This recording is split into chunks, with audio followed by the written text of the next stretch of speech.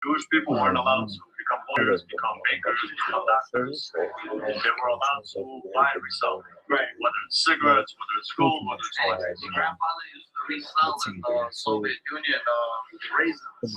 Wow, by the kilos. So that's how he's making money. It's like when we put our minds to something, I believe we have a high success rate. Yeah. I see right there. They taught us young age buy and resell. Maybe I'm gonna get a lot of hate for that, but that's just the truth, you know. Yeah.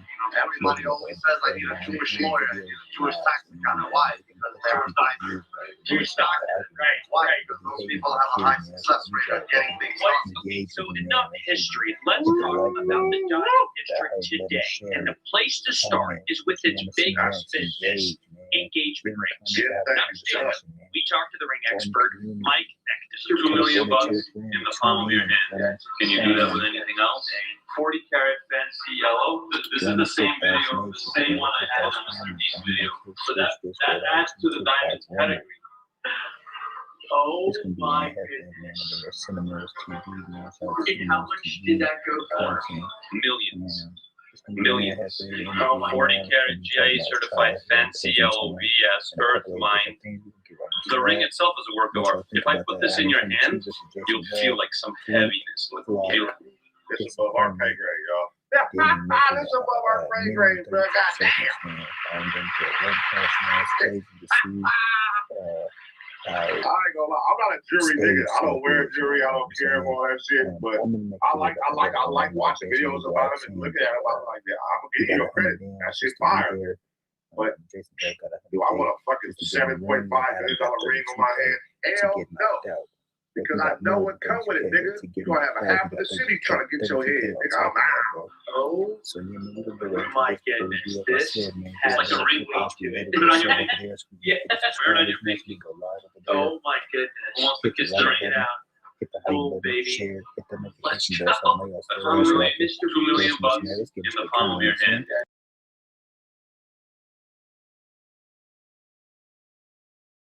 What's the deal, man? It's your boy Young and JEFE. Don't care about number what the chicks say. Make sure you go ahead and like and subscribe because it don't cost you nothing to press that button, man. We out here with Cinnamon Mills TV, man. And it's LA good weather, man. These LA times, man.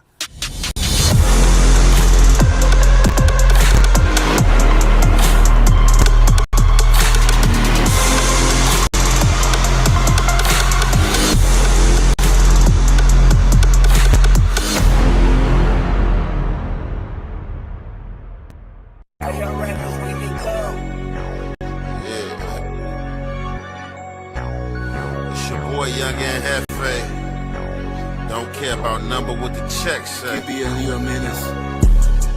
Shit, yeah. There's a lot of little boys out here talking that talk, but ain't spinning and walking that walk. 5 bills to get you whacked. 50 shots up in this Mac. Fake shots to make the news. We just step when they relax. Group chats to get you tapped. Forehead up in my lap. When they pump, we run it back. Tell my youngin' cut no slack. 5 bills to get you whacked. We got young Aunt Heffalini. Don't care about nothing but that fettuccine, baby. Yeah. Dial us back, man. Normandy and Florence. You're 12 years old now, right? When?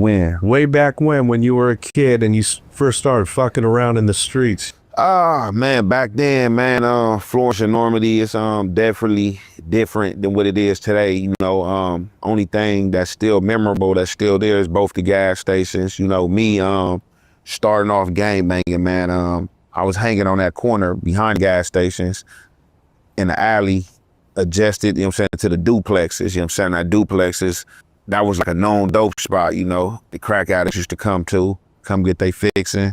I'll be right there summertime, pitching rocks, you know what I'm saying, crossing the alley, going over to Art's Chili Dogs. I ain't really ever had no other chili dogs, but Mama Chili Dogs, that was like Art's, man. Art's, that was like my favorite spot. Like, when I wanted the chili dog, you know what I'm saying, it was Art's right there on Florence and Normandy. So, you know, the summer, I'll be right there, you know what I'm saying, when I got hungry, you know what I'm saying, from hustling, you know what I'm saying, just pretty much, you know, played that area, you know what I'm saying, on down to Florence and Dalton, the liquor store, all the alleys, you know what I'm saying, leading up to Western, from Gage, you know what I'm saying, up to Century, like, you know what I'm saying, ran all them streets, you know, went to Raymond Elementary that was located on 76 in Normandy, started out at LaSalle Elementary, which was located on 87th and LaSalle, went to all the junior highs over there from John Muir, Horseman, Henry Clay, Bret Hart, you know what I'm saying?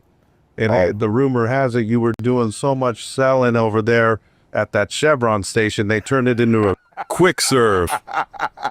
Hey, man, look, it definitely was a whole lot of selling going on. Like I said, you know, I was a kid. I ain't know no better, you feel me? But that's, you know, that's what was going on, you feel me? Like, when you brought up in poverty, you feel me, like in the ghetto, I mean, you know, when you learn in life, you feel me, the transitions of right and wrong and pros and cons, these are some of the things you're gonna go through. So, you know, would I be doing it now? Nah, but you know, that was just like a phase, you know, of me coming up, you know, trying to be independent as a child, you feel me, trying to gain an independent mind state out here in the streets, you know, to feed myself. Right.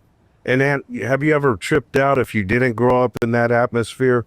Just keeping it 100, like I said, you got a choice and a decision. Like, even from early on, you know, you have choice and decisions. A lot of people, choice and decisions are swayed or wavered by their parents. So, like, for me, I have to choose the streets. Like, I wasn't nobody that was in a single parent home. I have both parents in the home, both parents operating functional, you feel me? My daddy, he was a disciplinary. The lack of love from him, because he was trying to discipline me. The thing that he dreaded for me, I went and did because of his disciplinary tactics.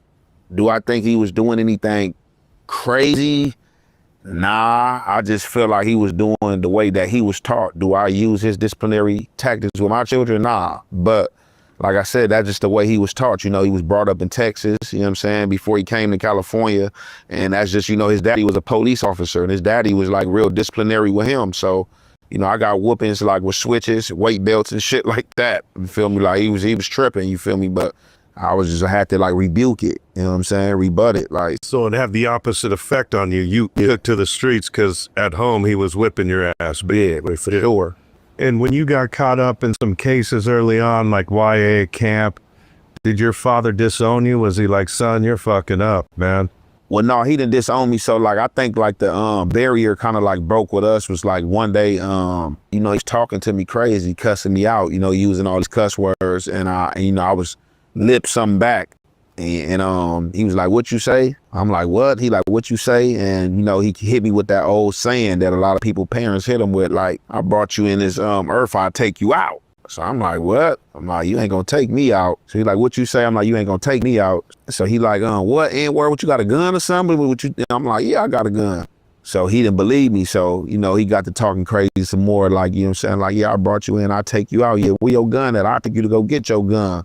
I'm like, all right. So he like, come on. So I walk out the door, he followed me out the door. He don't think I got a pistol. I got a pistol for sure. In my mama car, in the backpack, in the trunk, because I was going to a continuation school in a rival gang neighborhood, rival to mine.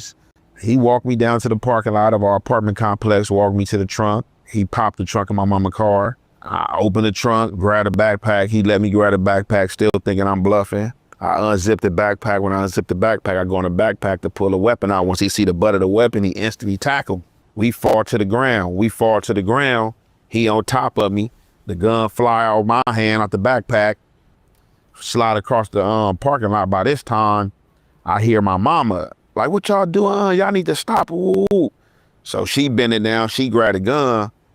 By this time, my boy HD, my boy DeAndre Have dead, rest in peace. He walking up to the parking lot. Guess hearing all the commotion and stuff like that. So when I'm on the ground, I'm looking like this, I see my mama hand the gun. When I look back this way, my daddy, he on top of me trying to hit me. So now I'm trying to block it. I'm swinging back up at him. So as I'm swinging back up at him and, I'm making it a tug of war match, my daddy always kept a box cutter on him. You know what I'm saying? Kept a strap too, but he always kept a box cutter on him. But, at this time the strap was wherever it was at. So he'd go around back and try to grab a box cutter. Now, I don't ever knew if he was going to cut me or not. You know what I'm saying? We didn't get to find out because I got from under him. Like, with all my fours, I started twisting and turning and got him off of me and got from under him. And when I hopped up, I ran toward my boy, DeAndre. He was right there still with the strap. I grabbed the strap from him. When I grabbed the strap from him, I turned around and pointed in the direction my dad was. My dad hopped up, ran. I chased him. Right, I chased him. He get on, run, get upstairs to the house. And from that day forward, man, that was kind of like the line that was drawn in the sand between me and him. Like it kind of like established that I'm not accepting no more of the discipline. Now, I never was a disrespectful gang member. Like, as far as to my parents, like even when I was in the streets gang banging, I always hid that from them as best as possible, although they knew where I was from. Like, I never was like outlandish with gang paraphernalia, just walking in the house, pants sagging, just being disrespectful, having all my homies in the house and stuff like that. I still kept it respectful, but I just felt that line had to be drew in the sand, that this disciplinary shit you doing and whooping my ass is over with. Was your dad a 9-to-5 guy? Yeah, the hustler, worked every day, you know what I'm saying, wash cars. Like, my daddy was a hustler for real, like, had his own detailing stuff, amongst other stuff. Like, he was like, for sure, like a dude that provided, cleaned the house, washed the dishes. Like, my daddy would get up early in the morning, you know what I'm saying, playing Tupac, oldies, you know what I'm saying, different stuff, and you just hear the dishes being washed, him mopping, cleaning the whole house, cleaning the bathroom and stuff like that. Then he'd earn his clothes, get dressed, go to work, you know what I'm saying, like he definitely maintained, held different jobs and hustled and stuff for sure. So you saw that model growing up. Yeah. That model was a model that taught you how to hustle, because you're doing really well right now, man. Yeah, You're the talk of LA right now, bro. You're on one of the biggest podcasts. You got your own podcast. Yeah, definitely. You're rapping your ass off, man. 5 bills to get you whacked. 50 shots up in this Mac. Face out to make the news. We just step when they relax. Group chats to get you tapped. Forehead up in my lap. When they pump, we run it back. Tell my youngin' cut no slack. Yeah, for sure. And we gonna double down on that this year. So, I know I could be further than what I am, you know what I'm saying? But I don't know if it's from the time, like I know I'm not a person that's institutionalized, but I know from all the time that I've done coming out here into the society, like I have to pace myself. Right. Because you're secluded when you in jail till you getting out back in society. Society is a big body of water. Right. You feel me? So it's just like you thrust yourself into that ocean, man. For real, man. You better know how to swim, man. Or, have that life jacket on. So it's just like, I just really been trying to pace myself, juggling different stuff though, just juggling fatherhood. How are you as a disciplinary to your children? Because you came under some fire for snapping at your daughter. If you ain't yelled at your child, like, man, come on, something's wrong. You just got, obviously you got a child that has some disabilities or just, doesn't do anything. So I was just like, 11:30 at night, 12 at night, I hear my youngest child, in the bedroom telling my baby mama that my baby mama's telling her, lay down, it's time to go to sleep. She's telling her no. So after me hearing her say no 2 or 3 times, that's when I got up, and went in the bedroom like, hey, lay your ass down. You feel it's time to go to sleep. You know what I'm saying? It's past your bedtime. You feel me? My baby mother, she's the nurturing parent. You feel me? So being that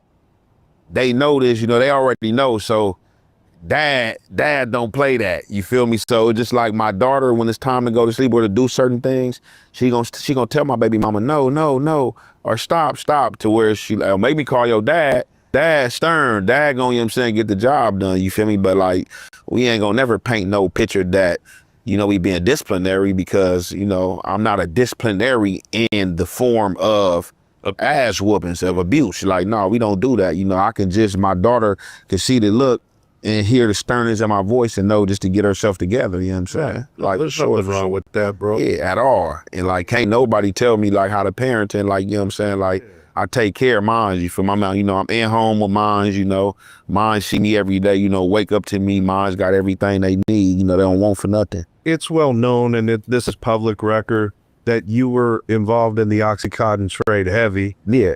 You know, you were between LA and Spokane, Washington, moving serious pills, right? Yeah, definitely. And those 80 milligrams are going for what, like $100? About $100, like anywhere from like 100 to like 120, like depending on where you was at. Like inner city, there was like inner city prices. Like if you hit that reservation, Indian reservation, that should get like probably like shit 150, 180 type shit. I remember that was all the craze, not only out here, but back east. You know, it was, everybody was popping those oxys. You were making what, 15 grand a day on that? Yeah, for sure. It's easily. Bad day, like 10, 7,000, like on a bad day, anywhere like from 15 to good 15, 17 to 20,000, you know what I'm saying? Every first of the month, when them natives got them checks and stuff like that, and it was really rolling, like shit, like them was like $50,000 days and shit like that. There were a lot of ETG members up in Seattle and Spokane, right? Yeah, it's like public knowledge. I'm on an indictment, you feel me? Like, you know, I ain't gonna speak for nobody who don't want to be spoke for, but you know, like,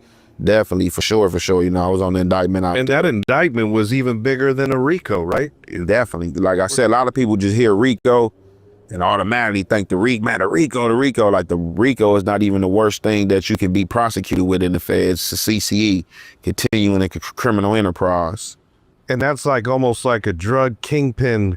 We're talking a lot of numbers. El Chapo. Yeah. Like El Chapo, Big Meech, like this stuff that they got found guilty with. So like the main person on my indictment that they said was the main person, that's what they have found him guilty of, the CCE. But it was like a lot of trickery and, you know, a lot of like BS, a lot of lies and, you know, our rights. You know, I ain't gonna lie. I seen right there firsthand the power that the federal system have, the federal judge have right there, because they didn't care nothing about your rights being violated. They didn't care about your rights being violated. Like, cause like I told you, like, so I just remember a situation, right, on my case where I went to a Frank's motion. Like anybody that been in the feds know, if you had the Frank's motion, that's for a phone tap, for phone calls. So the DA agent who had tapped the phones, he only had an arrest warrant from the judge to tap one phone. That one arrest warrant, this dude tapped 7 phones. That was illegal. All those other phones that you tapped, all the 6 phones, I don't care what you heard. Who you heard got killed, got hurt, all that was illegal because they wasn't supposed to be tapped. You should have had a separate arrest warrant for every phone you tapped. The DA agent admitted this on the stand in the courtroom that, hey, what I did was illegal. It was so much stuff going on. I was just in a hurry. The getting was good. And I just had to tap everything off this one arrest warrant, and that was illegal. I definitely did something illegal. And when I heard the judge say that it's over 1 million phone calls, I'm not about to sort and go through all these phone calls. Y'all can take that up and appeal. And if y'all got a problem with what I'm saying, I don't care who y'all tell. Y'all can tell the attorney general. Y'all can call the ACLU. I may just start like naming stuff, and I'm like, whoa. I'm like, man, this dude got power. Like, man, this God right here on the panel. I said, it's like the closest thing to God. I said, man, this man said he don't care about who you call. This is my courtroom. And you said what? Over 60 people were indicted on this? 62 man indicted, bro. For sure. 2 terabytes of discovery data. Fuck all that. So the Fed said, listen, we're giving everybody out a 6-piece. You want it? They offered me that. So yep, that was the earlier deal. I could have I didn't have to go to that Frank's motion because I didn't have no tap phone calls. You know what I'm saying? They didn't charge me with no phone counts. You feel me? So I was just, you know, trying to look out for, you know, my other fellow, you know what I'm saying, members, you know what I'm saying, my other saints, man, you feel me? Some of them was like in predicaments that wasn't to their liking. So like for me, you know, just seeing that and just like, you know, anything I could do to help, you know, I didn't have to, you know, they didn't have to ask me, you know, I was just like, you know, I was just sacrificial like in that way to where this really don't faze me. Rather I go and, well, it did faze me for going because I turned they 6 down, and then when it didn't go in the favor that We thought it was gonna go in because they did what was illegal and they admitted that it was illegal, but the judge knew that was the bulk of the case, and to let this go would be a slap in the face. You know what I'm saying? To the courts of the United States to let this case go. So out of the 62 people, did anybody roll? Oh yeah. A lot of people roll. Okay. For sure, yeah. But you held your mud. As always. As always. And you took your medicine and they ended up giving you a 10-piece. Definitely. Now you found yourself where, in MDC, LA, or were you? I started out when they first indicted us. Whoever got caught in LA, that's where they went to MDC LA. Whoever got caught in Washington went to Spokane County Jail. So I was in MDC LA probably for like 2 weeks. I've been in there 2 different times. So, you know, the first time I was in there for the, when I first got arrested for the indictment, it was different back then. Back then they had microwaves in there. They had an oven in there, you know what I'm saying, for you to cook your food. You could do stuff like that. The last time I went through there, it didn't have none of that. They just had a hot pot, 190 degree water, you know what I'm saying? So they took the oven and the microwaves up out of there. But I mean, it's cool. It's just like a bunch of inmates who 2-man cells? 2-man cells, okay. for sure. 2-man cells, 2 tiers. Adjusted to every floor and building, they have a little outside patio. It's a little outside patio. You can see it like from one of these streets, like off of Alameda. It look like a little balcony with a little cage coming down. That's a basketball court. You can go out there, you know, walk laps around on the yard, shoot some basketball, you know, knock on the door and talk to the other people in the pod next door if they outside shooting basketball and stuff like that. So that's pretty much where you go to, you know, breathe in, you know, the air that's not inside, try to catch the little breeze, you know what I'm saying, that's coming through downtown LA. And how long are you allowed out of your cell? So I don't know what program they running now, but when I was there, they popped the doors like around 6 a.m. They popped the doors at 6 a.m. Monday through Friday, the doors is gonna be popped from 6 a.m. all the way to 3:45. Okay. 3:45, you go down for count time. So you go down from 3:45 to about 4:45, 4:30, just before 5 o'clock. 5 o'clock, they pop the doors again and you out from 5 o'clock all the way up to like 8:30. When they popped the doors, were you allowed to just kind of roam over? Or you can go out there to that little patio, shoot hoops, run basketball games, walk around, go tap on the door, talk to whoever next door and stuff like that. Yeah, the patio's open. When a program's open and you out wrecking, the patio's open. They got the email system right there, the phones out there, so you can do all that as long as the door's open. Is there a little library you can go to? A library right there in the day room. It's like a little bookshelf with books on there, and then, you know, every so often, like every monthly or a few weeklies, they'll come out and have somebody go to the main library in the jail and they go to every floor, exchange the books and rotate books to different floors and stuff like that. And were you allowed to have visitations? Only person that can come visit you in MDC is if you married, your spouse, or like got to be like your mama. Right. It's pretty strict with that, with visitations. Yeah. Yeah, until you get to the main, until you get to the yard. When you get to the yard, it's open for girlfriends, cousins, homies, girlfriends, people you just met and all that. And are the politics the same as the county? Or are blacks allowed to sell with whites and Latinos? No, it's segregated out. Segregated. You gotta even segregated with the gangsters? Yeah, no, it's not segregated with the, so in the feds, like basically, you know, everybody is just like, you know, all blacks gonna be with each other, but like, you know, blacks do have their own politics. So, I mean, you have some segregation between each other, but pretty much in the metro, everybody's pretty much together, you feel me? Because a lot of people is just coming in on their cases and they really like getting to learn the politics. So you learn the politics from people that's in there on their violations and who have been to the feds. So you just really trying to get the grasp of the program and asking questions, damn, how the feds is, man, do they got me? Is it really like this? Spokane is the Eastern District of Washington, where the majority of the case was at. So out there, they don't have a federal facility. SeaTac is in what's the name, Washington, Seattle, Washington. You feel me? That's the Western District of Washington.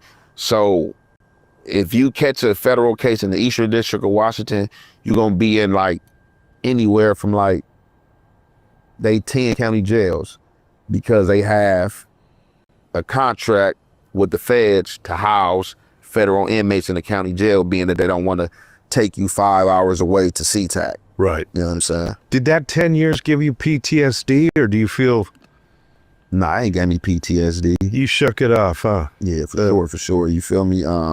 Only thing, man, was just time lost, man. You know, like basically for real, took like all my 20s from me. Right.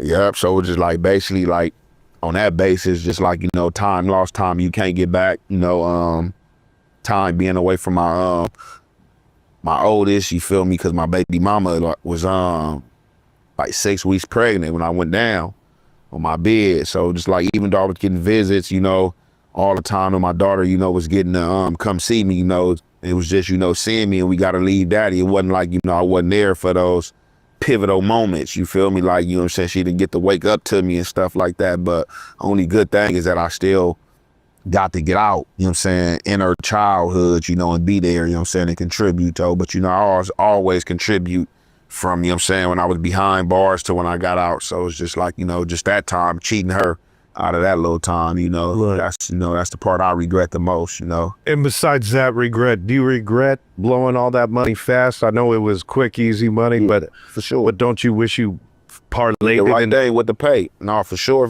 because like I said, that was too much cash running through your hands not to invest and not let it work for itself. But like I said, you know, I didn't have that business sense or that business structured, or that you know, that person that just in my ear, you feel me, that was, you know, we all was young, you feel me, just, you know, seeing that type of money, and just, you know, we never was thinking about no feds or going to be locked up. We wasn't doing crime, you feel me, like we wasn't looking at it as crime. We getting money, so we wasn't even thinking about no goddamn jail. Like, shit, we getting money, we staying out the way. If you get in our way, of course we gonna handle our business because we gonna protect our sovereignty. But shit, we just getting to the dough. Like, you know what I'm saying? We ain't doing nothing y'all ain't doing it. Y'all just got a pass to do it on a corporate level. Some of the biggest gangsters wear suits and ties and they're on Wall Street. Yeah, you hear me? For sure. For sure. Had you plotted everything you wanted to do in the business world when you were inside? The inner Gemini in me, the inner Tupac, I always got a sense of fuck the world. Getting out, I was just, my mind frame was right. Just trying to basically ease myself back into society, but moreover, you know what I'm saying, just, you know, be accepted, you know what I'm saying, into my child life, you know, just trying to make sure, you know, I be the proper father for her, you feel me, provide for her, you feel me, and be in good standards with her, because, you know, I hadn't been there. So like for me, that was just that, and like, how can I provide, you feel me, was like, you know, my whole overall projective, you know, that was my mind frame, you feel me, like, you know, once I got there, you know, I don't have no control over what's gonna be, but I can, the things I can control, you know, I'm gonna do my best to control. You stood in the gap for your fellow comrades, as you said, so you always had that respect on the streets.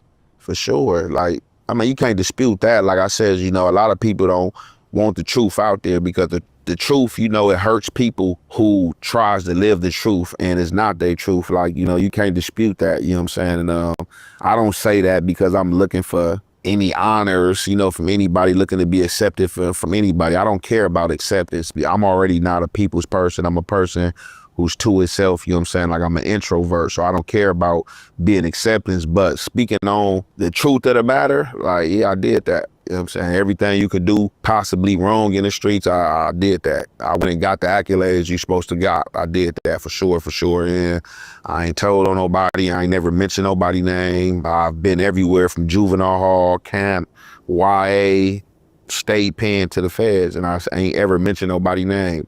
And there have been instances where I could have came home, where police flipped others. I didn't have to go do that time, you know what I'm saying? I went and did that time because, you know, I was keeping my integrities, you know, morally based, whether I was in the streets or not. You know, I just don't feel the need to implement nobody or anything. Definitely if I'm in doings what's going on. You know, if you got away and I got caught, or my name got mentioned and yours didn't, it is what it is. You see a lot of dudes getting super messy, fucking off their whole name and their legacy just to get messy and get views. But you never really wanted all this fame, did you? I really didn't care for it. I like if you ask me the question, fame's a terrible drug. I tell people all the time, fame took Michael Jackson and fame took Prince. You feel me? Like, a lot of people think they want fame until that shit get too big for you. Like, fame is a drug, and it's a terrible drug, you know what I'm saying? Jay-Z said it's worse than heroin. And I believe so, you know what I'm saying? Because a lot of people do anything for fame. I just want the bread. Like, if you ask me if I want fortune and fame, if I can get the fortune and stay quiet, I get the fortune and be quiet. Like, I don't care because I just want the money, you know what I'm saying? I just want the freedom that comes with, you know what I'm saying, having generational wealth. Like, the fame, I can care about it, but, you know, at times the fame come with it. You know, and I can embrace the fame, but I'm gonna embrace the fame on my terms and how I want to embrace it. I'm not gonna get outlandish with it and try to capitalize off of it in the wrong realm that can later on antagonize your reality life or just like mentally distraught you, you know what I'm saying? Because this shit like a mentally like wear on you and emotionally, and that's where I'm not gonna let it take a toll on me at. You're also doing some great business moves out here, but a lot of people recently got wind of you because you wanted to do a peace movement in the neighborhood.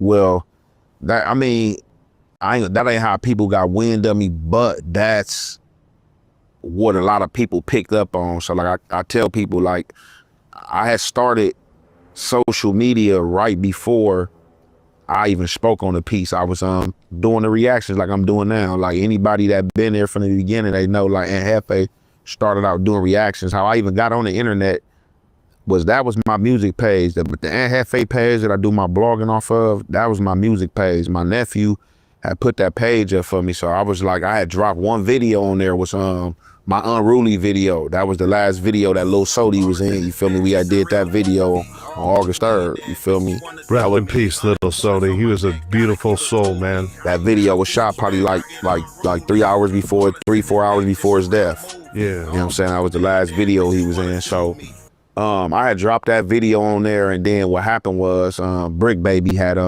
mentioned my name in reference with one of the other ants' name, but it was my baby brother. So he was trying to say that I had a disrespectful name, but that wasn't my name. That was my baby bro name. So, you know, when I had heard this, somebody had sent it to me, him speaking about it on No Jumper, I had answered back and spoke back like, hey, look, bro, you don't know what you're speaking on, blah, blah, blah. And I had ended up putting it on my YouTube page. It ended up doing numbers. So at that time, you know, I'm sitting on YouTube on his music page, probably with like 40 subscribers in this one video. And when I dropped that video, responded back to Brick Baby, like within 3 days, I see this video do 10,000 views. So I'm like, man, hold on, like, how this video do 10,000 with me only having 40,000 subscribers? You feel me? I didn't even know how YouTube had worked.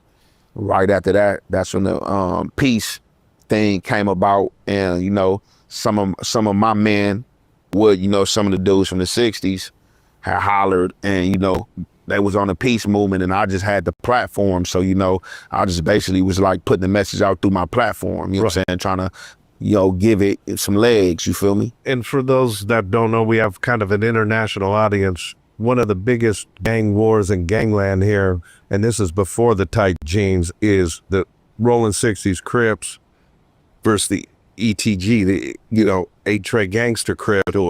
And that put a divide between the gangster car and the neighborhood Crip car. And that set off a whole bunch of things in motion. Sure. And, you know, a lot of people in LA know ETG from a legendary situation, not for the right reasons, but it was during the LA riots. Yeah. It was on the corner of Florence and Normandy. And this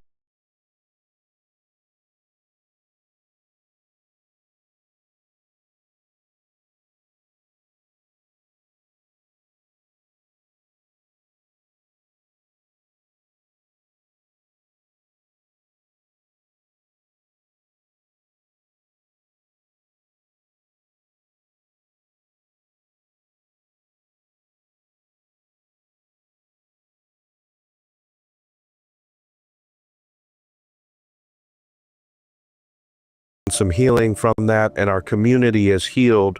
We would love to get Little Football on the show. No, for sure, you know what I'm saying, on everything. You know what I'm saying? And I'm pretty sure, you know, how you do your pod and thing. This probably you know what I'm saying, be a show that he'll rock with, you feel me, you know, the positivity, because you know, I'm not gonna say too much as far as that situation, because it was before my time, you feel me, and I just think like with people hang on to things, you know, and I'm pretty sure, you know, he was still a teenager, you know, around the time that happened, you know, that was well over 20 years ago. So you feel me, like he definitely came a full circle, you feel me, like he's devoted to, and he's trying to get out of prison right now, you know. So, you know, I think he's a model citizen, you know what I'm saying, for prison reform, you know what I'm saying, and showing the transition, you know what I'm saying, from overcoming obstacles, you know what I'm saying, Right. on everything. Do you feel a lot of tension in the city as it relates to that, or do you think things are smoothed out a little bit? As far as what? Just as far as racial bullshit that's going on. See, a lot of people don't understand. LA has so many different, it's a very racial town. And it seems like when race relations get better, there's always some knucklehead that sets it back a few years, right? You seem to be a guy that doesn't have a racist bone in your body. Am I correct by saying that? Yeah, no, for sure. Like I'm gonna say this, like, I don't have no racial bone in my body. Can I be racial? Yeah, but like, for anything racial to come out of me to have to be provoked by somebody just throwing racial slurs at me and being racial, but like to like have a racial bone in my body, like, no, I see people as people until they make me think otherwise. Penitentiary rules, you treat me how I treat you, and we just, everybody can really coexist together. A lot of this shit, man, is social media, bro. Like, and like I said, when I'm on there, I'm on there. Once I'm off there, I'm off there. Like, you got a choice and a decision, and I think a lot of people merge reality and social media together too much. You know what I'm saying? And I just think, like, you got to know when not to merge the two or not let the two become entangled. But like, as far as any like racial like conflict, do I feel like I don't feel no racial conflict, man. It feel good and beautiful out here, man. But my people are more at each other than any racial conflict. Like, I think that just more of like some social media shit. Like, it just, you know, kind of like set ablaze on social media and different content creators, you know what I'm saying, putting their spin on it, you know what I'm saying, giving their opinion, you know what I'm saying, versus their reaction to it. You know, and that's the thing. You could get messy and get a lot of views, but at the end of the day, is that what you want to live on and stand on, and Jefe? That ain't what I'm gonna live and stand on. Like, no, like, I just think like, I've been coming to see, man, like, with social media, that a lot of people who allegedly is not a fan of it and don't be on it, really be on it, and they are more social media than the people who's actually doing it. Because like, a lot of these people that are messy are people who's in the comments, people that sending you different segments and stuff like that. But it's just like, you know, for me, I'ma hold my integrity, bro, like in life or whatever I do. Like, I don't feel no need to put on no costume in social media, in which a lot of other people do, because you're gonna have to keep on putting that costume on and clowning. Can I go back and forth with a person? Yeah, but like, am I back and forth with you? I'ma either clown or I'ma stick to the facts. I'm not gonna put no fake hate out there, and I'm not gonna put nothing out there that's untrue.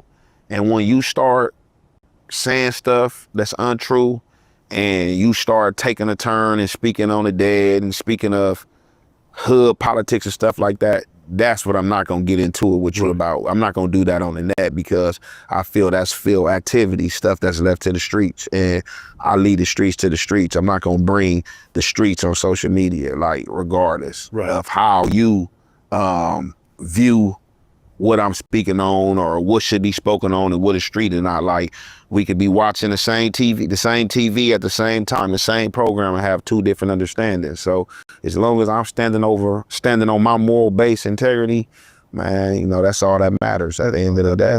You're still good over in your neighborhood. For sure. Greeted with love and... Yeah, for sure, man. Like, I'm over there every day, for sure, man. Faithfully, man, you know, faithfully in the environment, man. So, yeah. We've got many things going on in your business life. We've got the podcasting, the rap music. You have businesses in the neighborhood. We don't need to get into which businesses those are, but you're opening up businesses in the neighborhood. Did you take a page from Nipsey Hussle when you thought about reinvesting back into the hood? I'm not gonna say I took a page from Nipsey Hussle. Salute to him. But I think a lot of people see Nipsey Hussle became a poster child for things that a lot of people in the hood was already doing. It was Nipsey Hussle's before Nipsey Hussle. I think Nipsey Hussle just kind of like made it marketable. And then, you know, with his passing, it kind of like became like associated with him. But he left a mark, you know, and did his thing as far as somebody, be it from the streets and be it from a similar background of mine, you know what I'm saying, to transitioning in to business and stuff like that, for sure. You know, he definitely got some good quotes and, you know, definitely made some moves that I could see myself, you know what I'm saying, making in the near future and stuff like that. Your community, ETG, is known for not only yourself, but Little Sody, rest in peace, Monster Cody, and Afro Man. And you and I talked about Afro Man as being kind of a hood legend from your set. My first time meeting Afro Man and running into Afro Man in person was at Monster Cody's funeral.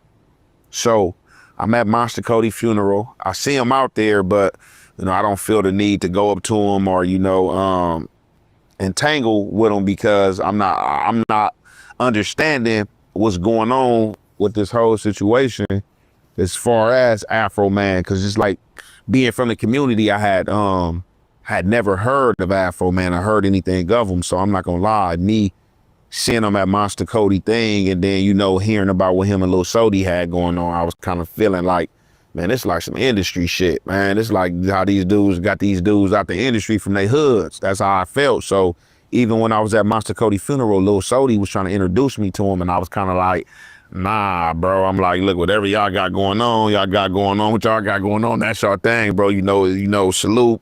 But you know, on some gangsterism, bro, like I'm not even trying to cross them lines, bro. Do your deal with him. If you stamping him, bro, it is what it is type situation. So fast forward a few years later, Baby Sody hit me. It's Afro Man birthday like 2 years ago. He hit me. I hadn't seen him. He had supposed to pull up on me. Told me he was gonna pull up on me a few times, didn't pull up on me. So when he was in LA, like, look, bro, I know I told you I was gonna pull up. I'm back. Look, man, here go an invitation, bro. Come to Afro Man birthday. So Afro Man had his party. So I go down there, you know what I'm saying, go to the club, you know, hit the homie Baby Sody. I'm out front. They come down to come get us. We go back upstairs, you know, boom, he introduced me and Afro Man, you know what I'm saying? That was our first introduction. So I'm like, all right, we go upstairs. When we go upstairs, I see one of the older homies named Tone. Pull down on Tone, like, hey man, I'm glad I see you here. Oh, before I see Tone, I see Freeway Rick in the room. I see the Art Bishop, Don Magic Wine, they all in there. So I'm looking around like, okay, got some little celebrities in here. So I see the homie Tone. I'm like, hey man, let me holler at you, OG. So he come over, I'm like, man, I got a question. I've been wanting to ask you a question, bro. He like, what's up, man? What's up with Afro Man, bro? What y'all got going on?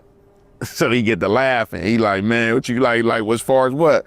I'm like, bro, is this like some celebrity like shit, the shit they got going on with the members, like stamping them, or is he really from over here, bro?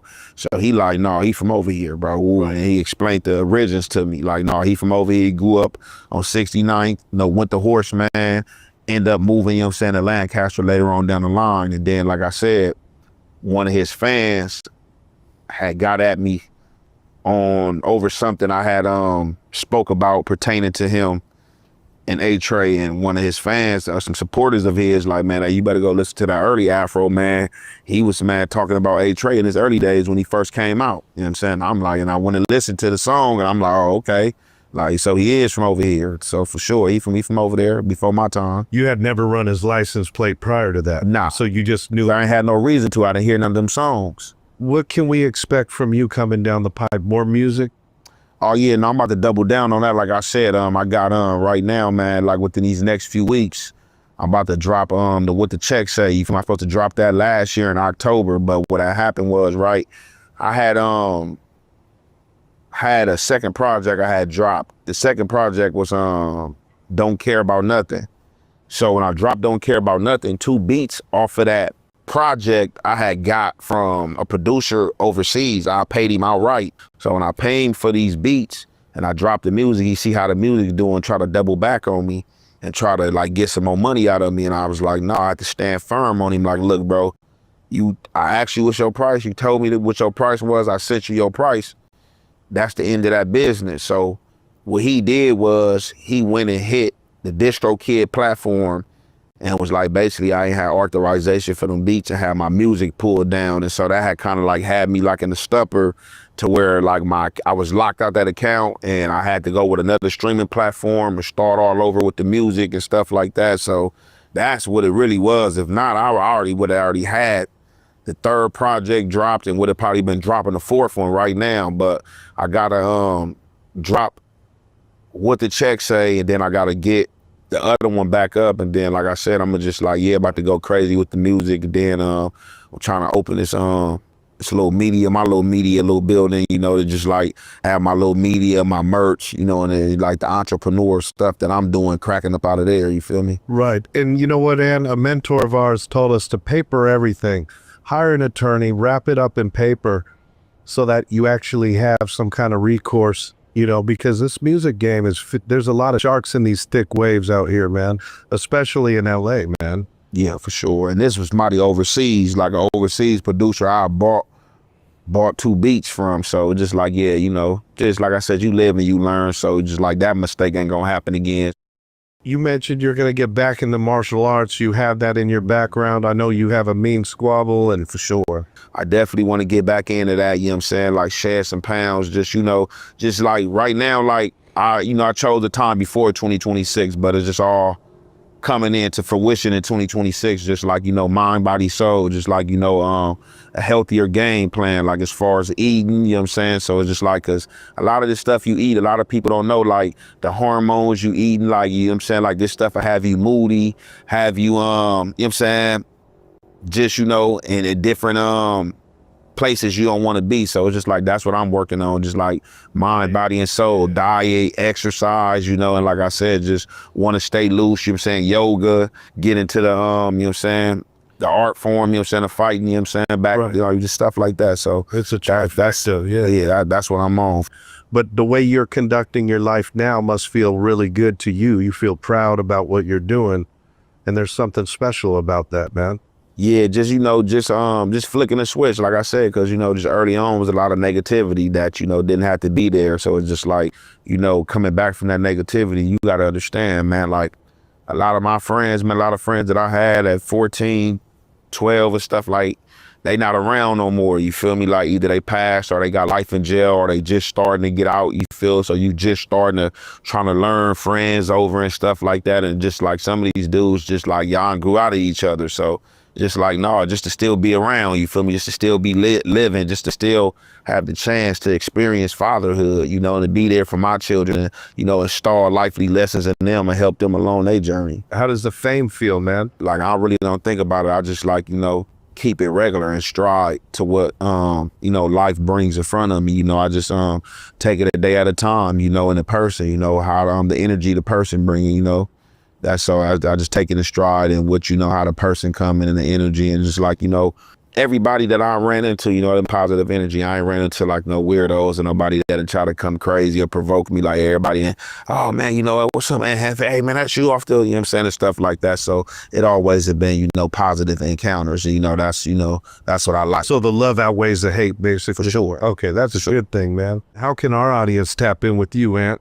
Man, you know, the platform, man, you can hit my platform at Young Ant Jefe, you feel me, on YouTube, you know what I'm saying, Young Ant Jefe.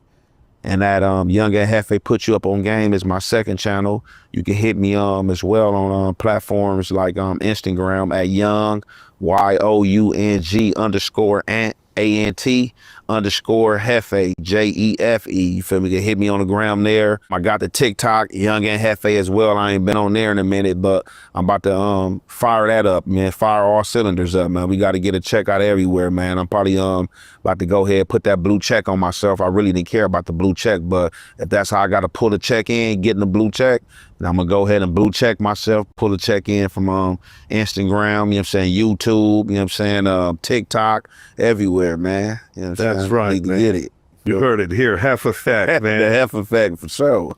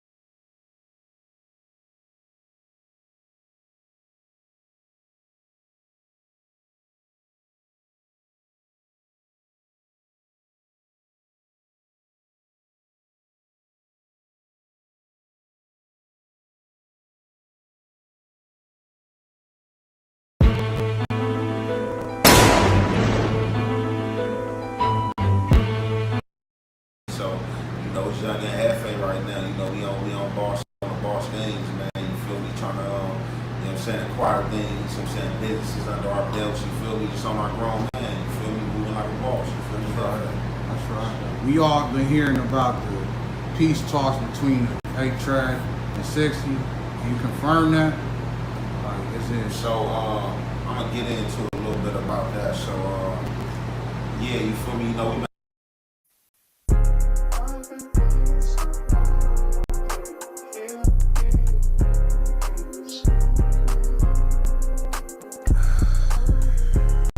Young and Jefe. Care about number what the check say. I can't run, I can't hide from no nigga, no. I still wanna take my mama to the Poconos. Gotta buy on a house, $1 million road. Played it fair with these niggas, put me in a hole. I got scars, I'm still healing, don't nobody know. I've been living independent, beefing with my bro. It ain't even about the money, it's the principle. They say blood a little thicker, I ain't feel it though. I got problems on my handle, I'm a grown man. I don't wanna murder nothing, use the wrong hand. Niggas put you in your feelings, playing like your friend. She been rocking hard body, say she not a fan. Malibu, pick a beach, meet me on the sand. I got flights chasing heights, I don't wanna land. Shit really hit different, niggas on the stand. But you should never. You feel me? Nigga be my brother, call my brother, you feel me? Like, man, you coming home, don't let that shit get to you, gonna be straight, you feel me? But being realistic, bro, I had them days, bro, to where it's like, damn, nigga, I ain't never going home, nigga, you feel me? I call my brother and them, I call my family, they gonna motivate me, you feel me? Definitely. But it get to a point in there when you doing your time, nigga, you know how they say you out of touch with reality. Reality check in, bro. You committed a crime, bro, you got life. You feel me?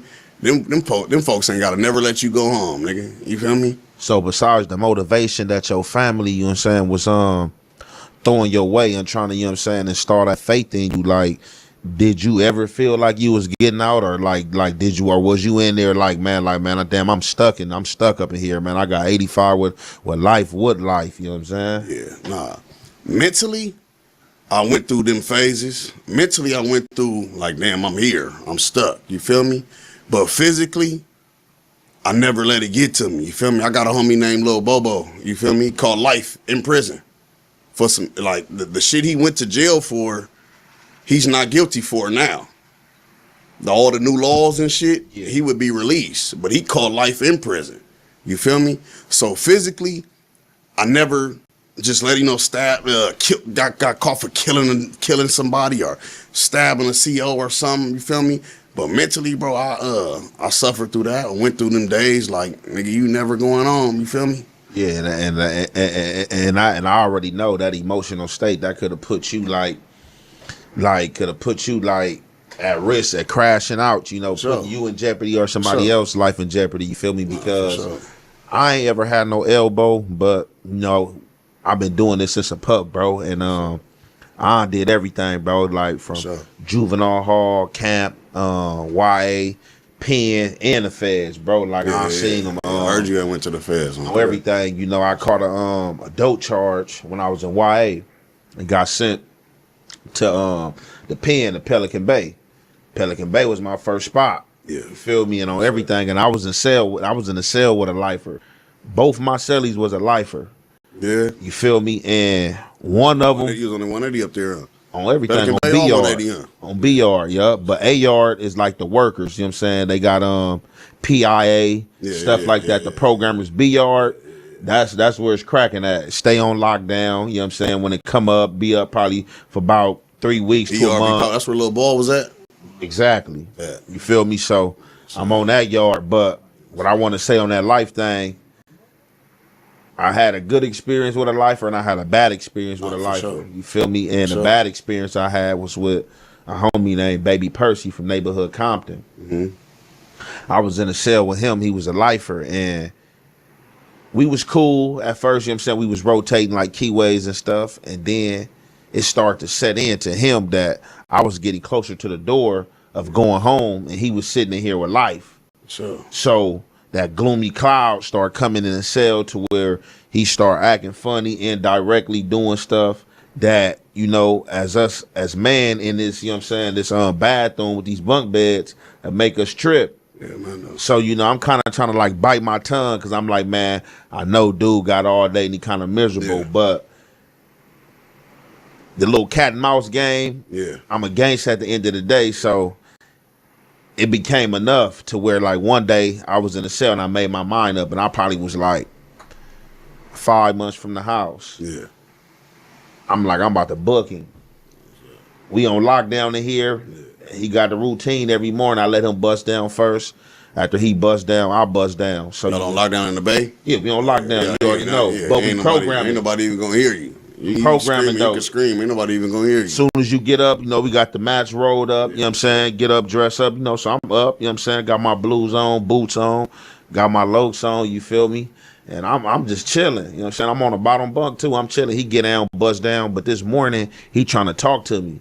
But I already got it in my mind, like, forget all this wishy-washy stuff. I'm about to get on you. Soon as you start working out, like you want to play these games, like it ain't about to be fair. And not even that, I didn't even think I could beat him because, like, you know, I think even on the fair I would have got him, but it's just like I'm about to get you. You feel me? I'm gonna crush you.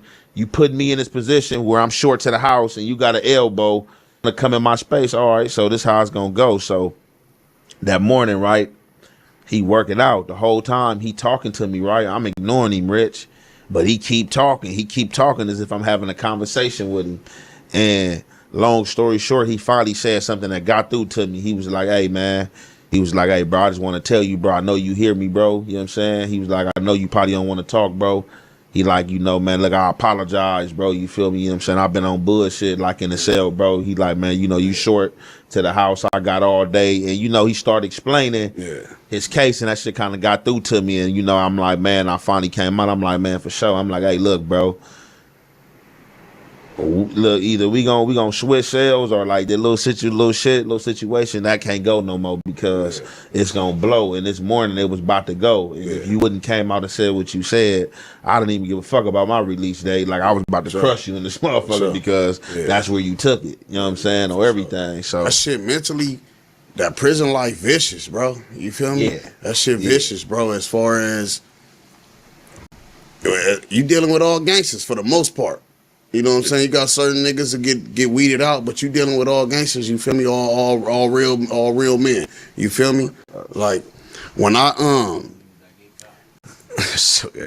once I started like learning prison and shit though, and how the rules and how niggas maneuver, I stopped telling niggas I had life.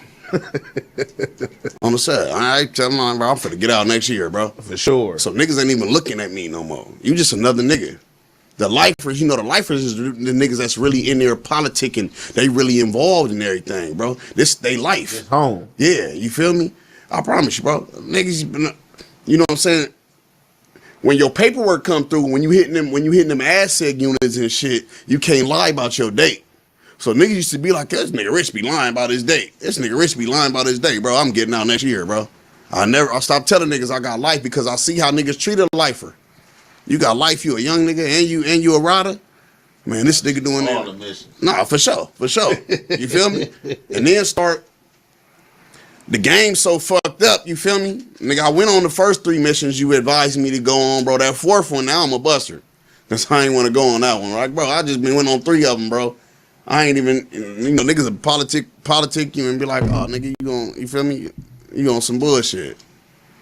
Yeah, so most definitely. No, for sure. I know how it go. That's how the game go, bro. Like I said, I seen that too. And like I said, I had one life for the homie, baby, C-Dog from 6A Playboys. He was like one of the joyous. That's one of them old school hoods, 3, huh? Yeah, he was like one of the joyous niggas I ever ran into. Like, nigga, stay happy, stay smiling. No, you know what I'm saying? Nigga, bright day, we in there chopping it up. You know what I'm saying? Just, you know, just doing what it do. Like, you wouldn't even know he had life for real, for real. You would think he was going home next week. You know what I'm saying? On everything. So, no, I used to be rapping in that motherfucker. You feel me?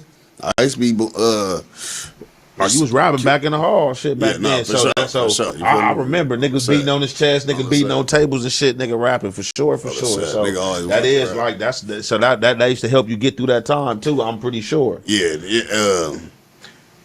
I used to help a nigga kill time. You feel me? Nigga write raps, express himself. You feel me? Because sometimes I can't really. my mind be racing. I can't really sit there for a movie in there. You feel me? Nigga, and especially in prison, I got a phone. I start having a phone, you feel me? So I'm jittery in that motherfucker, bro. Everything I hear on the tier, so I never was comfortable enough to just sit there and watch a whole movie. Yeah, for sure. Don't get me wrong, you got homies that's movie buffs in there though. Them niggas be like, nigga, I watched the whole, you know what I'm saying? I just always used to be, you know what I'm saying? But writing raps and shit, bro, reading books, that shit help a nigga kill time and shit for sure. No, you definitely gotta educate yourself, and I ain't gonna even lie. When I was up in there, that's how I used to get through my time. You feel me? Like that pensmanship. You know, we had the MP3 player. You know, I'll be up in the cell. You feel me? Like with the MP3 players, buying instrumentals. You know what I'm saying? Listen, rapping over nigga shit. You know what I'm saying? Nigga playing basketball. You feel? But I ain't gonna lie, I used to get in trouble on that basketball court. I had a couple squabbles on that court because niggas don't know how to watch. Niggas don't know how to watch their mouth. I started riding Calipad on the basketball court. Nah, niggas be getting spicy on that court. So, no, nigga ain't tolerating no disrespect. You know, niggas be having that crowd out there watching the basketball games. Niggas probably like to talk spicy, so we getting right off. You feel me? So I had like 2 incidents on that court. Pride. For sure. Pride and ego a motherfucker. You feel me, bro? Yeah. Niggas be out there losing and niggas, you know, basketball for sure. Like, on everything. And niggas don't be expecting me to ball because I'm a big nigga. So, and I play football and basketball. I be fucking niggas up. Niggas be like, damn, this nigga really play. This nigga shoot and he got game. You feel me? So, and I'm gonna talk basketball. Oh shit. yeah. Oh yeah, you getting in nigga skin. Yeah, you getting in nigga skin. You feel me? Niggas ain't liking that. Some of the niggas think they real ballers. For sure. Niggas in the pen be thinking they real ballers, bro. You ain't played no ball, period. You feel me, bro? AAU, high school, you ain't played shit, bro. But niggas be in there ready to just think they ready to go to the league, be calling all kind of bullshit. You know how that shit go though. But niggas be killing time. Niggas kill time through basketball though. Shit most definitely. That was that. Like I said, that was a therapy for me, like a form of workout. You know what I'm saying? And they had like a little band room. I ain't gonna lie, down there for us to go in there. So a nigga used to be in there like with other like fellow artists and shit. You know what I'm saying? I was rapping on the compound and shit. We all be in there. Where at? In the feds. When I was in the feds for sure. Oh damn. Feds had it popping with the little band room. So like y'all could record shit and all that. Like you can like see the band room.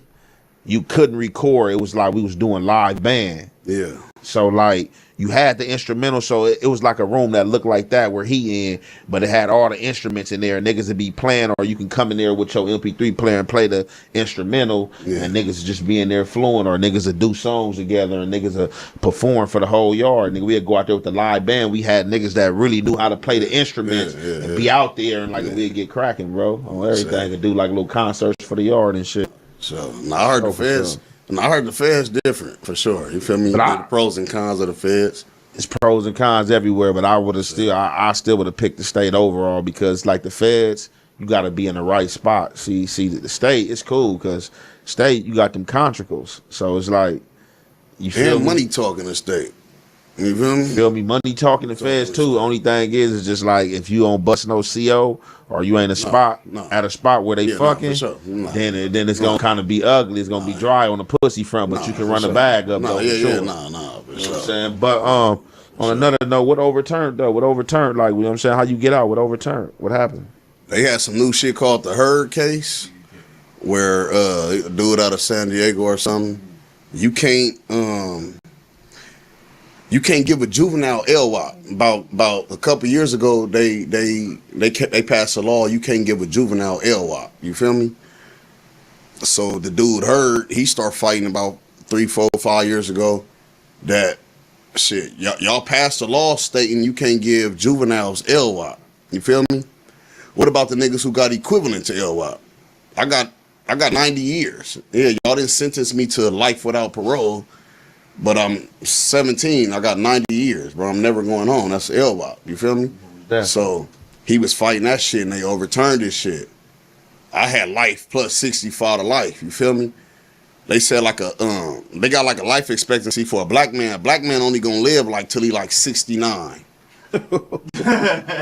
Real shit. You feel me? Like on the stats. You feel me? On their records, a black man only gonna live till he about 69. I wasn't getting out till I was 85. You feel me? So They expect you to pass in there for sure. yeah. So that's why you gave me life without equivalent. You feel me?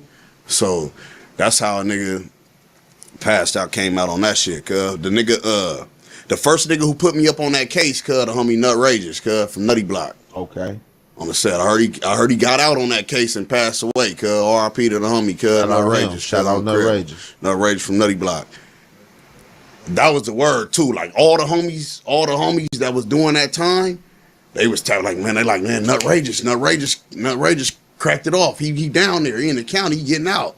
So all of us knew, like, man, we on our way. You feel me? Right behind it. Our shit similar. Yeah, man, I beat like, I'm reading it, everything. That nigga, I'm like, man, I meet all these criteria. You feel me? Can't tell me no. You feel me? So I get at my attorneys though, and they like, man, no, I think I read it. They like, no, that just pertains to him. You know, that's just for him.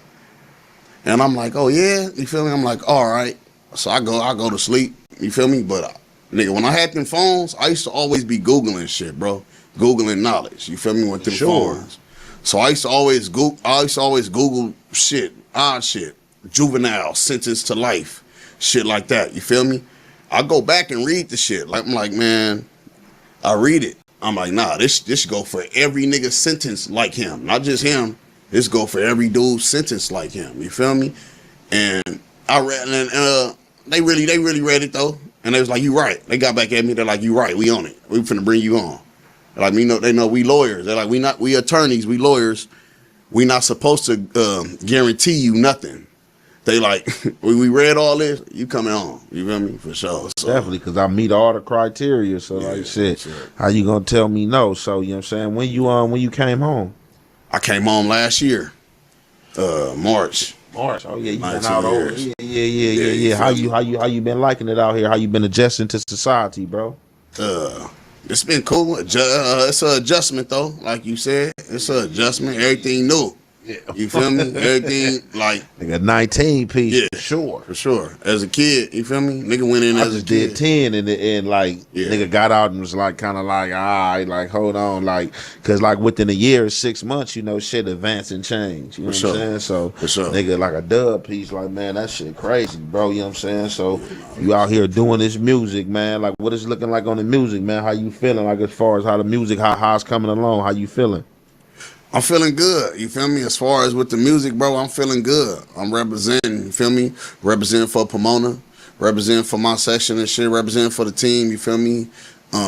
Putting in hard work, you feel me? You go listen to my music, just listen to my shit, bro.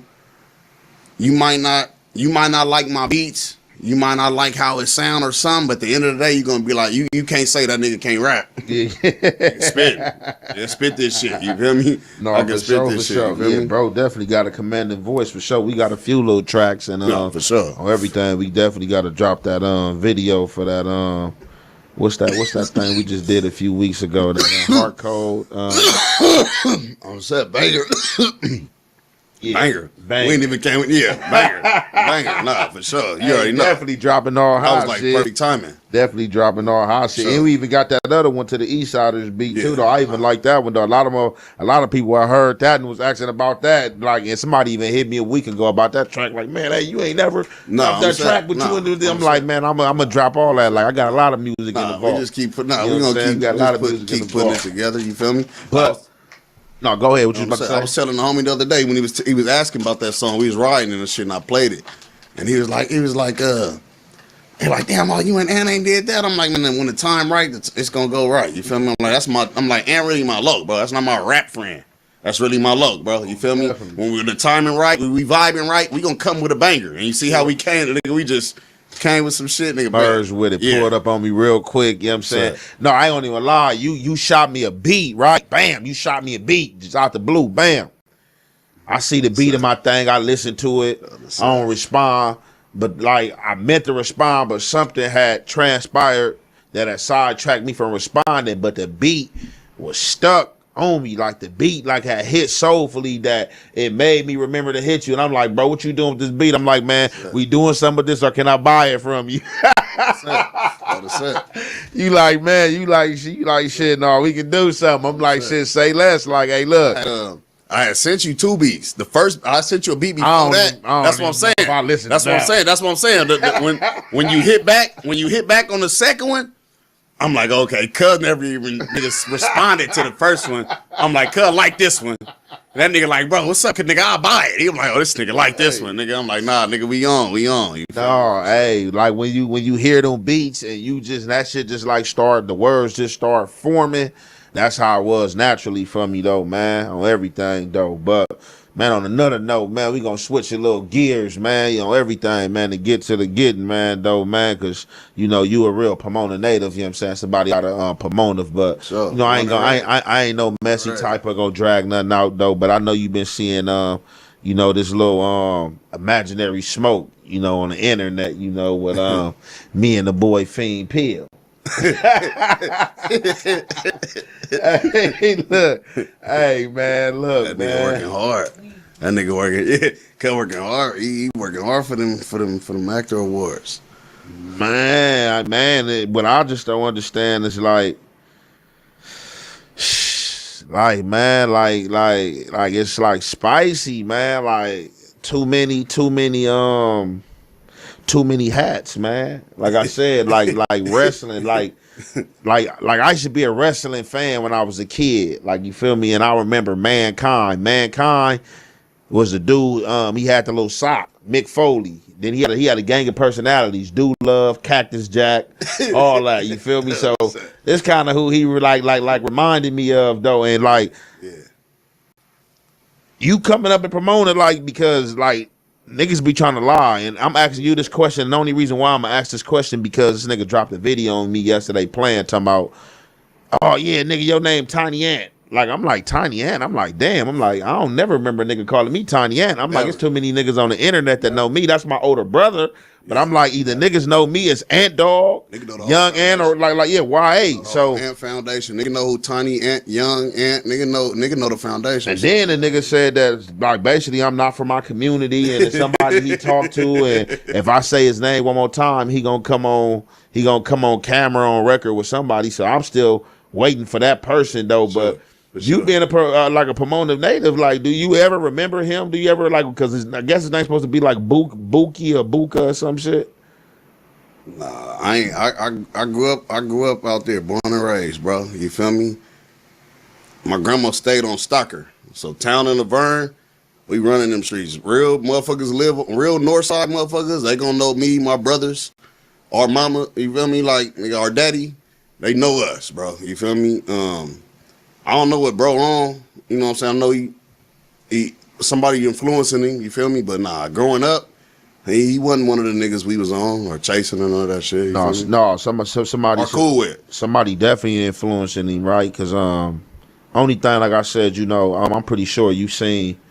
I don't know if you know, but we happened to be in the same space at the same time, the little no jumper shit, and they had asked him a little question about him. You know what I'm saying the rap word or whatever. You feel me? So we wasn't even about to make that the butter no jumper. So you know what I'm saying? I was trying to, you feel me, like, you know what I'm saying? Like, man, finito, you feel me? Like for the whole room before, like, it go up. Had a good day without that discussion. Exactly. So that happened or whatever, and then he leave from there and say, like, man, I guess people was feeling like he got marked out. I never was, you know what I'm saying, a segment, anything, I'd be like, oh, I marked him out. Like, I was just like letting it be known and like standing firm on business. Like, we not even about to play with that word, period. Yeah, respectfully. But he go back and make a video and say that how I got marked out. I'm the one that said the word. Yeah, nah, it don't work like that. And then the other dude, I think from out they hood, Time Bomb, I don't know, like a Time Bomb. He came out and it was just like, saying whatever he was saying towards him, whatever. And then he made a video about Time Bomb, wherever they was at the liquor store. Yeah, I'm over here in the set right now. Yeah. You got the little dudes in the background. They like, oh yeah, FR ramps. Then I'm like, dang. Yeah, now it's all of them. Like, you got it, bro. This gangbanging shit real. Hey. This gangbanging shit real, bro. Like, stand on what you on. What you pressing? What y'all pressing, bro? Y'all pushing 3 blank? press it. You can't run into certain homies and be like, I ain't on that. You feel me? Or I'm just talking about them. It don't work like that, bro. Because nigga, when I'm hitting up and I'm whacking out, nigga, respectfully, a P or a B, bro. When you go to YA or you go to the hall, you go to the pen, bro, and niggas like, hey, bro, what's up with your tats? You explaining yourself. Are they a hood that press 3 blank? The young niggas been trying to do that. The young niggas be saying that, promoting that. As a hood, New shit. yeah, some new shit. They hood, that's not them, bro. They not no 3 blank hood. They not even a major C blank hood.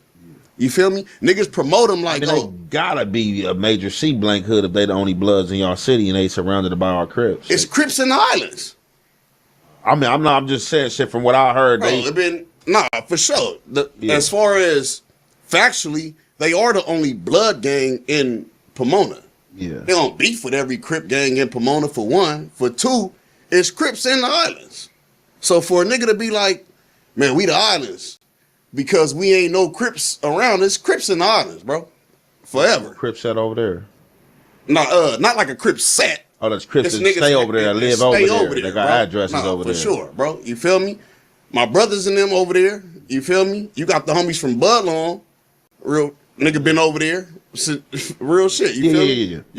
You got it's Crips over there, bro. We ain't gonna get into names and shit, bro. It's No, for Crips sure, over for there, sure. bro. But so they not like, don't get me wrong, bro. I ain't trying to take nothing from niggas who they do their gangster shit, whatever, bro. But they not no hood that's like, oh, bro, you a Crip. You can't be over here. You're not supposed to be over here. There's Crips over there, bro. It's not like one of them hoods, bro. It's a neutral hood. No, and this ain't a smear campaign against them. We gangsters. We keep shit up in the streets. Ain't a smear campaign against them. This really about the boy. You know what I'm saying? Because he ain't made it about himself. You know what I'm saying? Acting like he owned that, and with the little jokes and coming to me and stuff. So that's why I was just asking, because I know you a Pomona native. So it's just like, if you ask a South Central native about Young Ant, like my first name like ring bells, like so. For sure. They gonna know what. Like I went to all schools, like Raymond Avenue, 76 in Normandy. Went to LaSalle Elementary, 87th in LaSalle. Went to Horseman. Went to John Muir. Went to Henry Clay. Went to Washington. Went to Locke. I went to all LA schools. You know what I'm saying? Within my region, all my home schools. You feel me? Like can't nobody come up and play with me talking about, hey, no. You went here, you from here, you know what I'm saying? You used to be Lil Wooty Woo, all that. Like, you can't even play them games because look, so you got people playing with him. He in a video, so I said he had pink nails on, but kind of find out he said they red nails. Whether they was pink or red nails, it's like, that's still like bozo or like woman shit. That's like I'm not about to, as a Crip, I would never paint my nails blue.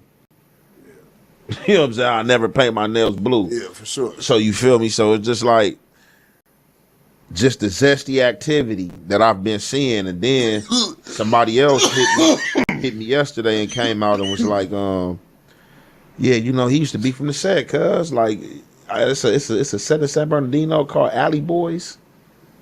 I heard of them. They Crips. They Crips and Bloods. Okay, but this I don't know what they is now. I know they was a clique. You feel me? Like, niggas evolve in certain, but yeah, bro, he acting like that, bro. You listen to what you just said, bro.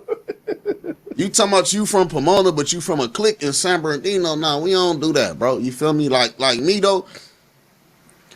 I went to San Jose, nigga. I went to Palomares. You feel me? My brother went to Pomona High, bro. Mm-hmm. They know us over there, first name, bro. You feel me? Mm-hmm. We know who over there. We know people from over there. You feel me? We got family from over there. For sure. It be like that. As far as what bro got going on, so you know what I'm saying? Entertainment shit, bro. I ain't gonna lie. You got some entertainment shit going on. We be watching this shit, laughing at his weird ass the same way everybody else do. You feel me, bro? Like,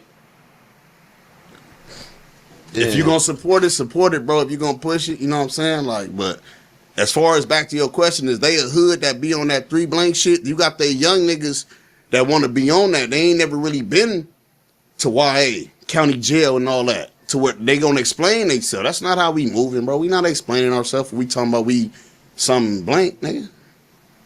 Yeah, and I don't even lie. I just got a clip. I just got this clip today. This crazy right here.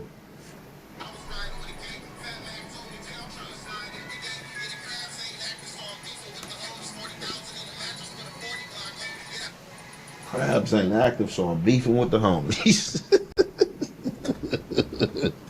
This shit crazy out here, man. Like, man, y'all dudes gotta watch what y'all promoting out here, man. Y'all can't just be promoting, man, for the masses, man. Definitely stuff that you don't mean. Definitely when you knowing you gonna be in the room with like other dudes of the opposing side. That's why, like, when I rapping my music, right, I don't diss nobody. Even like if I'm like on that or not like, I'm definitely not dissing nobody I beef with. No hoods that my community is said to go at it with it, LA, be at odds with it with. But like, just like talking like that, man, how can you like even expect to like be in a room with anybody? Like, how can you even expect to get far? Because you putting other people in positions to where they see you, they gotta react now. Like damn, you know, like, cause now you said that. That's like for everything. You gotta stand on it. You gotta stand on what you want. You feel me? I be dissing niggas in my raps, bro. You feel me?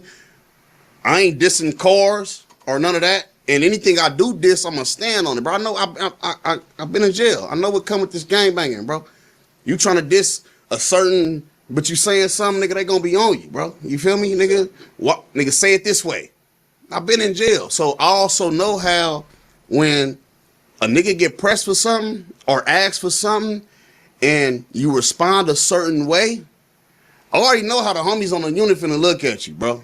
Yeah. I grew up in this shit. I already know how this shit go, bro. You know what I'm saying? Peer pressure, manipulation, all that type of shit play a role in them prisons and them jails. You feel me? But in general, bro, you can't say, you're not a kid. We not a kid. You know what you saying, bro. I come out and say I'm whoop-de-whoop K, bro. I recorded that, bro. I got that shit edited, mixed and mastered. I know what the fuck I'm saying, bro. Ain't no taking it out, nigga, a couple months later for the fame.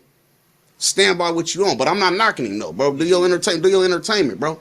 Do your entertainment, live your life, have your fun, you feel me? Like, they know what's up with us over there. You know what I mean? They know what's up with us over there. We just rapping now. We just rapping. Yeah, no, for sure. And like, you feel me? And like I said, like, even with us, and I ain't even, you know, this just us. You know, you already know. We go way back. This ain't nobody I just found on the internet for sure. and chose to interview. And overall, this ain't even about him. You know what I'm saying? It's just a piece. You know what I'm saying? Because you from Pomona, you feel me? You know what I'm saying? What he claiming to be. So it's just like, you know, I got questions I gotta ask. You know, people trying to dig into my background, trying to play and assassinate my character. And I know real lokes, real damus in real places that know me and know how I get out and give it up. And it ain't been no smut on my background. I don't play cheesy games. I don't play funny games. I don't play Tyler Perry, Medea games, none of that. You know what I'm saying? Sure. You know, that ain't my ways, other ways to act. You feel me? And just me putting on wigs and nails, that ain't never been my forte. You know, I be on man shit. No, that was just my honest opinion, you feel me? Like growing, I'm a Pomona nigga. Pomona baby, you feel me? I got people over there on the north. I got people in the islands. I got family over there, you feel me? You just asked me if I ain't know him. I don't know him, never heard of him, you feel me? I met him like the world met him. Got introduced to him through YouTube, you feel me? You doing what you doing, but my issue also is when niggas is pressing this line as far as, hey bro, you said you woo blank, you three blank, you three blank. You got other niggas trying to speak on the town, speak on Pomona now. Yeah. Speak for your section, bro. Y'all dime moves. Yeah. Pomona Crips, bro, we under LA gang rules, under gang structure. Yeah. We ain't in LA, don't get me wrong, bro. Yeah, no, it's LA County though. Yeah, on Crip. When we throw up the 3, when we throw up the G on Crip, bro, we know what we doing, we know what we getting into, we know what side we taking, we know what's going on, bro. You feel me? Stop playing like you don't know what you getting into when you throwing up certain shit, you feel me? But my thing is, I don't like how certain niggas are trying to speak on Pomona. I seen one podcast, a nigga like, yeah, you know, I know some real niggas from Trey 57. They don't even mesh with LA trades, bro. You met some niggas in another state, bro. What you talking about, bro? Like how we not gonna mesh with LA trades and still bang trades? When we be banned from the car? You're like, you feel me? Like, you know, that's just how the internet. That's just how they gonna talk. and say things, you feel me? You know, everything. They say the internet undefeated. And, you know, I'm starting to learn, like, bro, I ain't gonna even lie. I'm learning every day, like, in this internet space, bro. I don't got it down packed, bro. I don't act like I got it down packed. I just do me, you feel me, and stand on my integrity, you feel me, on everything. And for sure. As long as I can sleep at night and sleep light, and you feel me, and, you know, my loved ones, you feel me, you know, we ain't at odds about nothing, you know what I'm saying? I'm doing how I'm conducting myself, you know, that all that matters, you know. What comes from the internet, you know, you got to let that stay there, because everybody want their 15 minutes of fame. Like, everybody, man, is like, man, sucking DICC, bro. Yeah. Everybody sucking, you feel me? Like, to try to get famous, trying to merge themselves under somebody. People be calling people rats, snitches, and then they got texts with these people, trying to go live with these people, bro. Like, it be crazy. Like, but I be seeing, like, the world, bro. Like, the world like an oxymoron, bro. And, like, when you don't think like these people, like, you the weird one, you the eyeball, you slow. You know what I'm saying? People trying to play, you know, you slow. You know what I'm saying? Because I don't think like you. You know what I'm saying? We just got a disagreement. I don't got to think like you. You know what I'm saying? Like, if me and you got a disagreement, I ain't going to be like, oh, Rich Max slow. You know what I'm saying? Disagree? Like, you know what I'm saying? Yeah, you feel me? We could agree to disagree, though. But no, on the internet, everybody, you know what I'm saying, I've been seeing, bro. They coming out of nowhere, bro, out the woodwork, bro. Everybody want their face shown. Everybody got a story. Everybody want to say something. Everybody gang. Everybody irreputable. Everybody and knock somebody down. Everybody don't play. You know what I'm saying? Everybody is spin on you. You know what I'm saying? They like, so it's just like, it's a cold game on this internet, on God, bro. I've been seeing that. And then, like, yeah, nigga, motherfuckers be, I see now it's popular. They want the streets want to hear these jail stories and, man, what you did in jail, who you was fighting, and, you know, motherfuckers getting their shine on. I was there, though. I was there, you feel me? I was in prison, bro. 19 years. Yeah, you feel me? I know how that shit feel when I know them that you feel like, man, nobody give a fuck about me. I'm in real life. Nobody give a fuck about me. But also, nigga, I know, you know, me like, oh, damn, nigga, motherfuckers fuck with me. Motherfuckers listening to me. So, you know, like, I'll be watching, bro. I'll be watching the YouTube shit. No, most definitely. I mean, shit, you know, YouTube, you know, that's a part of the space. You feel me? That's a part of the culture. You feel me? Like, for real, like, that's like, to a degree, you know, that's like the new TV. Like, if you ain't Netflixing and chilling, like, if you ain't watching one of them apps to where you downloading a new movie, or, you know, watching your little show, you definitely on the tube. Yeah, nah, I'll be on the toilet scrolling. The tube, where it's at? Like, oh, on God. the toilet scrolling, and I'll see some niggas pop up. You feel me? Like Bay Braves, you feel me? I was in camp. We and Bay Braves in Camp Rocky together, 2004. That's bro right there. We was in Camp Rocky together. I seen him. You feel me? They put braids. I remember when he first came through the halls. They put braids right to cell with me on everything. I was a porter on everything. Yeah, no, big braids go back. The halls too. Yeah. Then he came to YA. Like, right when I was leaving to go, when I caught my dope charge to go to the pen, like, yeah, for sure, man, braids go back. Yeah, that's a little bro. LPEF together. I think we was all in the Y together. Well, at the same time, I mean. for sure. The different spots. They sent me to the TS, bro, the little juvenile program they had over there in TS for all the niggas. Remember, they had the shit in Tehachapi at first. Mm-hmm. First, it was in Tehachapi, all the niggas that was sentenced as adults, that was juveniles. Then they moved that whole program to TS. It was on me. Like, when I first got to Drake, I was in Drake, SR. And when we on Drake, that's when you fight in your case. You still a juvenile, though. That's for the niggas that can't, they don't really want you in Sillmore or in the compounds and shit. You feel me? So, like, in Drake, the word is, like, bro, once you get to the other side, once they send you to, like, Pico and shit, get cracking. Just be on shit. You feel me? And they gonna send you to TS. So we like, shit, we already know we got a gang of enemies over there. We meet for a few different shits and shit. We already heard this over there. So a nigga went there trying to press to get to TS. You feel me? Nigga ended up in TS though. And said niggas in their little juvenile program. Yeah, I ain't never made it to TS. Like, man. Y'all niggas are like OH, Paso, Preston. I was here. Chad, Preston, or everything. I heard Braves was in OH. Him and my nigga Lil Pat Rap from Treetop. Yeah, but I caught the case over there in Preston. They got me up out of there. You feel me? Like, first, I actually, well, I'm not lying, but I caught the case. I got an adult charge. for fracturing somebody's skull. They're supposed to send me to the pen. They let me stay, but made me go to fire camp. I went to Pine Grove fire camp. From Pine Grove, I got sent to the pen. I didn't come up. I came up for a little bit, but a situation that didn't happen when me got me sent to the pen. Because, look, so we go on a fire line, and the homie, it was this dude, like an Arkansas blood that got arrested somewhere in California and was in YA with us. Dude named Hood. Light-skinned mix, yellow nigga.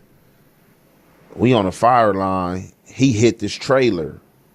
Inside this trailer, it was like a gang of porn magazines, like Playboy magazines, like all the like the big butts, the DVDs, all that. Yeah. So when he come back to the fire camp with this, he got prime real estate. People, he's selling the books. He got about like 20 books. He's selling the books $100 a pop. Crazy, huh? You feel me?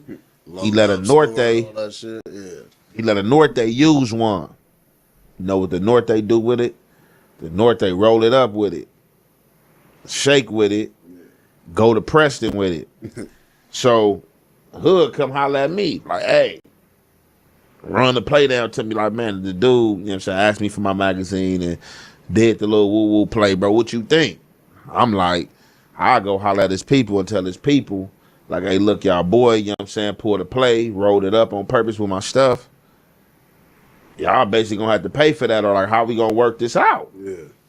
So he like, no, for sure, for sure. So he go tell the Nortes, like, hey, look, bro, y'all homie rolled it up, y'all gotta pay. The Nortes like, all right, like, man, for sure. They go tell they rep an older Norte. He like 25. Yeah, what's up, Max? Fire camp. You feel me? He like, what? Like, man, we not paying nothing. They come back like, hey, man, our rep tell us we can't pay nothing. Go up from there. People start getting boo-bop. Yeah. People walking around camp, closed eyes, messing up their money, can't go on a fire line. Who they blame? Out of everybody, me. They pulled me up. Hey, what's going on? What you mean what's going on? Why all these people walking around the fire camp looking, man, I don't know. I ain't got nothing to do with none of that. Ask them who they fought. None of them people fought me. They like, hey, look, check this out. So if you ain't the one doing the fighting, obviously you orchestrating something or you know what's going on. I'm like, what makes y'all think that? They like, look, before you got to this fire camp, they like, the Bloods and Crips or Bays didn't mess with each other. The Bays was a separate card doing their own thing. The Crips was a separate card doing their own thing. And the Crips was a separate card doing their own thing. They said, since you came to this fire camp, all y'all merged, deal, and mess with each other. They would, man, you know, these people try to say I was BGF. Yeah, and what the fuck? Man, look, these people be funny. I'm like, bro, y'all reading too much. Where y'all getting this from? So basically, too though. As long as they're accusing you of it and they got the paperwork to back it, hey, they'll railroad you in there. I ain't had no information for them. They sent me right to the hole. The hole was in Preston. Fire camp to have a hole. Sent me to the hole, right from the hole. Do they even have young niggas from BGF? That's from LA. That's BGF. Man, I don't know. Yeah, so that was just funny though. But they sent me to the hole from there. Sent me to Pelican Bay on everything, bro. Got me right up out of there. Oh God, got me right up out of there though, bro. Feel it though. Seen a friend from elementary. He collecting cans. Shit made me shed a tear. Gave my boy a band. He can spend it on whatever. It's the love within. Hate to see a nigga struggle when they trying to win. And I'm beefing with these niggas same color skin. I've been looking through designer with these Gucci lens. AMG on the seat, speeding in the bed. What's happening, man? You watching P Nice TV? I'm your host, P Nice, and you watching the Gorilla Talk podcast. I'm right here, man, in the section, man. You feel me? I'm in LA, California, man, with my boy Young Amp. Would you cost me for a ticket? 30 shots, take your picking. I was going hard like Jordan, you supposed to be my pimpin'. All this money on the table, heard your thoughts and it get wicked. Niggas switching up just like they you know, man, chillin', man. I'm good, man. You know, good little breeze going on. Cool day, ain't nothing going on. Right, I can feel that, man. Where we at right now? Yeah, St. Andrews Park, man. Legendary spot, by a bit on spot, man. You know,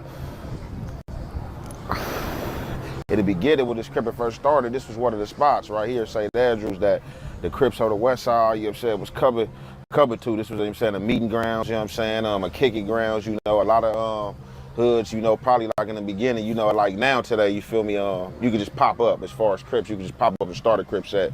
Back then, you know, that shit had to be engraved, you know, so like a lot of sets, you know, did a lot of, you know what I'm saying, stepping through this park, you know what I'm saying, because down there, everything was West Side Crip. Everything was West Side Crip in LA, so if you was West Side Crip, you was at this park, whether you from 30s, whether you from 40s, you know what I'm saying, 60s, whatever the case may be, you know, this was one of the spots right here. So look, when you say the West Side Crips, right? So you saying back in the day, it wasn't like 30s, 40s, blah, blah, blah, blah, blah, blah, blah. It was just like everybody on the West Side was just West Side Crips only, with no type of name to it, like the A-Tray Gangsters. Most definitely. It was the West Side Crip. Yeah, everything was West Side Crip, just like, you know, it started off, you know what I'm saying, from the east side of LA, you know what I'm saying, east side of Los Angeles, you feel me? Yeah. Raymond, Washington, you know what I'm saying? I'm pretty sure y'all know the history as far as that Cribs then became the Crips. So it was just east side Crip, you feel me? Originally, you know what I'm saying? However, him and Tookie came together, you feel me? They came together, and this became known as the West Side Crips, you know what I'm saying? Like from, let's just say from the 30s to the 100s, it's all Crip sets, you feel me? Like from the 30s to the 100s, all Crip sets. Yeah. All that shit was West Side Crip.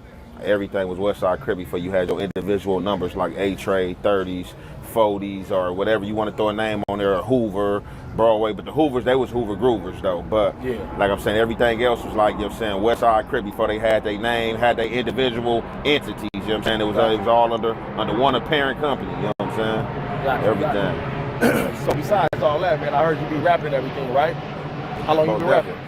I've been rapping forever. I ain't gonna even lie, like shit. Like probably one of the first rhymes I pegged, probably like 99, 2000 when I was young, you know what I'm saying? But like, you know what I'm saying, going in and out of jail, you feel me? Like, I never had the chance, like, really to sit down and get those studios and start recording and doing stuff like that. What genre of music do you specialize in?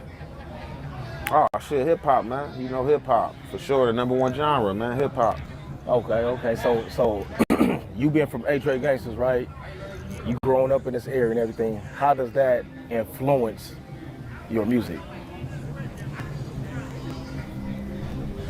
I mean that, like, all right, for me, the area by influenced by music just on like my identity, my character, who I am as a person, you feel me? So, you know, like when I'm in that booth and, you know, I'm rapping, like I'm really rapping about like fake stuff or, you know what I'm saying, stuff I didn't do, you feel me? Like, you know, doing your raps, you know, I might put some extras on something like, oh, double R, being that I never had a double R yet, but I had a lot of foreign vehicles, don't mean that I'm not gonna come to the step to get that double R. So just like my character, you know what I'm saying, my character growing up over here, you know what I'm saying, so just like, you know, my identity of who I am, you know what I'm saying, then putting the music down, you know what I'm saying, so, you know, growing up over here, you know what I'm saying, I'm gonna shape my character and my identity on life, you know what I'm saying, and things like that. Right. So what inspired you to start rapping? Man, the early mornings, you feel me, hear Pops. I was young, you feel me, like in the early 90s, you don't hear Pops playing that Tupac, you know what I'm saying, playing the early Tupac, playing on the Gin and Juice, playing Snoop, you know what I'm saying, playing Drake, you know, that era. Then ushered in, then after them came, you know, Dog Pound, you feel me, Right. Hot Boys, you feel me, Hot Boys, you know what I'm saying, them Soldier Rags, them Reeds, I ain't gonna lie, the Hot Boys, man. My first time ever recording something was like over one of their beats. I want to say probably was Wayne, The Block Is Hot. You feel me? I had the karaoke machine with the little mic on the side, you feel me? Oh, everything, so I ain't gonna even lie. All that music, hearing Pops play that in the mornings, like all them artists inspired me, you feel me? Just like, you know, then, you know, poetry, me and knowing how to, or being articulate with words, you feel me, and wordplay, and then I ain't gonna lie, being caged up a lot, you feel me, develop that too, you know, being lonely, you know what I'm saying, in themselves, doing time, you know, besides the fighting, you know what I'm saying, and blowing steam, like I had to find another outlet, you know what I'm saying, and writing poetry and rapping was an outlet, you feel me, for sure. Hey, I noticed, like, when I was doing my homework on you and everything, you was real articulate with them words, man. You know what I'm saying, I'm looking at you, I'm paying attention, and you talking, I'm like, you reeling me in. I'm like, man, that's an intelligent ass nigga right here, bro. For it. Like I don't even like. I ain't gonna say I don't like the word intelligent because, you know, it's always somebody out there more intelligent than you. But of course, like from the outside looking in, like, you know, that's why they say don't never judge a book by its cover. You know, people be judging books by cover, and just like me, like a lot of my own homies, you know what I'm saying, from my section, didn't even know I can rap, didn't even know I was articulate as I was because I wasn't close with everybody, you feel me? Like I'm like for real, I'm like a loner. Like I'm not a people's person, you feel me? Like, you feel me? I'm just like, I'm anti-social, but I ain't gonna say I change anti-social to I'm selective social. So just like I be to myself, but like, you know, my close dogs, they know, like, man, you know, shit, bro do a lot of stuff to where the people who don't know me, they just like, okay, yeah, he mean, you know what I'm saying? Oh yeah, we hear this about him, he stumped down, he on this, he, you know what I'm saying, he barred none, you feel me? He got a low tolerance, but you know what I'm saying? I do a lot of stuff, you feel me? Like, you know what I'm saying? I like joking around, all that, you know what I'm saying? Everything, but it's not with everybody. Exactly, you know what I'm saying? I'm selective with who you do that with. I can understand that. For sure. So who are your biggest artistic influences? I heard you mention Tupac, Snoop, Dog Pound and shit, but who's your biggest? Yeah, in the rap world? Yeah, who's your biggest? It could be rap or R&B. You feel me? Whoever just influenced you most though to do your thing. Man, bro, I ain't gonna even lie. I can't even give it to one person because like all it's like a gumbo pot. All them people influence me. Like even today when I be hearing like some of the younger dudes, like I don't even lie. I could pull from anything. It might not even be a record that necessarily I like, but I can pull from it. You feel me? Like whether just the cadence of the rap, you know, or a tempo of a beat. It's just different stuff. You feel me? So it's just like, you know, I pull from all them artists. I don't have just like no number one artist, you feel me? Because I like Jay, I like Ross, you know what I'm saying? Shit, nigga Kendrick, you feel me? On everything. I like a lot of people, you feel me? I just like good music, bro, you feel me? So it ain't no one person for me. It's like, you know, all them people brings a different diverse, because it's diverse in life, so it's like it's diversity. So I'm not a person that just like to choose up on one thing, knowing how diverse life is. You know what I'm saying? So speaking of diversity, right? Besides hip hop and R&B and oldies and shit of our nature, you know what I'm saying? You ever fucked with you ever listen to like some pop or country or anything like that? For sure.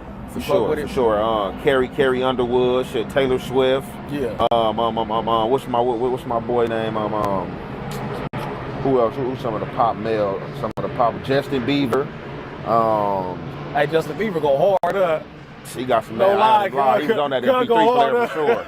Yeah, he got that flavor for sure. You know what I'm saying? Like he got some of his pop to go without, you know what I'm saying? Without having anything to do with our culture, like his regular little pop shit go. Like so, yeah, for sure. I like good music. I don't care if it's country, like oldies, whatever it is, because like all that's good music. You know what I'm saying? Like it's just like pros and cons in life. You're gonna have good and bad. So it's just like, you know, something you don't like, somebody else might like, and something you like, somebody else might not like that. So it's just, you know, I definitely mess with all genres of music, shit. Metal, rock. You know what I'm saying? Like you feel me? Get you pumping, get you going. When you working out, that motherfucker get you up, nigga. For sure. Up tempo. You know what I'm saying? On everything. Up tempo. For sure. So how would you explain your music? Really, like, bro, like I feel like trying to explain it like in one word and be capping me off. Like, you know, I just like to get to, like, you know, the audience, you know, fans, you know what I'm saying, to hear it for themselves, because I like getting my constructive criticism from other artists. Like, you know, so like when I be rapping, I take it to my young homies that be rapping. What you think of this? Like, give me your honest opinion. You feel me? Like, I'm saying, regardless of how I feel or what I already, you know what I'm saying, I think about it. So I take it to other artists, and like, you know, like I just be having some homies be like, man, look, you got music I can hear, man. That sound like I could hear this track on the soundtrack, or man, I feel like look, bro, you make conscious rap, but like it's like more gritty. Like, so I'm gonna like say like trap soul, you know what I'm saying, stuff like that. But like me, I ain't never like capitalize myself off like on the spectrum of, oh, I'm a gangster rapper, or I'm a conscious rapper, or, you know, I'm a party rapper, like that. I just put it out there because it depends. I feel different on different records, you know, like different tempos and beats, you know, bring different things out of me. So, you know, I'm just me, you know, I'm creating hip hop, you know, rap, you know what I'm saying? It brought tears to my eyes, all the honor you disguise. I be looking to the sky, see emotion in my eyes. Know you niggas wanna rise, I got carrots like I'm plies. I was really in a trap with them niggas selling pies. Niggas want the 411, I was fucking Mary Blige. I was hot. Right, feel me? I can dig that. So what is your creative process like when Young and JEFE make a new song?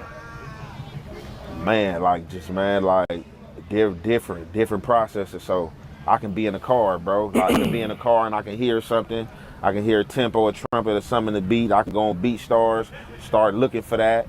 Or, you know what I'm saying, or something. A lot of times, man, I just surf on BeatStars, bro. I'm on BeatStars, going through beats, you know what I'm saying, different beats. And I hear a beat I like, and bro, the words just start like forming right there on the spot, bro. I'm a quick writer. It don't take me long to write. I'm a dude that can do like for real, like three or four songs in a day, you know what I'm saying? Like, and finish them, you feel me? Right. That's how my process be, and I ain't gonna even lie, sometimes I might do a hook on one beat, and then just skip to a next beat, and then just do a whole song on that. Right. And then I could be in the studio, you know what I'm saying, lay something down and just be hearing something, you feel me? Because like every time I go to the studio with another artist, it's rarely that I already got something written, you know what I'm saying? I go to the studio with them, I let them get in the booth, I like the vibe, let them lay their vocals and track down, and I'll be right there on my phone going. Or, you know what I'm saying, sometimes just hop in the booth and just, you know, freestyle it line for line, so it be different processes for me. Right. Do you got a certain time of day you like to write the most? Nope, but I ain't gonna lie, a lot of times I do my writing though be like early in the morning. It's just like something about them early mornings that like when your brain like that creative, you know what I'm saying, that creative process, you feel me, like it just be there like in the morning, like stuff be going on, a lot of thoughts, words be forming, so like a lot of times like in the morning, but like I do it throughout the day because I could be at the shop, bro, chilling, and I was like, man, let me throw on some instrumentals, or I'll be watching something on TV, like, because I could watch another artist, like, you know what I'm saying, whoever, he be on there rapping about something, I like the beat, or I like what he's saying, and I'm like, man, I gotta get up in the booth, man, you know what I'm saying, I've been slacking, you know what I'm saying, let me lay something down, you know what I'm saying. Right. Do you have any type of experience performing live? Yup. Nah. You done did some shows and look, already? I did one right just like a few weeks ago. Me and D3, we was in Long Beach. Savi was there too. Savi had performed before us. So I was at a little club. I can't remember the name. So I did that. That was the first time me doing that. Now I ain't gonna even lie, bro. A lot of people be trying to like get me to come out. A lot of people be trying to get me to come out, but I ain't gonna even lie, I don't be coming out like that. Like, you know what I'm saying? I don't be coming out to the shows like that. I'm just like, you feel me? Like, I just want to get myself like more known first, and I mean, you going out there doing shows, you can get more known, but I feel right here on the social media, it's a bigger audience. Right. So you feel me? Like, so like that's been like my movement and push, like, you know what I'm saying, through the social media. So you know, like I'm I'm doing a little broadcast and commentating thing myself, but that's all to and furthermore to push my music to let you know I'm still here. I got content, you know what I'm saying, to this music drop, because I'm doing everything out of my pocket. So you know, I'm an independent artist, so you know, I'm trying to take certain shortcuts, bro, and like, nigga, where I'm investing my money at, instead of bumping my head a lot, you know what I'm saying, and getting cheated and getting battered and bruised, you feel me? I'm trying to take them shortcuts, bro, but you know, I got the music and content. Be scared, nigga, to take them bumps and bruises, though. No, for sure. For sure, that's part of the struggle. Like that's the homie told me this morning, like, look, bro, take them bumps and bruises. It ain't nothing you ain't accustomed to or used to, bro. You know what I'm saying? So I'm like, you right, you feel me? But it's just like, you know, when that money be coming into play, man, motherfuckers be scared when you want to just, you know what I'm saying, drop some racks on you. Feel me? On everything. And then at the same time, you know what I'm saying, when you go to them shows, I know be on social media, and it's a bigger audience, but when you go to shows, you give your fans and other people that don't know you a chance to meet you in person. For sure. You know what I'm saying? Because they can look at you in person like, man, this nigga too serious. For sure. So when I first seen you, I'm like, look at this serious ass nigga, cuz. You know what I mean? I'm like, this nigga serious as a motherfucker. You feel me?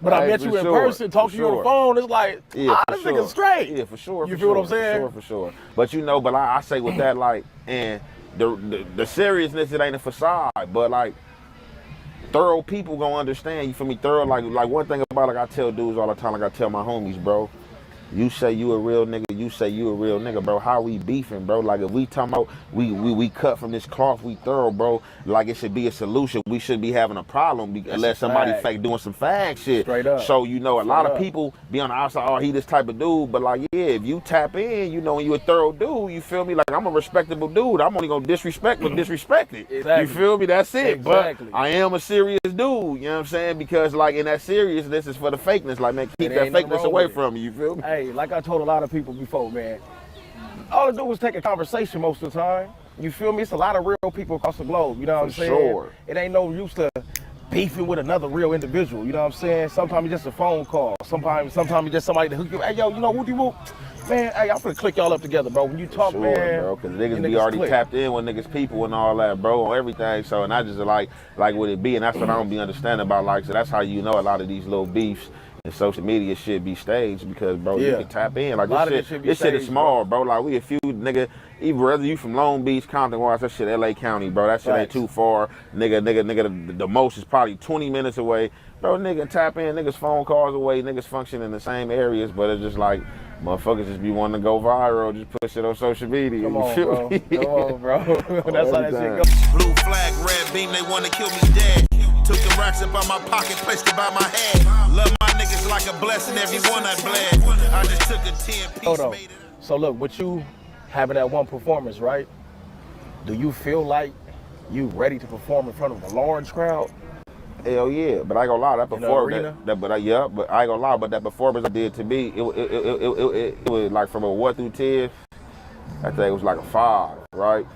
I'm gonna rate myself a 5 because the song, like, it was like some last minute shit. You know, the little homie D3 just tapped in with me like, hey, big bro, ooh, you done performing here tonight, tomorrow night, like, bro, you wanna perform? So I'm like, all right, bro, I'll do it, boom. So I show up and the song I'm performing to, the 2 songs I'm performing, I don't know these songs. These are just songs, you know, I went in there and done. So, you know, I know certain parts. So you did the song for the day? You recorded that song that day? I recorded that song like probably like 4 days prior. It was a song with me and D3. Never went over it. And went in there and performed it. And shit. And kind of turn your head a little bit so the crowd won't. You feel me? Yeah, so the crowd won't see you. I know what you're talking about, hey, nigga. you feel me? For sure. But like, yeah, if it's some shit, like if some shit that I know, like some shit I'm comfortable with, hell yeah, nigga gonna go rock the crowd, man. Like for sure. What qualities do you think make you a great musician? Man, shit, my wordplay. I'm a lyricist. You feel me? And then like, man, they just gotta go, man, listen for themselves, man. I think just my style, bro, my diverse style. Like I don't sound like nobody. You can't really cap me like, oh yeah, he sound like Wooty Woo, or he like Wooty Woo. You know what I'm saying? My diversity, you know, my witticism. You know what I'm saying? My wordplay. You know what I'm saying? Or everything. You know my wordplay, my little metaphors. You know what I'm saying? All that. You know, I do all my own hooks. You feel me? Shit I've learned, you know, I've been crafting it, you know, I've learned to harmonize over the time, you know what I'm saying? So I ain't gotta go get nobody to harmonize for me and then I can really for real do everything and I'm still like sharpening my craft, bro. Yeah, that's smooth. Hey, for y'all that don't know about Young Jefe, man, look, go on YouTube, type in Young Jefe at the corner store. Oh, yeah, nigga, you gas that shit, check nigga. That out, yeah, for sure. Hey, give it to me, cuz. Hey, check that out. Hey, you gas that shit, cuz. I ain't gonna lie, that nigga gas that motherfucker. Hey, I played it back like 3 times, cuz like, oh, this nigga hard. I played it back again. I'm like, every time I played it back, I heard something different. You feel what I'm saying? You was gassing that shit, and I felt you, bro. You was coming from the heart. No, yeah, for sure. And I had to go in there and set it off. I ain't gonna lie, you know why I went in there? I had to go in there like that because, man, you know, shout out to Dez too for a corner store. Man, I went in there like no lie 2 days before, bro. And it was like another situation. I went in there, tried to do something, and I was like uncomfortable. Like something had happened that day, but I already had that time slot locked in, so I didn't really want to reschedule it. I already paid my money, so I went in there. When I went in there, I did some shit, and I ain't like to take. And I told bro, and I'm like, hey, look, bro, yeah, we ain't putting this out, but look, this is what we gonna do, bro. I already paid me. I did what I did. Look, though, you know what I'm saying? On some real shit, though. I'm gonna break bread with you on this, bro, and reschedule me for this date. And he was like, man, it's good. So when I went in there, man, you feel me? I had to go in there, man, and set it off, bro. One take, you feel me? See, that's why my boy, why you went crazy at the end. That's why he went crazy, like, as he already know, like, day before I came in there was like lackluster. Like, you feel me? I wasn't feeling it, but I still did it. But I'm like, nah, bro, I gotta come back up in here. I can't put this out there. You was feeling that one, nigga, at the end. At the end of it, when you got done, nigga, I seen it in your face, like, yeah, nigga, I did that, nigga. I seen it in your face, nigga. For sure. Everything, I see that. Everything. I'm glad you patient, though, bro, because a lot of niggas is thirsty. They want to put out the bullshit. You know what I'm saying?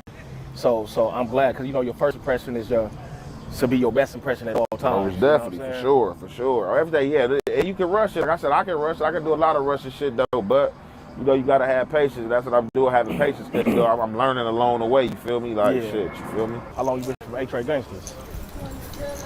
I've been for A-Trey, like, officially put on since 02.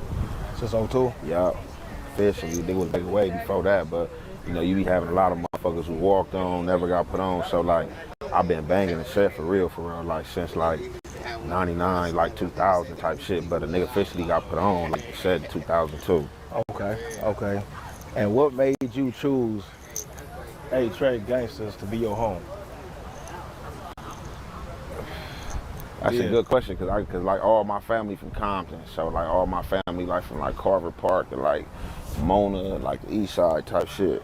Like I did my homework, Yeah, so You know what I'm saying? That's why I'm asking these questions, nigga. I did my homework, nigga. Look, so I don't know, no, I can't say I said I don't know. So basically, boom, I could have been from over there. What made me choose from over here, like basically, just the mentality, I guess, man, the mentality for real, like over here, like the mentality, the dudes I was running with, the schools I was going to. So we was living on the east side on 119th and Willowbrook. Boom, I was born over there and all. I used to go to Mona Park, Carver Park, free lunches type shit, all that. Yeah. We moved over here, probably like I was about 6 or 7, but we still had the house on the east side. So I was back and forth between there and over here. Right. So I was going to school over here though. So me going to school over here, running with everybody over here, you know what I'm saying? We doing the little click shit, the little click banging and all that, you know what I'm saying? Right before you start banging, you know what I'm saying? Right. Then I went to juvenile hall and I came into contact with that Monster Cody book. I got that Monster Cody book. I was nigga like 11 years old. I turned the set right that next year. Yeah. Bam. So that was actually 01 going into 02. I turned the set. So boom. I was 11. I got that book. I read that book. And I'm in the dorm reading that book, and I ain't gonna even lie, at that young age, at 11, I was just fascinated with what was going on in that book, and already growing up in the gang lifestyle and the gang culture, you know what I'm saying, seeing it from my older brothers, and then as well, living over here, seeing it, then playing sports at this park too. At this park playing sports, you know what I'm saying, seeing the homies, and like, you know, you like, man, like names you was hearing in that book, man, you know, I'm seeing them up here at the park. And I'm like, damn, you feel me? I read the book. Right. You know what I'm saying? I ain't gonna even lie. And I adapted that mentality, like, man, I'm trying to like shit nigga be like Monster Cody or outdo him. So as soon as I like got out and shit, right after that, like I got put on the set, like made it official. That nigga said Seal try to outdo him. Yeah, for sure. Like that was my tell. I got it like for sure. Like I'm about to put on the set. This is what they doing. Like I got put on and just, you know, it was like Murder She Wrote after that. Right. For sure. Did you get any type of backlash from your family, friends, or anybody? Like, was anybody upset about you getting put on and starting to bang and shit? Yup. You know, both my parents, that's another thing. I grew up with both my parents in the home, so I ain't got that story that you come from a single parent home. But likewise, me too. You know what I'm saying? Me too. But, you know, both my parents is from the streets. Mama, she not from the streets, so that's an aspect of gang banging, but, you know what I'm saying, she was in the street life. Dad, you know, he from the streets. You know what I'm saying? He out the Carvers. So when I started, so I ain't gonna even lie, that's another thing. I'm glad you said that, you touched up on something, because now you and Penny another thought. So on top of me reading that book, the relationship with me and my daddy made me turn to the streets too. I had my daddy, like that nigga, like before he moved out here to Compton, that nigga from Texas. So, you know, that nigga background, he got them southern roots, bro. Like they real strict, bro. So like when I was coming up, like nigga, I was getting ass whooping with weight belts, nigga, switches, all the shit. Pops wasn't playing. That nigga was stern. You ain't the only one, nigga. So yeah, you feel me, nigga? Pops made a nigga tough, bro. You feel me? So my daddy from Louisiana, nigga. Bam. So with that, I ain't gonna lie. So you know, he give me this discipline because this is analogy. This how his pops did him. But you know, his pops like made him submit. It didn't make me submit. That shit made me rebellious, bro. Like to where I started like growing a hatred for him. Like, damn, this nigga like doing me like that. Like this nigga hated nigga or something. So and it made you tougher. But so then I'm turning to the streets. So bro, I started getting into it with him, bro. You know what I'm saying? Got me a pistol and like, you feel me? Like nigga, like one day we get into it and like nigga had to challenge him, bro. Like, man, this what it is. Like nigga, like yeah, for sure. Like I end up getting down or so this is the situation with that. So bam. I'm already from the set at this time. Boom. I'm going to school. You feel me? They got me going to school like a little tri-C. I've been kicked out the LA Unified School District. So they got me going to school like in the West Boulevards. But everybody that's going to that school, they like neighborhoods. Bam. So, you know, boom, I'm up there. You know, I got cannon in the backpack every day. Bam. So, you know, I never got into it, none of them dudes that was up there, but it was like a little few verbal things and never went past that. Right. So one day I come back home from the house, me and Pops get into it about something, and I buck up on him, and he like, nigga, I brought you in, I'll take you out. Like, nigga, I'll kill you. Ooh. And I'm like, what? I'm like, nigga, I'll kill you. He like, nigga, what? He like, nigga, ooh. Like, nigga, what you gonna do? Nigga, you ain't got no gun. I'm like, who ain't got no gun? He like, nigga, you ain't got no gun. I'm like, nigga, man, you crazy. I think, come on, nigga, I'll take you to go get your gun. I'm like, come on. Boom, he walked, we in the house getting into it. He walked me out the front door, out the house, take me downstairs to the parking lot. You know what I'm saying? I got the backpack in my mama trunk, bro, with the cannon in there, bro. You know what I'm saying? I had a 9, bro, Ruger, bro. He walked me right there to the trunk, you know what I'm saying? He popped the trunk. I grabbed a backpack. He think I'm bluffing. The whole time, he like, this nigga bluffing. I grab the backpack. I go in the backpack. Once I unzip the backpack, go in the backpack, I pull out. As soon as he see me pull out like this, he instantly tackled me. Bam, he tackled me. We fall to the ground. Backpack fall, cannon fall, slide across the parking lot. By this time, I don't even know. Mom's out there in the parking lot. My mom's out there in the parking lot. And my boy HD, my boy Half, there, rest in peace. They out there in the parking lot watching the scuffle. So he on top of me. So as he on top of me, he trying to go in his back pocket and pull out a box cutter. He kept a box cutter on him. So I'm on the ground swinging at him, trying to get me off him. He trying to hold me down with one hand. Somehow I wiggle up out of there before he get the box cutter out. I jump up. By this time, my mama had picked the cannon up. And like, here, DeAndre, that was my boy HD, real name, hand DeAndre, the cannon, like here. So I hop up, boom, run to my boy HD, like, bro, give me that. Snatch it from me. When I snatch it from him, I turn and look at my pops. You know what I'm saying? I up on him, he break. Get on. You know what I'm saying? Hey, get on. Like, hey, yeah, no, from that day forward, I ain't gonna lie, like to a degree, like he respected a nigga gangster, like that established the line of respect right there. Like, bro, I'm not playing, bro. Like that shit over with them ass whoopings that you putting on me, switches embarrassing nigga in front of the neighborhood. That's out. Nigga, you don't even know who a nigga is on these streets for real, nigga. That ass whooping shit is out. So would you say that situation made it better for you and your pops? No, they make it better because we didn't have no relationship after that, because now it's just like, nigga, I still ain't fucking with you, nigga. You was whooping my ass and doing all that shit, nigga. But I'm a nigga out here, bro. Like, yeah, nigga. Like, to a degree, I'm not a disrespectful dude. Like, I ain't gonna lie. His ass whoopings made me rebel. I don't think if I was getting ass whoopings like that, would I have rebelled and been how I been? No, even though I had brothers in the lifestyle. But the ass whoopings made me rebel. So now once I turn to the streets and, you know, I up, you run, I challenge you, like, nigga, I feel like, bro, you lost that challenge, but I'ma still keep it respectful. But nigga, don't say nothing to me.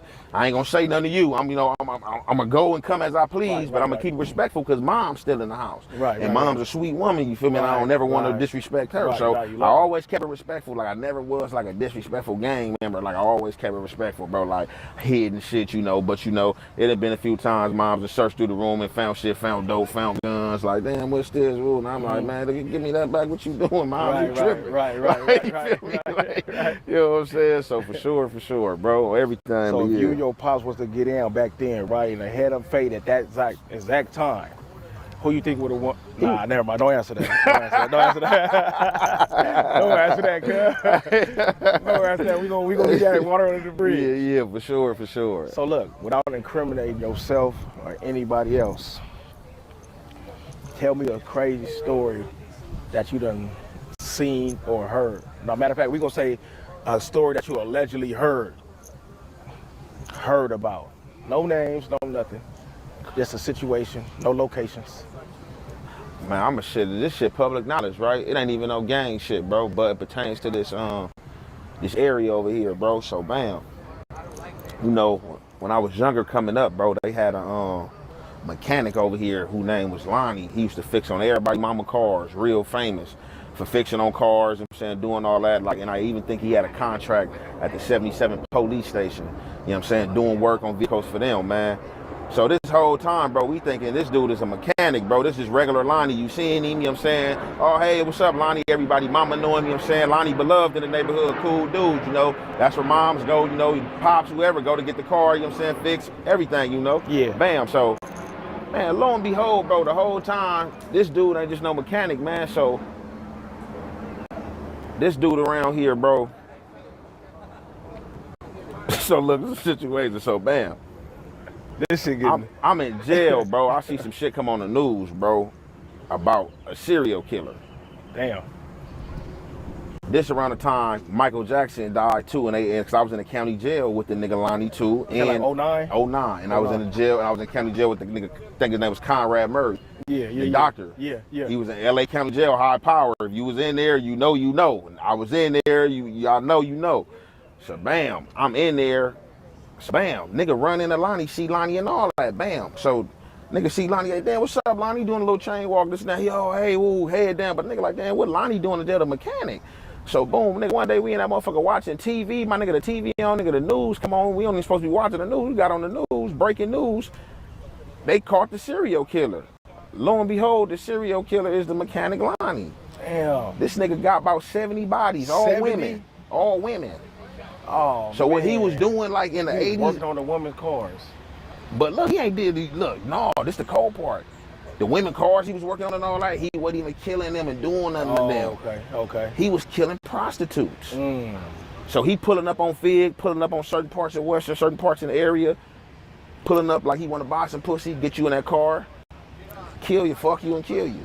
Damn. And they like, that nigga had about like no bullshit. They like put like about 80 bodies on him, all black women that was disappearing, getting found in alleys, getting shot, getting stabbed, and it all came back to him. So how it come back to him is that in a few of these women, I guess they found his DNA. Damn. But being that he had never been arrested or anything like that had been in the system, his DNA is not on file. They couldn't find him. Exactly. So what they do is, bro, his son catch a case, get arrested. When his son get arrested, the DNA it's identical. But you know, so I guess when they match DNAs, like you can be a nigga pops, they see our DNA is identical, but they know this got to be his brother or son. This ain't the same person, but this got to be the brother or son. Exactly the same. But it's the brother or son for sure. Right. So his son get locked up. They see the DNA is identical. They like, oh yeah, we got some other DNA. This got to be your daddy or your son or something. So boom, they start following him. That put he going to the pop's house not knowing they following him. Lo and behold, that put them on the dude Lonnie. They start following him around. Okay, let's see who it is. This is a relative of him. He go to a restaurant, go out eat. You know what I'm saying? Finish eating, I guess. Drink something. Leave his DNA on the straw. When he leave the restaurant, they go in the restaurant behind him, get the straw tested DNA. Bam, it's a match. Wow. Go get him.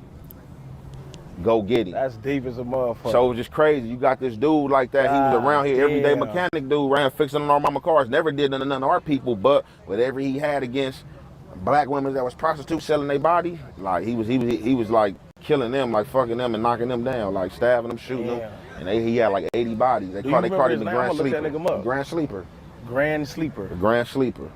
I don't remember his last name. His first name Lonnie for sure. I remember kid Lonnie. Grand Sleeper. That's the name they dubbed him. That's the name they dubbed him. I'm surprised they ain't made no movie about that nigga. Yeah, for real. For real, nigga. For real. On everything. For sure. They make movies about everything else for sure. Hey, you mentioned that you have been in jail before and shit. How many times you been in jail? Man, I ain't gonna even lie, bro. I've been in jail so many times, bro. Like I can't, like y'all ain't lost count for real. Like that's like one of the situations that you done did something so many times, bro. That shit is uncountable, bro. For real. So when you first went to jail, what was it for? When I first went to jail, man, I went to jail for like what I had like a grand theft and a gun case. So I used to be at school, like in junior high. Yeah. I used to be selling candy and shit.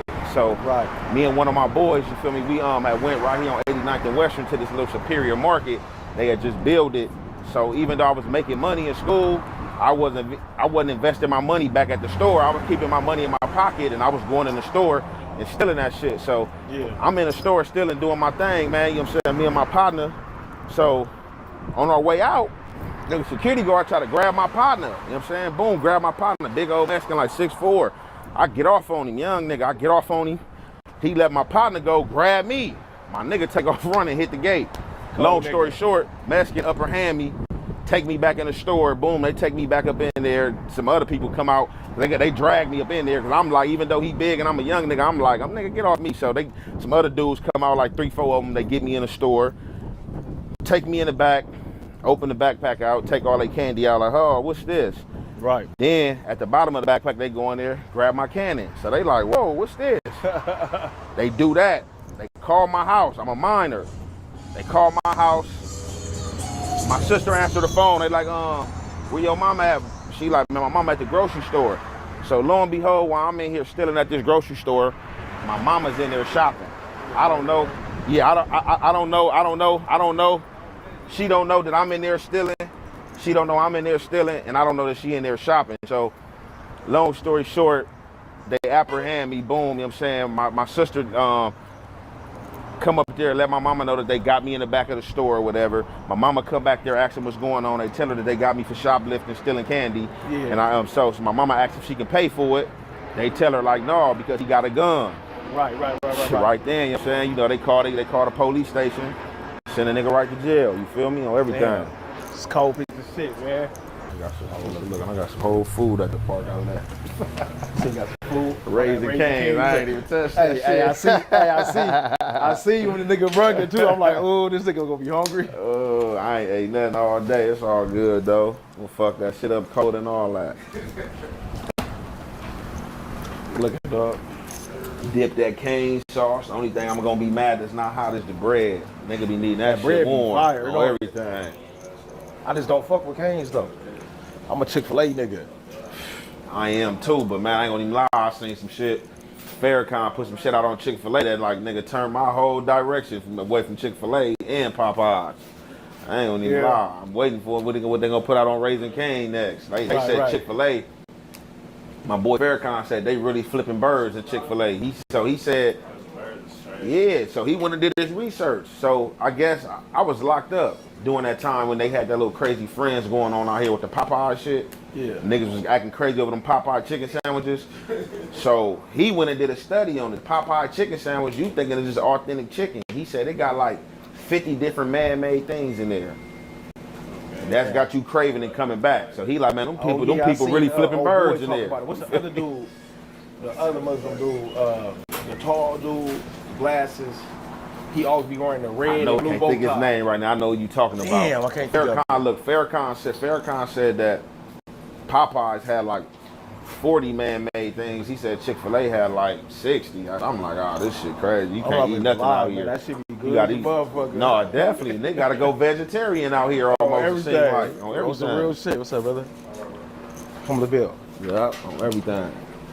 So when you went to jail, what was going through your head? What was on your mind? Like, was you scared? Was you nervous? Was you mad? You know, you a young nigga, first time going to jail. How were you feeling? Shit, I was like mad. Wanted to be at home. I ain't gonna even lie. I wasn't scared because like I ain't gonna even lie. Like the streets, like even though the streets and jail was two separate, you know what I'm saying, entities. Like yo, vibing energy ain't right. Been tossing in my sleep. I can't sleep at night. Hey, they tell me it's gonna be. For real, like the streets, you know what I'm saying? Like my whole making, you know what I'm saying? The discipline from Pops, you know what I'm saying? The sock out for big brothers, big bro making me fight everybody on the block, whether they older than me or not. Like, so I already had to develop a squabble at a young age. So like jail, I really didn't, it didn't scare me. Like, you know what I'm saying? Hell no, because it's like for me, my Pops, that's the only man I can like ever remember like fearing, like having some fear that strips some fear in me. So once I got over the fear of him, like, nigga, shit, everything else, that ain't nothing. Nigga, you gonna have to do it to me or I'm gonna do it to you. Right. What's the longest stint you ever did at one time? I just did 10 right now. I just got out the feds. 10? Yep. 10. When you got out? I got out the feds and I got out in 2021 and then I was out about 14 months and I had did some shit. I caught a case and I was on a run. I go down there in Vegas. I'm in Vegas, man. I'm down there gambling in Vegas at the Gold Coast. I hit the Gold Coast for like 20 stacks. Leave that motherfucker driving back on the freeway. Police stop me and a homie. Homie got license, registration, everything, man. You feel me? It's a traffic stop. He give him all his information. The highway patrol on me. What's your name? I tell him like, bro, why you asking my name? I'm like, shit, it's a traffic stop, right? He like, yeah. I'm like, it's illegal to ask you my name. It's illegal to ask for my name. Long story short, man, this dude.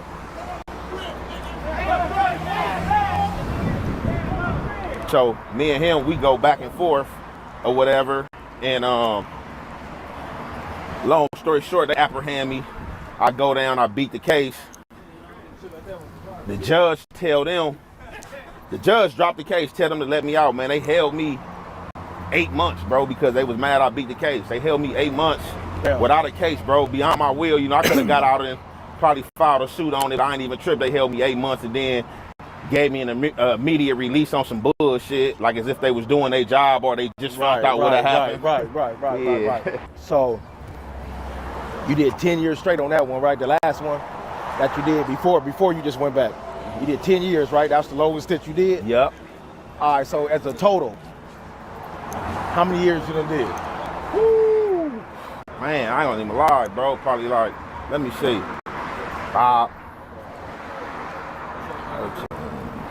Probably somewhere, bro, like all together, bro.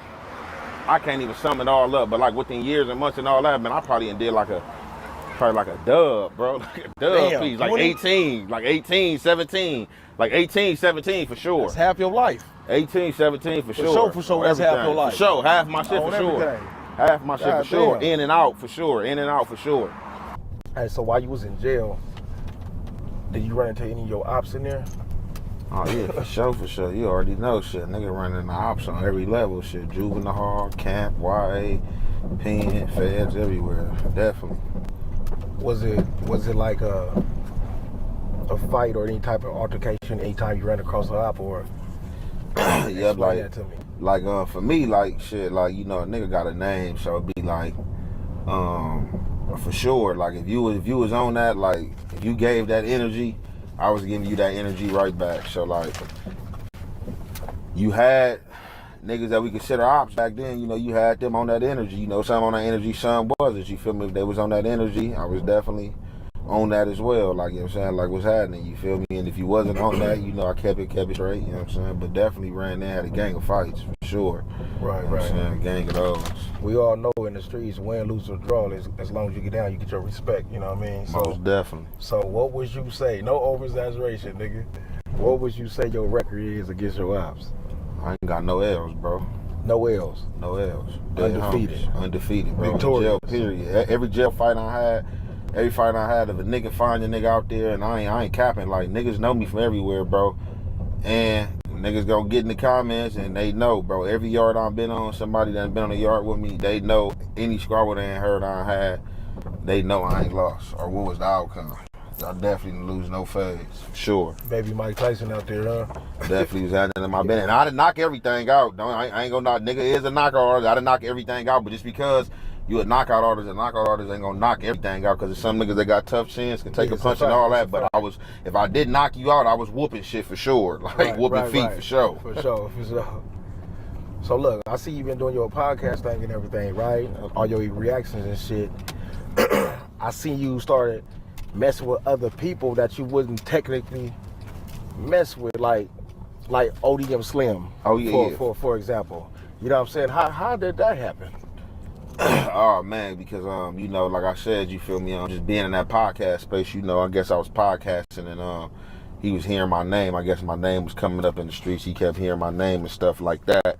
So amongst them hearing my name, like he did a reaction, you know what I'm saying, to when he ran into me, you feel me? And one of my partners got at me like, hey man, you know, what's the name? You know what I'm saying? You know ODM Slim from 5'7"? So, and I'm like, nah, because I don't know him ODM Slim. You know, I know him by a different name, you know what I'm saying? I know him by Bob. So when he like ODM Slim, like, no, I don't know him. My bro, like, man, he was talking about like a little situation where y'all was in the halls in Silmore. He got in with somebody from Playboys, and he was coming down the hallway, you know what I'm saying? Still rowdy, you know what I'm saying? Adrenaline pumping from fight dissing, blah, you know what I'm saying? You took off. I'm like, so I'm thinking about the situation. I'm like, yeah, but I don't remember no ODM Slim. So when a homie sent me the clip, I look at it. I'm like, oh yeah, this ain't his name though. You feel me? I'm like, this C-Bop. You feel me? Yeah. And then you know, I did a reaction back. You know, tap back in. You know what I'm saying, with him, and gave a shout out to him. And then you know what I'm saying, from there, you feel me? He just been, you know, tapping in. You know, helping me narrating the way. You know what I'm saying, to a certain extent. You know what I'm saying, like, hey bro, you know what I'm saying, he been on YouTube longer than me, so you know, he just giving me assisted direction. Right. With certain things, and like, bro, you know, this how you do this how you do that, because some things I don't know how to do, just being in jail and all that, doing all this time. I'm not computer savvy like that, so a lot of like electronics and things, you know what I'm saying, I'm just like getting to learn how to, you know what I'm saying, what it do. You know, I got an iPhone, I'm not doing everything an iPhone can do. You know, you find somebody like, oh, you know it do this and got this, and you be like, what? Definitely though, you know, he did some real nigga shit, you feel me? So, you know, we definitely gonna reciprocate the same energy. That's what you call growth though, you know what I'm saying? Because a lot of people mad at it.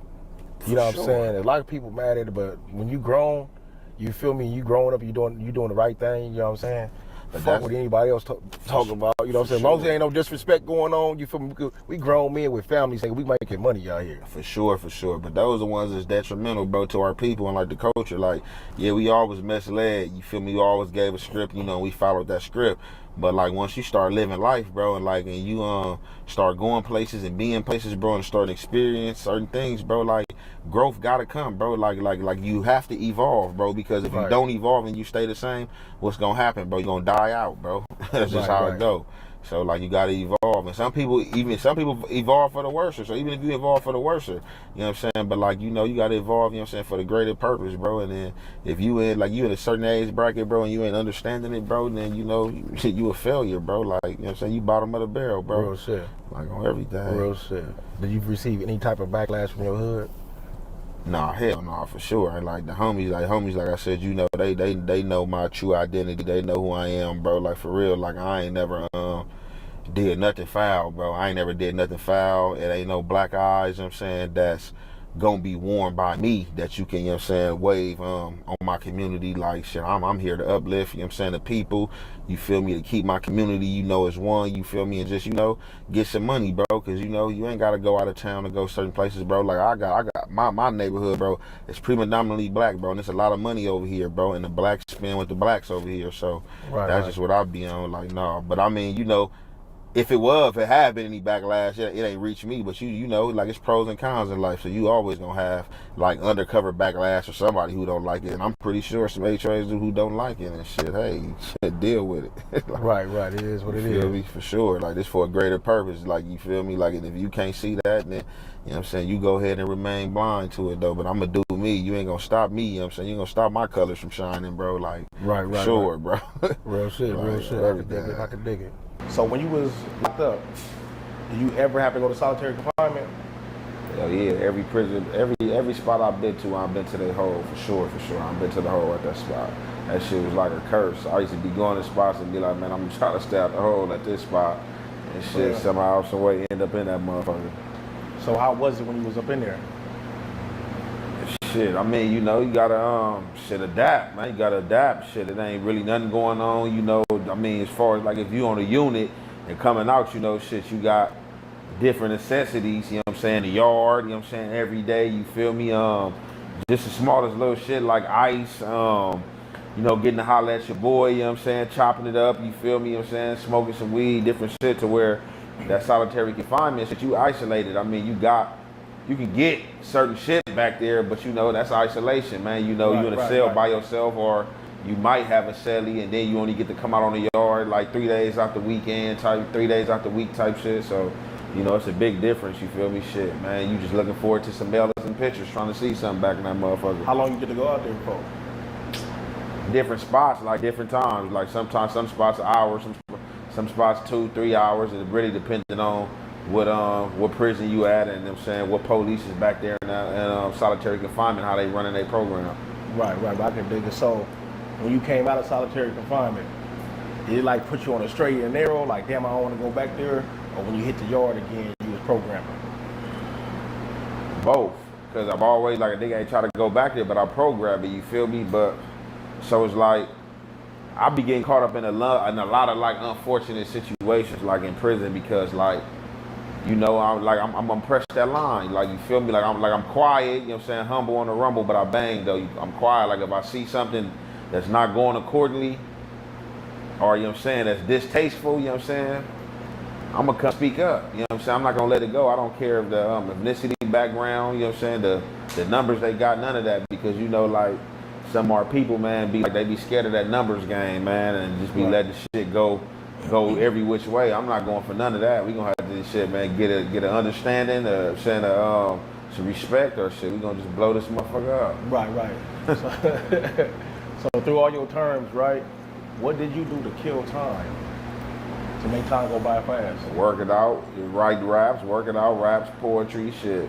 That pen and paper for sure. Heavy on that pen and paper and work it out. And read, love literature, love read, you feel me? Read, Pat, for sure. Read like hell, stay ordering books and magazines to the door for sure. Every mail call, for sure. So what's your favorite book you would say? Just again, I can't even capitalize, but I got some great reads, man, like, shit, man, Behold the Pale White Horse, you know what I'm saying, How to Think and Grow Rich, The Art of Seduction, you know what I'm saying, Suntan, The Art of War, you feel me, like, Blood in My Eyes, Soledad Brothers, you feel me, like, man, then I got shit, that boy been reading. Autobiography, shit, Bumpy Johnson, shit on the mob, all that, like, man, I'm open to literature, man, like, man, as long as it's good, something you can learn from, send it my way. You feel me? Oh yeah, shit, the G homie shit, Tookie book, you know what I'm saying? Shit, Raymond Washington book, you know what I'm saying? Again, Monster Cody, like shit, all them, you know, gotta get all the Keyway books. I don't care where they from, bro. Like if it's a Keyway that come out with a book, I'ma support it because I wanna hear his story and his side. Like the G niggas, I wanna hear, you know what I'm saying, from their perspective, because everybody got a different perspective. You feel me? And I wanna see if some of these things he talk about matching up with the other G homies, you know what I'm saying, that was around in these times, you feel me? So yeah, for sure. Just good literature, man. You know, history, that's like one of my favorite subjects, for sure. So since you got out, are you still on your reads? Or you done laid back? It's like you done with it? I'm not done with it, but I was just having that conversation, man, with one of my men, like, hey, bro, look. So it's like this. When you in jail, you know it's discipline. You know you structured around discipline. Right. You feel me? So you got that program set. I'm gonna get up at this time. I'm gonna bust down at this time, or I'm gonna have breakfast, and I'm gonna let my food digest. Then I'm gonna bust down. I'm gonna hit the yard. I'm gonna do this. It's gonna be my reading time, count time. You know what I'm saying? Nighttime, stuff like that. Once you get out here, like in the world, man, the world, this shit like the ocean, man. There's so many different distractions and shit going on that you don't have time for reading. You trying to like catch up. I'm playing catch up. Then I'm trying to like, you know, establish shit, get businesses up and running, you feel me? Then I'm trying to create time for my kids, fatherhood, then my own personal, you know what I'm saying, my own personal life, you feel me? So it's just like, no, man, I fell off the reading, but I was just telling my homie, like, man, it'd be great for me to implement a jail program out here. It'd be good for me to implement that, you know, find some time to read, because if we had that structure that we had in jail out here, man, like, things that, man, go like so much better, and like, and a lot of shit is like be in rotation and how it's supposed to be and fall in place. Right. So has prison changed you? For sure. In what way? I mean, shit, good and bad. Like I said, man, like my favorite thing I like to rationalize on, man, life got pros and cons. So you feel me, like it done changed me for the good, and how I think, you feel me, you know, like a lot of times I was just acting and wasn't thinking, so it helped me with my thought process, and it helped me with my patience, because you can't go nowhere and you're just sitting in there stuck. So I always rationalize out here now, like, shit, remember them times you was sitting there in prison and you was stuck, so you gotta have patience out here, and it helped me with patience. And then just like overall learning myself, you know, as a person, you feel me, that helped me get diverse as a person. The books and helped me, the literature I was getting, you know what I'm saying, some of the people, you know what I'm saying, I was around, you know what I'm saying, getting to observe certain things and watch certain things that just helped me on the overall spectrum of growth as a person, you know what I'm saying, as my character, like it made me more defining, you know what I'm saying, as a person, you feel me, like I respect humanitarian more, you feel me, like everything, you feel me, a lot of stuff I had different disregards for, and was just kicking up dust, you know, I had a chance to sit back and like put it all on the screen in front of me and sort it out, you feel me, and think about it, you know what I'm saying, how I really felt about things, you know what I'm saying? Right. I heard you mention you got kids. You've been taking care of your babies and all that type of stuff. For sure. I don't know the age of them, but have you ever spent time, have you ever had to go away from your kids because of incarceration? For sure. Yeah. For sure, yeah. My first, when I got locked up, my baby mama was like 2 months pregnant with her, so that's when I did that 10 piece, you feel me? Damn. So only good thing about it was, bro, is that doing most of my bid, like most of my fair time, I was stationed in California. Even occasional times that I was getting caught in disciplinary acts, I was still being moved, like, so that moved me from Southern California to Northern California versus moving me from California way to the South, Mississippi or Texas somewhere, you feel me? So like I stayed in that visiting room, you feel me? And you know, I got to see her as she was growing up, even though I wasn't there on the streets, but you know what I'm saying, I was there in that visiting room, and I was there financially still from behind the bars. So Right. Been away from your children, how did that make you feel as a man?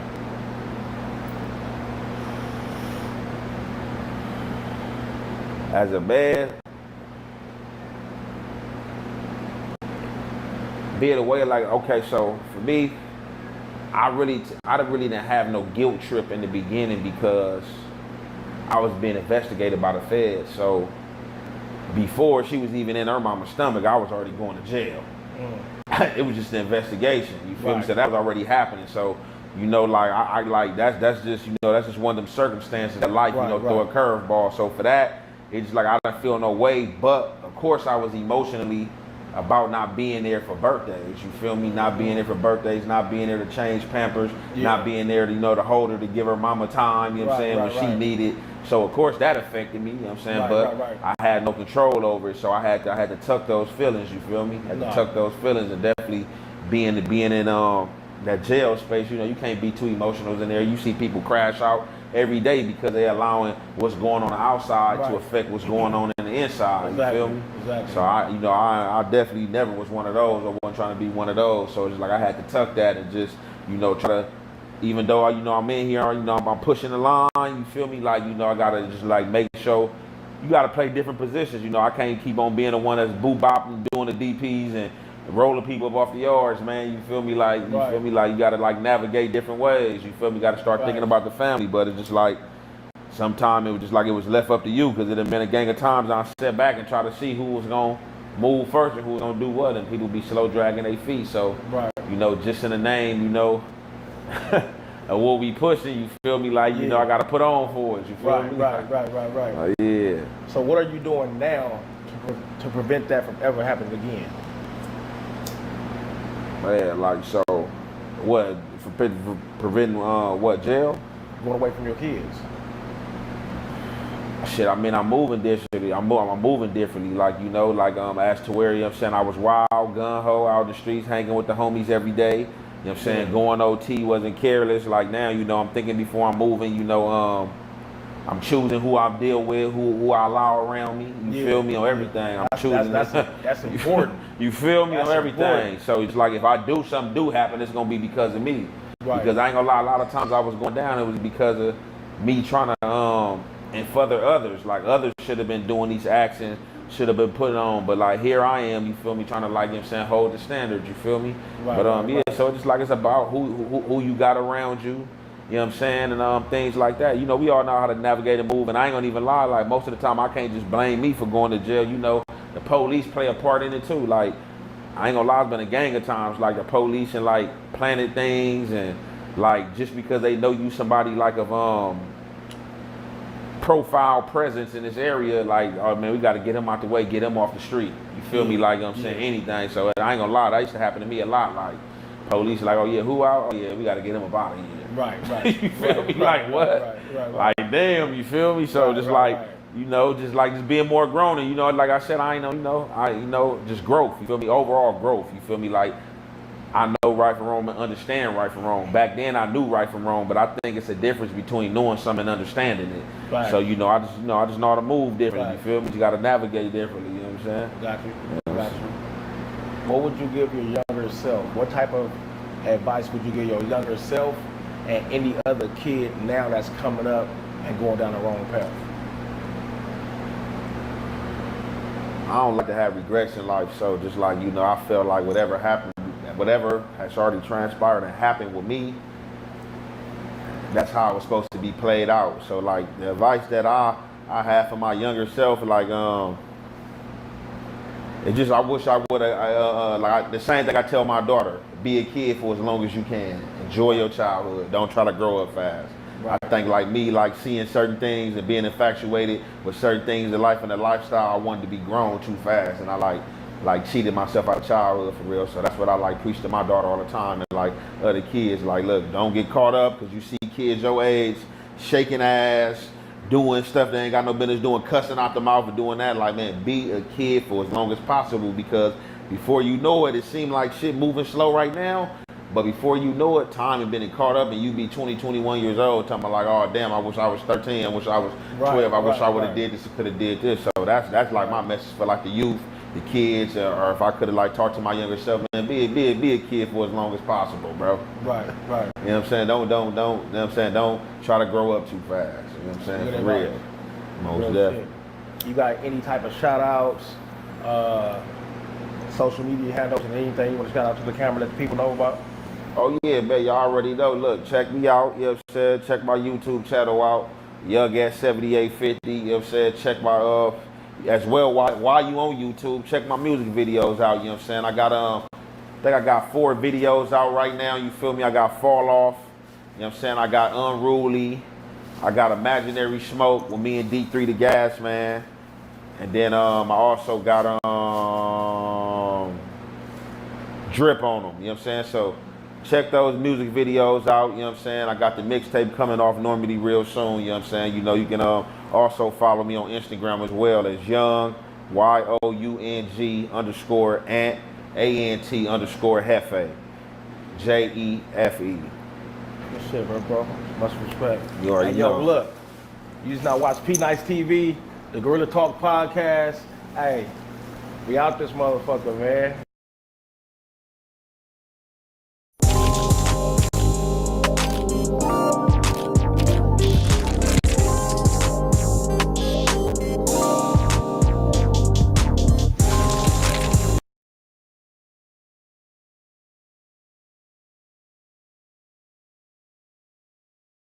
What's happening, man?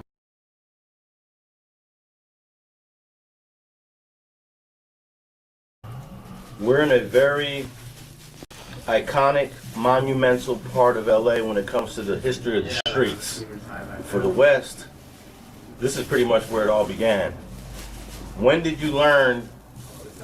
I'm from a really iconic part of the city.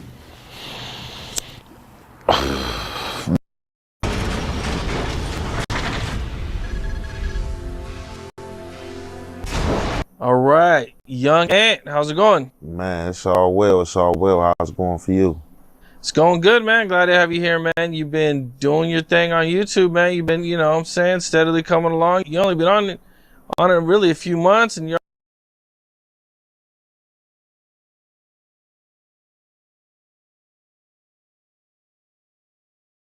created player. Music going right. You be on the internet tripping on people all the time. I be paying attention. You tripping on the internet all the time. You know what I'm saying? What's up with you, man? Be saying like you be hopping on everybody's head.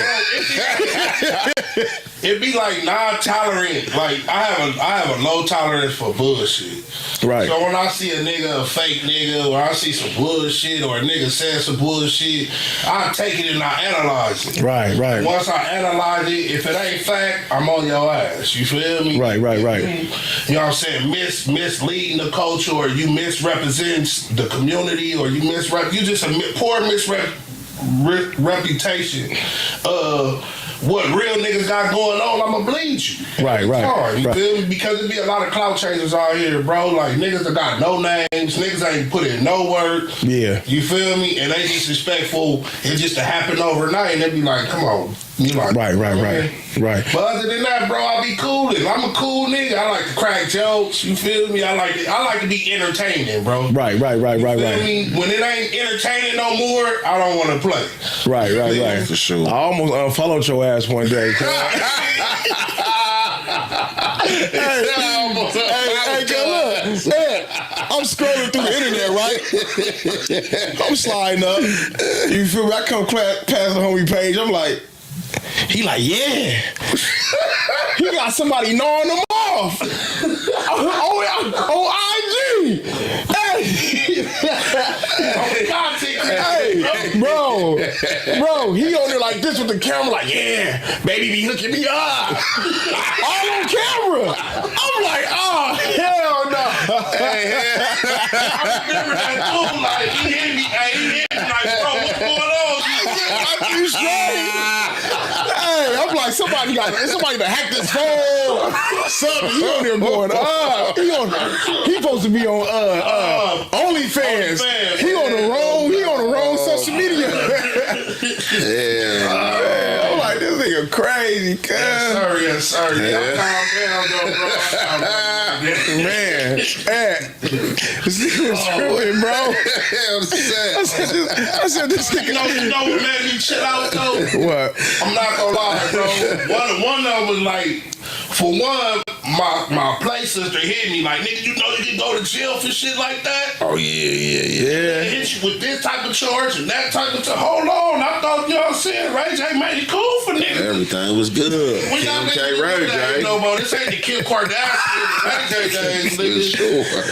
It was consent though. She knew you was recording though, right? No, she knew I was recording for sure. Let me find out the homie was sneak recording. No. Anything I do, I'm just fucking with free will, right? They know what's going on. You feel me? Right. But at the end of the day, most of the time, my little Shelby be recording. You feel me? Right. Like she in the room with me and my baby. You feel me? Right. Like we live that type of lifestyle. Right. But at the end of the day, when my places hit me, like, nigga, you could go to jail for that if that bitch catch an attitude or so forth and so on. Cause the crazy shit is I had a situation, you feel me? And girl got in her feelings cause I didn't want to fuck with her no more, bro. Yeah. So it was like, all right, whatever, you feel me? But it wasn't even on content where we was doing nothing, bro. We was just laid in the bed, she had my chain on, and her nigga seen the content. Oh, yeah. Like, oh, nigga, what's going on? And whoop, I get a phone call from a nigga from Inglewood family talking about, nigga, that's my piece. And whoop, these niggas, I couldn't tell, nigga, she been with me for a week straight. Damn. So after that, she got her feelings because her nigga found out. She came with a cold ass story. I'm like, you know what? I'm just done, bro, because it's crazy. What was the nigga name for Inglewood? I'm just fucking with you. Nah, just playing. I'm just playing, guy. You feel me? Nah, bro, that's crazy though, man. You gotta be careful with these females out here sometimes, man. You know what I mean? Sure, especially when they get mad, it be up. Yeah, you know what I mean? Hell yeah. I just had that same situation happen with Roddy, bro. You feel me? Yeah. Like, oh my goodness. We gonna get to that in a second, man. Hold on, let me holler at my boy Ed, man. What's happening, man? Like the internet going crazy right now. Talk about you done mark somebody out. You know what I'm saying? And you know what I'm saying? You just dissing the trades and all this type of shit, man. You know what I mean? And they say that's a mark out. I don't feel like it's a mark out though. You feel you just a man and you was real firm with it. Yeah, for sure. And like, you know what I mean? Like from the beginning, you know, I never ran with that narrative, bro, that I marked him out, right? That's what I said, you know, I was being firm. And I really had left it there in that room until dude, you know what I'm saying, he fell basically, he fell entrapped into the chats. You know, a lot of people be falling entrapment into what these chats say, reading these chats. Me, right. I really don't read the chats, and then I had to start reading the chats because my supporters and fans was like, man, you know, you gotta engage with us. So, you know, for their sake, I read it. Like anything negative, I rarely respond to the negativity. You know what I'm saying? So Hello. This is Choose Your Tomorrow, and I'm your host, man, DeAndre Megan. You know what I'm saying? And I am honored. This is a special day, man. I'm off a hiatus, and I'm honored to bring you the one and only, man, Young and Jefe, the artist, the YouTube phenomenon. You know what I'm saying? And the peace advocate, man, in South Central Los Angeles, man. You know what I'm saying? Welcome, man. He's a friend of mine as well, man. Welcome, Maurice. How are you, bro? Man, I can't complain, man. You know, I'm well, man. Everything's everything, you know what I'm saying? You know, peaceful, you know what I'm saying? Chilling, relaxed, calm, copacetic, you feel me? Just, you know, trying to near, you know what I'm saying, towards success, you know what I'm saying, bro? That's, you know, that's about it, you know what I'm saying? Trying to strengthen that foundation. I've been seeing you, man. You're doing a good job. You know what I'm saying? And they loving you, man. The community's loving you, you know what I'm saying? And so keep up the good work with that, man. So other than that, man, you know what I'm saying? How did we meet, man? You know what I'm saying? If you don't mind taking them through there. Oh, man, shit. We met, man, I was younger, you know what I'm saying? Probably, you know what I'm saying? Like I was younger, like around 12 years old, you know what I'm saying? I was going to horse, man, you know what I'm saying? Around this time I was kicking it with Baby Nutty, but you know, he was going by G Metal back then, you know what I'm saying? Me, him, and the homie Redbone. You had a spot back in the days right there off 77th and 76 in Western. You had a spot right there, you know what I'm saying? You used to come over there, you know what I'm saying? You was, you know, like a, you know, older homie, you know what I'm saying? Like a bigger bro, you know, that, you know, used to, you know what I'm saying, guide us, you know what I'm saying? If, you know, we needed certain things, you know what I'm saying? You know, you was there, you know what I'm saying? You feel Absolutely, absolutely, man, you know what I'm saying? And so I do remember you back in them days, man. You was definitely, man, you know what I'm saying, similar to what you are now, man, you know what I'm saying, sharp, witty, you know what I'm saying, and swagalicious, you know what I'm saying? You know what I'm saying? You had some swag about yourself, man, you know what I'm saying? You was a cool cat, man, you know what I'm saying? And man, it surprises me, man, you know what I'm saying, that, well, not really didn't surprise me, man, because you came a long way, man, you know what I'm saying, and your future was bright then and it's bright now. So what does your 2025 goals look like, though?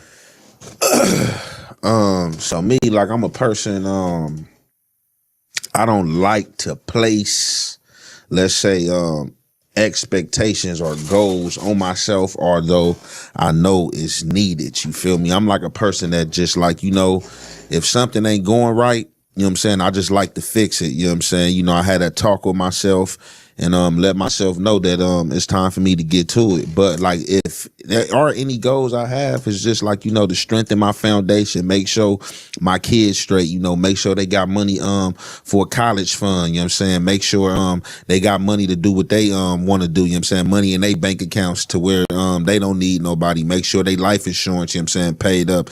And just, you know, make sure, you know what I'm saying, I'm happy, you know what I'm saying? Make sure, you know what I'm saying, my partner happy, you feel me? And just make sure my loved ones, you saying, that's dear and near to me, you know what I'm saying, just to make sure they happy. Sounds good. Sounds good, man. So any lifestyle enhancements, though, that you've been taking, like any vacation plans, anything, man, you know what I'm saying, that you've been doing, like physically, man, any workout shit, you know what I'm saying, lace me, man, talk to me.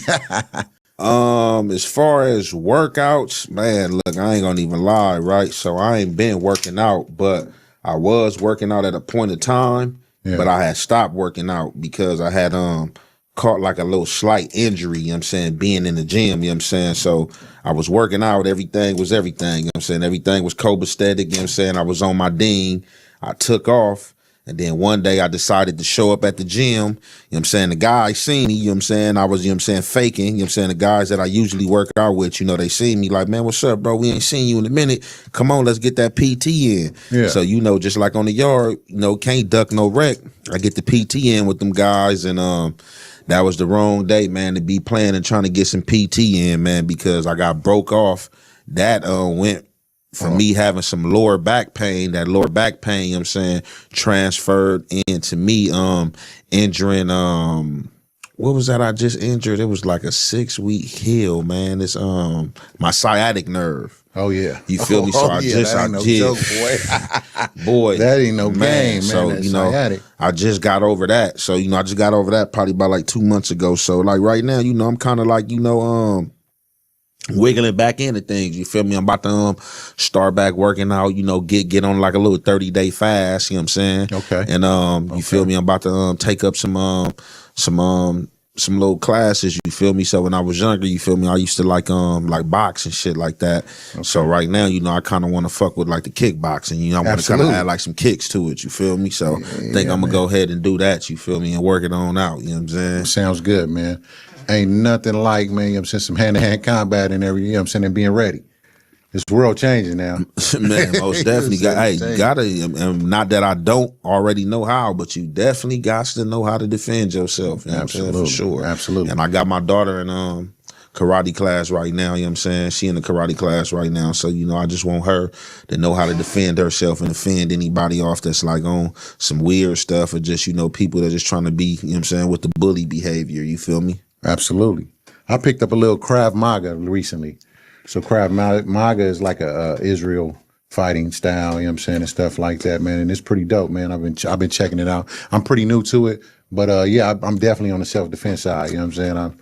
I'm loving it, actually. You know what I'm saying? You know, and we getting older, man, you know what I'm saying? You know, so it enhances what we already have, you know what I'm saying? But we always, but like, you know, like as far as us in our community, like both, like when our names come up though, like our names is known for being like natural fighters. Though. Absolutely. You know what I'm saying? For sure. Put the pause on the motherfucker. Yeah, for sure, you know what I'm saying? So, yeah, man, so you were born in that community that you're promoting peace in. I wasn't born there, so I was born in Compton, right? I was born in Compton on 119th and Willowbrook in the Mona Parks, and then I shortly after, you know what I'm saying, moved to our community, you know what I'm saying? So I probably moved to our community about when I was about 5, you know what I'm saying? Like I was in kindergarten, because I was in kindergarten over there on the east side at Martin Luther King Elementary, and then I started elementary at LaSalle, you know what I'm saying, in the set. So like about 5 years old, I moved to the set. Okay. And so over these years, man, we've had all kind of lessons to be learned. You know what I'm saying? We've overcome a lot, man. So what would be the most valuable lesson? If you can give the people a valuable lesson, what would be one of the most valuable lessons that you learned from being in our community? Take your time. Valuable lesson I learned being in our community. Yeah. The most valuable lesson I learned is being in our community is that we gotta build the community up. See, when I was younger, you know what I'm saying? You know, we was tearing the community down, you feel me? So, like, when I was younger and I really didn't understand the dynamics of what I was doing, you feel me? Like, we was kind of tearing the community down and bringing terror to the community, to where today I got a different mindset and a different mind frame. You know, it's about building a community. It's about investing in a community, you feel me, and stuff like that, and seeing it flourish, you know what I'm saying? So just build your community, you know what I'm saying? Absolutely. You know, if you push in that community and you really, like, people be saying you a reputable, you an advocate of that community, then you got to build that community up. You feel me? On everything, you got to invest in it. I agree 100%, man. I actually love that, man. You know what I'm saying? You know, I've been watching from afar, though. I'm in Spokane, man, but loving the work that's going on in the community, man. Certain guys are over there building, man. You know what I'm saying? And I salute that, man. And if I could put my hands in it and help in any type of way on the positive side, you know, I'm both feet in. You know what I'm saying? So, you know, this is about reentry.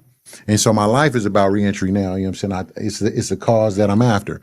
And so that's what Choose Your Tomorrow is about, right? Mm-hmm. We're choosing to make better for ourselves. That's why you're here. You know what I'm saying? It's because of the betterment, because of the change, because we've seen the change, man. You know what I'm saying? And I definitely see the change in you. You know what I'm saying? So is there any positive quotes? You know, we've been at some time, man, you know what I'm saying? We've been in and out, you know what I'm saying? We've read. And any quote, man, that stood out to you the most, man, that you live by? Man, it's a lot of quotes, but I'm not a person that I'm a person that might hit you with a quote, you know what I'm saying?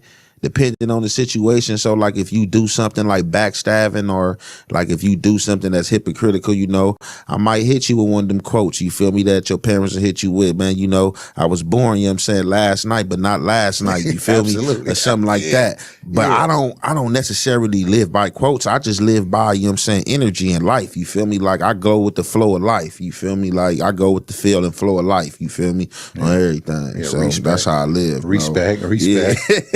You know, for sure. The one I go by, man, you know what I'm saying, would be like, to thy own self be true.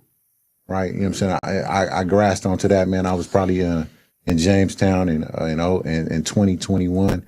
You know what I'm saying? I mean, in 2001 with Twink, with Lorenzo, man. You know what I'm saying? And he dropped that one on me. And I looked it up, man, you know what I'm saying? And man, I've been riding with it. You know yeah, you know, that sounds like something very self-reflecting, you know what I'm saying? It's something, you know, honorable to live by, though, for sure. But, you know, it is that.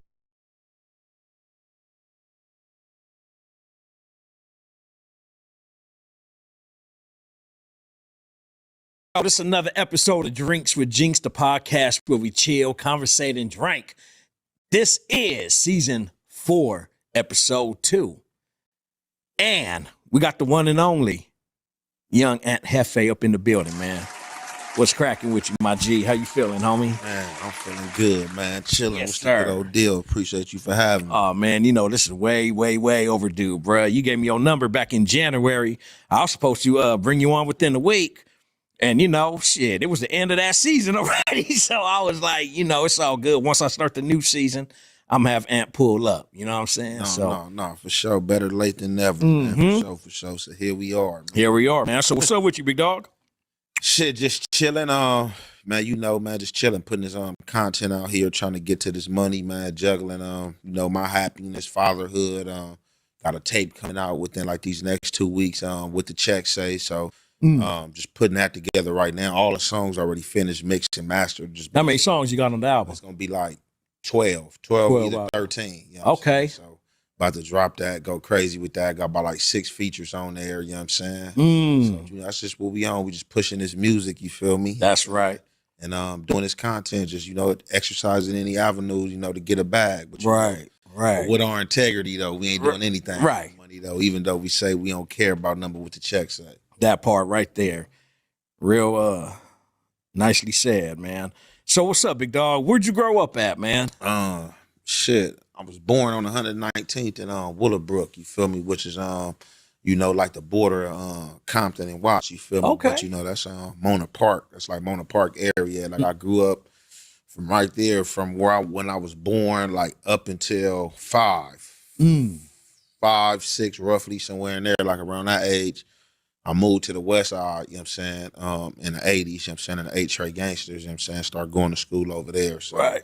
But I was still going back, you know what I'm saying, to the east side. We still had the house over there. But like all my schooling and where I had moved to was on the west side and South Central. So, you know what I'm saying, you know, it's safe to say, basically, you know what I'm saying, where I grew up at is South Central LA, Los Angeles, and had like a small, you know what I'm saying, part of my childhood in Compton as well. Right. So, you got any siblings, man, brothers or sisters? Got a lot. My daddy was a Rolling Stone, man, for real. My father got 21 kids in total. You said how many, bro? 21. I don't even know all of them. Damn. He got 6 by my mother. He got 6 with my mother, so it's like 6 of us in total. Right. But like all his kids is 21, and like out of that 21, I probably know like 7 of them. That's not on like besides my mama kids. Right. I only know like 7 of them or something. Wow, bro, that's a lot, bro. Sure. And how was school, man, when you was coming up, man? Did you finish school? Yeah, for sure. You did finish school. Okay, salute. I finished in jail though. Okay. Damn, I'm thinking high school. Trouble. Right. Yeah, I was getting in trouble. No, I was getting in trouble early. You know what I'm saying? I started going to jail like roughly when I was 10 years old. You feel me? I think that's when I caught my first case. But, at 10 years old? Yeah. What case, if you don't mind answering, man, what case did you catch at 10? Grand theft person. Okay. Some shit I stole, took some shit from somebody, and I had went to school with. Like, you know, back in the days, you know, everybody used to be like on like the BMX bikes, the GT dynos. Mm-hmm. It was this cat I went to school with. I was out hanging late night and I was on my way home. And on my way home, you know what I'm saying, you know, I probably was about a good 15 blocks from the house and I already had walked like a good 6 blocks and I still had 15 to go. It just so happened, man, I stopped by this dude house I went to school with, man, seen his bike out there, hopped on his bike, got on. I guess he had seen me ride on the bike through the neighborhood or whatever. You know, he never confronted me about it, but you know, his people had called and made a police report, and I went to jail for it. But I didn't end up going to jail. I went to the station, and I was cited out. That was the first time I ever, you know what I'm saying, running to law enforcement. Then a year later, at 11, is when I actually caught a case and went to Los Padrinos Juvenile Home. Okay, in the city of Downey. Sure. Right. Okay. How long did you do in Los Padrinos? First time I think I was in Los Padrinos probably by like roughly like 60 days. Then I was released on ankle monitor. Damn, bro, at 11 years old, bro? Yep. Damn. No, so Pops wasn't in the picture then, Pops right? was in the picture. Oh, so you had mom and dad in the same household? Sure. Okay, okay. And what was it that made you do the things you were doing? Because this is something I ask, you know, the adolescents, bro. Like, is it like, because sometimes kids will do shit out of anger. Sometimes they'll do shit, you know, if they're seeking for attention, if they're seeking for love, or they just being a badass, you know what I'm saying? So what was it in your case? Being rebellious. Okay. Being rebellious against my father. So my father, like, he was like a real discipline. You know what I'm saying? You know, like militant, like? Yeah. Oh, like he was a real discipline. He had a low tolerance. You feel me? So to where like a lot of people would be like, oh man, he mean. Like a lot of people today be telling me I'm mean, unless you know me. You feel me? Oh man, he mean. It's just like, no, that's one of the traits I got from him though, the low tolerance. You feel me? And a lot of I got in trouble early on from rebelling against my father because he was like a real disciplinary. Like me being a kid, I could get in trouble in the neighborhood or get in trouble at school, the same stuff that everybody else get in trouble for. Like nothing crazy or just like off the top, just regular, you know what I'm saying, stuff. You know what I'm saying? Whether it's a fight at school or, you know what I'm saying, you did something, you know what I'm saying? My father was like, used to whoop me like with everything. Like I'm talking about like switches, weight belts, like he didn't play no games. Whatever he could get his hands on. He didn't play no games. And you know, that was his upgrowing and root from Texas. You feel me? That was the same way his father dealt with him. Okay. Before he came to California. So you know him, you know us, what I've learned of coming of age and being a human being, you know what I'm saying, and coming to maturity, that a lot of us, we gonna get traits genetically passed down from us that we don't want. You know what I'm saying? Or that we didn't Right. ask for it. Right. Some of us, we gonna parent it the way our parent did, or the way our parents parented. And some of us gonna look at it and be like, oh no, man, my parents, they was doing something that I wouldn't do with my kids. Right. You know what I'm saying? So to sum it up, my father, even though his dad was a police officer in Texas. but his Your grandpa? dad, yeah, for Okay. sure. But his dad used to whoop his ass. Like he didn't play. He was like a real disciplinary with him. So my dad took them disciplinary tactics and did that with his kids. And for me, that made me rebel because at a young age, me getting whooped like that and getting this type of discipline, I felt like he didn't have no love for me or he had like a dislike for me. Right. So after so much built up resentment, it's either it's gonna break you or make you. That and for me, I ain't gonna say it made me, but it made me rebel. It didn't break me to where it had me scared. Like it made me matter. Like, man, like what's going on? So from there, that made me start getting in trouble more and seeking the street. Right. Because I was seeking the power to overcome him. Like, this a grown man, I'm a kid. I feel he inserting, you know what I'm saying, his power and dominance on me as a grown man. So, like, what could I do? My only thing was to turn towards the street. You know what I'm saying? I'm hanging with the homies, you know what I'm saying, doing what the members do. Right. Next thing you know, gun in my possession. Just like that. Just like that. At what age are you now at this point? 12.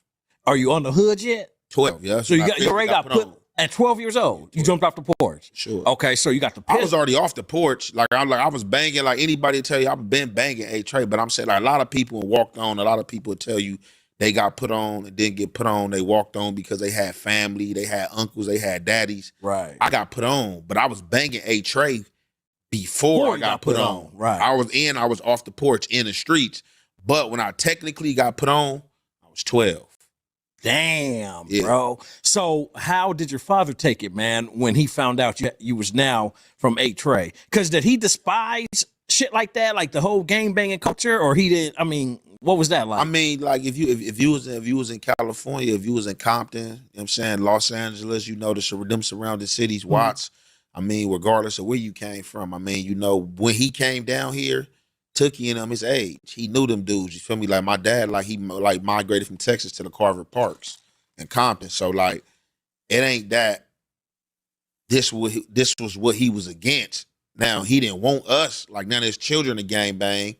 And you know, later on, I found out, you know, he was being, you know what I'm saying, the way he was being was to prevent us from going towards the street, but it didn't prevent me from going toward the street. It made me run towards the street because I felt like you had a dislike for me by the way you was treating me. Right. You know what I'm saying? Right. So it ain't like he found out when I got put on A Trey. He knew about me being from A Trey because we had a situation. Like when I got put on, I didn't go home knotted up or beat up to where your parents like, hey, what happened? Like, you know what I'm saying? I handled my business. You know what I'm saying? I think I just had like a little busted lip. You know what I'm saying? But it wasn't nothing that, you know what I'm saying? That light work. Yeah, you wouldn't even knew. You know what I'm saying? It was a little squabble. I got caught with a little one, but other than that, I handled my business. Right. So, so let me ask you, once you had that pistol in your hand and you know was from 8 Trey, did the ass whooping stop from pop?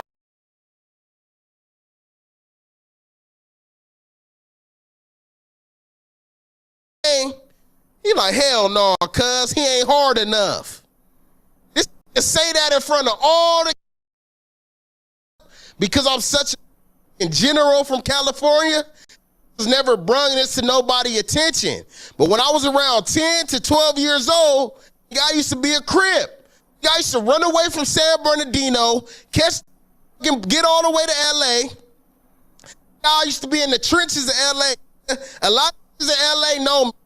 Ask his blood, they'll tell you. On Bloods, they'll tell you he used to be a crip when he was a kid. Ask that C-Rag from 84 Main Street. Ask the rapper Airplane James from East Coast Crip. Ask these in LA. I used to run the whole block. I used to run the whole block. I was a little crip general. You feel me? But at the same time, my best friend and my cousin, we cousins on both sides of the family. My mom and his mom is cousins, and his dad and my dad is brothers. They used to be double dating, and he was a blood. He used to claim Swans. My dad went to Swans High School, East Coast Crip, and Swans is worst enemies. My dad was the East Coast Crip. My dad's brother was from Swans. He went to Fremont High School. So me growing up, you got to understand, my dad was a Crip general, a real famous Crip. He robbed it. My dad was the reason why the F-13s and the East Coast Crips had that big ass beef. Yes, my dad was the reason why the F-13 said ain't no black people better not be wearing no white t-shirts in LA or we killing them. My dad was one of the Crips that hit that lick. He was rich. He was like 25 with 300,000 cash. Man, big ass mansion in Las Vegas. Yukon XL on 26s. You had shit. Motivation. I didn't even live with. I used to still live in the trenches, sleeping on the floor. I used to go see that. You had mansions on blood. And that's what made me hate Crip. One day I'm hanging on the block. We like 10 deep. Me, all my childhood friends. Joe Young, he that ride motorcycles in LA. He do wheelies on the Harleys, and he cut hair. He cut Blueface hair. Yeah, Mighty Joe Young. Y'all know who I'm talking about. All these know me. On Bloods, I'm known in LA, was socking shit out. I was a little Crip general, blood. I swear to God. And one day my dad came from Vegas. We like 20 deep, 20 Crips. 20 Crips in front of my granny house on Bloods on 83rd between Main and Broadway in the 8th on Main. My family from Main Street and my family from East Coast Crip. But I had an uncle that was claiming Swans. Don't forget. He the only one that went to the Blood school. You know what I mean? So long story short, and his son was my best friend, best cousin. So long story short, we all chilling on my granny porch. I'm saying I'm from 69th Street. I'm saying I'm from 69 East Coast. My name Infant Snoop. I'm going under my dad name on Bloods. When he come from Vegas and he come to LA, he pull up in the Yukon, big ass chain on, LA fitted on. He jump out the car in front of 20 other little Crips my age. He get out the car and everybody's scared of me. Everybody know I'm the hardest little Crip around here. He get out the car, my uncle probably like 30 years old. He ain't even really my blood uncle. He from East Coast Crypto. He from 11-8, named Stefan on Bloods, dark skin, long nose. Y'all know who I'm talking about. He on the porch. He on my grandma's porch. Soon as my dad walk up, he like, hey, cuz, you know Mook took your name? My childhood name was Mook. I don't know who gave me that name, but they called me Mook. I guess I was a stupid little baby. They called me Mook. I don't know what they come up with this name. I heard the shit on Lion King when the Simba said something about the stars and the kings in the sky, and Timon said, what Mook told you that? You feel me? But long story short, my uncle Stefan tell my dad, hey, you know Mook claiming Infant Snoop. You know he claiming your name. He like, hell no, cuz he ain't hard enough. Just say that in front of all the kids right there, and all the kids that listen to me. If I say we finna go shoot some shit, if I say we finna go rob the store, whatever I say, and he say that in front of everybody. And I'm like, what? You feel me? And that right there is what turned me off to like really hating Crips, you feel me? You know what I'm saying? But you gotta understand, this is how I grew up. I grew up on 83rd my whole life. I grew up on 83rd between Main and Broadway my whole life. So a lot of my family members was Crips. That's just how it was, you feel me?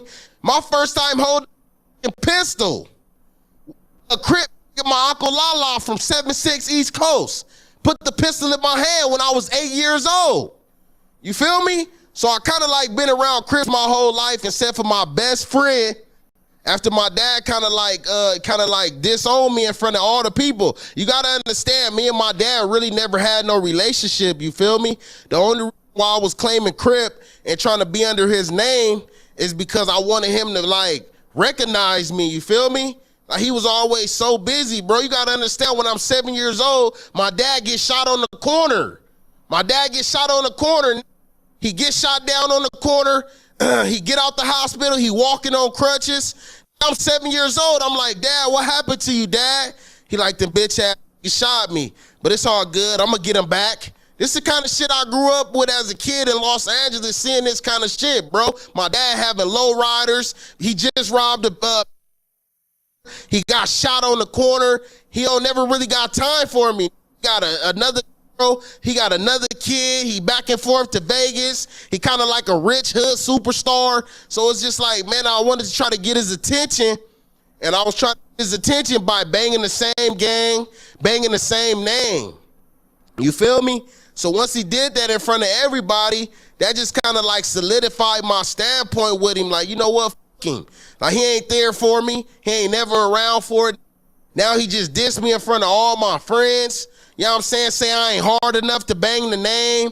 All kind of different shit. You feel me? So at that point in time, I started hanging out with my cousin more. Instead of hanging out at South Central, I'd go to Paramount, and we'd be catching the bus to Bompton. You feel me? But at this time, I'm only 12 years old, so I'm still a kid. I say I'm claiming East Coast crib, and we on the block, we smoking little stress bags of weed, running from the police cars. We not really doing nothing. I'm not going out killing people. I don't really know as far as who they beefing with. I'm not knowing you supposed to go kill this group of people. I'm not knowing all that. I'm 10 to 12 years old, trying to have my dad recognizing me, thinking if I go fight all these people in LA and say this my name, my dad will recognize me. You feel me? And he ain't recognize me, gang. You feel me? Still shine me off. Like, nah, you ain't hard enough for that. You know what I mean? And as I got older and I turned into a blood, you feel me? And I be in the blood and I go to the penitentiary and I get out the penitentiary and he asks me like, yo, why did you turn blood and all that? I'm like, I remember that time we was sitting down and you said that in front of all the people, you had all the kids laughing at me. He like, man, I ain't gonna lie, man. I just want better for you. I didn't want you to take the same route that I took.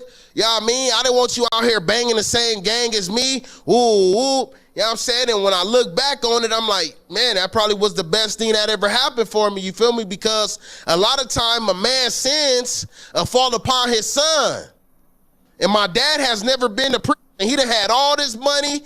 That had a real strong name in his hood, not getting no DPs. He a known shooter. His name Tiny Snoop from 69th Street. You feel me? He a known. So at the end of the day, man, I was kind of like, my dad was in and out of my life.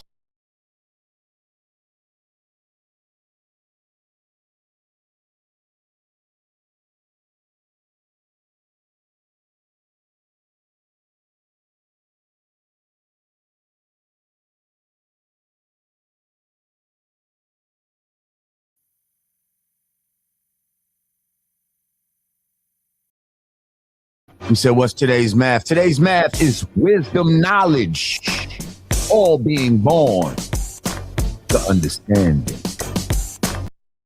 Oh, here we go. Window, safe line repair, safe line. They ever run up on me, I guarantee you they won't. I put a hole in their chest the size of a window. Safe line repair, safe line replace. That's what's gonna happen. They touch me. Unarmed woman was killed by ICE. If you think you about to come and brutalize the people while we're standing here, fuck around and find out. Our interactions with the police and ICE, and we hold them accountable. We patrol the community and we hold them accountable. The Black Panther Party for Self-Defense, we're the same Panther Party from back in the day, but we're a little more aggressive now, you dig? Carry bigger guns and we don't take no shit. Places where there are a lot of immigrants at, I think that the community around them needs to take special care to them and needs to start escorting them to and from everywhere to make sure that they're safe. Because them ICE agents ain't gonna act like that if it's a bunch of people standing outside with assault rifles and shotguns. It's a semi-automatic shotgun. That means them shotgun shells that shoot out of a pump, this shoots them rapidly. If you are going to legally arm yourself with something bigger than what they got. Those who serve in the public, they should be fearful of the public. They should be fearful that the public's going to be dissatisfied with their job that they're doing, not feeling like they're tyrants, not feeling like they're bullies because they got guns and body armor and walkie-talkies. That makes them immune to whatever the people would do. I think you want to correct the ideology of the pig and the mentality of the slave catcher. You meet them with equal force. All power to the motherfucking people. No power to the pig. Oh, no. Okay. Let's stop right there. I'm glad it stopped on his face right there too.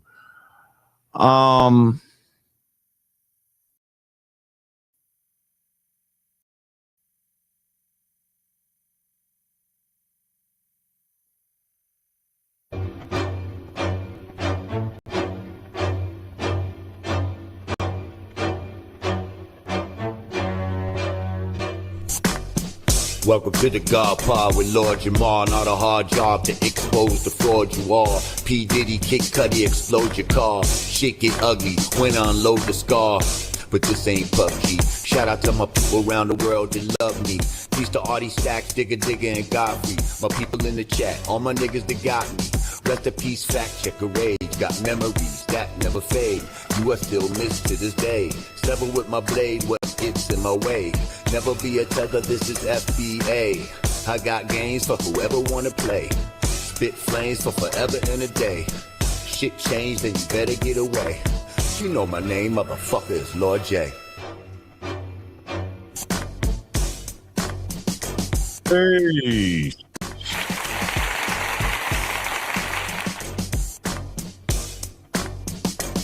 What's good, peoples? Programs of the CIA. Damn, I hate to be the one to tell you. Oh, I hate to be the one to tell you. Oh, I hate to be the one to tell you that Huey was smoking more than crack.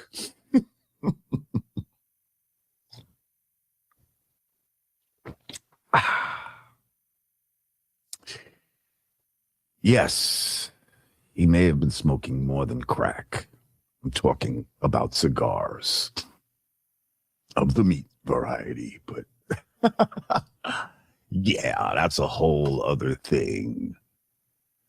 Ma'am 7 reminds me of a crisis actor, doesn't he?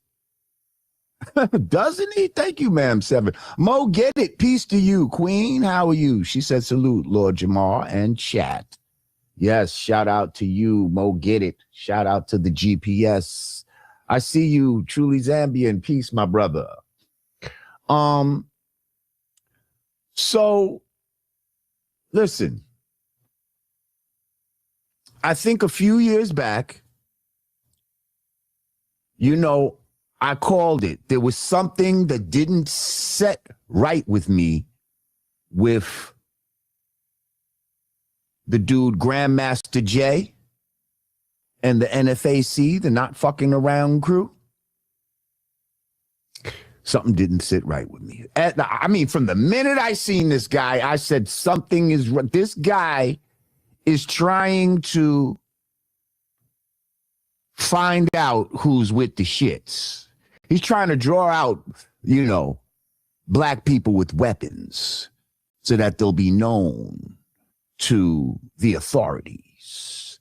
And sure enough, he seemed to be a provocateur. And I believe when his gig was up, they acted like he got locked up, and now we've never heard from this guy again. We ain't seen no pictures of him in jail or no shit like that. He seemed like a provocateur that was dropped into the ecosystem to try to stir emotional feelings and agitate, agitate seeds of disruption,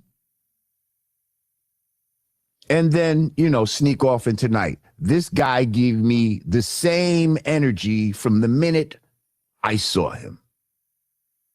I'm like, who the fuck is this guy? Who is this guy?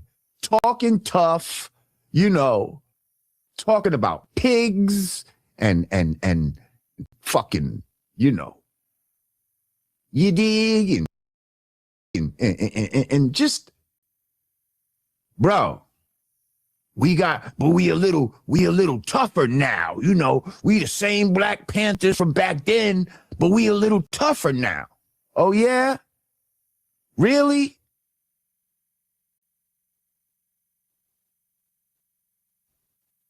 Like, what was the purpose of that? What was the purpose of that?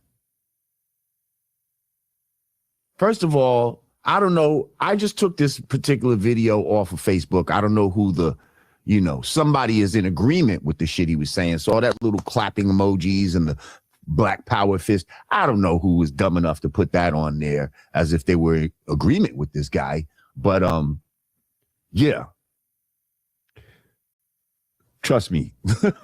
I didn't put that up there.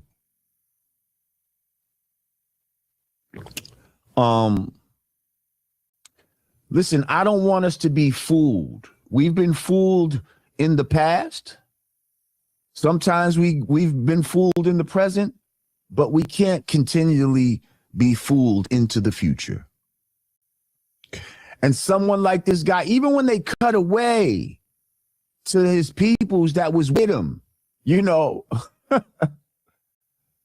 none of them was looking like Black Panthers that, like traditional Black Panthers. Then I'm seeing pictures of this guy. First of all, what's this guy's name?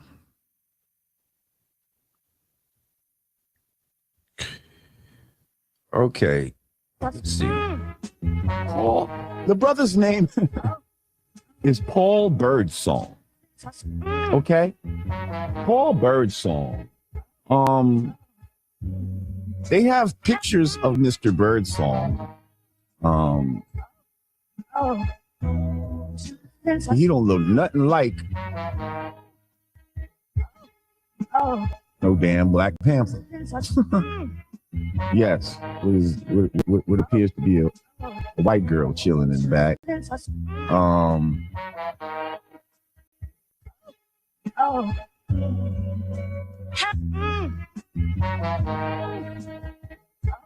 This guy just gives me police vibes all day. No? Reminds me very much of this guy. Remember him? Remember the NFAC? We're not fucking around, crew. Poor nigga, she knew that guy. She felt bad when I got on him, but I was like, yo, I'm telling you, something ain't right about this guy. Something ain't right about this guy, and something ain't right about this guy. So if y'all are dumb enough to allow this Johnny come lately, because I mean, I ain't never seen this guy nowhere until that clip, basically. Like certain people, that have been in the conscious, so-called, quote unquote, conscious community, they've been around for years. You know what I mean? Certain people, you can't help but run across their path because they've been out here. They've been doing shit. I remember seeing the pills. I used to see the pills way back in the days in Harlem and shit like that. Like they've been out here. So when they come out onto the internet and shit like that, even people like Sonetta and shit like that, they've been out here. They're not just popping up out of nowhere. But these pop-up dudes, they said, that's it, I'm calling Dr. Umar right now. I mean, even Dr. Umar, he's been around for years. You may not, we don't agree with the fact that he still ain't come with this goddamn school, but we know who he is. You know what I mean? He's been around. He's been adding his 2 cents to the conversation for quite some time. He's not just popping up out of nowhere with a gun talking about we'll pop ice, basically threatening, armed men. We don't even know what kind of training these guys got. They just out there trying to show that, what you can walk around legally with a firearm in certain places.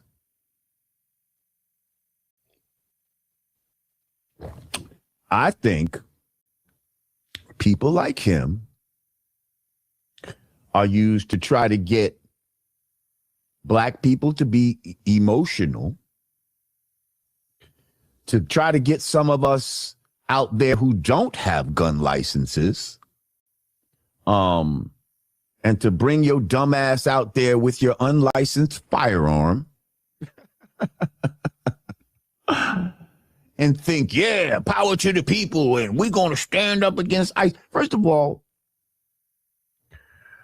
why is the Black Panther Party even have a dog in this particular fight?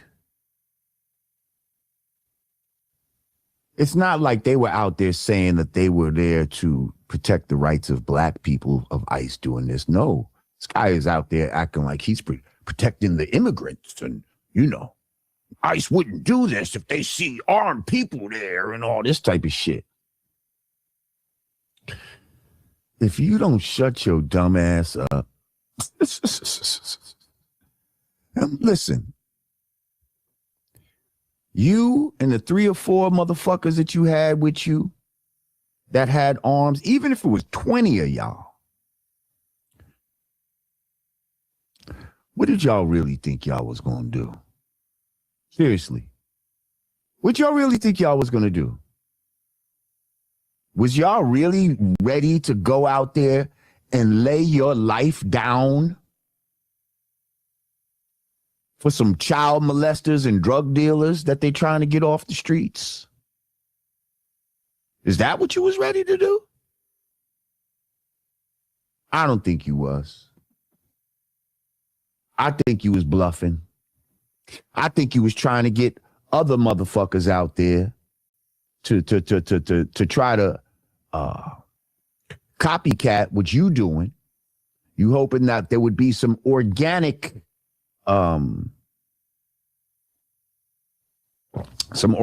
people that would see this and take it as an example and want to do the same thing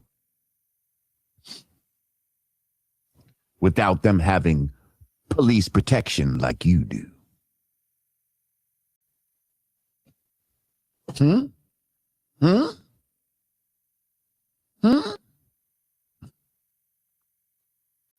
They said Julio P. Newton. That's what he looked like, Julio P. Newton. Oh, Julio Pedro Newton.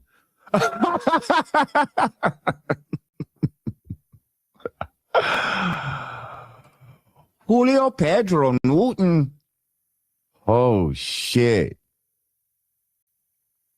Have you ever seen pictures of Huey before he was a Panther, like when he went to college? You know Huey was in a fraternity or some shit like that, right? Yeah.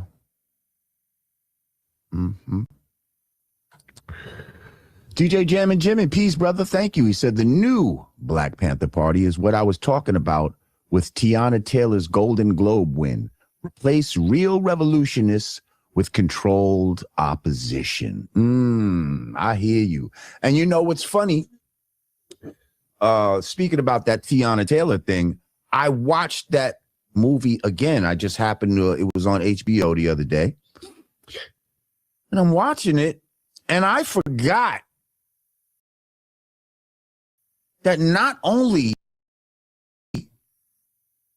was she a whore for Leonardo DiCaprio, pardon me, she was a whore for Sean Penn in the movie too. I totally forgot about that. Cheated on Leonardo had the baby with the police dude.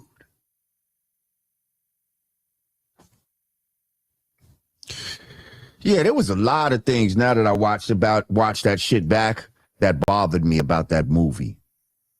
The one black girl when she was robbing the bank. Welcome to another episode. The police dude.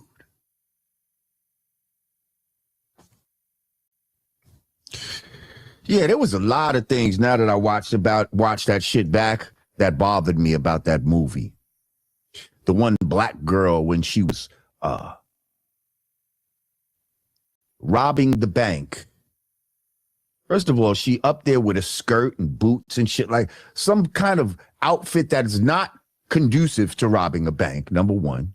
She calls herself Jungle Pussy, okay? She's wearing a wig, a straight-haired wig, darker-skinned woman, talking about this is what black power looks like. I'm like, whoa, they're really trying to do a mind fuck on the people as far as reshaping their images of what a revolutionary should look like.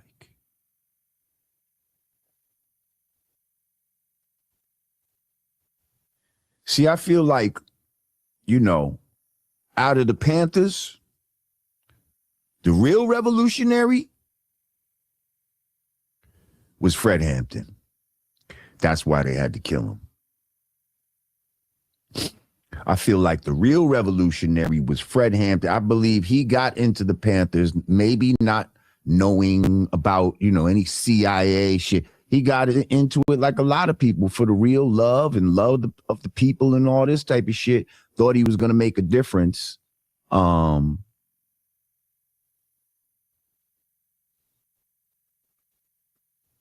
they said, we can't have that. We can't have that.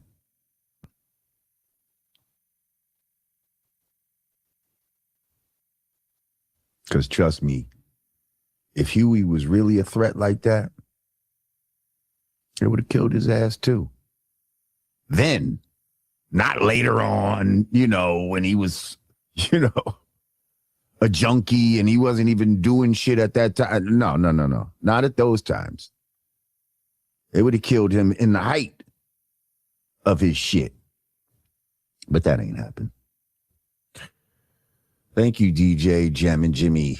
Hug the Block TV. Thank you. He said, Philly police been trying to bait Trump by talking about ICE. He ignores. Now these dudes pop up. Soros funds the DA here. Peep the headlines. Yeah. Yeah, this guy is supposed to be from Philly too. This what's the gentleman's name?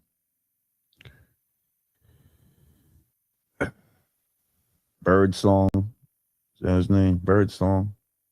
Yeah, Paul. Birdsong. His last name is Birdsong for the love of everything holy. Birdsong, like he's singing to the police. You know what I mean? A bird has a song that he sings. Singing is telling. When they call you a canary, you know what I mean? You're somebody that tells to the police. And his last name is literally Birdsong. Y'all don't see the irony in that. Yeah. Ma'am 7 said Return to the Dread is one of the hardest songs ever. Much respect. Thank you, Ma'am 7. I appreciate you. Yeah, I can't front. I love that song. It's the return of the motherfucking dreadlock. Yeah. That's right. Soft ass last name. Birdsong, Mr. Birdsong. Excuse me, Mr. Birdsong. Ring, ring, ring, ring, ring, ring.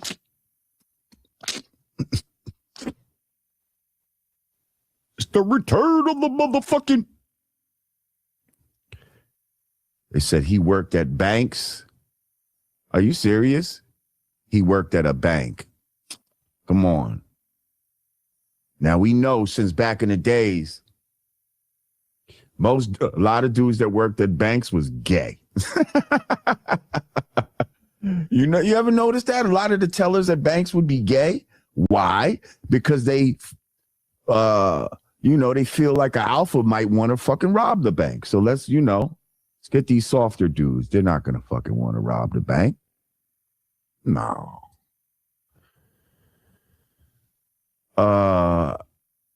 Ifu 2 said Birdsong was a Pyru rapper in LA 2 years ago. Yeah, see, I saw that too. I saw him with a blood suit on, but then he had a Crip. So he had a red bandana suit on, but then he had a Crip bandana on his head. So it's like he's a Pyru Crip Panther type dude. Come on, man. You see, a lot of people will cosplay as a lot of different things, depending on, what they into. Panama Jack said, Dead Prez, Let's Get Free, one of the greatest albums of all time. Okay, thank you. 'Twas my honor to be a part of it.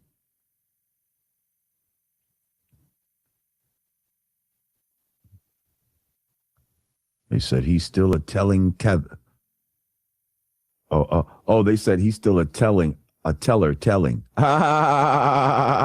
Right. He was a bank teller. Now he's a thanks teller. They just give him their thanks for telling. Every time he tells, they say thank you. Much thanks to you, sir. Listen, everybody that's in the room right now, if you do me a favor and click that like button, click that share button. And also, from what I understand, anybody that's watching the rebroadcast, apparently there's a hype button that you can click, but only when you watch the rebroadcast. So if you click the hype button on the rebroadcast, it helps, the shit get into the algorithms more and people get to see more of what we're talking about, blah, blah, blah, blah, blah, blah, blah. So I appreciate you. And if you're new to the channel, of course, I'd love for you to subscribe. And if you do, click that notification bell and click all so you'll be notified every time we drop a new joint.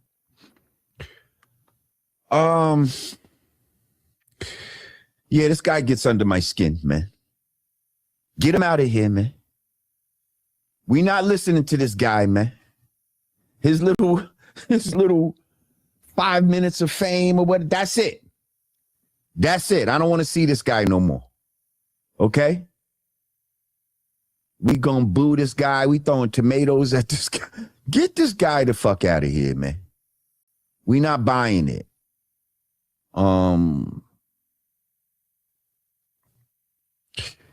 It seems like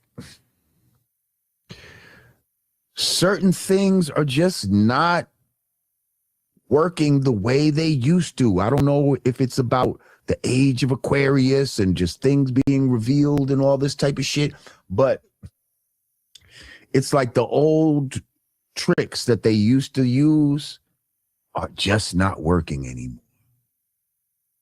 The things that used to get us emotional as Black people, I feel like we're much more analytical now when it comes to certain things. And although we're still emotional people, we still get hot-headed about certain things.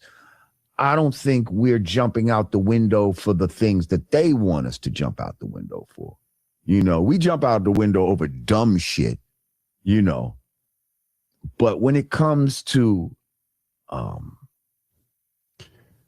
you know, being political or taking some sort of stance. This generation especially is not ready to just jump out the window and truly,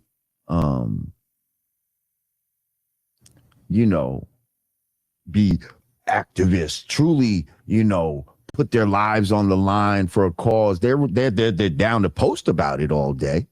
They're down to get in the comments and talk shit about it. But as far as really agitating these people to try to get out there and mobilize and gas them up to do some dumb shit, even when you have paid protesters making it, you know, trying to get people to gather on to the mob mentality and all, we still not doing it. And I don't know if it's just because, you know, we're being analytical, or it's just because we don't feel the energy. Like, the energy just feels fake. These don't feel like real protests. You got people going to protest and saying, hey, Jackie, hey, Paul, because they'd be the same motherfuckers at all of these protests, to where a lot of these they're paid to do this shit. That's their job. They're paid to do this bullshit.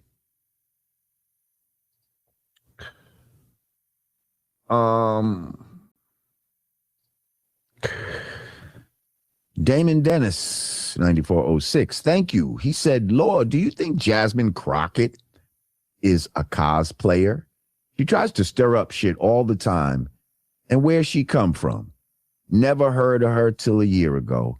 Yeah, she's a cosplayer. Right now, she trying to cosplay as the down, woke black woman, you know, who shakes her head and talks about girl, you know. But really, she grew up like, hello, my name is Jasmine Crockett. I'm Jasmine Crockett. I would love to say that I was related to Davy. Remember that nigga Davy Crockett? King of the Wild Frontier? Now she like, Davy Crockett? I don't fuck with no Davy Crockett.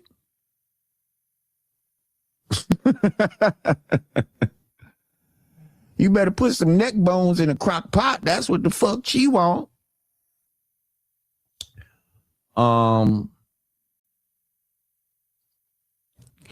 Listen, she's just one of those. She's just a symbol of who they want to represent black women. An uninformed woman who just goes with the flow, you know, totes the party line, says the shit that she needs to say in order to advance her career in politics, in order to take that $100,000 a year job and turn it into, you know, by the time you're out of there, you have assets worth millions. You know, this the shit you got to do. So whatever the fuck they say is the shit, you just got to go with that. She's one of those. Thank you, Damon.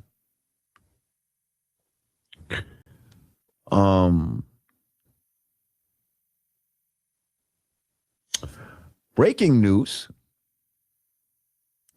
Looks like Trump is about to get what the fuck he wants in Greenland. Let's pop it up. Yeah. It seems like a deal is about to be brokered for Greenland. Well, what do you fucking know? And no force, no military actions, nothing like that. Trump is now saying that, you know, the tariffs that he was talking about imposing on European nations. He's not going to do it now because it seems like a deal is in the works. For not just Greenland. He's saying for the entire Arctic region.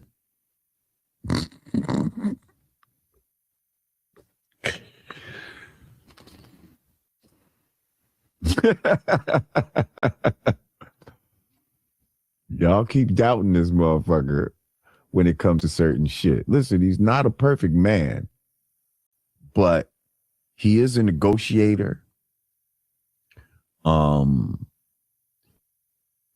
I think he's more alpha than most of those motherfuckers that he got to deal with in these rooms of power.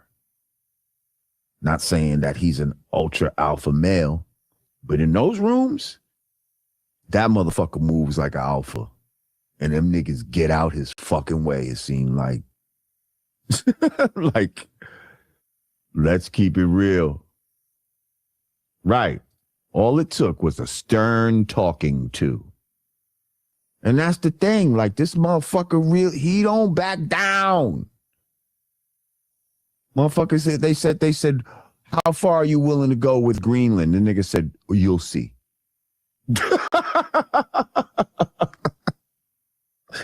nigga said, you'll see. That's one of the last things I heard him say before.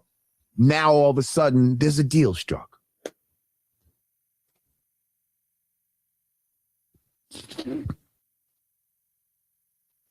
Now, all of a sudden, there's a deal struck. Can we clap it up again?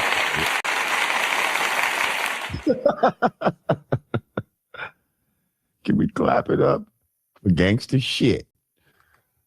Oh, my goodness. Y'all motherfuckers, man.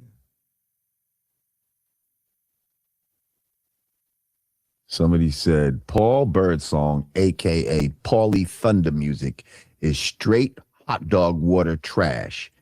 It's strange his music was all just put out within the last year. Shaking my head. Plant. So this guy really got music? Oh, boy. Oh, boy. That's right. Trump said, you'll see. And them niggas said, what's that mean? And that nigga said, you'll see. Keep fucking with me and you'll see. Like, please understand that, you know, if America wanted to, they could go into Greenland and take it over this afternoon. With a couple of hours to spare. Yeah. What time is it? 4:53. Nigga, by 7 o'clock, we could have that shit. America has enough military might that by 7 o'clock, that shit could be ours. Like, I'm not even joking. Like, yeah, probably less than that, but you know, that's just given enough time to hand over the keys and, you know, tell niggas codes or whatever the fuck that, you know, whatever they need to hand over type of shit. Yeah, 17-minute takeover. Yeah, they'll be having dinner by 8:30. A nice Greenland special, whatever the delicacy in Greenland. Motherfuckers will be eating that by 8:30. Cut the bullshit. Stop fucking with this dude. Okay? That's right. Tell him. Lord Jamal's FBA, fuck out of here. Fuck out of here. Got family that goes back to the motherfucking Thomas Jefferson plantation. God damn it. Not that we should be proud of, ancestors that were on plantations and shit like that. But for anybody that tries to, dispel my heritage because they heard about one side of my family that was from Guyana generations ago. Yeah, that's just sucker shit. Those are just suckers wishing they can have something to try to diffuse my shit, try to stop me from being able to talk about certain topics. But sorry, I hate to disappoint, but nah. Nah. FBA, baby. FBA, baby. And I told y'all in the past, even if I wasn't, right? The way I grew up, I would still be on the side of FBA. Okay? I would still resonate and understand the delineation that needs to take place when it comes to certain things, right? Because white people delineate, right? There's Germans, there's Italians, there's Danish, there's Americans, right? Those are all different types of white people, right? So there's different types of black people. All skin folk is not kinfolk. So when they talk about black people, we're selling black people in Africa and all of that type of shit. No, that's not how it was looked at.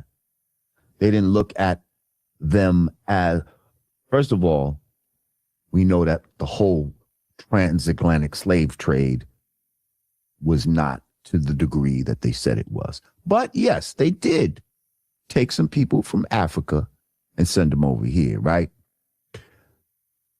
And some tribes sold other tribes. And when they did that, they're looking at each other as different then. You see what I'm saying? If I was a Zulu and you were a whatever tribe you were in, even though we were both black, we're not looking at each other as the same. Okay, now that could be part of our downfall, but that's what the fuck happened at that time.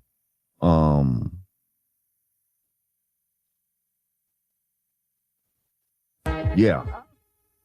So it's a misnomer when people say black people were selling black people. It wasn't that simple. It's not that simple. Just like here, all black people that are here in America can't claim themselves as foundational black Americans, nor should they have the same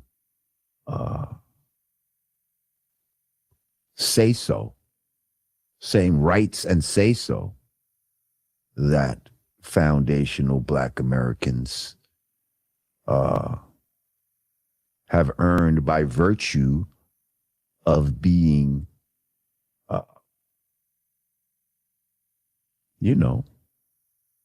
indigenous to this land, native to whatever words you want to call it. Because sometimes we get into the semantics. Well, indigenous and native. Listen,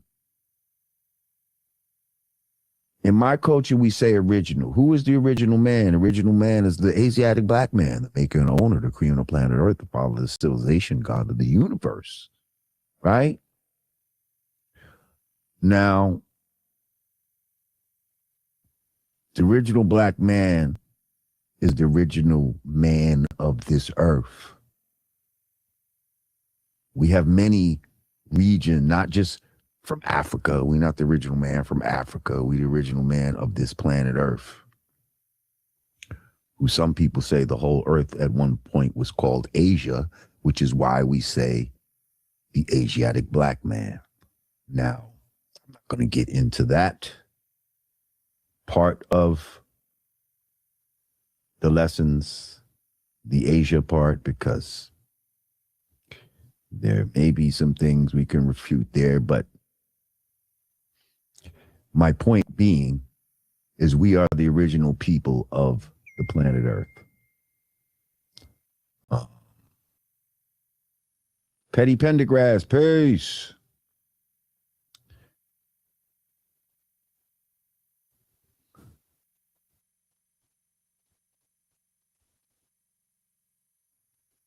And some of us are the original people of this land.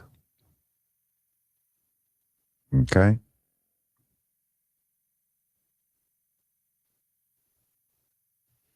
Yeah, I'm FBA. So you know you got two parents, right? You got two parents. So you had heard the story about one, and then y'all tried to run with that.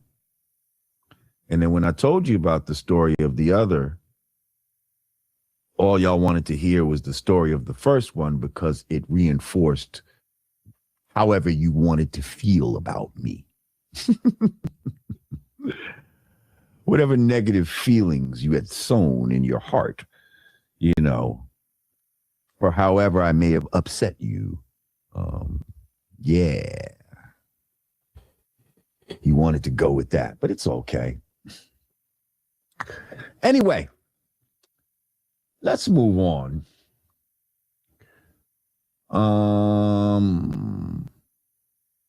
Yes, I saw this. High Def 100 said, "Pluck Anton Daniels, hashtag FBA." Well, I thank you for the super chat, High Def 100. And I guess you lead me into my next topic. So recently, Corey Holcomb had a show, his 5150 show, which I fuck with Corey Holcomb. I think he's hilarious. I like his point of view on a lot of shit. And when I see clips from his show, you know, it's usually some shit that make me laugh, or I'll be like, yo, he's saying some real shit right there, right? So, you know, I'm sure y'all saw this clip of the brother Corey Holcomb and a guy by the name of Anton Daniels. Now, I'm not going to hold you. I am not familiar with who Anton Daniels is, what he does, why he's famous, where he popped up from. I don't know who he is, right? Y'all tell me, I guess he got a YouTube channel or something like that. And maybe he says a lot of stuff against black people. And actually, I guess part of their conversation, I guess prior to everything going crazy, was this guy Anton was saying something about black people selling. It was black people selling other black people, you know. Corey's acting like, nah, it was black people getting stolen by white people. You know what I mean? In my mind, you're both right and you're both wrong. You know what I mean? When you nitpick at it, you're both right and you're both wrong. To a degree, right? But anyway, I don't know, they got into some shit. And now I'm not gonna lie, I feel like Corey kind of opened the door to the anatomic, to using anatomic analogies as insults, right? Because Corey said to the dude Anton Daniels, you kiss the ass of white people, right? So boom, right there, he opened the door saying you kiss ass, right, of white people. So now what did this guy do? He took your lead, he took Corey's lead and tried to one-up him, or two or three up him, and said, in his mind, he's saying, oh, well, he said, I kissed ass of white people.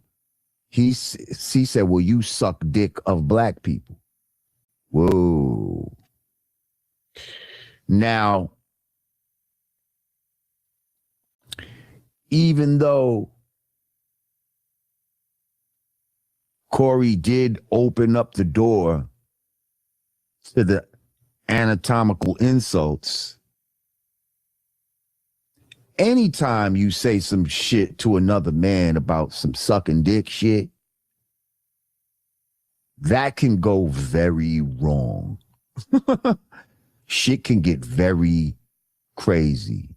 Lives have been lost for a man saying to another man, suck my dick, or you suck dick, or anything of that type of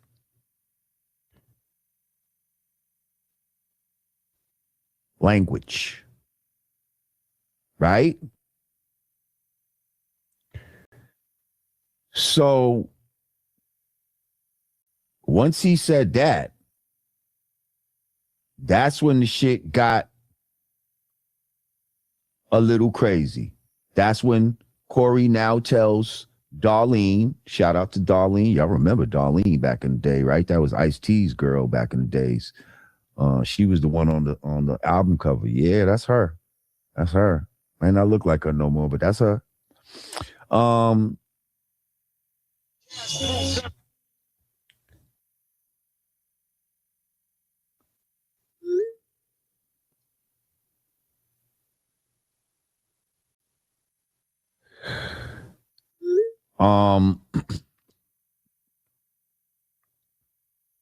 So he tells Darlene to get out the way because she was sitting in between the two. He goes and sits in Darlene's chair and basically gets in the homie's face and like dares him to say, to say that shit again. Now I'm not gonna hold you.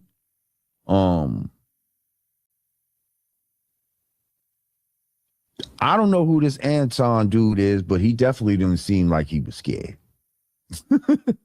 He definitely was standing his ground and,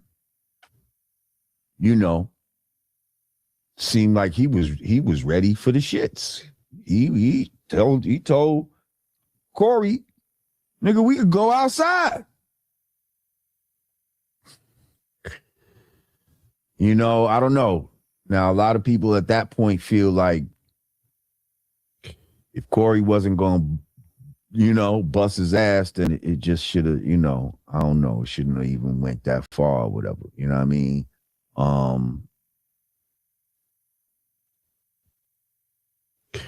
They didn't end up going outside.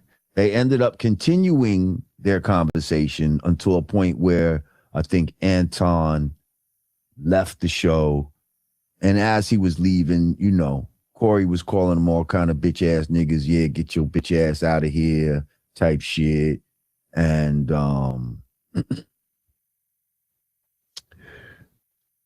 yeah, kind of dimed on him. Cause I think the the dude, Anton, had a female there with him. Now, we don't know. Maybe this guy's married or some shit like that. But he had a female there with him. And Corey starts talking about, yeah, you and your bitch, get your bitch out of here and all this type of crazy shit. I don't know, man, you know. And at that point, it seemed like, okay, maybe he got a little get back at the end, right? I see you, Zambian. I'm gonna bring you in a second.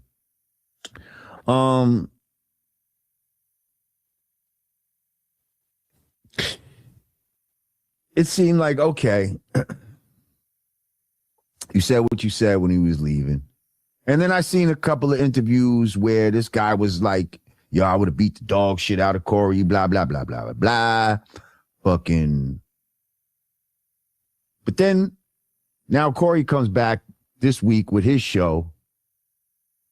And now he's taking shots at this guy's daughter.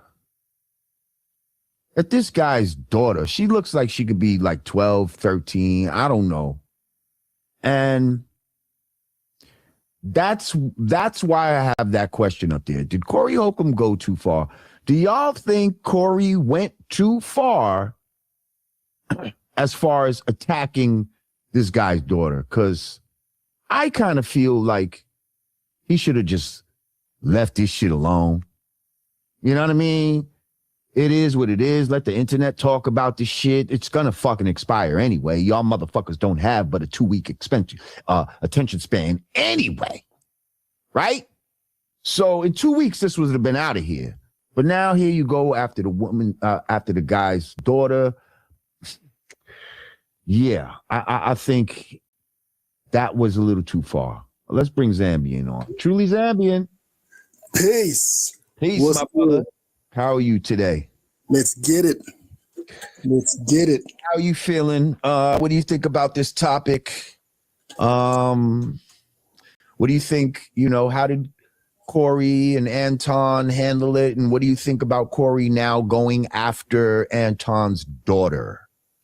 Yeah. So a little background. I used to follow Corey's show back in the day.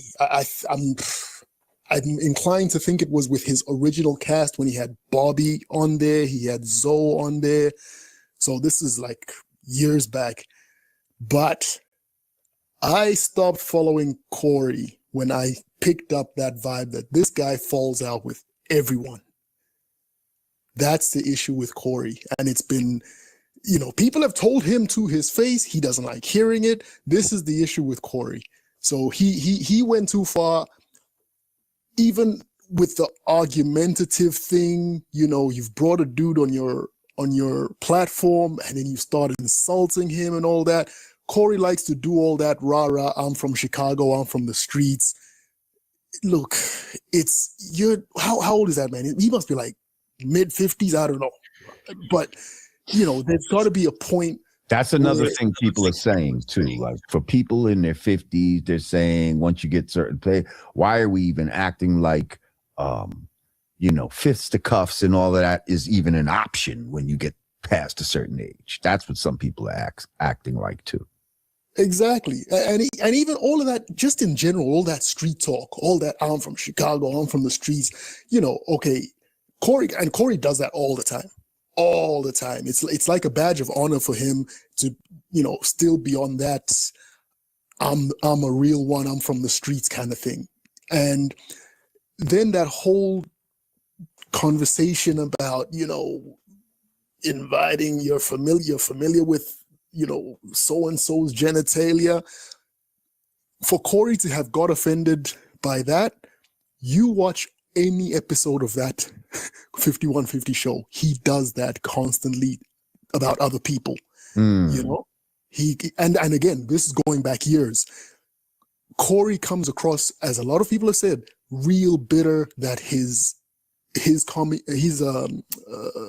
comedy career hasn't taken off the way some of his peers have. And so back in the day, it used to be, if there's another black comic who's more successful than him, whether it's getting shows, getting specials, getting movies. Corey goes to that, oh, he's gay. Oh, he did this to get that role. Oh, he did this to get that special. Oh, he did this to get the bag. So it was really bizarre for him, as you rightly said, for him to initiate with, you do this. And when somebody hits him, well, you do that. Suddenly he wants to get, in someone's face. And I mean, he's claiming the W, of course, and his fans. I'll also point, I don't have a dog in this fight, so I don't really care. I like, similar to you, I don't know who that Anton dude is. This is the first time I've seen him. But the fact that you got in his face and started with all that, say it again, say it one more time. He already said it about 4 or 5 times. He didn't stutter. So, I just don't get that. It's like, hey, he already said it. So if you're going to do something, do something.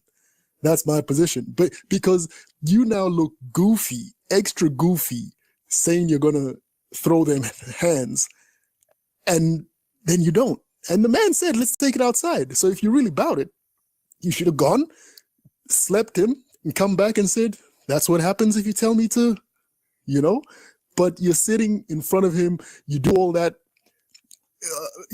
show and tell of getting up and moving into the chair next to him. And he said what he said. And so I don't think, certainly I don't think Corey comes away looking good. For you to lose control like that on your own platform is wild. It's a bad look for sure.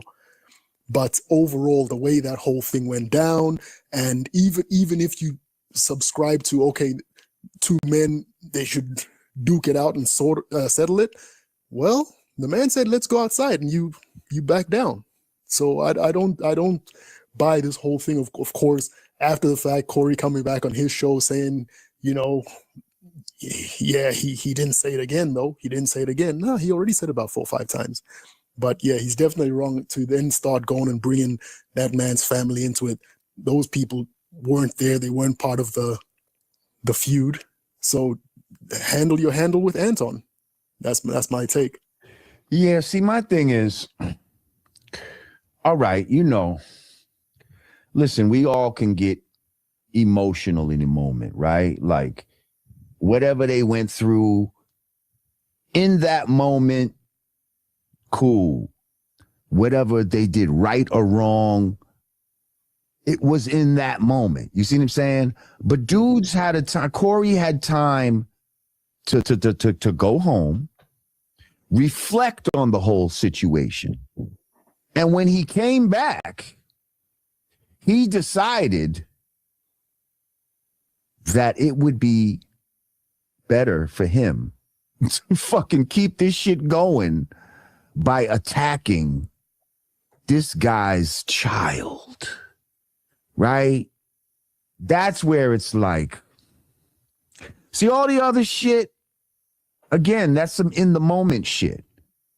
But he had time to really sit and plan. You know what? When I come back, this is what I'm going to do type of shit. Like, this was 1st degree. See, that other shit is like 3rd degree insult. This is a 1st degree because it's premeditated. You see what I'm saying? This shit was premeditated. He came in and said, watch, I'm going to talk shit about this nigga daughter. I don't give a fuck. Fuck him. Fuck that bitch. Like, and that's, to me, that's going too far. That's going too far. And that's just showing that, honestly, that you feel that you feel like he got you in some kind of way. That you couldn't let the shit go anymore. And you kind of had to like feel like you still had to get some because you weren't sure if you got him the first time around. So you want to keep poking at the fucking animal, trying to see if it's dead or whatever the case may be. And that right there almost seems like a sign of insecurity in a way, because you're not sure if the animal was dead. You know what I mean? If you hit a motherfucker with a death blow, then you know he's dead. You don't have to keep fucking with that animal. He's dead. You know what I mean? but you wasn't sure. You wasn't sure. You probably seen a lot of the comments on the internet, and you know what I mean? Because when these things happen, if you start reading the comments, they can drive you crazy. Yeah. So, yeah. I think an important point you made there. He had time to go home, cool out, reflect, and he didn't. And this speaks to another aspect of Corey's character, the complete lack of introspection. And it reminds me, I'm fairly sure it was last year. If you remember that, again, on his show, he was talking about he had not I don't want to say a run-in, but he felt that there was an issue between him and Tony Baker, that other comedian. And he said, he felt like Tony was, looking at him funny or whatever. So he approached him and said, "What's up?" And Tony Baker said, "No, ain't nothing up. I just feel like there's always something, like too much drama around you. That's why I don't want to be around that." And rather than Corey reflecting on that, he took it the Corey Holcomb way, and he took it as it's a personal attack. And he came on his show, and he was, and this is the whole thing with Corey. And you've seen it over the years. He fell out with Bobby, he fell out with Zoe. He's fallen out numerous, whether guests or co-hosts. I don't know what he calls them. I don't watch his show first of all, not disrespect. I don't watch nobody's show like that. I don't even watch my show back. To be honest, I'll do these shows and then I'm not going back and analyzing, let me analyze the show. And I'm not into, just like as a rapper, I don't like to listen to a whole bunch of other rappers, especially when I'm doing my music, because I don't want it to influence what I'm doing. So I don't necessarily watch a bunch of podcast dudes to see what they're doing, because I don't necessarily want their shit influencing what I'm doing. You did? No, that's cool. It's just to lay the background to what I'm saying. Yeah, I'm just letting you know that a lot of people, they talk about the peripheral people on people's shows. Like, who do they used to talk about? Rory or somebody, Rory, and I guess they were on the Joe Button show or something like that. Like, I didn't know their name. I knew he had people with him, but I didn't watch the show like that to know those guys. The B mics. You know what I mean? But there's shows that I listen to Sway in the morning on Sirius XM. So of course I know Heather B, and you know what I mean? Some of the people that he has up there. But yeah, I don't really watch a lot of these podcasts. No disrespect to none of them, though. I'm just saying that's just the way it is. Yeah. Yeah.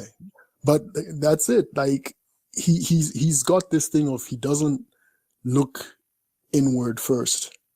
So he's fallen out with a number of people over the years. And as I said, that whole thing of, tagging people as gay, or that this person did that to get this gig, he's always done that.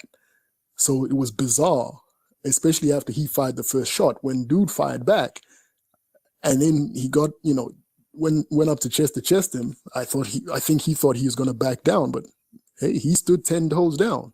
Hey, he said, "Let's take it outside." Corey said he from Chicago, and we said, "Well, I'm from Detroit." God damn it! Exactly. Two tough ass cities. So what the fuck? That all that tough shit cancel each other out type of shit. It sounded like in that moment. And I think Anton, I think rightly said, "What does that mean?" You said you're from Chicago. I'm from Detroit. And what? What does that mean? Stop claiming streets that you ain't putting no work in. So it's again, like I said, it's almost like a case of Arrested Development with Corey. It's this whole thing of still trying to, I think you've had the conversation on your show before, guys who make it out the hood, but still want to claim the hood or act like they're still in the streets. And this whole fictional idea of you've got to keep it real. And it's, again, for a man who's just shy of 60 to still be having that mentality, it seems like you've wasted half your life. Yeah, I mean, he's not the only one. There's a lot of people out there, I think Nas just made a song, what's it called? Third Childhood or some shit like that. You know, they talk about second childhoods and third childhoods, you know, for some people. And you know, part of it is, you know, motherfuckers not wanting, nobody wants to get old. And first of all, I think a lot of people try to act like, oh, you're so old. 50s and all that is not that fucking old. Y'all relax. Like, you know what I mean? Like, y'all keep trying to make motherfuckers old, but maybe back in the days, 57, you know, niggas was looking like Red Fox and all that type of shit. But goddamn it, I'm 57 and I'll fucking, you know, give you 50 push-ups right fucking now. You know what I mean? And I don't look like nobody's Red Fox type of shit. Matter of fact, he was younger than me when he was doing Fred Sanford and shit like that. So I'm saying, you know, yes, we're older and we should be more mature. We should know better, ourselves a certain way. But at the same time, people that are this age, they don't necessarily feel like this age. You understand what I'm saying? And a lot of them still got that rah-rah shit in them. You know what I mean? Like, they still feel young. They still ready to go. And they still got that fucking attitude. Like, you know what I mean? And some of them will fuck your ass up. So, yeah, I'm just saying. Yeah, but and then in the same breath where he started taking shots at dudes' family, he started copping pleas about there are all these cameras here. You know, my account on YouTube would have been suspended for 30 days. Then why would you stand up and go and start trying to antagonize somebody? Or why wouldn't you accept dude's invitation to go outside? That's the end. That's how you end dead old talk. You know, not to be super Iron Man or anything, but I've been in that situation where somebody wants to show off in front of other people and say, yo, I'm going to do this. So I said, let's go.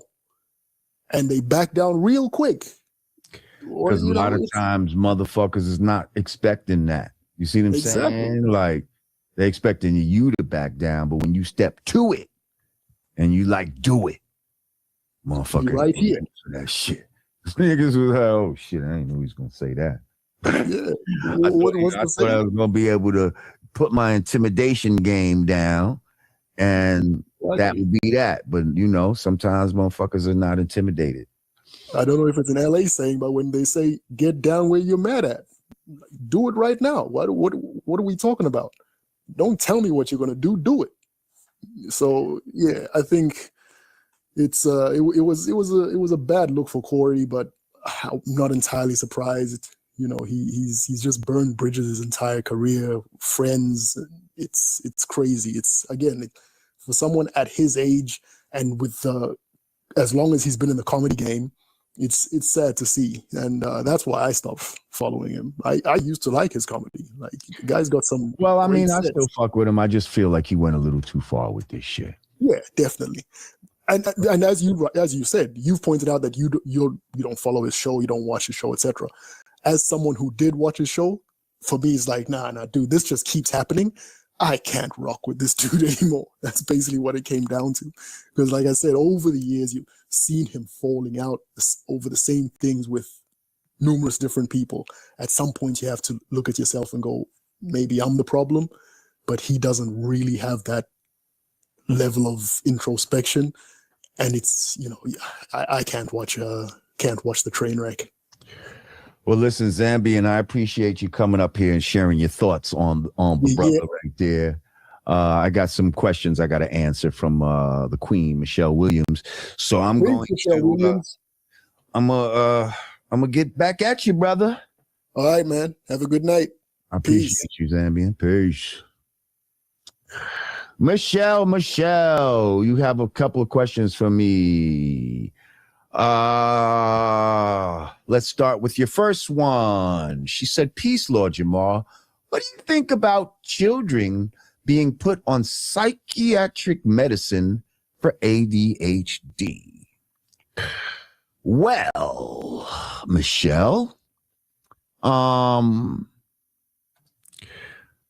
first of all, did you know that the term ADHD, attention deficit hyperactivity disorder, was first formally used in, are you ready for this?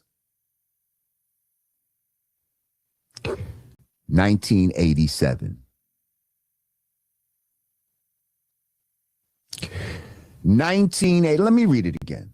The term ADHD, attention deficit hyperactivity disorder, was first formally used in the 1987 revision DSM-3R of the American Psychiatric Association's manual, combining inattention and hyperactivity into one diagnosis,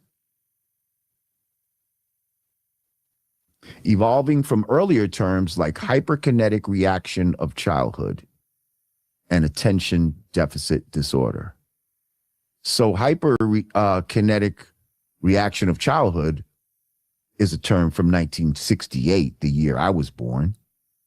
And attention deficit disorder was made up in 1980.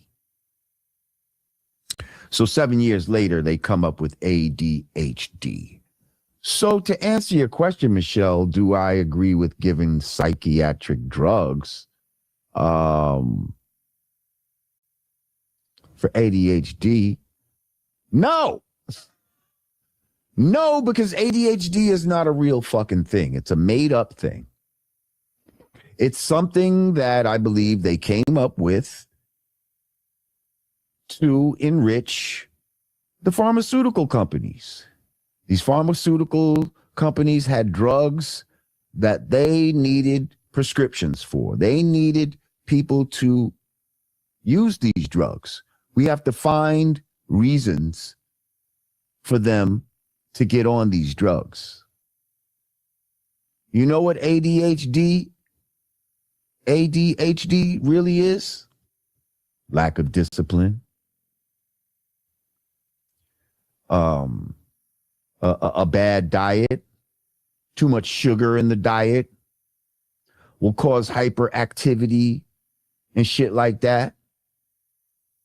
But these same people that say you got ADHD will give you a fucking lollipop or some shit at the fucking doctor's office. Right? Remember they used to give you lollipops at the fucking dentist office? Like that was a reward? Oh, here, take a lollipop. Because you knew that was going to bring a motherfucker back with some cavities. That's why you gave them out. And so you give us, you give us these foods that will cause hyperactivity. This excess sugar in our diet, sugary juices and sugary, there's sugar in the bread and there's sugar in this and sugar in the sauce and sugar. There's sugar every fucking where. And then you're giving kids candy as rewards.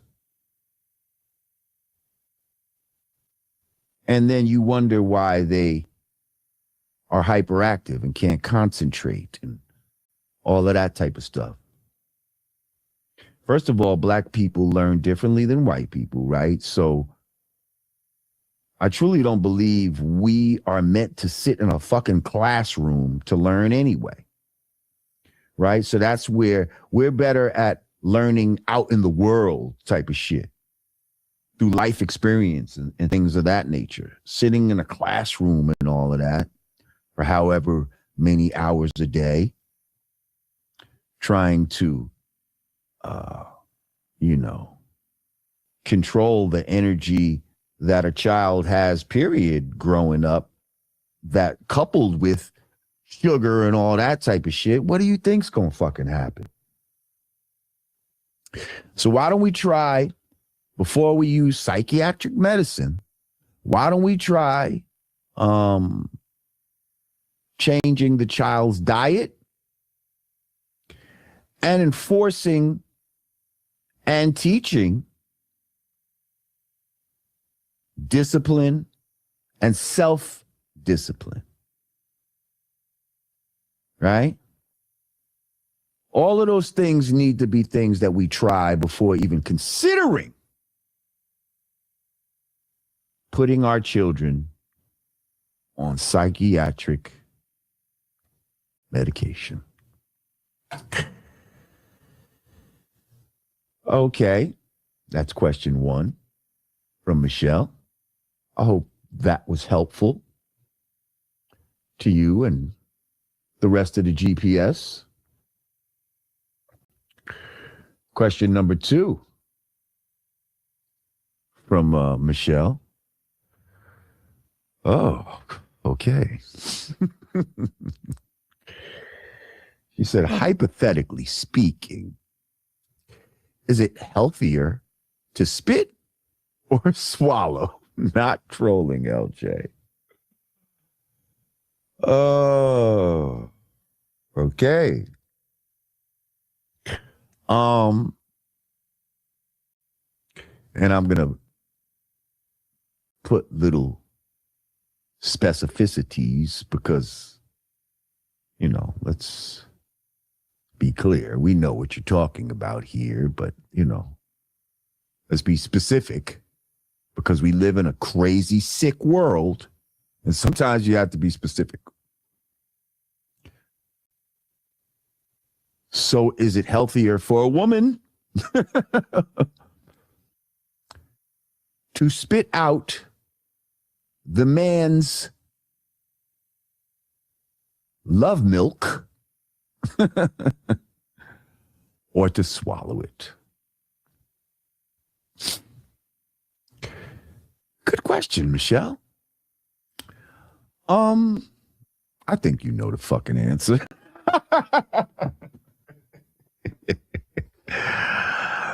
I think you know the answer, but hey, I would also say that it depends on the man that you're dealing with, right? I think it would, I think their diet, you know, would come into play. But assuming that you're dealing with a healthy specimen, you know, the shit is loaded with vitamins and minerals.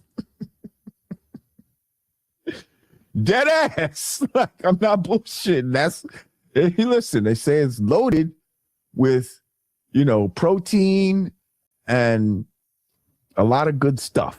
Okay.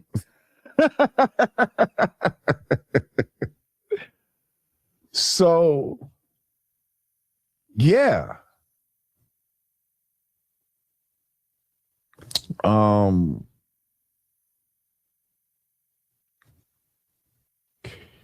You know, a lot of men take offense, you know, to the spitters.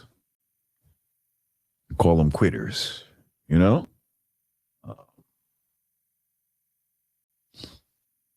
Like, listen, that was my gift to you. That was my gift to you.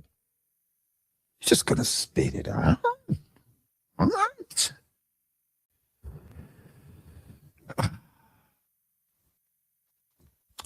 So yeah, Michelle, I really did, you know, I say take and ingest healthy things. That's all I can tell you. Ingest healthy things, you know. Okay, and Michelle's third question. She said, do you think the love of money or the lack of money is the root of all evil?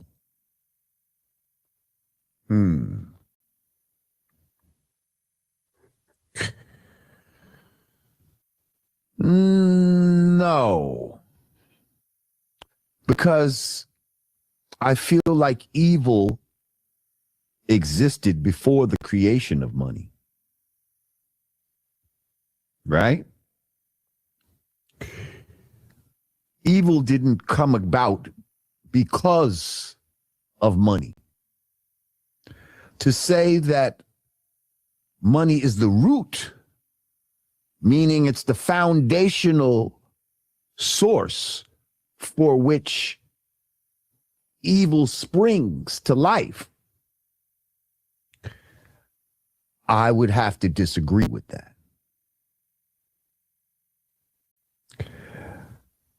I would say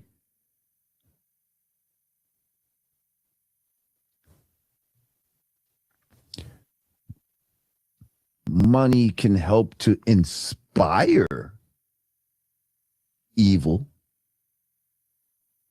in unrighteous people.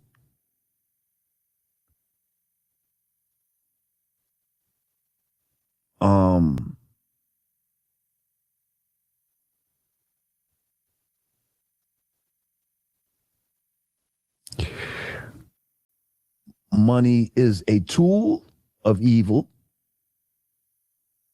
It can also be a tool of good, depending on how it's used.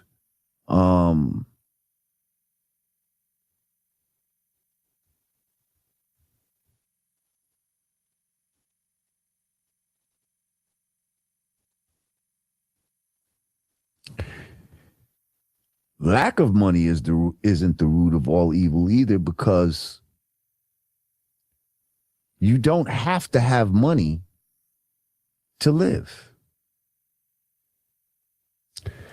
We were born into a world where everything we need is provided for us by the creator of this world. And with a little bit of work and a little bit of elbow grease, whatever you want, you can have. There's food literally growing out the ground and falling off of trees. And if you take the seeds from some of those things and plant it somewhere, you can have the same shit wherever you're at and have it just coming up for free. There's trees all over this fucking earth and rocks and materials that you can create a home and a shelter with. That we're not supposed to be paying for all that shit. So again, even before there was money, somebody figured out how to fuck somebody else out of what they had. Right? Whether it was, trying to steal somebody's land. And I mean, I guess all these things are a form of currency, even down to somebody's wife, People would have to pay dowries and shit like that.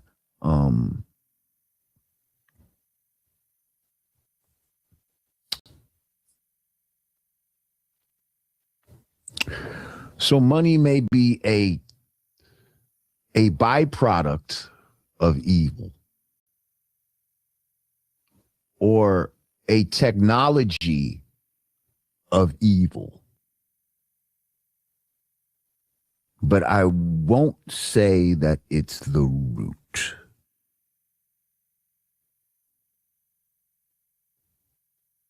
Yeah, I won't say that it's the root. Huh? What do y'all think? What do you think? What's your take on it? Do y'all think money is the root of all evil? Yes, electricity is free, for real. We don't need to be paying for nothing.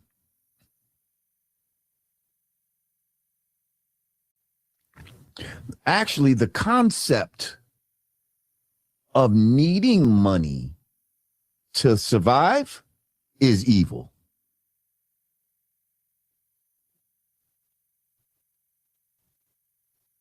That's right. I told him, Roman, but thank you. GPS, don't forget to hit the hype button when you watch the rebroadcast. That's going to help very much what we're doing here. Right now, just clicking the like button is helpful, but when you rewatch the broadcast, for all those people that rewatch the broadcast, don't forget that, hit that hype button. Matter of fact, right now, everybody put some 7s in the chat just to show that we're all on one accord. Put your 7s up right now. Everybody within the sound of my voice, put your 7s up. I know Roman wants to see the 7s right now. Put your 7s up. There you go. There you go. Peace to my 7s. Peace to the 7s. There we go. You see that, Roman? Roman got his shit up. Yeah. I like that. I like that. I think when we do unified shit like that too, YouTube likes that for some reason. Mo Get It said, money is simply a resource. It's necessary, but the love of it is a dangerous mindset. Well, it's only necessary in these societies that we choose to be a part of.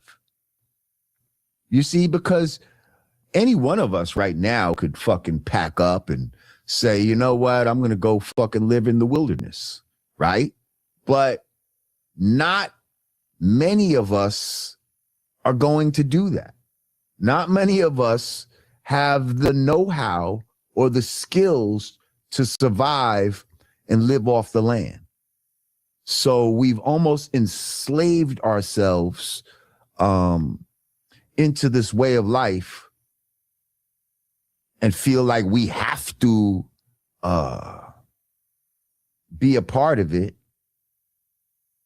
from our lack of knowledge, right? From our lack of knowledge. So, yeah. Up. The Queen, once again, Michelle Williams, thank you. As always, Queen, she said, thanks, Lord Jamar, for answering my random questions. You are a gentleman and a scholar. My apologies if I offended anyone. Listen, I don't think you offended anyone, but you know why? Because this is a show for grown-ups, Michelle. When I look at my demographics and my, what do they call it? My analytics. When I look at my analytics, I don't see children here, right?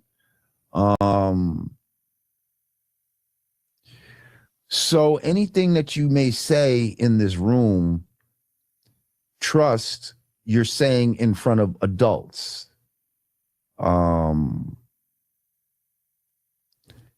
Everybody, I don't think anybody here is, you know, is so prudish to where they're going to be like, oh my goodness, did you hear what she said? Do you hear what she's asking? Listen, we could keep it real in here, you know. We don't want to get too crazy, you know. We're not savages in the pursuit of happiness, but at the same time, we real people that talk about real things. And sometimes inquiring minds want to know.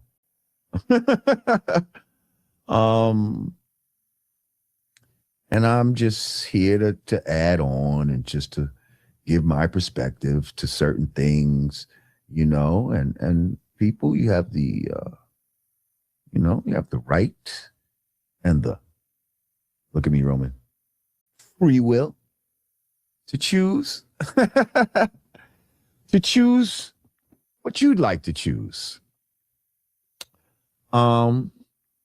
We might have to make this a show. I had a conversation with my boy Roman the other day. I'm not going to get into it now, but maybe I'll just plant the seed and y'all think about this and then we'll talk about it on the next show.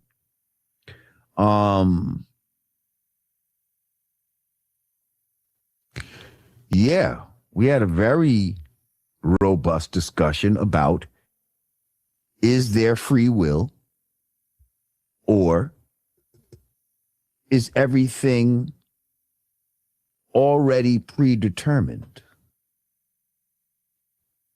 in life? You don't have to answer now. Say, think about that. And maybe the next time, which could be tomorrow, to be honest. I don't know. I might feel like hopping on again. But the next time we convene, maybe we can touch that topic.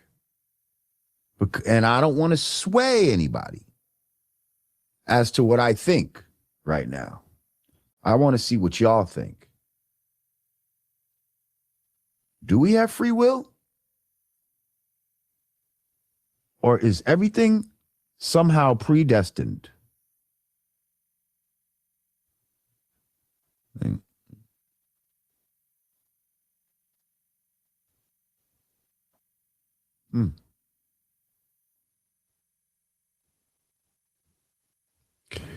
Have I heard about fentanyl in weed? Not really. Why would they put fentanyl in weed? That's so fucking stupid. Why would they put fentanyl in anything?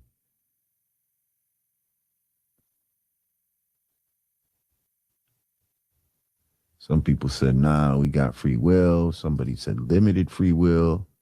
Depends if you're a believer. Predestined by who?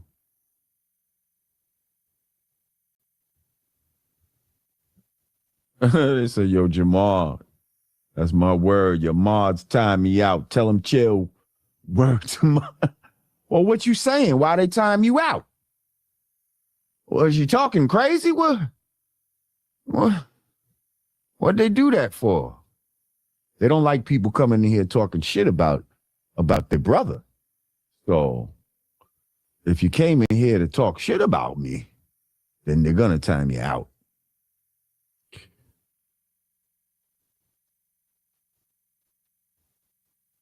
Somebody said, your ending is written by law. How you get there is up to you. Can both be true at the same time? I believe it could. Zambia said, asking why you got timed out will get you timed out. Oh, shit, that's funny. Well, yeah, listen, y'all. Y'all sit on that. Y'all sit on that. And we're going to convene. We're going to reconvene in the very near future. I appreciate all of y'all for coming through, everybody for sharing their thoughts and questions. Truly Zambian as always. Michelle Williams, the Queen, High Def 100, Damon Dennis, Ifutu, Mam 7, Hug the Block TV, DJ Jammin' Jimmy, Mo Get It. Yeah. Uncivilized Savage. Oh, hang on. I didn't see that, Uncivilized Savage. He said Tiana Taylor says her role ain't hypersexualized. You know why she says that? Because she believes that her hypersexuality is regular. She believes that her hypersexuality is regular. So she doesn't think it's hypersexualized. And she doesn't see the irony in her character and how they used her. First of all, her name in the movie is Perfidia Beverly Hills. Do y'all know what Perfidia means in Spanish?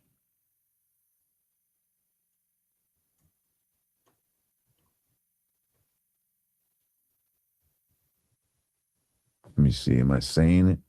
Okay.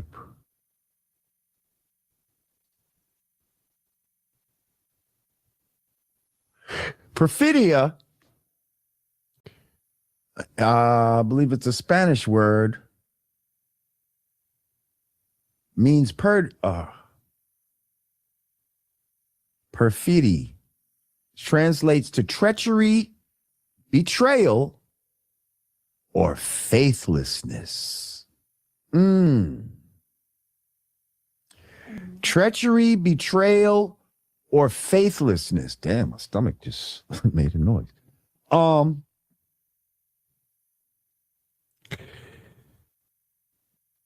That definitely described her character very much in that movie. I also feel like it's how they wanted you to see the black woman, as treacherous, someone who will betray, and that lacks faith. It's also funny, though, but if you put the whole thing together, her name, Perfidia Beverly Hills, right? So, treachery, betrayal, or faithlessness in Beverly Hills. You see when they try to tell you little shit without telling you shit?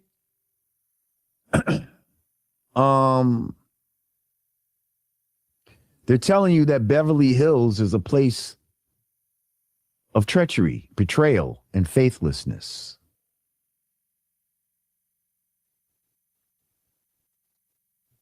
And they literally named a character after that. It's pretty deep. Pretty deep.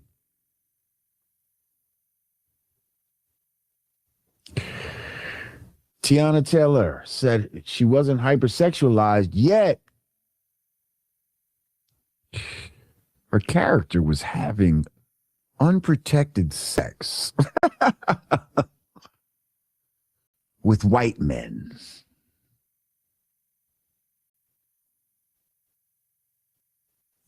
White men, both, may I add, some years her senior.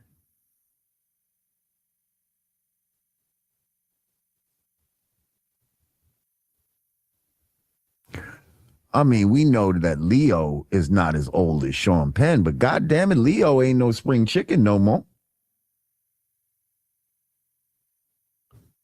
And Sean Penn, shit. Hang on. Sean Penn age. Sean Penn is 65.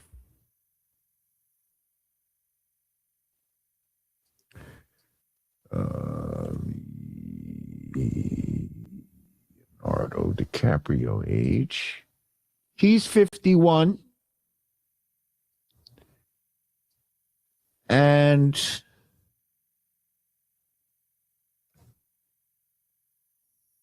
Tiana Taylor is 35. Ugh. Bad picture of her just came up. So they had her character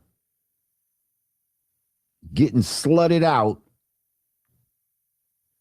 by men 20, 30 years her senior. What was that all about? What message were they trying to send there?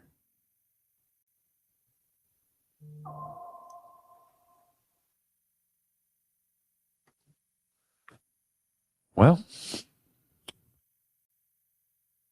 all some shit to meditate on and reflect and see how these motherfuckers play.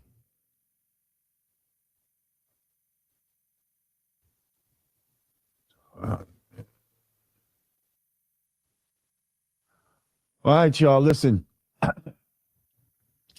I'm about to make moves. I hope you have a great rest of your night.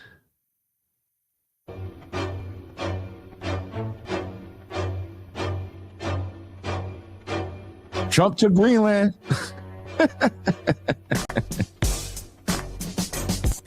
Y'all better stop fucking with that dude. What did we learn today? We learned that we not fucking with this new Black Panther Party guy. None of that bullshit they talking about. We learned that Corey Holcomb may have went a little too far.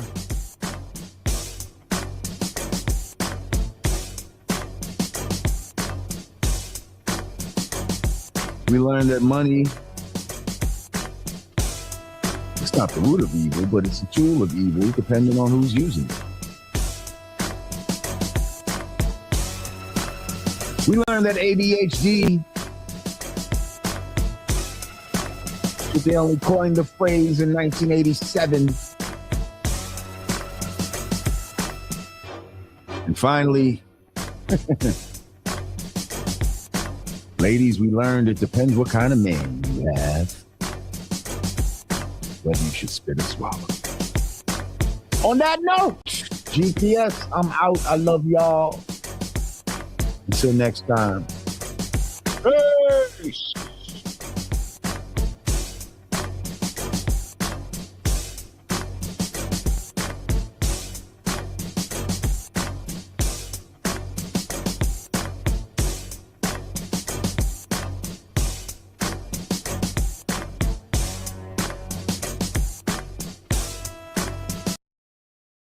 That's crazy shit going on here this morning. Fucking one of the homies was like driving here and he cut some guy off and he ended up fucking like crashing into the wall of the building while he was like trying to get away from these guys, and like all the cops came and What is wrong with fucking people? I don't know. I don't get it. Like I mean, I just don't. Like you want to fight, you got cut off. Sorry. Right. Well, sorry. I apologize. Right. I'm sorry. Everyone's sorry. I'm not for cut you off. Well, you want to insult the injury? I'll kick your ass too. But I'm always like, fuck.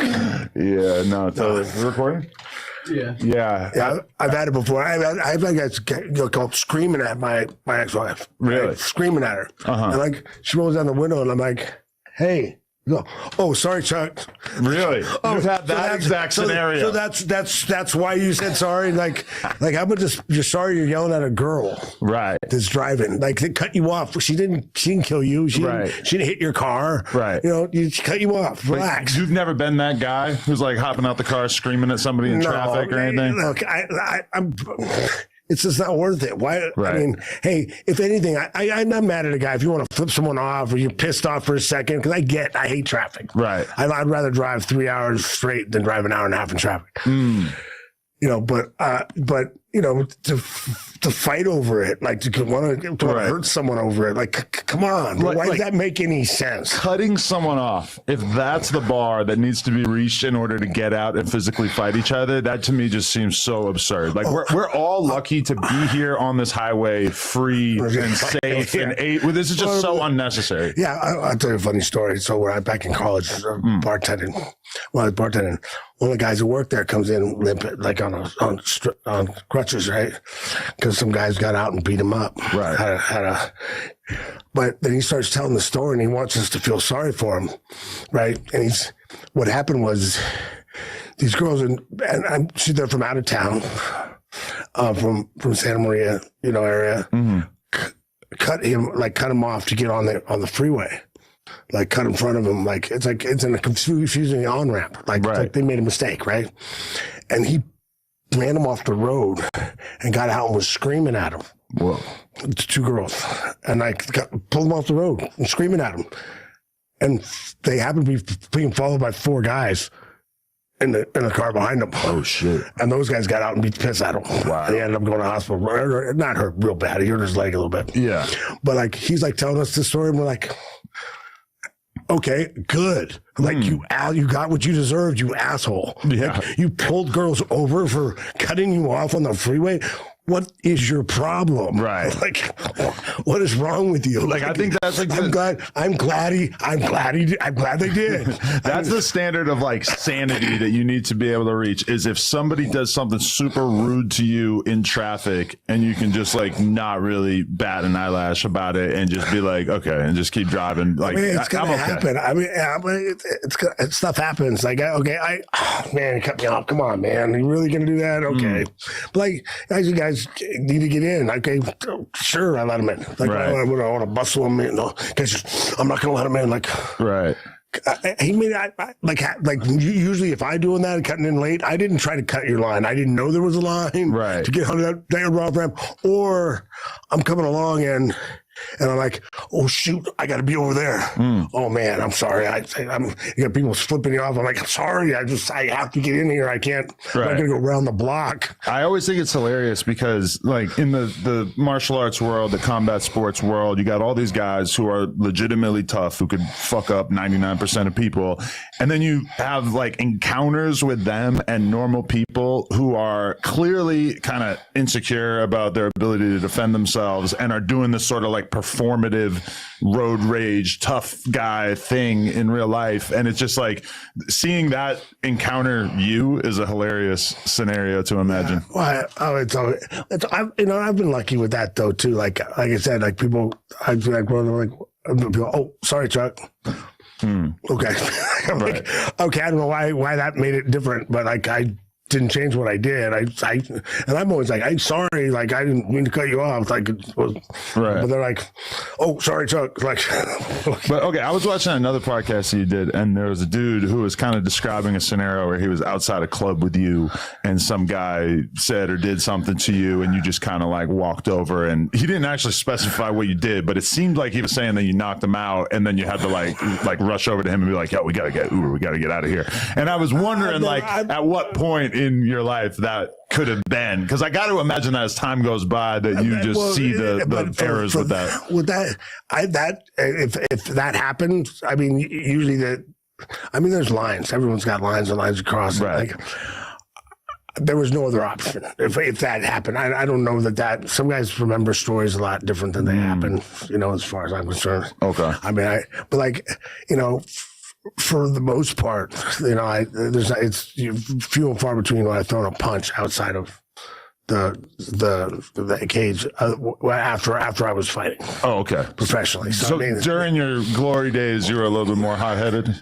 No. When I was fighting, I never, not at all. Right. Like, I never wanted to fight people. But I like when I was younger, I was. I mean, I grew up when I was probably 21, 22. It's just, I say I never started a fight, but I never let you out of one really easy either. And about 21, 22, I figured out, it's not that much fun. Most of these guys can't fight anyway. And so it's not entertaining to me. Right. And then they're gonna, they'll take punches at you and then try to press charges when you beat them up. Exactly. Yeah. And it's like, what's the point? So I started learning how to get people out.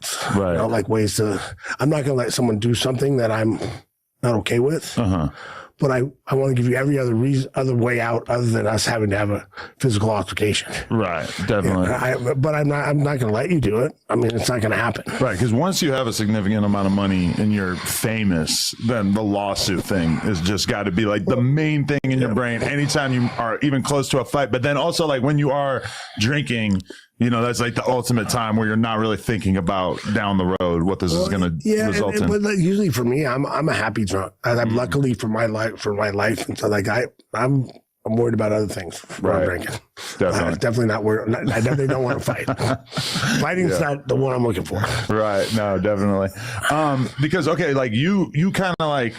I was reading some stuff about you, and it was sort of describing you. You grew up in Santa Barbara, and there was like a street that was kind of like where all the college kids would go and shit. Down Isla Vista, right? And so even as a young dude, you would kind of just be hanging out around there and just end up getting in fights. End up getting fights on Isla Vista a lot. Yeah, our family, me and my boys, we go out. It's one of those things. You go out there and have fun, and there's always some group of college kids that wanted to fight you. Right. Because I don't know why, but well, that is like the primary demographic that wants to fight over nothing when they're pissed drunk in the middle of the night. Yeah, and then so it was always fun. I liked fighting, and people wanted to fight. A lot of times it'd be like, oh, he doesn't want to fight, but I'll fight. They're like, I got no problem with you. Yeah, you kind of do now.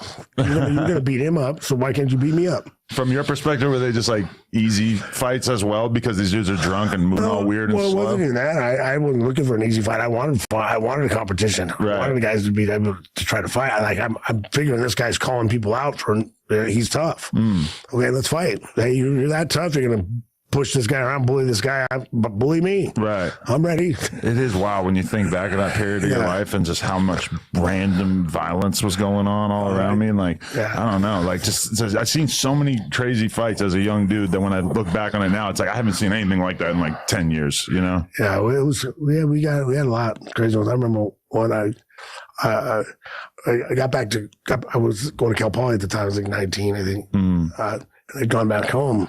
I came back and one of the resident wrestling practices goes to me, hey, Chuck, were you and I live this weekend? Yeah, what? By any chance, did you jump off a car and kick a guy in the head? Yeah. How do you know? No, I didn't know it was you. I just thought maybe that might have been. I'm like, thank God. And this is just an impromptu move, just jump off the top turnbuckle or what? Well, long story short. Well, I can tell the whole story. So I walking out, talking to this girl in the middle of the street, and then my two brothers are behind. We're walking behind, where they're lagging behind. I was talking to this girl. They're walking up, and there was like 5 guys in front of me, came up and started, hey man, you gotta get out of here. I'm like, hey, man, I'm not going anywhere. I'm like, and started trying to fight me. I'm like, look, I don't want to fight you. I got no problem with you guys. I'm talking to this girl, but I'm not going. No, well, then walk on then. Bro, like that's not happening. Sorry. Right. I'm not going anywhere. But and then my 2 brothers walk up.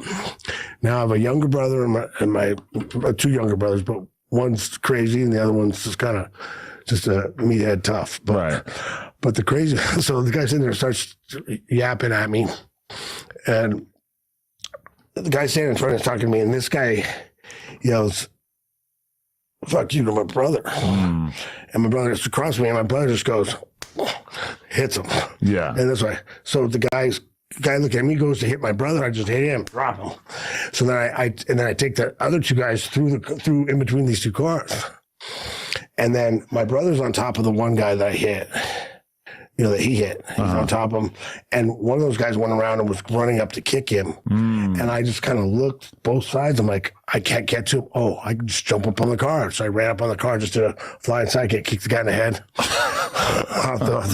off the car. So it just happened to be that was the only way to get to him in time before he punted my brother, who's the crazy one. He's still on top of the same guy. We've got 5 guys, bro. We dropped that guy. Get up. You gotta get creative at that point. We have four other guys. So you can help us out. That's hilarious. It was fun. Wait, so would you describe like you getting into martial arts and combat sports? Was that something that you were just immediately a natural at, or did it feel like it was something where you had to really work to get some success in that regard? Well, I liked it. So I started martial arts when I was a kid. I was 12. And one of the things about our style, the style I was at was not really geared towards kids, really, because it was really basic. They'd show you a technique and they'd have to go over there and do it 500 times on each side, and then we'll look at it and see if you can do it. And then they do it. And I'm an ADD kid. I was all over the place. Like, when I was like in 4th grade, the teacher told my mom she needed to get me on Ritalin. My mom's all, nah, that's a Band-Aid. I'm not doing that to my son. So yeah. So why don't you challenge him? I feel like that's just like the craziest thing to do to a kid. Yeah, so challenge him. Yeah. If you want to keep his attention, challenge him. Right. Which is really what I needed. But what I did when I was at karate was a lot of people had a high attrition rate at the school I was at about 3 to 6 months, because people could, when they get their first belt and if you figure out that, and for me, it was like, that's when I figured out that there's no magic to this. It's just hard work. Yeah. But I also at the same time figured out if I work harder than you, if I learn more than you, if I practice more than you, I can get better than guys that have been there longer than me. Right. I could beat guys that are better than me. And for me, that was the thing when that clicked in my head. I was there all the time. You know, I used to be, they couldn't get rid of me. I could take, you know, I always look back and I look back at my growing up, you know, like as I went to karate all the time. Like I would go after wrestling practice, go after football practice. Right. I get home, I rush home, do stuff. So my mom let me go train some more at the gym. And you weren't thinking about anything that you could potentially do with this, no, right? Like when I was in high school, I said a long time ago, when I was in high school, there was no I graduated in 88. First UFC was 93. The funny thing I used to say was the thing I'm best at was not street fighting, was what I thought I was best at in the world. It's definitely not supposed to be a future in that. Yeah, there was no future in it. Yeah. I'm sad the best thing I'm the best at, I can't make money doing. Yeah. And I actually said that before when I was a kid. Did it feel kind of like serendipity when the UFC sort of came along and you realized like, oh, okay, this is for me? Well, that was down the road because I started wrestling, and then when I finished wrestling, I started kickboxing just to keep competing. And while I was finishing school, and then as I was doing kickboxing, then after I graduated, I kind of was liking kickboxing, was trying to do that to kind of push that out to try to make that a living, but it wasn't much. Didn't pay much. A lot of fun, great, but there was not much, you know. And then. And the UFC had come along during that time, but like it was like everyone's like, oh man, you should be in the UFC. Like my friend Lorenzo Neal's a good friend of mine, but you could come down, man. You need to be in this. You're a fighter, and you wrestler. You got to do this. Like, but like no one knew how to get into it. Right. And then someone offered me a mixed fight. Nick Blomgren, One Kick Blomgren, offered me a mixed fight and at some like an open hand strike fight in Vegas, and I went and did it, kicked the guy in the head in the first round, knocked him out, and someone said, hey, you want to fight in the UFC? I'm like, yes, finally. Yeah, let's go. It's crazy how difficult it felt to figure out everything back in the day, whereas now it's like if you could literally ask ChatGPT as if Googling it wasn't good enough, but like everything is just mapped out for you now, whereas like back in the day, dude, when I came in, we were just getting into this. I was UFC 17 was my first one, and we were just trying to figure out how to train. How do you mix everything together? How, and one of the big things for us was you get guys stand straight up when they're kickboxing, and then you get a lower stance when you're wrestling, and then when you're fighting, you're kind of in a middle stance in between, and it threw my timing off there for everything. So like we just started trying to I got to get my stance to where I'm going to fight. Right. And that's my stance. Yeah, that's one of the things I wrote down that I wanted to ask you. Like when you look back at your days of training, does it feel kind of prehistoric compared to the sort of state of the art technology and all of the really well thought out methods that dudes are using to train now? Oh, for sure. Yeah. We were just, like I said, we were trying, they're learning from us. They're probably taking it from the stuff we did. How we put it together. Like one of our things is we started doing with sparring is we'd always do it because you get so comfortable sparring. Even though we're just stand-up sparring, you can shoot, so you have to stay in your stance so you don't get taken down. But nowadays, like I said, we were trying to figure out how to mix the sports together, the different sports together. Yeah, and now you guys get guys coming and they got guys that know how to mix it together. Right. They come in and now we just got to figure out what's your specialty, what are you good at, what you're not good at. Right. And they have nutritionists and strength coaches and all that stuff. And we started getting those, but we were kind of adding those things on as we went, adding those little pieces and trying to get better and better as you're training. And definitely, like a lot of people gave you a hard time during certain fights because you'd be kind of out partying, like too close to the fight and everything like that. See, people don't realize that I didn't drink 8 weeks out from a fight. Okay. You just cut it off. I cut it off, and but the guys would like laugh because I used to go get my friends in because I went to, but my sleep schedule was 2:00 at night. So when I go to sleep, because I fight at 9:00 at night. Right. So if I'm getting up at 6:00 in the morning, go to sleep at 9, my body's shutting down. Yeah. Before I fight. Yeah. It's chemically get ready to go to bed. Right. So I move it to 2:00. So my 2:00. So when I go to Vegas, like my buddies couldn't get into a club by themselves. back then. Right. And so I'd go on a Friday before Saturday fight or Thursday before a Friday fight, walk them in, get them set up somewhere. See you guys. Right. And walk back out. And every time I did that, the door guy would be like, I really didn't think you were coming back out. I thought you were going to stay in there. And I remember Tito saying I won one fight after I lost that I was out drinking at I'm like, that's absolutely false. Right. So do you think people want you to be this sort of like cowboy party animal type dude more than you actually were? I mean, don't get me wrong, I got after it afterwards. But I'm a very regimented person. I was really regimented with my diet coming into fights and my training and what I did. And so, you know, I had my rules, you know, and for me, if I follow my rules, it makes life real simple. Right. Definitely. Yeah. Did you feel like you were in a constant state of experimentation in terms of like what was the best diet for you to use and stuff like that? I was always trying different stuff. Like, okay, I'll try this. And I've been doing that since I was a kid. I tried you know, I think the first one I tried in high school was like a eat to win diet, like, and, you know, it was all non-fat milk and, you know, all this getting used to, that was the weirdest thing. Getting used to like a non-fat milk. Cause like back then, not that I drink regular milk now, but back then we did 2% was at my house. Right? And when you first start drinking non-fat milk, it tastes like water, right? Yeah. Like milk flavored water. Yeah. But then when you've been drinking it for a while, you get used to it.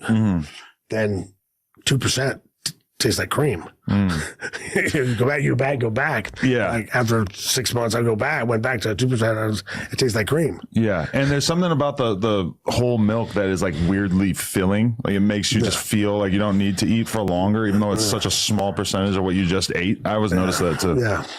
But it's just different stuff, yeah. Definitely. People are probably wondering like how this interview came to be, and I just want to like share that anecdote because I was actually coming back from Chicago, and so we ended up in the same airport flying back to LA, and it was like I'm always thinking about like how annoying it must be to be a famous person and that I just don't like, I see somebody like you, obviously I've known about you forever and shit, but it just like didn't, in my head, I'm like, I don't want to bother this guy, especially when I'm seeing somebody come up and take a photo with you like every minute.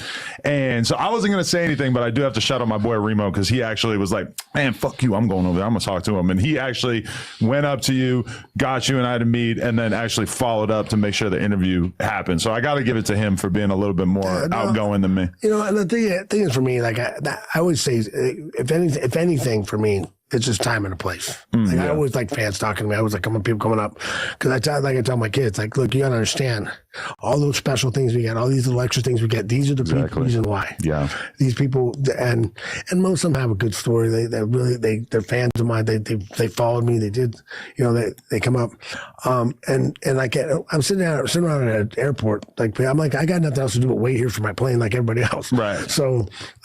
So fine, come up.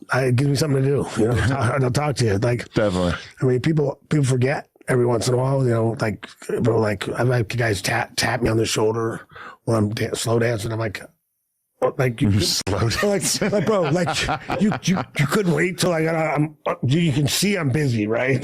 Right. You know, like you couldn't wait till I got off the dance floor. Right. Like it's like I don't do this a lot. So, you know, it's like you can wait a few minutes and it'll be off. The ultimate example of like somebody really, really trying to take a photo with me that stood out to me as just like, bro, fuck you, get away from me. It was when my kid, like she's 4 now, but she might have been 2 or 3 at the time, and she shit her pants. And I'm like rushing her to the car, and we're about to have to perform, you know, emergency cleanup in the back of the car, which already is weird because it's like, you know, I got a freaking naked kid back here. I'm trying to clean her up. Yeah. And there's like a dude like acting like I'm a dick because I don't want to take a photo with him. And it's like, you have no idea what my mind is in crisis mode right now. Right. No, that's funny. Like it's probably, I've been, the 2 worst I think I've had was I was on the top of a jungle gym one time, chasing my 2 kids. I had a big ass on top of them. And some guy came up and goes, hey man, can I get a picture? Right. I'm like, when I'm done, and he's like, what an asshole. I'm like, did you just call me an asshole? Like, God, what is wrong with you? Yeah. And then I had another one knocked out. I was walking with my daughter. She's my oldest daughter. She was like 7, I think. And ran up to get an autograph and knocked her down. And I'm picking her up. I'm making sure she's okay, getting her up. And he goes, first words out of his mouth were, "Can I get a picture?" I'm like, "You need to run. Get away from me." Like, I was like, "What was wrong with you?" Like, hey, if the first words out of his mouth, "Hey, I'm sorry. Oh, sorry. Is she okay?" Yeah, okay, fine. Definitely. Okay? Be careful.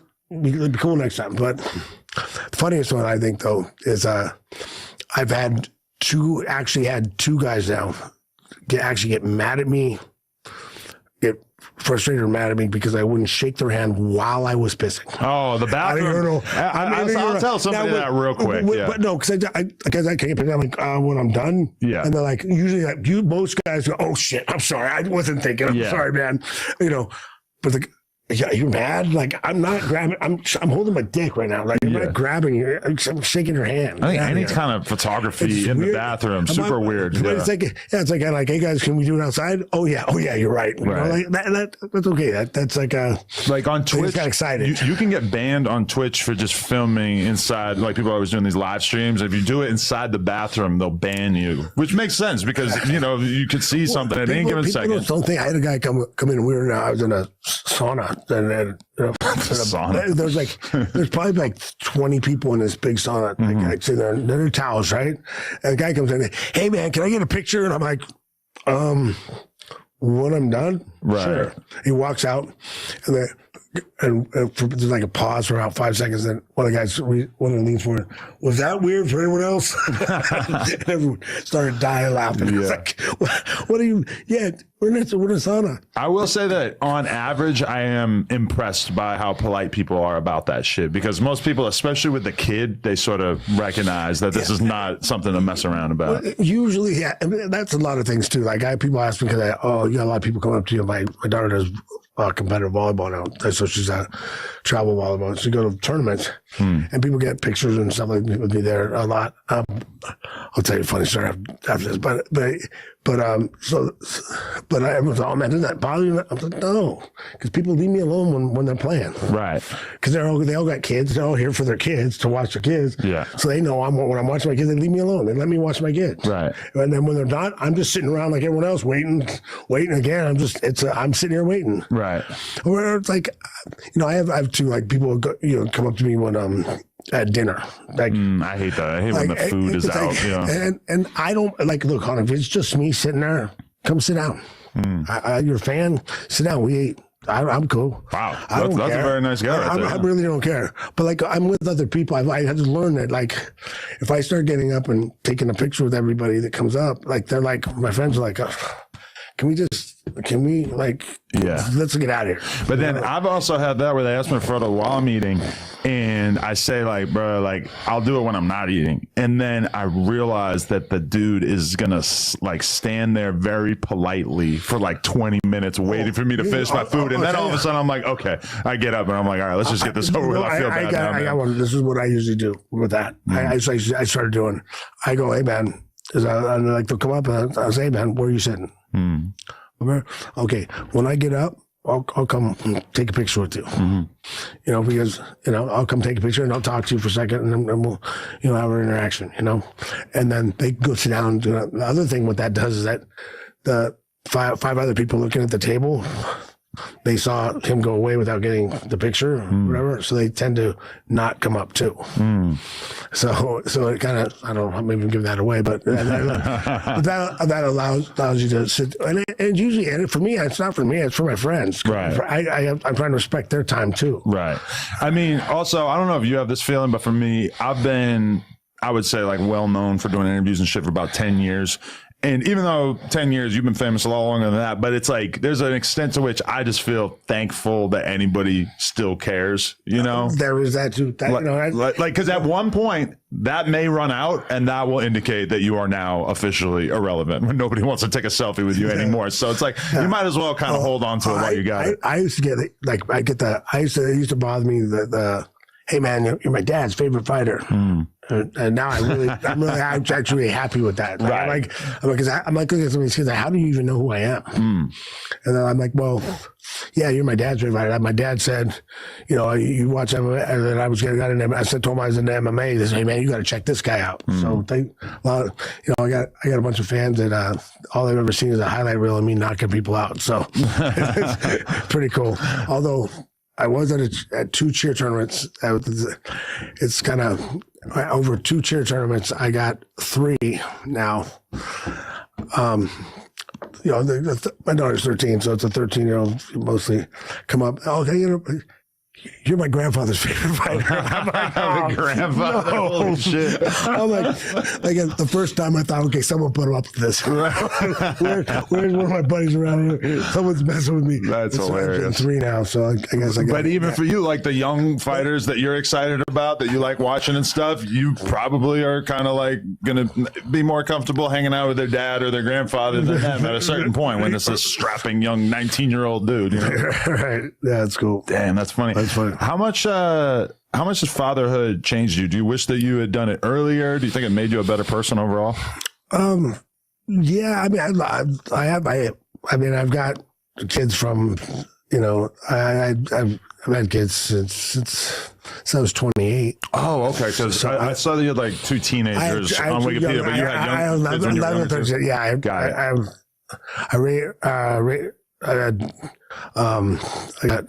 they had 27, 20. Okay, so you've been the whole way. You've seen them turn into full-blown adults. Got it. Yeah, 24. So yeah, definitely. Did you feel like when you look at that, it was like I feel like having a 4-year-old is probably one of the most transformative things that I've ever gone through in terms of changing me as a person. Yeah, I think it's great. Like I love being a dad. It's probably one of my favorite things. So definitely raising them, so they're a lot of fun. Yeah, because I spent like so much of my life just working, grinding, just constantly trying to be something, and then all of a sudden you have this thing in your life that is fleeting because it's just getting older and older by the day, and you realize like if I don't spend time and enjoy being with my kid right now, that this is going away. Like that they're going to be a 5-year-old one day, they're not going to be a 2-year-old forever. And I mean, I don't know, something about that really kind of makes you want to slow down and enjoy life a little bit more. Oh yeah, no, I love being around my kids, doing stuff with them. I would spend, you know, they're awesome. Definitely. When you were when I saw you in the airport in Chicago, what were you doing? Because I always wonder, like, what are the different little opportunities that you get as a guy in your position? You know, my buddies have a company, a proper payments company. They do for dental stuff. And dental companies, and they were promoting I was helping them go to they had a big convention there, and was helping them just get people, you know, to listen to them and talk to them. Oh, that's cool. And so it was cool. It was fun. That says a lot if your name rings bells enough that they want you around, even for something that has like absolutely nothing to do with what you've done with your life. Huh? Right. Yeah. No, it's kind of nice. It's fun. Definitely. Okay. I also was just curious about like how would you rate yourself in terms of where you're at health wise and mind wise in comparison to a lot of the other dudes of your generation, like in terms of like, you know, health? We've seen like a lot of variety. Harder to compare. I mean, for me, my body held together pretty dang well for what I put it through. Now, don't get me wrong, I've had partial knee replacement. I've had a couple of levels fused in my neck. But for the most part, I mean, I'm fairly healthy. You know, still working out, still getting back in shape. Got out of shape for a little bit over the last couple of years, but trying to get back in shape a little bit more. Yeah. Do you feel like you have license to just like get fat and just do whatever, or do you feel like you want to for yourself like stay in the best shape you can? Yeah, for some of that for a little while, you know, going through a lot of stuff, doing a lot of things, and thinking like there was a time when I felt like after I retired, like, you know, I did everything. You know, what else am I going to do? What am I going to do now? Right. You know. But like part of that comes back to the kids. I'm raising my kids, you know, and one of the things that I want them to see the guy that got there, not and how he lived, not the guy that's resting on what he did before. You know, so I want to say it because it's a lot easy to tell kids things, but you know, they follow examples, right? So I've always been that kind of guy. I was always, you know, the lead by example guy. I don't like telling people to do things I'm not willing to do or I'm not going to go do. Right. So So it's kind of had to remind myself, hey, you're still raising some impressionable kids, so you gotta do things a little different. I heard you talking about that, how you're always training for the fight, for the match, for something coming up, and then all of a sudden you retire and you don't really have that thing that you're working towards. And I've seen that with I was in the BMX world for like 20 years in terms of freestyle bike riding and everything. And there's a lot of suicides when I look back at a lot of these guys who seem like they kind of just got to the point where just life wasn't exciting enough for them and they just couldn't handle it anymore at a certain point. Yeah, I mean, and I'm one of the lucky ones. I mean, I put together a career and a name and whatever, that I was still able to do a lot of things and still able to get a lot of have a lot of opportunities business wise. Right. So I could see where it's a lot harder if someone that didn't quite make enough money. Definitely, or didn't struggling. If you had all these accolades and everything, but then you also were just broke as fuck and had no opportunities, that's gotta hit a lot harder. But in terms of your own mental health, did you seek therapy, or was there anything in particular that kind of got you into a better mind state once you didn't have something that you were waiting for and building up towards? I'm not sure what clicked, but it was one of those things, just moving along, and I think having kids, I mean, I started out just raising my kids was a big thing. I just thought, I'm gonna focus on this now. Right. I'm gonna do this for a while. Yeah. This seems fun. Definitely. I can hang out with my kids. I can, I think we had nannies for a little while. And it was funny because the nanny's this is the weirdest nanny job I ever had. I never work with I don't work with the kids. Really? Because I was always with the kids. Right. I just want you to clean the house and do this stuff and do that stuff and watch them when me and my wife have to go to a thing. I want to spend time with my kids. That's how I'm freeing my time up so I can do stuff with them. Oh, see, I got to keep that in mind, because that's sometimes I just kill myself doing podcasts and stuff to such an extent that it's I just don't see them enough, and it just doesn't feel right. Yeah, I mean, it is what it is. I mean, it's a balance, because it's tough. You got to make choices, and that's kind of I used to always say I price myself out of stuff sometimes, and oh man, you're giving that. Well, that's kind of the price, right? The advantage to my kids and the family, that money, that's big enough to warrant me being gone. You're talking about you're not paying me to show up for 3 hours. Right. You're paying for me to leave my house and get back to my kids. Right. And that can be kind of a weird feeling when in the past, somebody wants to pay me X amount of dollars to do something at a strip club or go out to some event or whatever, and you kind of realize damn, I just gave up X amount of dollars to hang out with my kid and go to this fucking soccer game or whatever it is. Yeah. And, I chose that. I would gladly do that again, but there's another version of me that looks at that dollar amount and is I really should not be taking that dollar amount for granted, because there might be a point in the future where that just seems way too much to say no to. Right. And I figure that's kind of one of the things. I figure that I'll cross that bridge when it happens, Right. So that always fluctuates depending on what your needs are, right? Mm-hmm. I just met a dude the other day and we start talking. I get the vibe right away that he's a rich dude, and I ask him what he does. And he says basically nothing. And then he starts to explain that he had started this website back in the 90s. And he ended up selling it. And I looked it up later and he sold it for $1 billion or some shit like that. So I'm talking to him about his lifestyle. And he's basically I pretty much just hang out with my kids and just, take care of the house, stuff like that. And in that moment, it was so weird to be talking to somebody who sounds like they're basically post money. They just aren't really thinking about the money side of things, because they've just got enough that they just don't even have to do that. So they're able to look at their life and just 100% focus on whatever makes them happy. And most human beings just will never get to that point, both of us included, where there's a bag that's getting me off the couch. There's a bag that's making me miss important moments in my kid's life, you know? And I'm talking to a dude and kind of realizing he doesn't seem like he's gonna have to make that decision. It's just the money thing is taken care of. I'd love to get there someday, but yeah, but that's a tough one to get to. No, definitely. Okay, what do you think about it's kind of like a trend in the parenting circles that I'm in, that a lot of these parents are talking about putting their 4-year-olds in jiu-jitsu. And part of me thinks this is a great thing to get them started on early. Obviously, a kid who can defend themselves is very valuable. I think it's good for their mind state, even outside the physical aspect. But also, like, I've seen 4-year-olds do jiu-jitsu and they're just kind of rolling around on the ground and it looks pretty funny. Like, have you gone out of your way to, like, how do you approach putting your kids into martial arts? Well, I want them to know how to fight. Mm-hmm. You know, I want them to be able to do everything. But I'm not going to make them do anything. So, you know, I'm not going to make them be a fighter. Make them. I mean, they do okay. They know a little bit of everything. And they like it. And actually, my daughter just asked me, "Hey, Dad, can I start doing karate again?" I'm like, yes, you can. That made you feel very proud inside. That makes me happy. You know, I don't push them towards it. But you know, I just as long as they know a little bit and they know how to.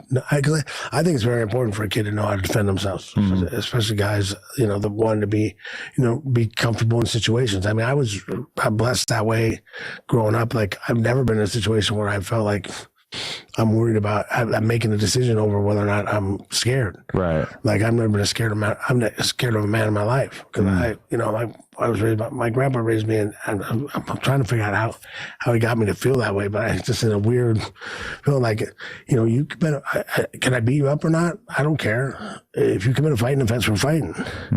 You know, it was just kind of where I was at growing up always. So I was never really, people like, I remember a guy coming and asked me, "Hey man, you walk in a bar and like kind of feel who can," I'm like, why?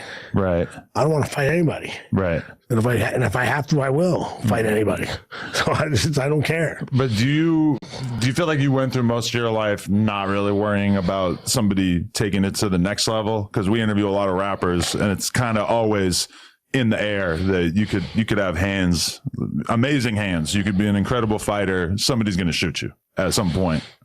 You know, I've never really thought about it that way, but I don't know that would have changed my decision. I mean, if you come after for me to try to hurt you, right? If you come after my family, I'm more than happy to shoot you. You know, you want to come after my family. You come after my family, you know, and I think even more so than even me. Like I think you have a shot at me going, okay, you coming after me. I was like, hey man, you sure you want to do that? You know, you come after my family, you know. Right. I don't care. But, you know, a lot of these, like I have a friend who lost his life like about a year ago, got into a fight after the club. Somebody ended up shooting him. And it's just, you know, like that, I see that kind of situation. And that's the kind of thing that makes me feel like, yeah, if I had a son, I want to encourage him to be able to learn to defend himself. But then also, you got to be able to identify the situations that it's just not even worth getting involved in this. Well, I think when you're not afraid, you're less likely to make the bad decisions. Scared people make the bad decisions. Yeah. You know, and I just think being able to control, would never want my kid to bully anybody. You know, I've even told my kids, I'm not okay with you I'm not okay with you standing by and watch other people bully somebody. Right. It's just not, I'm not okay with that. Yeah. You know, I never was. I hated people picking on people. You know, like it's just, there's no reason to let you pick someone. But I mean, being able to defend yourself and being able, you know, and controlling it is always preferable than to not. Because the guys that are grabbing guns, that's the reason they're doing that. Because they obviously can't take care of business. They don't feel like they got a shot without it, right? Yeah. That's always weird when you talk to somebody who's willing to admit that. Because there was like a dude I knew from this like hardcore band back when I was younger, and I eventually interviewed him. And when I walked into his house to do the interview, he's watching UFC. And I'm like, "Oh, you're a UFC fan?" He goes, "Yeah, well, you know, my whole life, deep down, I kind of knew I was a pussy. So that's why I always had guns and knives on me and shit like that. So I love watching these guys because these are guys that really know how to do it, like for real." And I'm just thinking in my head, like my whole childhood, this is one of the dudes that I was looking at thinking that this is like the ultimate hard ass. And then he's just kind of like in his old age, he's just kind of admitting like, yeah, I mean, the reason why people thought I was such a tough guy is because of things that I did because I was scared and I was weak and I didn't really know how to defend myself. And it was kind of eye-opening to realize that about him as an older guy. Yeah, that's funny. And to see him sort of like admiring people who take fighting as serious as, you know, you and the guys of your generation did. You know? That's pretty cool. Yeah. Okay. So, in terms of like the world has obviously changed a lot. What is your approach to social media? Like I notice on quite a few of your accounts, it seems like you got somebody on your team who's helping update and everything, but are you like a TikTok scroller as an adult or not? Not much. I'll look at some stuff here and there. I look at what my friends send me, and I'll send funny stuff back and forth a little bit here and there. Right. I try not to do it too much, but yeah, you know, and I got for my stuff, like I'm real clear with my guys. Like I do have guys that help me with all my social media, but like they're not allowed to. Don't talk for me. If you're gonna talk, don't. If you're gonna, you know, do stuff for me, ask me. You know, if you feel you need me to respond to something, ask me and I'll give you the response. You know, or I'll go in and if you want me to go in and talk to somebody or respond to something, I'll respond. But I don't like people responding because I don't want you talking a way that's not me. Right. And I don't want you saying things that I'm not willing to stand by. Right. So I don't want you to mess that up. I don't trust anyone to mess that up. Is it a conscious decision to not really get into politics one way or another on social media? I mean, I don't get into it a lot because I have my beliefs in a lot of things. Like, I'm pretty set in my ways. But like, there's so many nuances to things, and you get on social media, people try to blow things out of proportion and try to go too far one way, too far the other way. I got friends on both sides. I still believe you can agree to disagree and still be friends. You know, I can have, you know, I always say I'm willing to listen to people. Like if you want to try to convince me that I'm wrong or that a different opinion is better and I've had people like I'm pretty set in my ways. I'm older and I've been around a while and I kind of got my beliefs. But like I've had people like give me, you know, make good arguments and go, okay, now I can at least understand why you feel that way. And why I still don't feel that way, but I get your opinions. That kind of helps me, right? You know, understand. Yeah, because for me, like doing mostly stuff that's like music oriented, you know, I'll take a half hour to listen to a podcast about some political shit or about some war going on in another country. But when it comes down to it, it's just like I don't really got a lot to gain from jumping into the swamp and arguing about this shit on Twitter or whatever. By the way, and the problem with like jumping into all that stuff too is like, it doesn't matter. Like I've got friends that are so ingrained in certain things on certain subjects that it's like, dude, I could show them all the proof in the world that they're wrong. Right. They don't care. Definitely. They don't care. Definitely got some family members in my life that it's like, I have no reason to try to engage with you because I know you ain't gonna. If you don't have an open mind to what other views or someone else's view, if you're trying to make me believe what you believe, good luck. Yeah.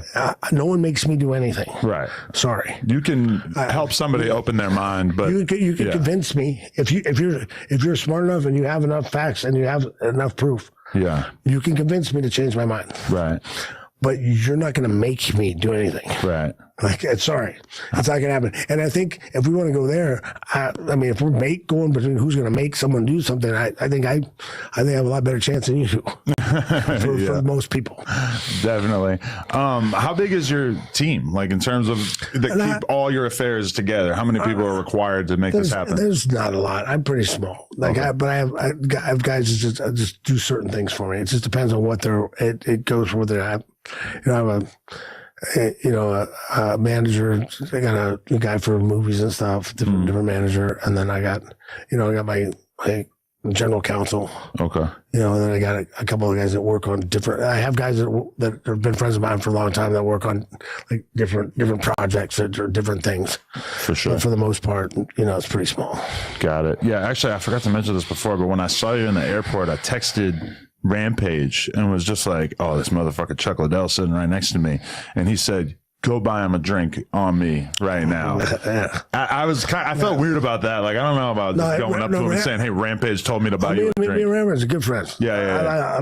He's a great dude. No, yeah. I watched you on his podcast as well. Yeah, he's a good dude. Yeah, no, great guy, hilarious dude. Like one thing that I accidentally clicked on while I was getting ready for this interview was just a lot of the crazy shit that Rampage used to say back in the day. Like he was just one of the most outrageous, like pre-cancel culture, which he still doesn't really care. Because when I was watching you guys together, he was telling a lot of stories that like the average person wouldn't really want to get into in this day and age. But one of the wildest characters. You know, and that's one of the things. Like for me, I try not to get into the things that are just going to be just stupidity for stupidity. You know, like people are going to be saying stuff. There's no reason to. Like if someone takes me wrong on something, I can always get out there and correct them. And I don't say things I don't believe. So you know, if you don't like it, I don't care. Yeah. Like if you don't like my beliefs, don't follow me. Don't talk to me. Don't stay away from me. Right. Just don't bother me. No, definitely. I mean, it's got to be wild for you to witness how much the media side of fighting has changed, because back in the 90s and shit, you guys were really kind of like fighting to be acknowledged by bigger platforms and stuff. And now it feels like everybody in MMA has a podcast or an opinionated Twitter account or whatever. And it's just like too much. Well, no, I remember. Yeah, no, I remember when we were going with Dana, going to Boston, trying to get him to put us in the leisure section. Just he wanted to put MMA in the leisure section, right? Not the sports section. That wasn't even a thought at the time. And then I remember after I won the title, I remember them calling me up and asking me where I vacationed. Right. Yeah. It was kind of a cool moment. Like oh, that's kind of cool. Like now that place we were begging to put us on there, they're asking me where I like to go hang out. That's funny too, because as you get older, you realize that the stuff that they want to write about in a lot of newspapers and shit is like geared around who they have as advertisers. Like, you know, like the vacation thing is because there's all these tourism companies and airlines, etc. Like they want a Chuck Liddell quote because next to it there's going to be a big ass ad for a sandals resort in Jamaica or whatever. Right. Yeah. No. Same reason why, like, you know, I used to deliver newspapers, and at one point I just realized I did too when I was a kid. Oh yeah? That should make it tough, because I was getting up at 4 a.m. to do that, like when I was 12 years old, you know. But like a huge percentage of the newspaper is like ads for like home and gardening, or like, you know, the whole home and gardening section. And really think about it, it's like, oh, this is 100% because these are the people who are willing to give them money. They get their own section of the paper. Right. Yeah. Oh yeah, that's definitely. Okay, so how tapped into the MMA media side of things are you? Like, are you watching podcasts, or are you kind of look? I do sometimes here and there. I like some people tell me something, I'll look at it and check it out. You know, but you know, there's a lot of stuff. A lot of the media stuff for me, like I think some of the stuff gets like some of these guys like, you know, cross the line a little bit nowadays. Like I'm at, you know, I wasn't big on you know, you know, trash talking and all that stuff. You know, it's fine. You know, but it's like some of these guys get, you know, go crazy talking some of the stuff they get into, and like, you know, talking about a guy's wife or his guy's kids, or like, well, leave those out of it. Bro. Yeah. Like what? That doesn't do anything for a fight. That doesn't promote a fight. Yeah. Talk all the shit you want about. I said, talk all the shit you want about my team, my coach, me. My training partners, whatever. Right. Just don't talk about my girl. Don't talk about my kids. Don't bring my family. Yeah. And leave it alone. That's off. And if you want to talk shit about that, I'll come be in your living room. Right. We'll come over. It's a different fight. Right. It's a different kind of fight. Yeah. Because I mean that to me is kind of like, we can make fun of how each other looks and who's successful and who's cool, who's not, etc. But it's just like certain stuff that when you touch that red line, it's just like, I don't know if we're going to be able to get like, past that. I always think like the funny thing, these guys start touching foreheads and don't touch me. We can face off and everything. And funny thing for me is like the face off. I was like, guys getting trying to mad dog you at the face off. I'm like laughing. I got 2 different guys to come after me on stage at a weigh-in because I winked at them. So they're all fired up. I'm like, we're fighting tomorrow night. Like, tomorrow. Right. Like, why are you all fired up? Right. Like, this is for the fans. We can look mad. We can do that. That's for the fans. But if you're really fired up, you're worried. But that's you're letting me know you're worried. Because me as a fan, I'm kind of constantly seeing these intense, weigh-in confrontations, and it's just hard for me to tell like how much of this is real, how much of this is pro wrestling. Which I feel like it's got to be a little bit because you're so incentivized to create these moments that there's a lot of value in it, but at the same time it just feels like you guys should probably be in a mental state where you have enough self-control to not feel the need to brawl right here in front of these people. But that's my thing too, is like if you're that, I got you. If you're that worried right now 24 hours before the fight about the fight, I got you. Because they call you the Iceman because you like notoriously like really nobody was able to get you into that state of mind, right? Yeah, exactly. Where do you think that comes from? That you just kind of always had this sort of stoic demeanor about these confrontations? It's one of those things. I think I've had about everything. Like when I was like testing in school, like I was one of the people I study real hard. As soon as I closed my book, I relaxed. Just take the test. And so when you relax, taking a test, you do a lot better than when you're stressed the whole time because you're overthinking things and overthinking answers. And so for me, like as long as I did everything I had to do to get ready for a fight, and even if I felt like everything didn't go perfect before the fight, when training camp was over, the fight's done. It's done. And worrying about it's over. Right. Worrying about it's not going to do me any good this week. And nothing, and it's not gonna. I'm not gonna get any better in better shape. I'm not gonna get any better. So we're just gonna be prepared and go out there and have fun. I like fighting. I love what I'm doing. I get paid to do what I love. So now I get to go out and get paid for all this stuff. All this work I put in. Was there ever a fight where you felt like the most likely result was that you were going to lose, and did that change your feeling at all? I never thought I was going to lose. I tell you, after getting knocked out, I'll be in the back going, damn it, I know what I did wrong. Can we go back out and start over? Let's start over. I can do this. Right. I know I can beat this guy. Damn. Okay. That was always the way. Was there ever a time though where like the betting odds, which obviously those are very like out in the open now, but where like you realized that the consensus of the media or whatever was that you were probably going to lose this fight, and did that ever affect you? No. I think the first time I knew the odds for that fight, I think I was a 5-1 under. I don't know if that was by knockout. It might have been by knockout. 5-1 against Redelman. When he came down, he was heavyweight champ, and he came down light heavyweight. Right. Supposed to, and I was like the pre-fight to him fighting. The winner of our fight was supposed to fight Tito. Right. And for the title, and I had that wrapped up. If he, I didn't think he was going to take me down, but if he did, I thought I could get back up and get out and make him tired. Right. So you just didn't really worry about it.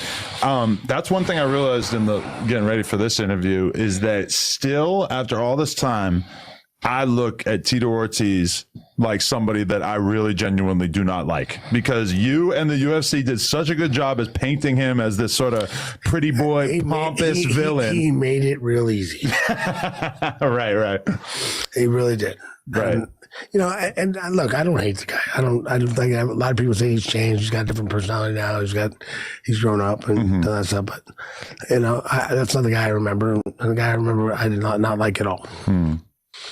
I didn't like the way he carried himself outside the ring. I don't care like where he treated people, and he wasn't a man of his word at the time.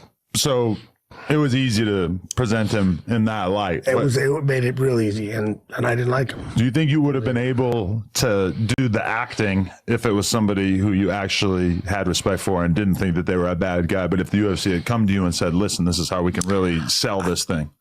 They used to come to me and try to get me. It was funny how they do things, because they do things and try to get me to say things, and I'm like, I'm not doing that. I don't feel that way. I don't do that. I remember Babalu got all mad because they showed him a clip of our interview, right? And what they used, I think, was me saying that I made him famous by not kicking him in the face, but they cut out the before and after what I said. Right.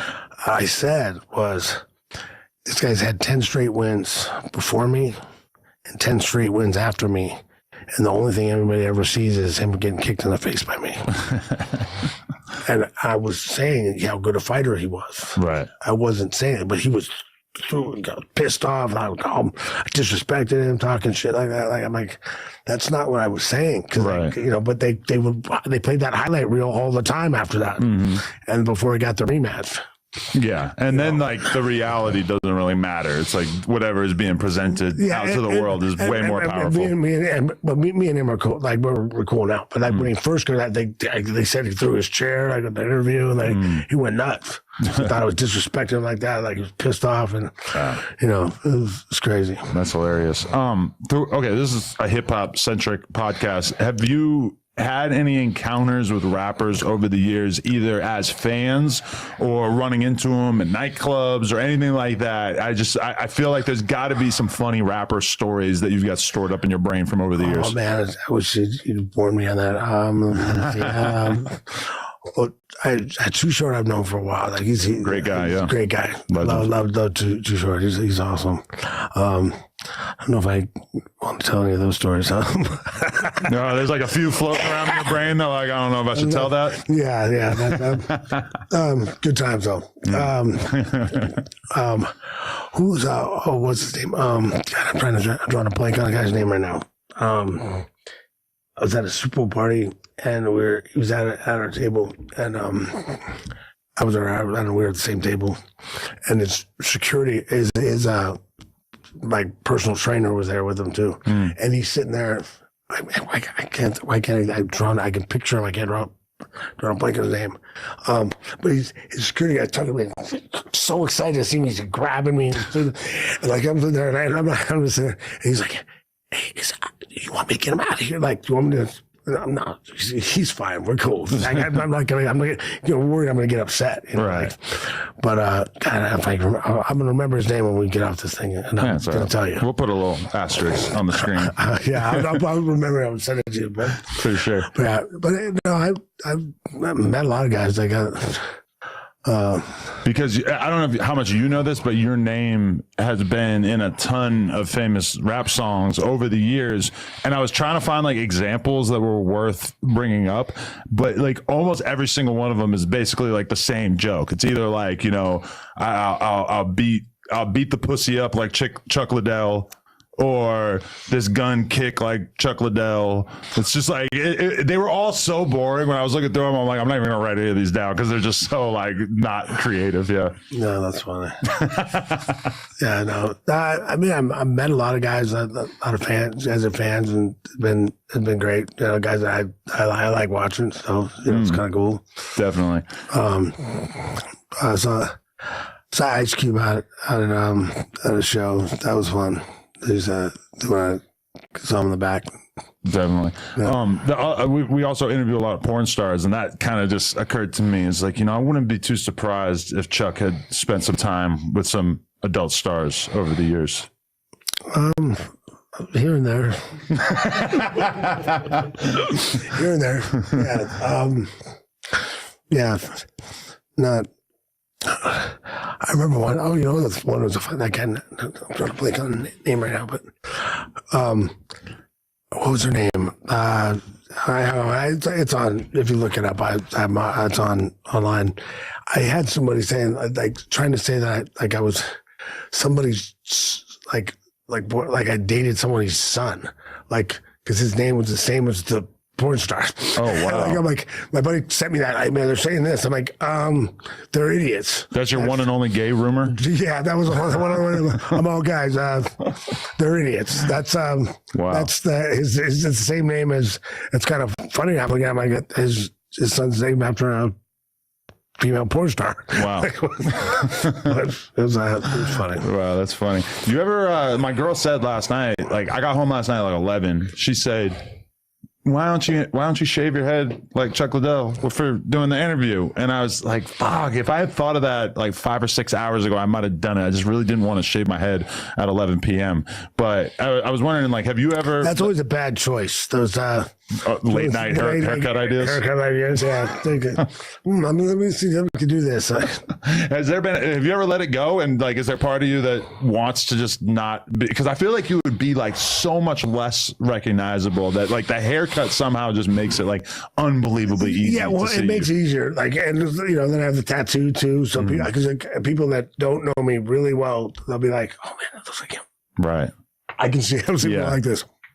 I'm guilty of that too. I'll be looking at somebody in the airport, Googling like who I think they look like, trying to make sure it's them before I say anything to them. Yeah. But I get it. But you know, I mean, if I do cut it out, like I've had it a couple times for stuff, and it makes it a little less. But I mean, I don't dislike fan interaction, so I don't know that I need to. And then if I have enough events where like, or if I need to film something, people like if I show up without my mohawk, I mean, obviously it's not required, but if I show up without, they're like, "Oh man, you didn't have your mohawk." Yeah. Although a few times I've done that for appearances and stuff, they were kind of bummed. Yeah. And I'm like, "Sorry, I have a movie. I'm going out for this, or I had to do this for a minute. Sorry." You never got a hair transplant or anything? No. Okay. Because it's like at a certain point, maybe you would have to in order to keep it going. Well, if it got to that point, I think I have to go bald or something. Yeah. You remember Coolio? Yeah. Coolio, like his hairstyle was just having all these like braids like poking out all over his head. And it was kind of sad as time went by that it kept getting smaller and smaller, like a smaller and smaller patch of hair. Rest in peace to him. But yeah, that was kind of crazy for me to see as a kid. Okay. I have a couple other things. Basically I have a couple of different clips right here. These are just basically like confrontations or fights involving our hosts on this podcast that have happened over the years. And I just thought that this might be a good way to get some opinions about it. I don't know if you want to throw on the headphones. My headphones at least are a little bit loud. I don't know if you guys want to turn them down. Okay. But I guess this is probably like the first one that we should go with. This was like a podcast that we did on here, and it was I had a co-host named niggas. Like basically this is me, and then I have a co-host, Almighty Suspect, and they're interviewing like a young pimp. And at some point, the pimp calls him a bitch, and Suspect basically unloads on him. This is the only time this has ever happened on the podcast. Niggas really know, nigga. I'm on tracks, boy. Fuck out of here. I ain't never seen no bitches. Who are you? I'm Lil Who Kelpie. are you? No Kelpie one the knows pimp. you. Kelpie the motherfucking Kelpie the pimp. clown. You Fuck ain't outta gotta here. know who I am, Fuck bro. outta here. Fucking Ben Franklin knows who I am, bitch. Fuck outta here. He knows who the fuck I am. I'm You getting said money what? every day. I said Ben Franklin knows who the fuck I am, bitch. Who you calling a bitch, though? I'm calling you a bitch. Oh,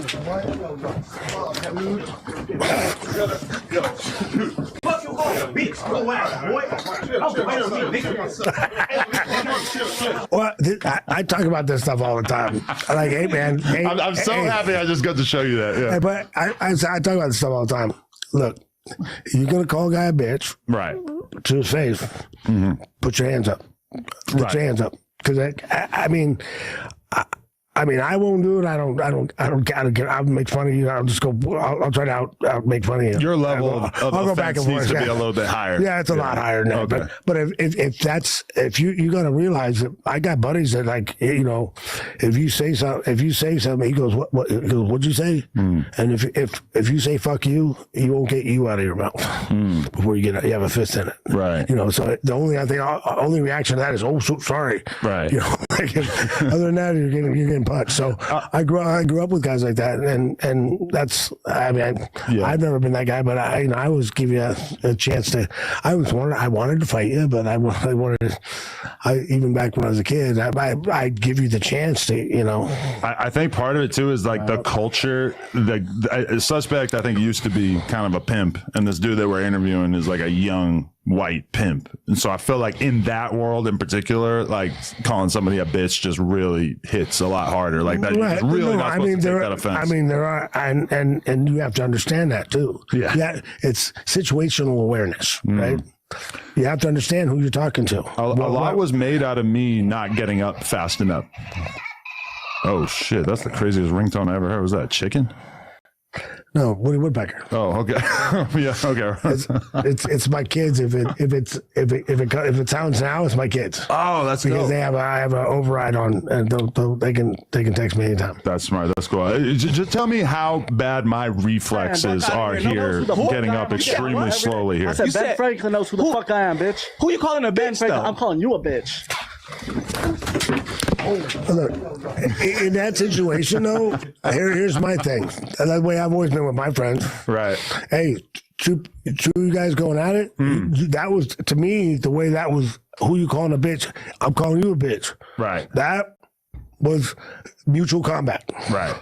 That's it. You threw down the gauntlet. You accepted.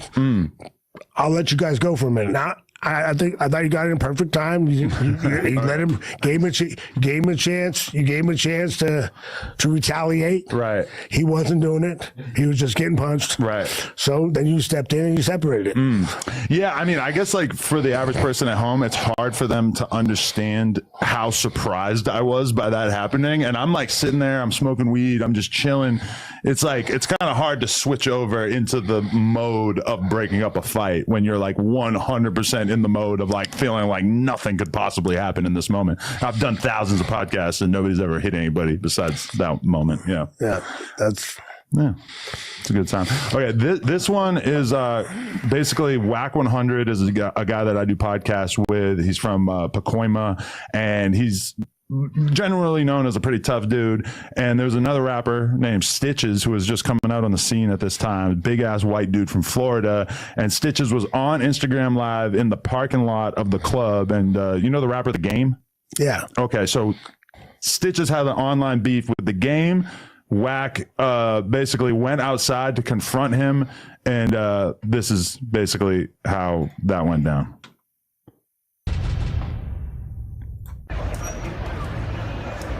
Yeah, that's Stitches, huge white guy with a ton of face tattoos, and then Whack is the little dude right there.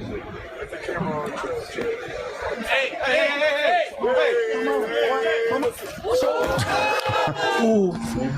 Again, look, man. That's a big argument in favor of like the tall guy does not always win. But I always, do you see how he walked up to him with his hands right here, about this size? Right. Look, people. You got to come public correct. Service announcement. You're going to walk at someone in an aggressive manner. You have to hear at least. Right. Walk up.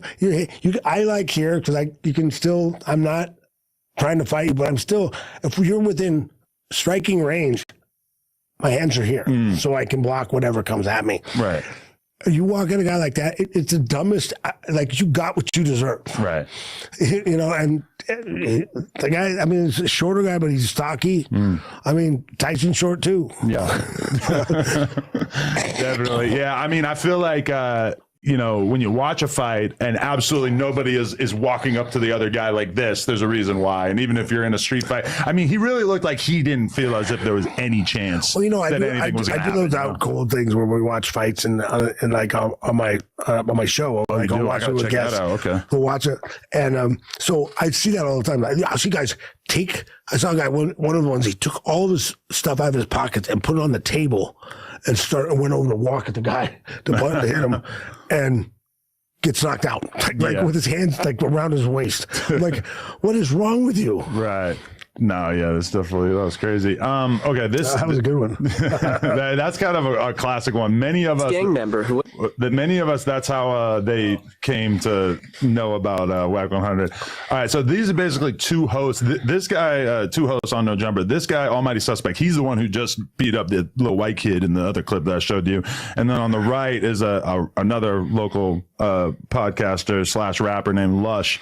And they decide to fight, or they just got turned into a fight? It's like, okay, let's go outside and fight. This was set up because basically Lush on a podcast episode insinuated that suspect might have snitched in the past. Now, and that was largely debunked, but suspect still felt like he needed a fight just because Lush felt comfortable saying that publicly. Okay. So this is not the full fight. No, that's not something you should say unless you know for sure. Exactly. And I think that's why Lush accepted especially in that kind of thing. It's like, that's... Yeah, definitely shouldn't say that unless you could back it up, but...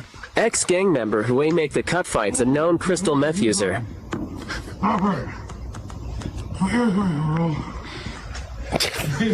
Well, that was nice of him. I wish I had the whole thing. That was like the last 10 seconds or whatever. Yeah, at least he was nice of him. That was a nice overhand, though. Right, yeah. That's clean shot. Not bad. You got that. I like it. I think this is the only fight. Wait, who was videoing though? Like, don't you? Why did you pan to the guy who's getting knocked out? The dude who knocked him out, it was actually his dad filming it. Well, on his the porch. dad should have panned to the guy on the ground. But it was like a still angle, so it almost was like they had the camera set up. Yeah, like, maybe he might have had it leaning against something there. Yeah. This, I got to demonstrate. This is the only fight that I've ever been in that I think has ever been captured on video. I was basically at my old interview spot, and there was a dude who was being disrespectful, and I ended up swinging on him. And I was largely mocked by the internet for my punch being clumsy and slow, but I figured I got to show you me as well. This is my issue. Is You that guys act like you're fucking perfect. You don't talk shit. I am honestly gonna not do that. Please.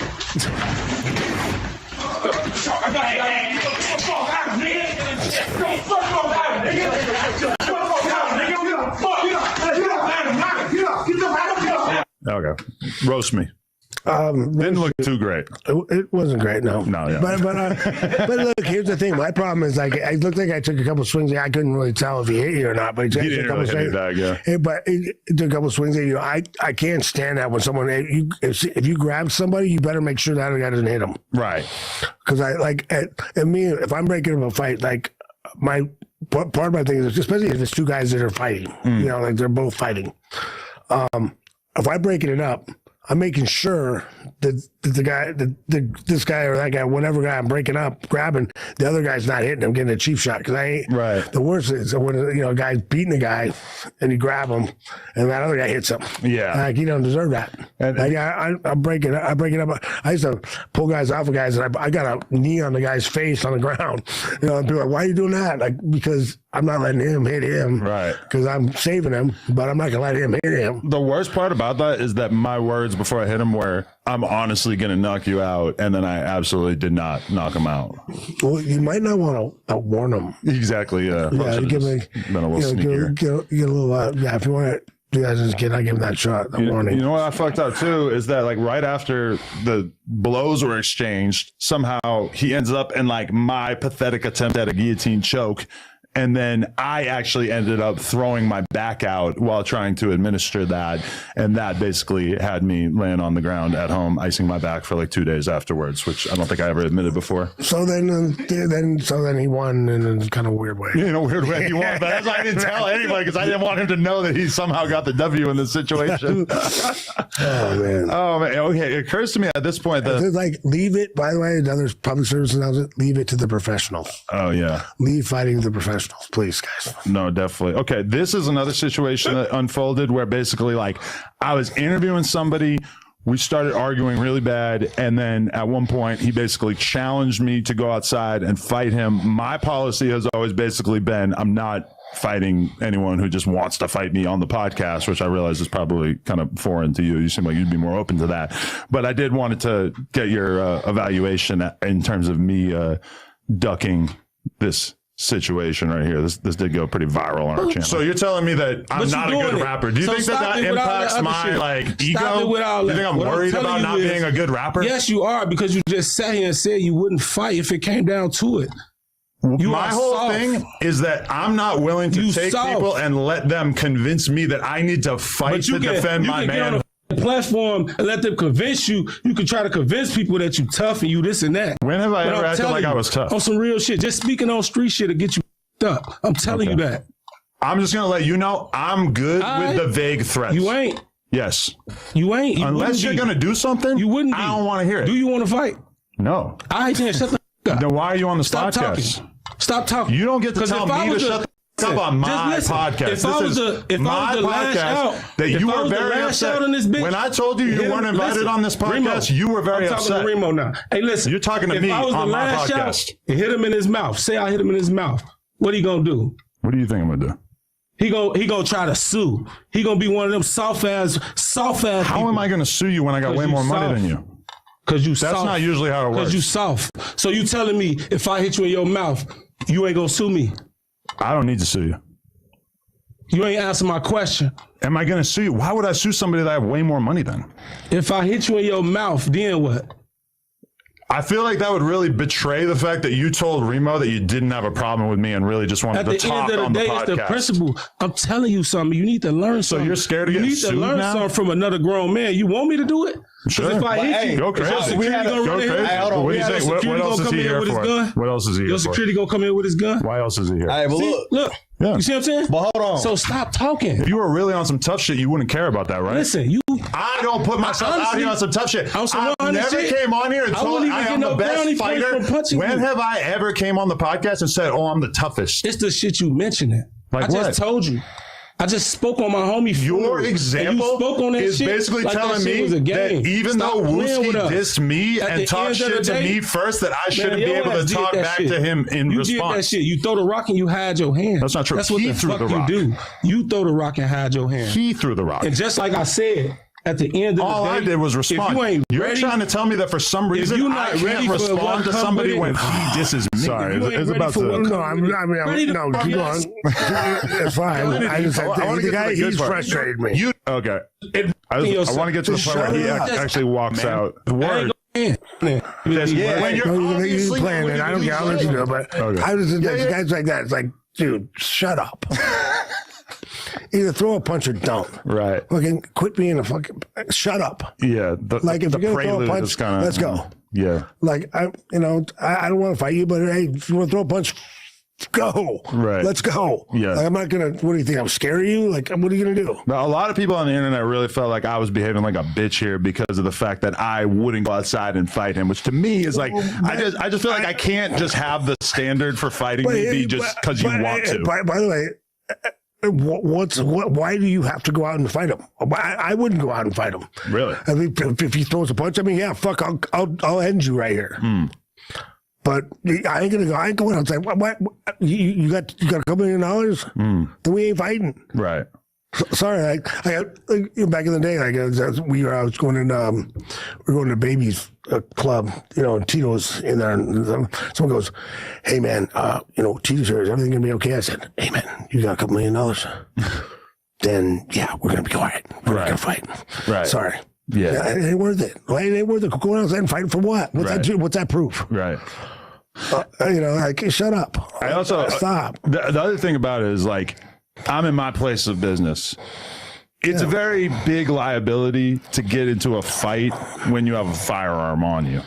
So that's like my other big consideration too, is just that like it might seem like it's just gonna be a fight. If someone has a firearm on them, then this could be a totally different thing. Now I know that he doesn't because we had security that made sure that they didn't. But that being said, that really introduces another element in terms of like how things could go wrong here. Yeah, and that's a whole other thing. Why is that worth it? Why do you want to? What's your problem? Yeah, I almost feel like I should show the rest of it. Listen, this right here is the security guard who basically, at this point, the security guard has decided that he wants to fight him outside, and I guess he was less open to that. Right. If you want to keep talking tough, because nobody is interested in hearing you talk shit like that. You want a motherfucker to leave because he's scared. You got to do something if you want me to take you serious. Let's bring it back in a little bit. Let me talk to you. For sure. You're going to have to be polite if you want to stay on this podcast. Listen. Can we talk? Hold on. Then why'd you beg to come on here? To be honest, I really wanted to come here and beat your ass. Yeah, but you're not. You want to go box? Let's go get our face. Man, again, I don't want to box. I listen. Off my word. Listen, hold on. I can have you removed right now. Do you want to go? I know. You want to go wait outside? Listen, my son, listen to me. Me and you shot it up, bro. Like, off the strength I'm going to leave out this bitch like a man. That's cool. what I'm going to do. Right. Or you can sit here and talk like a man. You got the police in here. How's it a police? That ain't going to move me. It's cool. I just don't know why you're so convinced that this is a good place for you to talk like you're tough. Right. I'm not a boxer. I've made that extremely clear. Talking. Stop talking. I'm a podcaster. Why the would I stop talking? Stop talking. That's your problem. Why would I stop talking when I'm a podcaster? Most you gonna do is hit the table. You would hit the table. All you're doing is sitting here yapping. Hey, so look, we talked it out. We said that everything was cool. Yeah. Hey, why you coming on this type of energy, Yeah, you try to do the old switcheroo. Who want to act tough as soon as I get on the podcast? Oh, I can handle my own business as well. Don't worry. On. Yeah. I don't handle it by doing boxing matches with cavemen who want to act tough instead of doing a podcast. Now you racist. I'm not a boxer. Now his racistness coming out. And now you're going to deploy the race card. Talking about Caveman. What is the racial connotation of caveman? I thought that was kind of bullshit. You think? Fuck. All right, this is almost over. You racist, man. I'm describing your brain. You weird. Not your race. You weird. I'm going to ask you to leave. That's cool. I'll leave. But I'm telling you, you a bitch. I don't care. Yeah, yo, ass a handsome guy.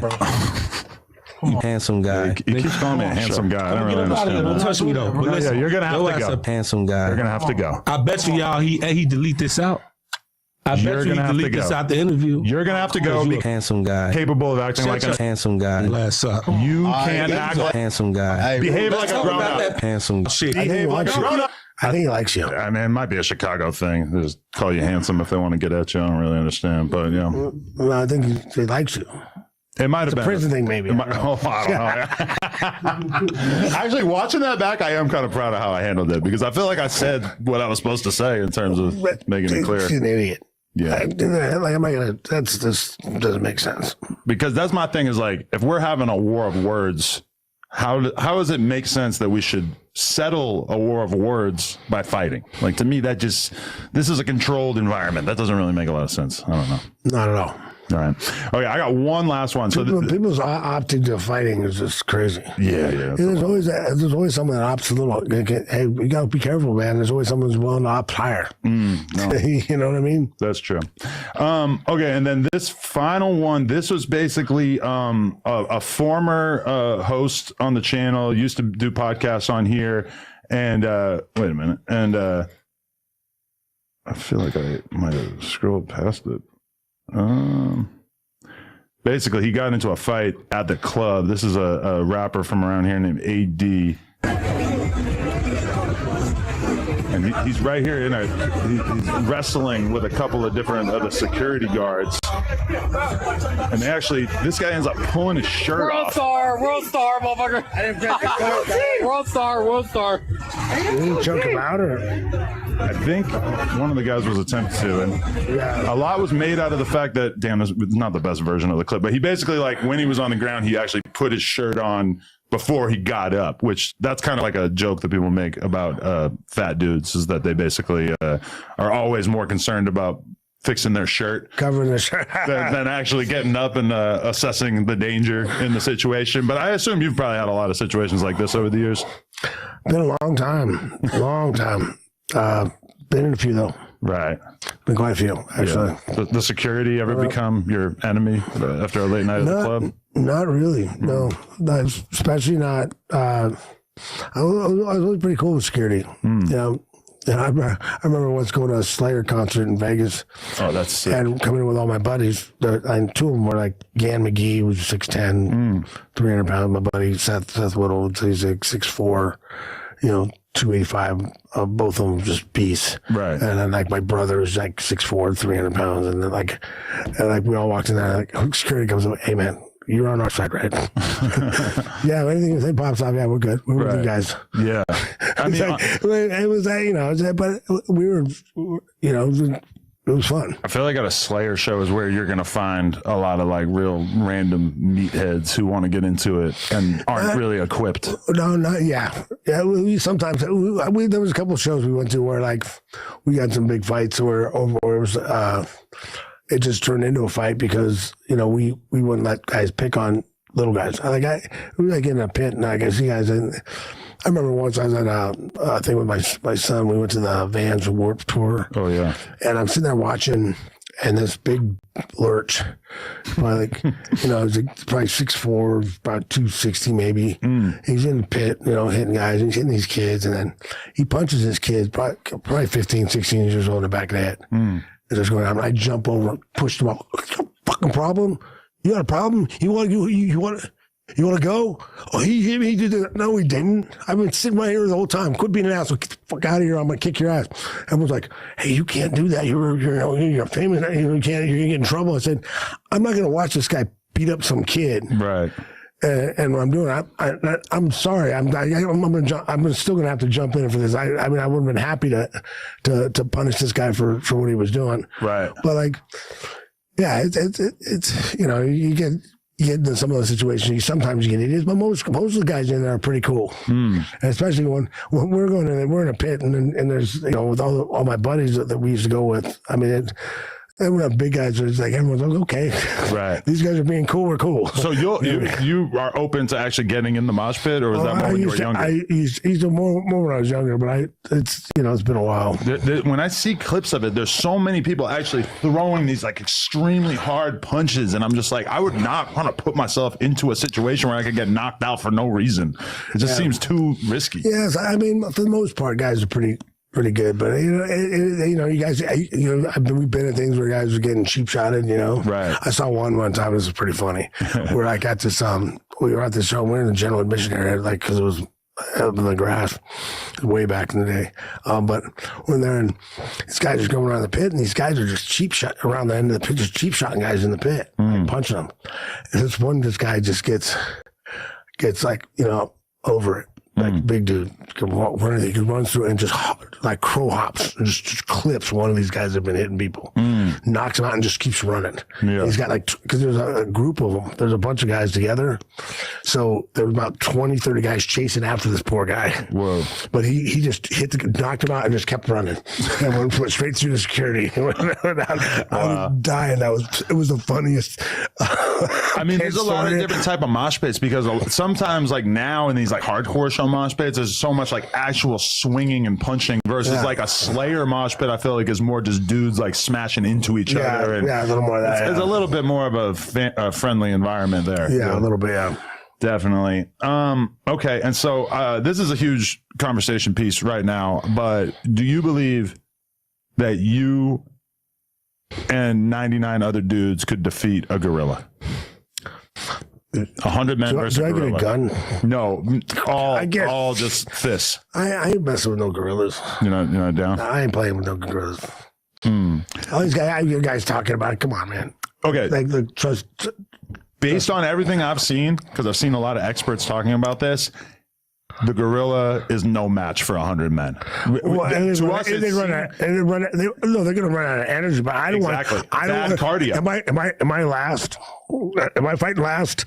I'm good with that. Honestly, we definitely need you to be more towards like the middle of the pack, because I think like the first 10 or 20 dudes are pretty likely to get wiped out by the gorilla. But the gorilla, like average human being, like even the average guy who's in shape, has kind of like maxed out their cardio to a certain extent. Like the average dude who goes to the gym and shit has pretty decent cardio. The gorilla almost never needs to test its cardio in any significant way. So even if they're like 4 or 5 times stronger than an average man, it's still going to get super tired really quickly. And I think it's funny. Like 100 men represent. Yeah, like, but who's going to be like? I'll tell you something though. Who's going to officiate it? I'm going to tell you something.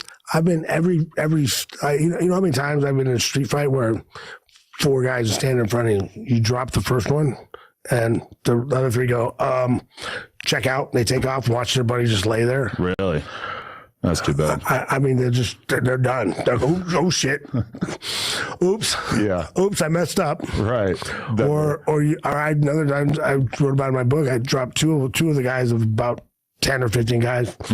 And they're like, okay, we're done. Yeah, that's what I thought. You'd have to really like work together, because I think you're going to have like 3 or 4 dudes willing to just go for the left arm and just hold the left arm. And then you got the same number of dudes on the right arm. And then, but who's going to be the puncher is the question, because I can't personally imagine punching a gorilla in the face and having it really do a lot to the gorilla. Okay, if you guys got a hold of all his limbs, I'll punch it in the face. Right. Okay. I'd be happy to punch it in the face for you. Right. Yeah. I saw you saying that the power is the last thing to go. Yes. Yeah. Power is the last thing to go. I never really thought about that before. I'd be happy to run up and hit it in the face for you. Okay. Yeah, I'm down to be a sacrificial lamb that just like kind of latches onto an arm. You know, I feel like that might be where I'm at. Okay. So Thank you so much for doing the interview. Honestly, it's a huge honor. Thanks for having me, man. No doubt. I think everybody out there is going to be super excited that we actually sat down. You got anything going on that you want to hype up or talk about? Anything in particular? Let's see. Well, I mean, I got just my normal stuff. Out colds on just like social medias, all that stuff. I got let's see what else. Oh shit! You know what? I got the stuff for you anyway. Oh shit! Oh, we got some duffel bags over here. Okay.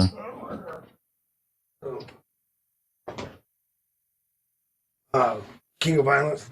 Is my clothing stuff. I don't know. King of Violence. I kind of feel like I might be a king of violence. So I like that. Yeah, not bad. The only site I have, I can get you different ones later, but these are my actual signature ones, like the ones that's just me. Oh hell yeah! We got no, that's my size. I'm XL. We got a couple other fighters. Hell yeah! Here's the one I got on, and then sick. And there's a couple of other ones, small ones and stuff. Awesome. There we go. Not bad. I like it. I'll definitely rock this. King of Violence. And one of your other nicknames? This is one of my favorite sponsors. Oh, okay. Firecracker Farm. It's a hot salt. Wait, what do you do with this? It's a salt grinder. Oh, okay. But that's hot salt. It's spicy. Really? So you try it. That's the light one. That's the lightest one. We have one. We have a King of Violence one that's really hot. But it's so hot that it's like an experience. No, that one's just normal. Taste it, but it's great. Like I like it on everything. Sick. Hell yeah. Like I was out in Vegas with the owner. And he had it on like a little belt loop thing. He had it in there. And I just hung out with him for 3 days. And like every time we were out somewhere, I'm like, "Hey, you got that salt? Can I have that?" Just in case. I like because it feels good. Because he always had it. I like it. Well, I mean, they probably can't tell, but this would make a pretty solid weapon if needed. But I actually they laugh. My buddies laugh because it's not super hot. Okay. I really like my son. You can. Yeah, it's definitely a little hotter than the average salt. Yeah. Oh yeah, that's got a kick.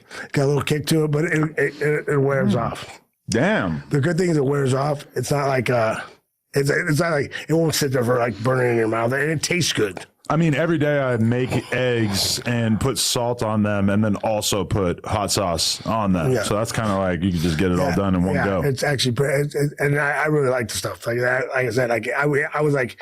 I noticed now I usually carry it in my fanny bag. Hell yeah. That's sick. All right. Well, hey, Chuck Liddell, honestly, huge honor. I appreciate you so much for coming through. Thanks again, man.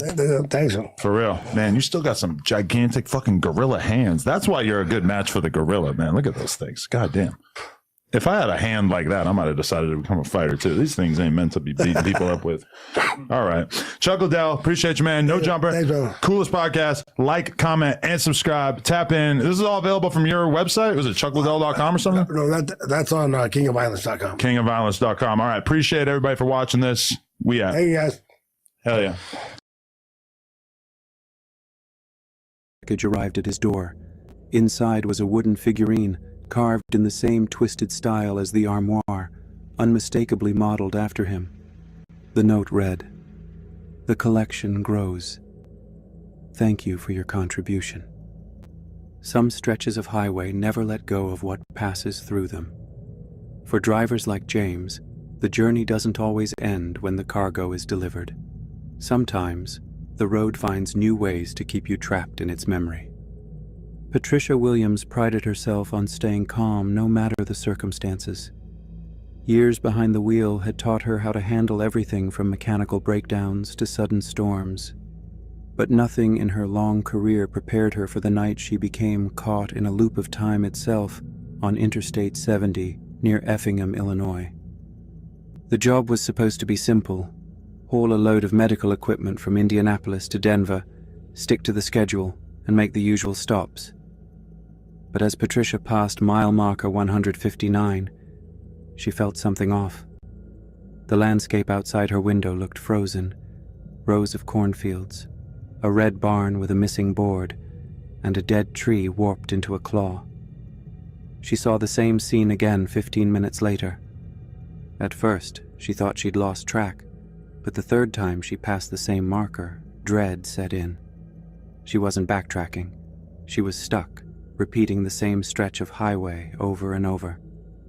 Her CB radio, usually a lifeline, was reduced to static with the occasional, almost inaudible voice. The only thing that broke the monotony was the cargo in her trailer.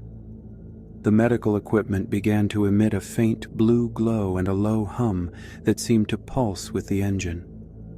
The light bled out from the edges of the container, casting strange shadows that didn't match the movement of her truck. The shadows moved with a rhythm of their own, out of sync with the road. One night, the static on her radio cleared just enough for a voice to come through. "Name's Bobby," it said, thin and weary. "You're not the first. I've been here for years, I think. Same road, same loop.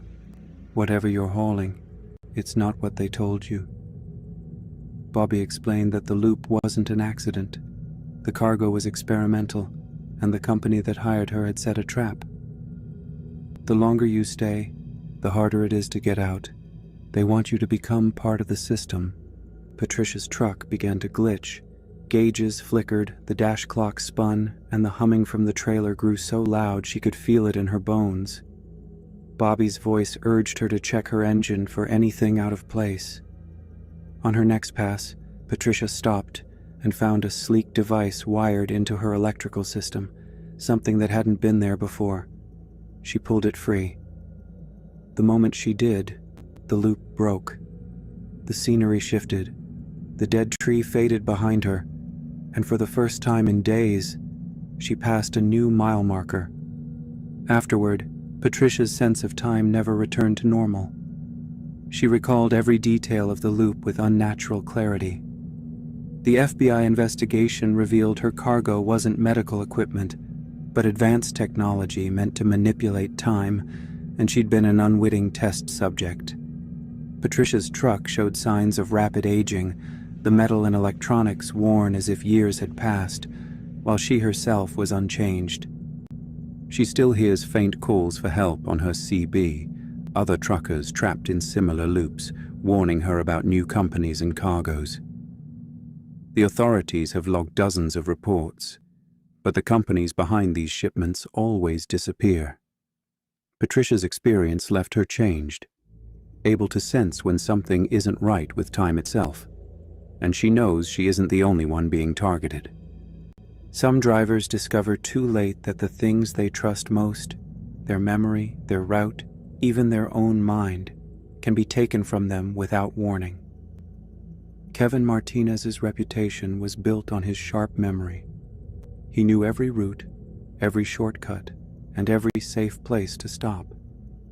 But after accepting a lucrative contract to deliver sealed biological samples to a research facility deep in Montana, his certainty began to erode. It started with small lapses, forgetting the turnoff for a familiar truck stop, missing a highway exit he'd driven 100 times before. At first, he blamed fatigue, the kind that settles in after too many nights alone with only the radio for company. But the gaps widened. He'd find himself parked at rest areas with no memory of how he'd gotten there. His logbook, always precise, filled with entries in his own handwriting about deliveries he couldn't recall, stops in towns he'd never visited. The sense of unease grew as Kevin realized these weren't ordinary memory slips. The logbook was littered with unfamiliar details, strange delivery times, routes that made no sense, even notes about conversations with people whose names meant nothing to him. He tried to piece together his journey, but the harder he worked, the more details slipped away. Paranoia crept in, a cold certainty that something was being taken from him, not just forgotten. When he reached the gates of the Montana facility, the place felt wrong. The buildings were too clean, the silence too deep. As he waited for instructions, voices bled through his CB radio, clinical, detached. Subject 47 is showing accelerated memory loss, one voice said. Extraction is nearly complete, another replied. Kevin's heart pounded as he realized they were talking about him. The cargo he'd hauled across state lines was not just in his trailer. He was the shipment. Inside the facility, Kevin caught glimpses of researchers in lab coats, their faces obscured by masks. He heard his name, not as a person but as a case number. The biological samples he'd delivered weren't research materials. They were crystallized memories, harvested from other drivers. The researchers discussed transferring these memories into new subjects, trading the experiences and skills of truckers as if they were commodities. Kevin was meant to be emptied out, his years of knowledge stripped away and stored for someone else to use. The realization hit hard. He was no longer a driver but a test subject. He overheard a conversation about his progress and the chilling phrase, "Replace the core memories next." Desperation took over. Kevin managed to slip away during a shift change, stumbling out of the facility and driving until the world blurred at the edges. He reached a hospital where doctors found evidence of neurological tampering, patterns in his brain consistent with artificial memory extraction. The proof was undeniable. Federal investigators traced the operation to a network of biotech companies recruiting truckers for fake jobs. The Montana facility was abandoned by the time they arrived, but the evidence remained. Neural interface chairs, logbooks filled with erased names, and the remains of a system designed to harvest and sell the very thing that made drivers who they were. Kevin's ordeal changed the industry. He warned others about suspicious contracts and became a resource for law enforcement, determined to keep other drivers from suffering the same fate. But even as the investigation widened, the sense of unease lingered. The roads had always been lonely, but now, for some, there was the added fear of losing not just their way, but themselves. And for those who think the worst thing that can happen on a delivery is getting lost, there are places where the threat is much more than that. Michael Torres accepted a delivery that took him farther north than any job before, deep into Alaska, where the roads narrow and civilization drops away. The address was a set of coordinates, not a town, and the instructions came with a warning: do not ask questions. The payout was enough to make most drivers ignore their instincts, but as he passed through endless stretches of snow and silent forest, the sense of isolation pressed in. When the facility appeared, it was nothing like any distribution center Michael had seen. Concrete walls rose from the frozen ground, ringed by razor wire and watchtowers. Armed guards watched from behind mirrored glass. The air was sharp with the scent of diesel and cold metal. He was directed to an underground loading dock, his presence barely acknowledged by workers who moved with mechanical precision. The cargo was quickly unloaded, and Michael found himself alone in a dimly lit corridor, waiting for clearance to leave. A hiss of hydraulics drew his attention. Two technicians pushed carts carrying transparent cylinders filled with greenish fluid. Suspended inside were human forms, not quite awake but unmistakably alive. Their faces were blank, features eerily familiar, as if someone had pressed pause on a life. Michael's heart pounded. He'd heard stories of medical research in the far north, but this was something else. He edged closer, careful not to draw attention. Voices echoed from a nearby doorway. "The biological profile's ready for integration," one technician said. "Extraction's next." Another replied, "Truckers are ideal, isolated, transient. They disappear, nobody asks questions." Michael realized the facility wasn't just making clones. It was replacing people, erasing the originals as if they'd never existed. The deeper he ventured, the more the horror became clear. Through reinforced glass, he saw rows of growth chambers stretching into the shadows, each with a body in some stage of development. Crates nearby were labeled with names, dates, and ID numbers, records of people who had been cataloged and replaced. In a storage room, Michael found containers filled with human remains, each tagged with the identity of someone who had once been alive and on the road. The process was systematic and thorough. Once a clone was ready, the original was eliminated. Panic set in as Michael realized his own fate might already be sealed. He retraced his steps, dodging patrols and slipping past security checkpoints. The escape was frantic, a blur of cold air and adrenaline as he forced his truck through the gates and sped away, headlights cutting through the endless dark. In the weeks that followed, Michael tried to warn others. He pieced together reports from families who said their loved ones came home changed. Drivers who knew every detail of their routes, but seemed off in subtle, chilling ways.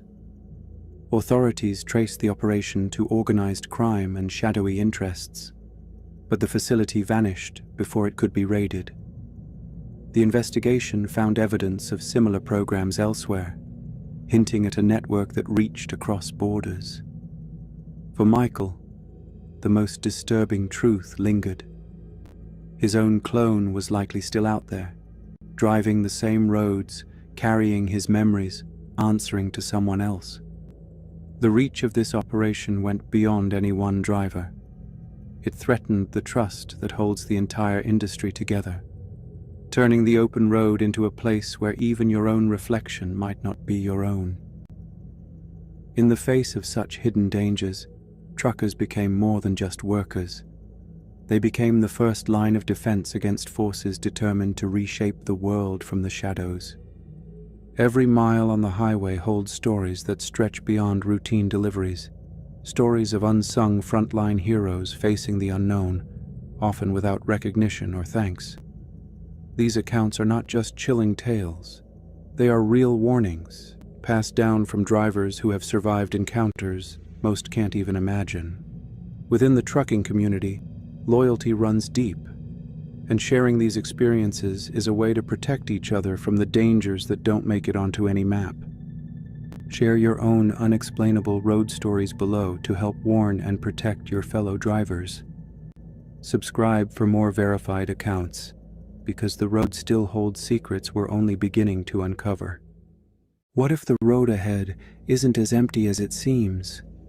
America's highways, especially those stretches called the loneliest roads, have witnessed real, documented horrors, sometimes as simple as a pair of impossible headlights in the rear view that shouldn't be there. Every account you're about to hear comes straight from police records, news reports, and first-hand testimony. Here on The Pale One, we bring you true stories that have been researched, verified, and documented. I'm your host, and tonight, we're riding along with America's truckers into their most chilling encounters with the unknown. Truckers cross these vast, isolated highways every night, and some find themselves stalked by threats no one else can see. Tonight, you'll hear 10 disturbing accounts from drivers who survived encounters with invisible predators. Not every shadow in your mirror is just a trick of the light. Sometimes, something is out there, watching, waiting, and following you through the night. If you're new here, hit subscribe to uncover more true, unexplained highway horrors. And it all begins on a stretch of Nevada asphalt, where the darkness hides more than just empty desert. Phantom headlights is the name truckers give to a certain kind of fear that creeps up when you're alone on an endless stretch of road. Highway 50, the loneliest road in America, stretches endlessly through Nevada's desert. In the early morning hours of September 17, 1994, Martin Owens, a veteran trucker with nearly 20 years behind the wheel, set out from Salt Lake City to Sacramento. He was last seen at a rest stop near Ely, Nevada, a routine stop on a route he'd driven countless times. Owens preferred the isolation of the night, trusting his experience to carry him safely across the empty miles. But this night would be different. Owens's story took a turn around 3:07 a.m., when a traffic camera caught his rig rolling west, about 45 miles past where fellow trucker Dale Howell had seen him earlier that night. Not long after, Owens's voice crackled over the emergency radio channel. At first, his tone was steady, almost annoyed, as he described a vehicle riding his bumper, its headlights so bright he couldn't make out the car itself. "They're riding my bumper. Can't see anything but those damn lights," he said. The minutes dragged on, and the headlights stayed glued to his mirrors, never passing, never falling back. Other truckers listening in advised him to pull off at the next rest stop, still 12 miles ahead. Then the panic set in. Owens's next transmission was sharp, desperate. "They're trying to run me off the road. Oh God, they're coming alongside me now." His words cut out mid-sentence. Truckers 30 miles behind reported seeing those headlights swerve violently off-road. Then nothing. The radio went silent. Owens's truck never reached its destination. All that remained was the echo of his last words and the uneasy static left behind. Search teams arrived as dawn broke, scouring the highway and the surrounding desert for any sign of the missing rig. There were no skid marks, no debris, no evidence of a crash. Tire tracks eventually led investigators down a maintenance road that veered away from the highway, stretching for 7 miles before ending abruptly in the middle of the desert. Days of searching turned up nothing. No truck, no trailer, no sign of Owens. It was as if both man and machine had been swallowed whole. Weeks later, a hiker stumbled across Owens's wallet 30 miles north of where the tire tracks had ended. His license, credit cards, and cash were still inside. Months after that, a road crew found his CB radio in a dry creek bed 15 miles from the highway. The fingerprints on it didn't match anyone in the system. Years passed before a partial VIN plate from his truck surfaced in a remote, abandoned mining site, accessible only by rough dirt roads, raising even more questions about how a vehicle that size could vanish so completely. Theories circled: cargo theft, insurance fraud, organized crime. None explained the precision or the total disappearance. Some whispered about gangs exploiting the isolation. Others pointed to the unnatural, blinding headlights and the sense that something out there knew how to make a person vanish without a trace. To this day, the case of Martin Owens remains unsolved. Truckers still talk about the phantom headlights, warning each other that on roads like these, you can become invisible in a heartbeat. And sometimes, the real danger isn't just who's following you. It's the stretch of highway itself, and the stories it collects. Some places earn their reputation not from the landscape, but from what's happened in the shadows. The Cactus Creek Rest Area in southern Utah, surrounded by red cliffs and open desert, is one of those places. Most truckers know it as Dead Man's Curve. In 1998, 2 disappearances within weeks turned this quiet stop into a warning for anyone who spends their nights on the road. Thomas Malone was the first to vanish. He was 38, a long-haul driver who kept to a strict schedule and rarely missed a check-in. On an October night, Malone pulled his red Kenworth into the rest area. Security cameras captured his truck at 11:37 p.m., parked with the cab undisturbed. When morning came, the truck was still there, door slightly open, but Malone was gone. No signs of a struggle, no indication of where he'd gone, just an empty cab and a growing sense of unease. 3 weeks later, Darlene Wilcox, another experienced driver, stopped at Cactus Creek during a late-night haul. She kept up regular radio contact with colleagues until her transmissions abruptly stopped. Her truck was found 2 days later, parked almost exactly where Malone's had been. Inside, her thermos was still warm, her logbook open mid-entry. Security footage from December 9th showed a man of average height, wearing a cap, knocking on Wilcox's door at 2:17 a.m. After that, there was nothing. Wilcox had vanished, leaving behind a scene that looked untouched, except for her absence. The investigation stalled until hikers discovered an abandoned mine shaft approximately 15 miles southwest of the rest area. Inside, authorities found human remains concealed under debris. DNA confirmed the worst. Malone and Wilcox had both been murdered. Among the remains, investigators recovered a tattered leather notebook. Inside were lists of names, including both Malone and Wilcox, along with scattered notes written in detached clinical language. The case broke open with the arrest of Edward Crane, a former psychology professor whose career had collapsed after he proposed research considered unethical by his peers. Crane had drifted through the region, often seen at rest stops and truck plazas, blending in with the transient world of long-haul drivers. He approached his victims with stories of car trouble or medical emergencies, using the trucker's instinct to help as his way in. Once close, he incapacitated them with a concealed stun gun and transported them to abandoned mines where he kept makeshift holding cells. The notebook and journals found in Crane's possession revealed a chilling mindset. He described his crimes as experiments, recording his victims' responses to isolation as if they were part of a study. Crane's arrest in Cedar City came after a routine traffic stop. Police found multiple fake IDs, a police scanner, and maps with remote rest areas marked. A search of his home uncovered more journals and belongings taken from victims. He was convicted of 4 counts of kidnapping and murder, but investigators believe there are more victims who may never be identified, given the solitary nature of trucking and the vastness of the region. The Cactus Creek rest area still carries the weight of these crimes. Security has improved. Brighter lights, more cameras, panic buttons, but many drivers refuse to stop there after dark. Dead Man's Curve is a name that lingers, a reminder that even the most ordinary places can become dangerous when trust is used as bait.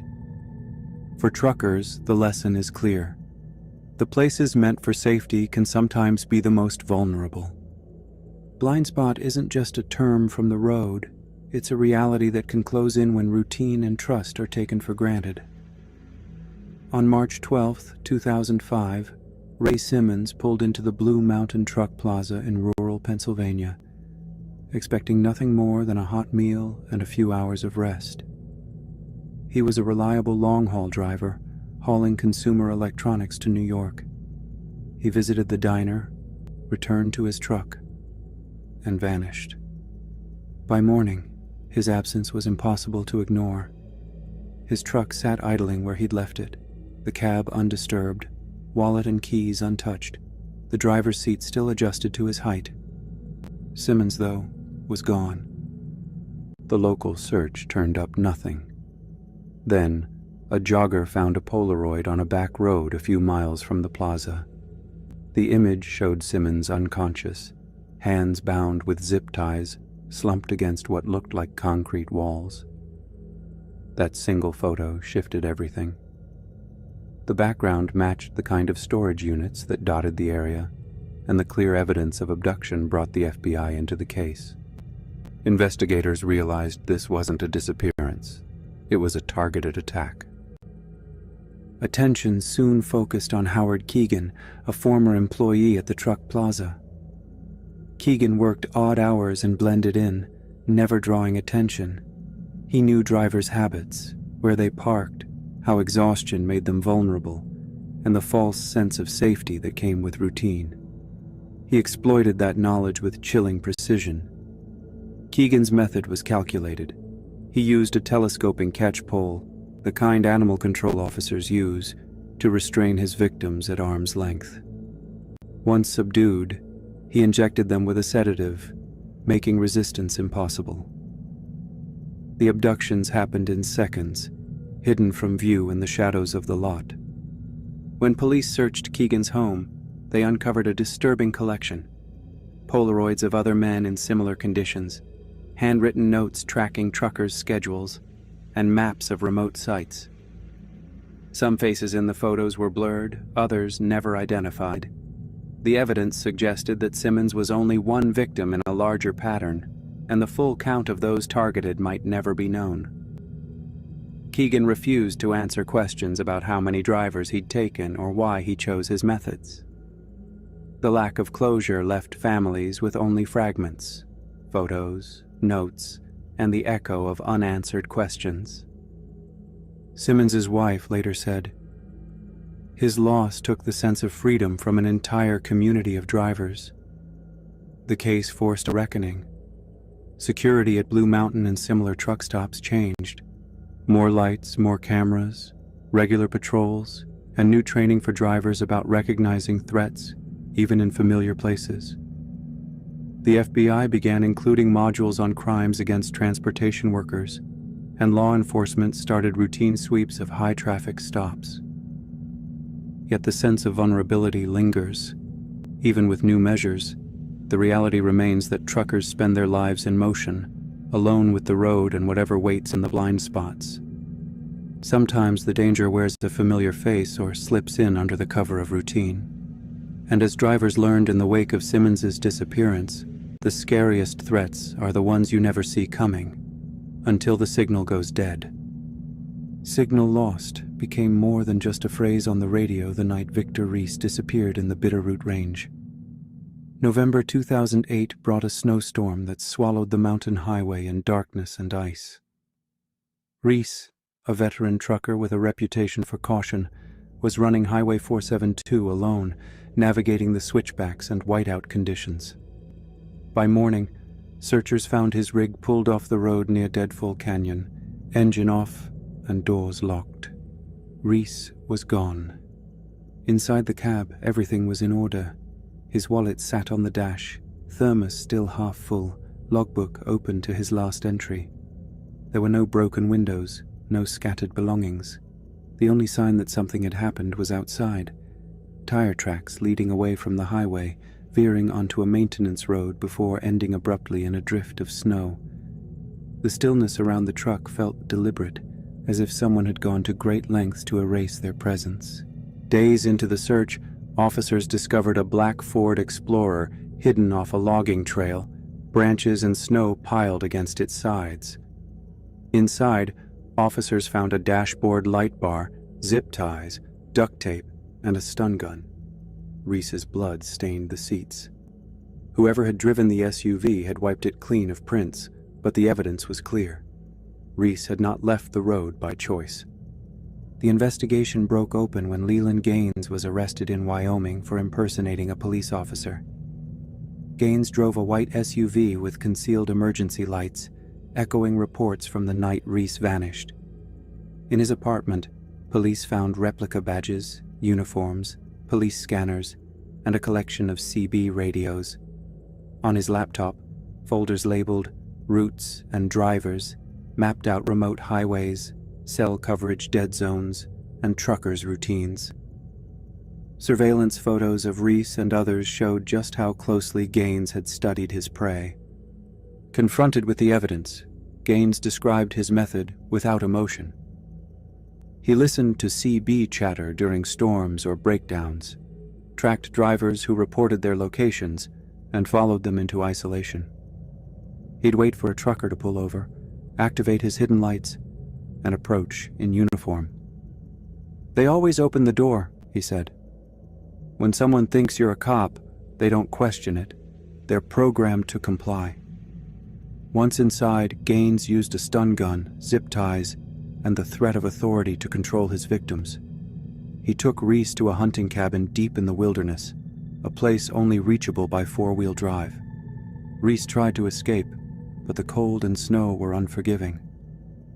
Gaines's confession linked him to 3 other missing drivers, all taken from lonely stretches during storms, their trucks left behind as if the road itself had swallowed them. The case forced an immediate change in trucking safety. Drivers now call dispatch to verify any law enforcement stop, no matter how official it looks. Trust but verify became the rule, a hard lesson from a predator who wore the mask of protection. Highways can feel endless, but isolation makes every sound and signal matter. Sometimes what breaks the silence is a warning you can't afford to ignore. There are stretches of highway where a single detail can turn routine into dread. Along Interstate 10, the sound of a whistle at night became a warning no one understood until it was too late. The first victim, Peter Krause, was found in his cab at a rest stop outside Tucson in December 2010. At first, his death was ruled a heart attack, until a county coroner noticed bruising around his neck and the faint imprint of a wire.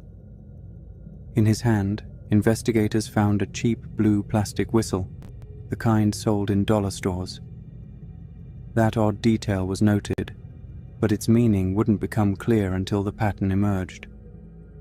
7 months later, in July 2011, Darren Wilkins was discovered at a remote rest area in New Mexico. His life ended in the same way. This time, the whistle was yellow. Days after Wilkins, Elena Vasquez was found in Texas, her murder marked by a red whistle. Each victim was alone, each cab locked from the inside, and each was killed with a length of picture-hanging wire. Easy to buy, easy to hide. These were not random acts. The killer targeted rest stops with low traffic, picking drivers who traveled alone and parked far from the main buildings. The color of each whistle matched nothing in the truck or the driver's belongings. It was a calling card, deliberate and mocking, and it earned the killer a name, the Whistler. The investigation revealed a methodical predator. Raymond Mercer, a former security system installer, posed as a consultant selling discount security devices. He approached drivers with a clipboard and a business card, offering to demonstrate alarms or locks. Mercer's routine was always the same: friendly, helpful, and just official enough to put drivers at ease. He used a handheld scanner to listen for CB radio chatter, circling rest areas to find drivers who weren't talking to anyone, who wouldn't be missed if they stopped responding. Once he'd chosen a target, Mercer waited for the lot to empty out, then made his approach. His pitch was a distraction. The real intention came when he asked the driver to lean forward or step out to see a demo. That's when he struck, using the wire to kill quickly and quietly. The break in the case came from Melissa Torres, a night cashier at Roadrunner Truck Plaza in Los Lunas. She noticed Mercer's routine, always seeking out solo drivers, always lingering by the edge of the lot. When Vasquez's murder hit the news, Torres remembered a license plate she'd written down and called it in. That tip led police to Mercer's home, where they found a folder labeled Rest Stop Protocol. The document detailed every step: scanning CB frequencies, identifying isolated trucks, mapping out rest stops with the least surveillance. Stacks of receipts for colored whistles and rolls of picture wire filled a drawer. In Mercer's van, police found a crude map of Interstate 10, with colored dots marking each murder. The Whistler's crimes changed how truckers thought about safety. Panic buttons appeared at rest stops, and drivers started traveling in pairs or keeping constant radio contact. The Never Alone campaign spread through the trucking world, reminding everyone that the real danger often waits where you feel safest. Mercer's legacy is a lesson in vigilance, one that lingers every time a driver pulls into a dark, empty lot and wonders what else the road might be hiding.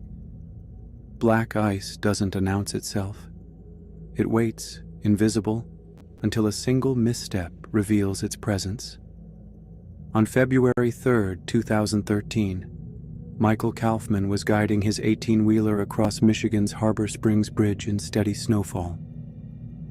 Kaufman, a veteran trucker, slowed as he approached the middle span, trusting his instincts to keep him safe on roads that often turned treacherous in winter. But what he couldn't see, what no one could, was the nearly transparent sheet of ice under his tires and the silent failure built into the bridge itself. As Kaufman's rig drifted across the glazed surface, the guardrail to his right collapsed without warning. The steel barrier meant to protect folded in on itself. Kaufman's truck slid sideways, wheels spinning helplessly, and crashed through the broken rail. The semi plummeted nearly 70 feet and landed hard on the frozen Pine River below. The impact shattered the windshield and left Kaufman pinned in the wreckage, alive, but with injuries that would end his career. Rescue crews worked for hours to reach him, fighting the cold and the twisted metal. Kaufman survived, but the cost was 17 surgeries and months of painful recovery that would leave him with lasting scars and memory loss. The initial explanation, another winter accident, crumbled under scrutiny. Investigators pulled apart the guardrail's remains and found extensive corrosion inside the anchoring system, hidden from view during routine inspections. The damage wasn't new. It had been building for years, invisible beneath layers of paint and patchwork repairs.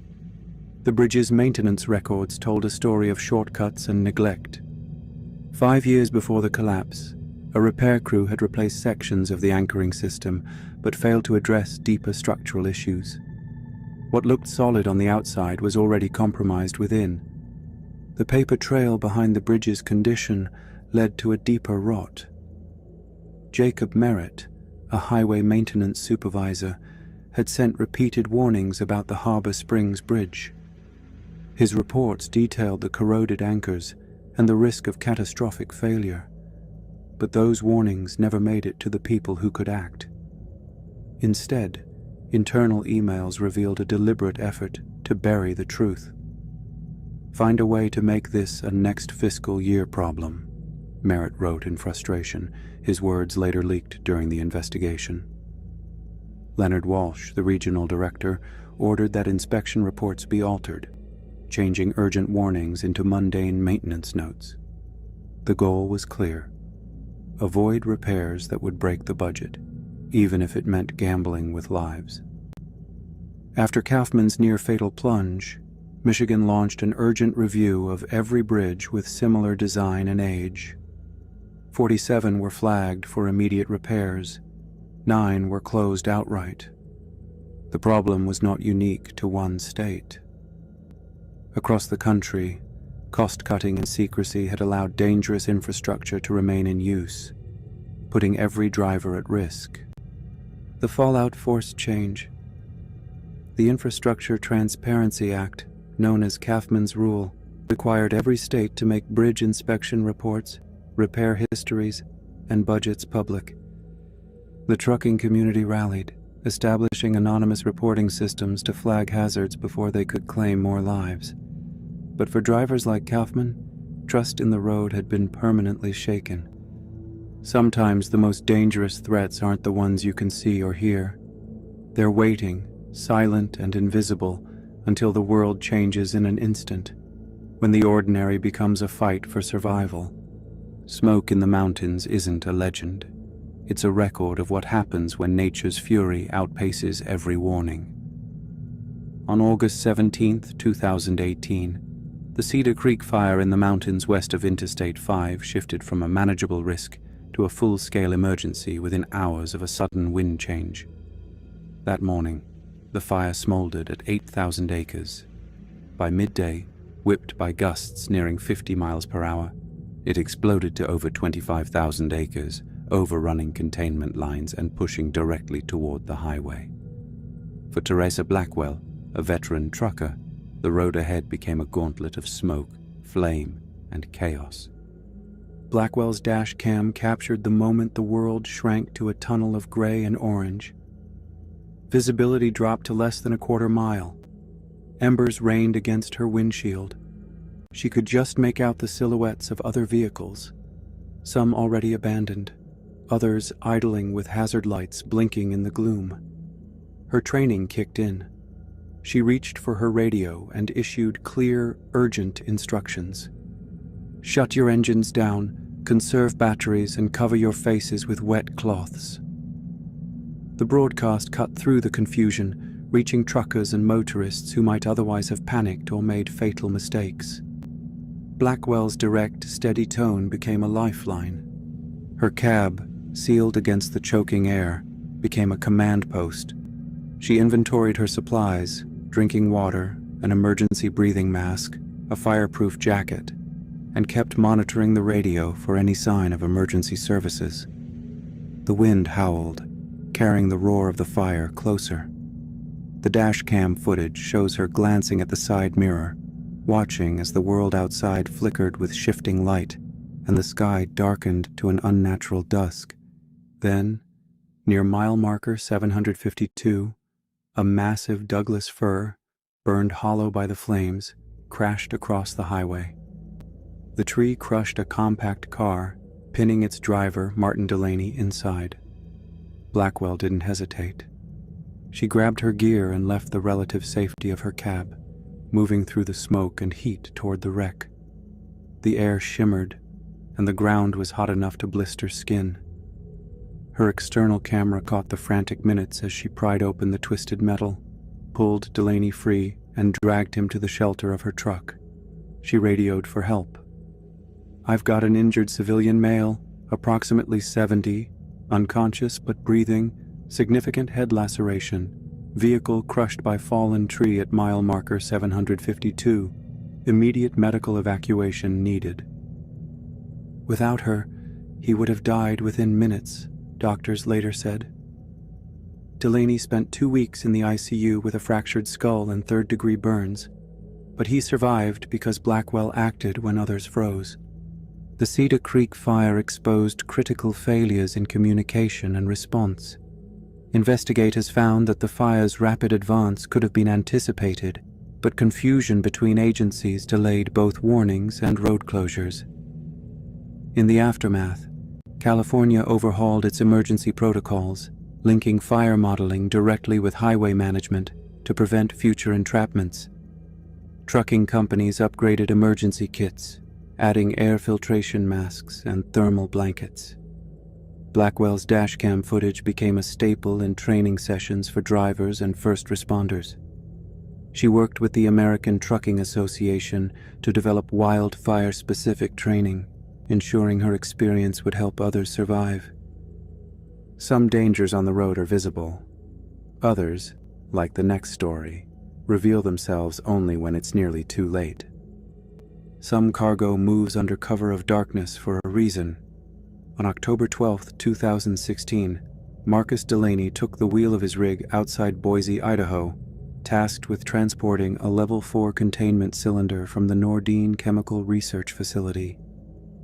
The job called for tight security and constant vigilance. Delaney didn't know what was inside the cylinder. He wasn't authorized to ask, but the instructions were clear.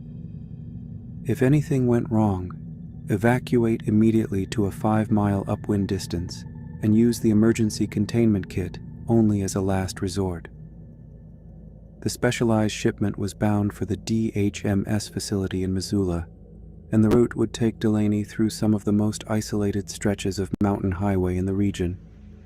Late into the night, trouble started without warning. As Delaney guided the truck along Route 375's narrow curves, his dashboard went dark. A cascade of error codes flashed, then the engine died, silencing everything except the wind outside. The alternator, a specialized unit powering both the engine and the trailer's cooling system, had failed. Backup batteries kicked in, but Delaney knew they would only keep the cooling unit running for 30 minutes, barely enough time to act before the cargo's temperature climbed out of the safe zone. He managed to steer the powerless rig to the shoulder, relying on what little battery life remained. The quiet was broken by a sharp hissing from the trailer. Delaney grabbed his flashlight and checked the external monitoring panel. The readout showed the internal temperature rising, and vapor traces, unidentified, but enough to trigger every alarm in his mind, were already present inside the trailer. Every protocol he'd memorized was now a countdown. Delaney faced 3 choices: try to repair the electrical system, deploy the emergency containment bag, or move the cargo as far away from others as possible, a procedure called intentional isolation. The nearest town was over 30 miles away and time was running out. He chose the emergency containment kit, knowing the risks. He suited up in the protective gear, opened the trailer, and found a hairline crack in the cylinder's surface. Vapor curled from the breach, nearly hidden by frost on the metal. Working quickly, he wrapped the cylinder in the reinforced containment bag and sealed it. buying precious minutes but at the cost of direct exposure to the unknown compound. The process took 7 minutes, each one stretching longer than the last.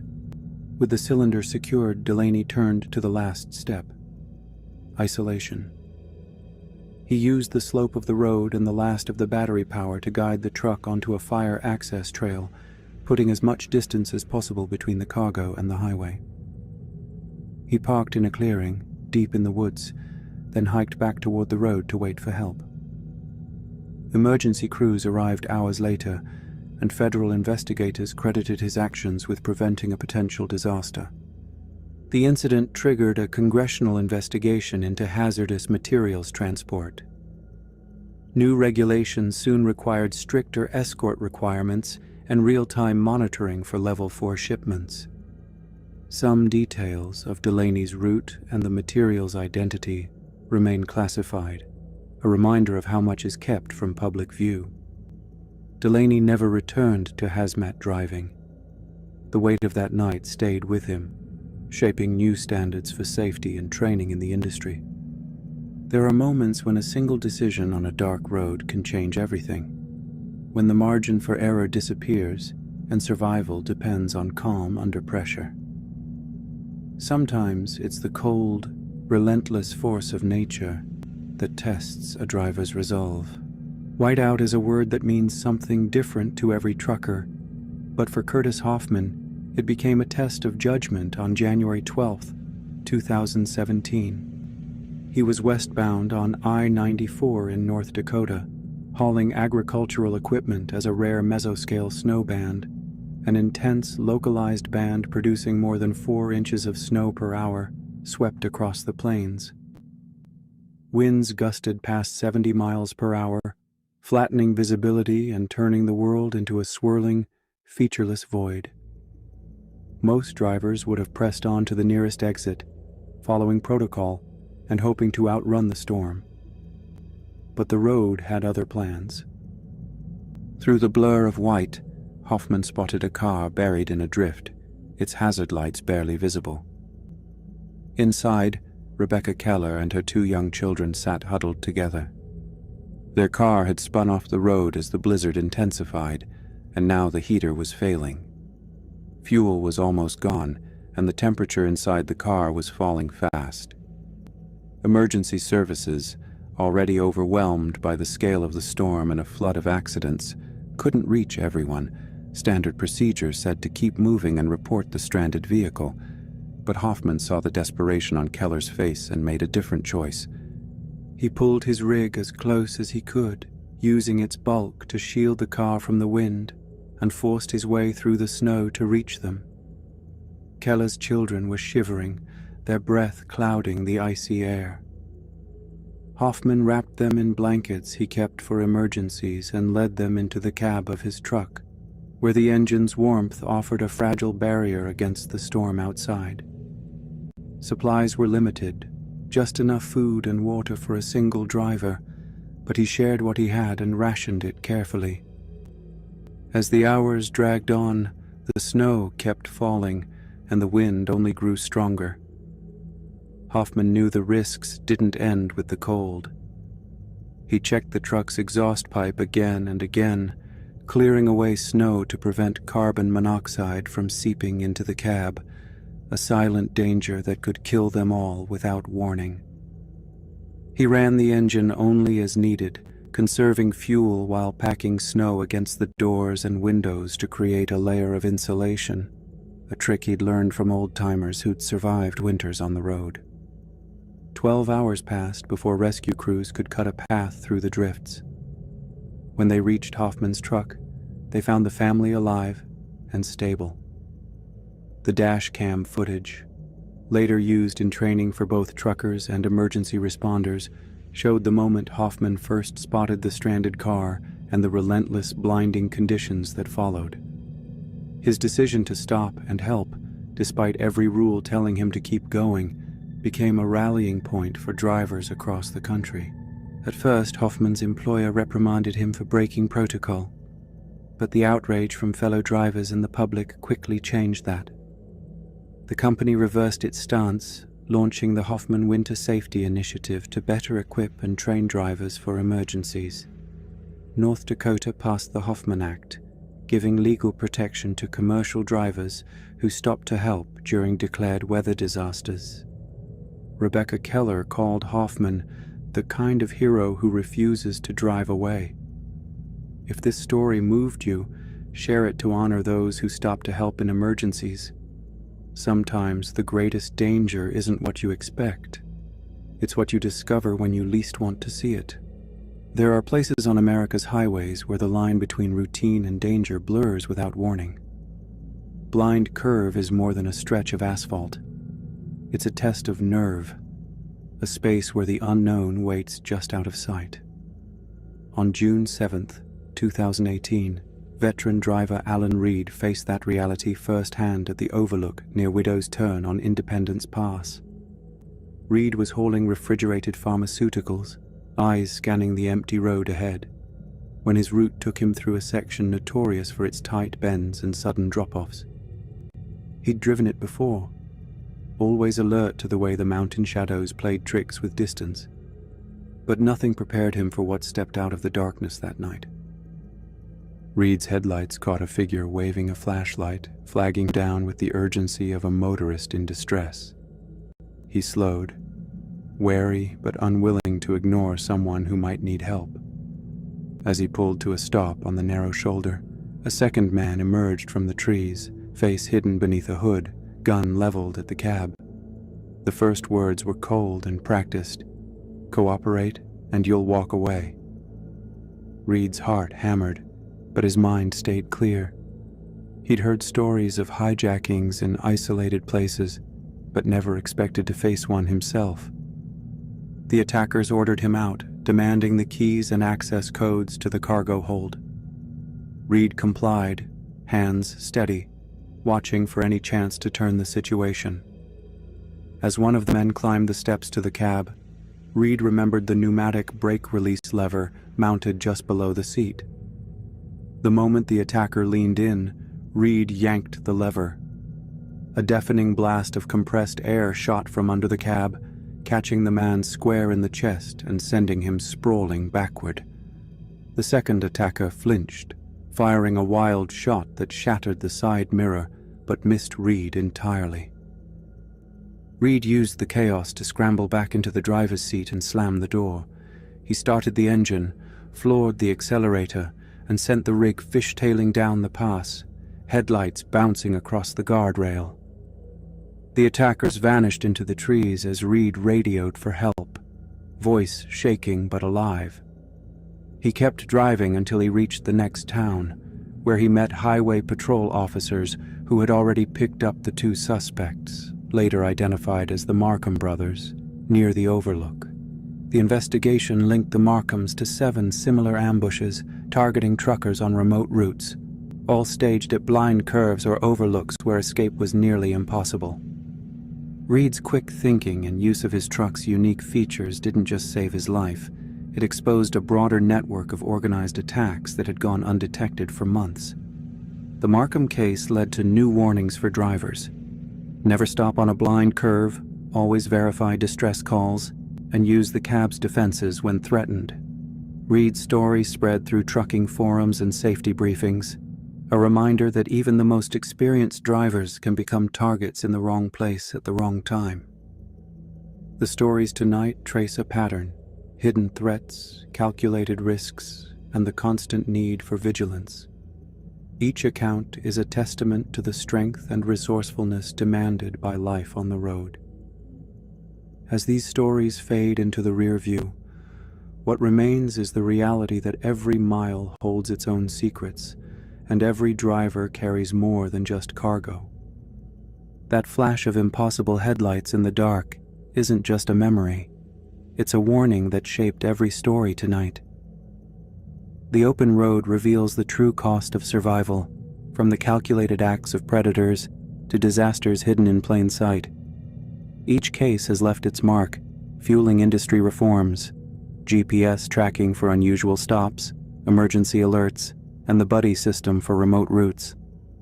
The advisory to verify law enforcement identities before opening a cab door came too late for some, but now, their vigilance shapes every mile we travel. If you found these stories eye-opening, like and comment on which case unsettled you most. On these silent roads, who's really watching you? How well do you trust your instincts? Sometimes, a single moment on the open road can force you to answer that question for real. But what happens when the open road itself becomes a trap?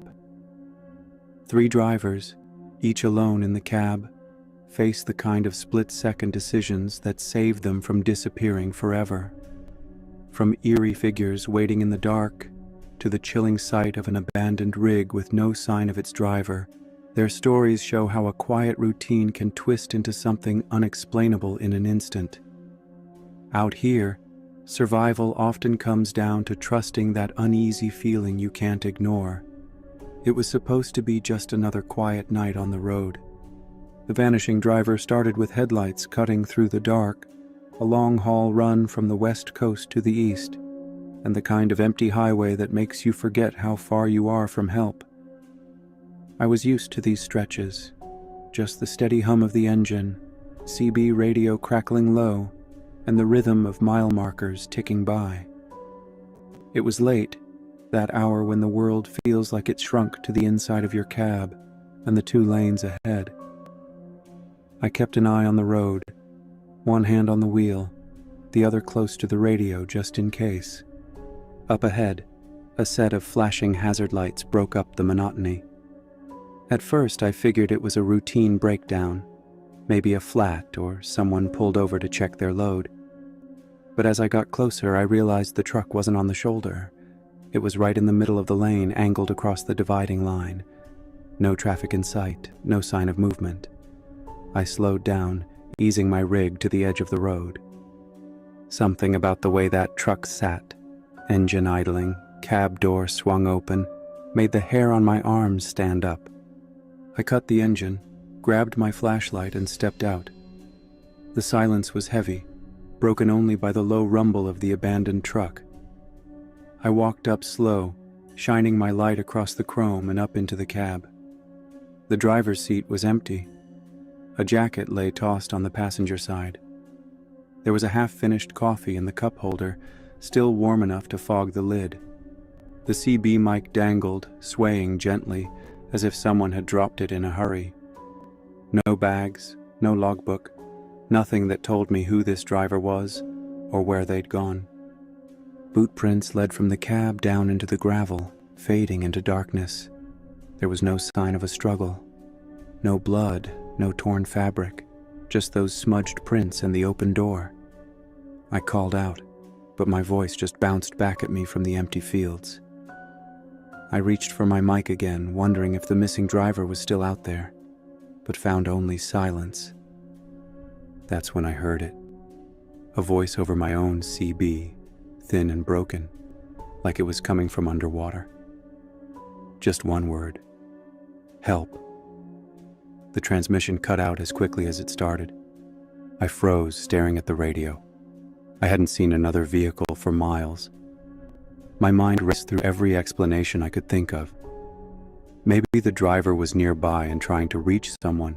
Maybe it was interference, or maybe it was something else entirely. I tried the mic. This is northbound Route 86. Does anyone copy? What's your location? All I got back was static. The fields on either side of the road stretched out flat and empty, the tree line a distant black smudge. I swept my flashlight along the ditch and down the embankment, but there was nothing. No movement, no shapes, just the sound of my own breathing and the low thrum of engines. Part of me wanted to get back in my truck and leave. The other part kept me rooted there, scanning the darkness, waiting for something, anything, to make sense of what I was seeing. I walked a few steps along the gravel, following the boot prints until they disappeared. I didn't go far. Instinct told me not to stray from the road, not to let curiosity get the better of me. I circled back to the abandoned cab, shined my light in one last time, and then made my way back to my own rig. I sat behind the wheel, hands shaking, eyes flicking to the rearview mirror and the radio. I waited, listening for another voice, another sign, but the radio stayed dead except for the occasional burst of distant chatter. I locked my doors and started the engine. As I pulled away, I kept glancing back at that truck, its hazards still blinking in the dark. The next morning I called it in. By the time the authorities arrived, the truck was still there, engine cold now, cab just as empty as before. The police found tracks in the field and evidence that 3 other vehicles had been parked nearby, but no one could say why. The missing driver was never found. No one saw anything, no one heard anything, and the only clue was that single, desperate call for help that faded into static. Word spread quick among the drivers who ran that stretch. Some said it was a setup, others said it was just bad luck. There were rumors. Other rigs left in the same way, sometimes with the engine running, sometimes not. Sometimes people said you'd see a car pulled off just out of sight, but by the time you stopped, it was gone. Thousands of disappearances happen on isolated roads each year, but out here, it's the ones that leave no trace that get under your skin. I kept thinking about what could have happened if I'd gone further into that field, or if I'd ignored the feeling in my gut and tried to search for the missing driver myself. I thought about the jacket, the coffee, the open door, and the way the CB mic swung gently as if someone had just let go. I realized how quickly routine can turn to something unexplainable, how the road you trust can shift in a heartbeat. The weeks after, I found myself checking the locks twice, watching the mirrors, listening for voices on the radio that weren't there. The feeling didn't fade. I'd roll past another empty mile, lights flickering on the horizon, and wonder if I'd ever know what happened that night. The truth is, I probably never will. Sometimes trusting your gut means never looking back. The forest stretched endlessly on either side of the highway, its twisted branches clawing at the sky like shadows frozen in time.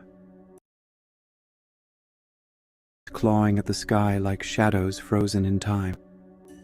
Around 2 a.m., I was deep into a stretch of highway lined with dense woods, the kind of road where the world narrows to the reach of your headlights and the steady pulse of the engine. I'd been driving for hours without passing another car. The monotony was familiar, but tonight, something felt off. There was a tension building, a sense that the night was holding its breath. It started with a flicker in the distance, a glint of reflection at the edge of the beam. I eased off the accelerator, squinting at the shoulder. There was someone standing there, just off the pavement, still as a post. I couldn't make out their face or what they wore, only the outline of a person against the trees. They didn't move or wave, didn't make any sign that they needed help. There was no car pulled over, no sign of a breakdown, just a figure standing in the dark, watching the truck roll past. I checked the mirror, half expecting to see them step onto the road, but the woods swallowed them up. I tried to shake it off. People sometimes walk these stretches, but it was the middle of nowhere and the middle of the night. I turned up the CB, hoping for a distraction, but there was only static and the occasional distant voice. The radio chatter faded, leaving me with my thoughts and the hum of tires on asphalt. A few miles later, I saw her. She was standing on the shoulder, maybe 50 yards ahead, facing the road.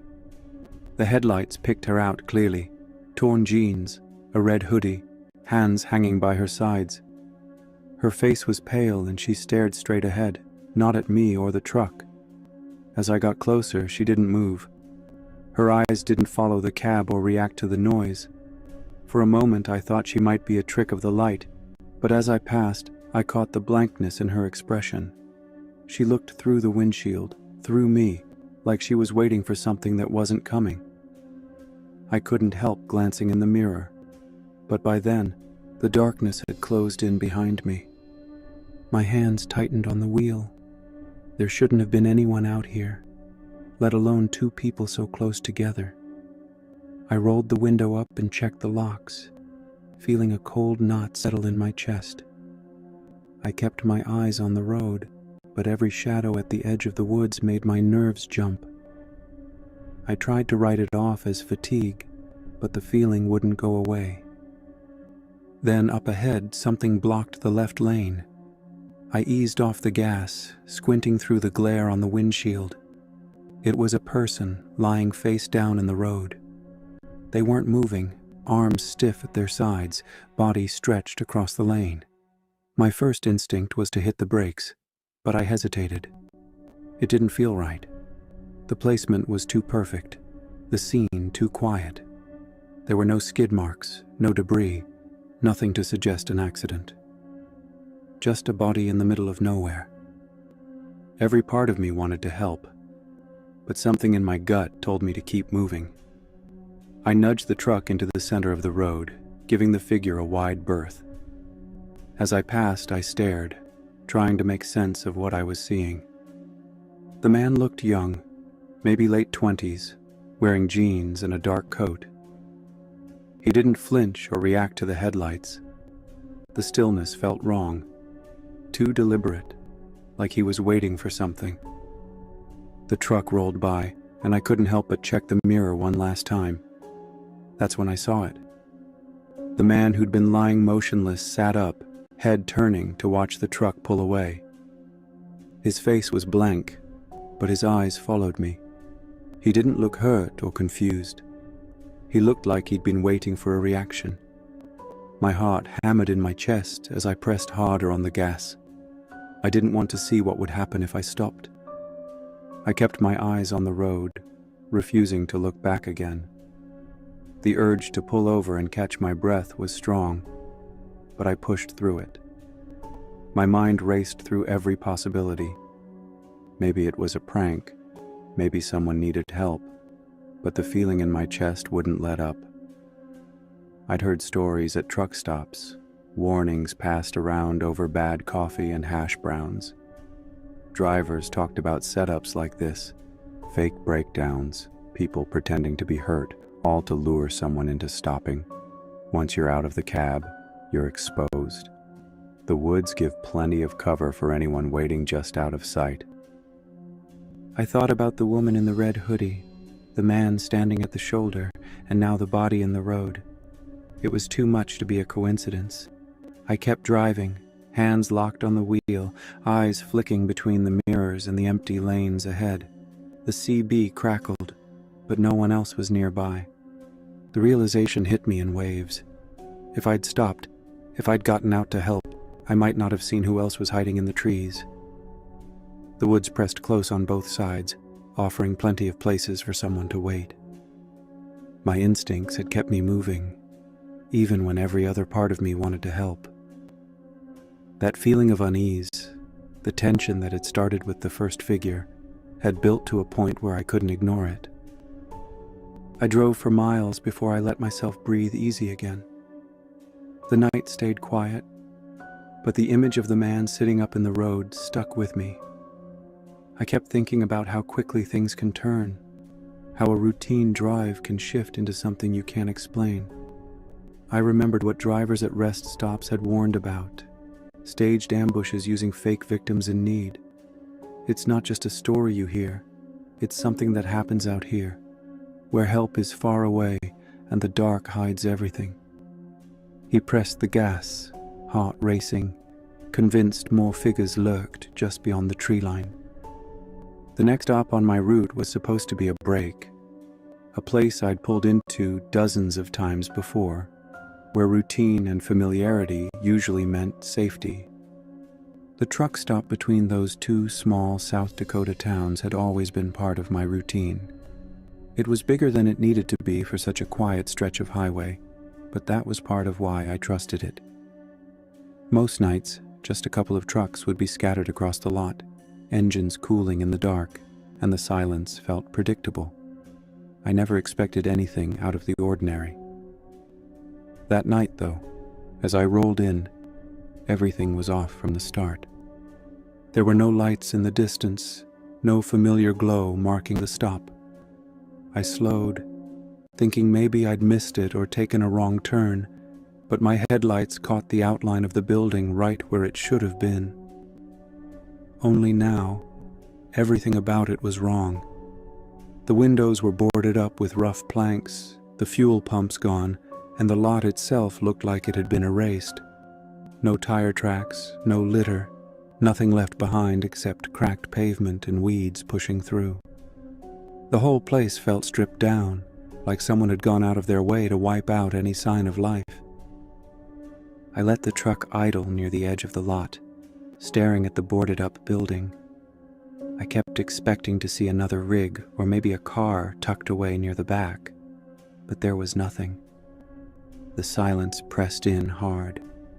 I tried to tell myself it was just another closed business, but the emptiness didn't feel normal. It felt deliberate. I checked the clock.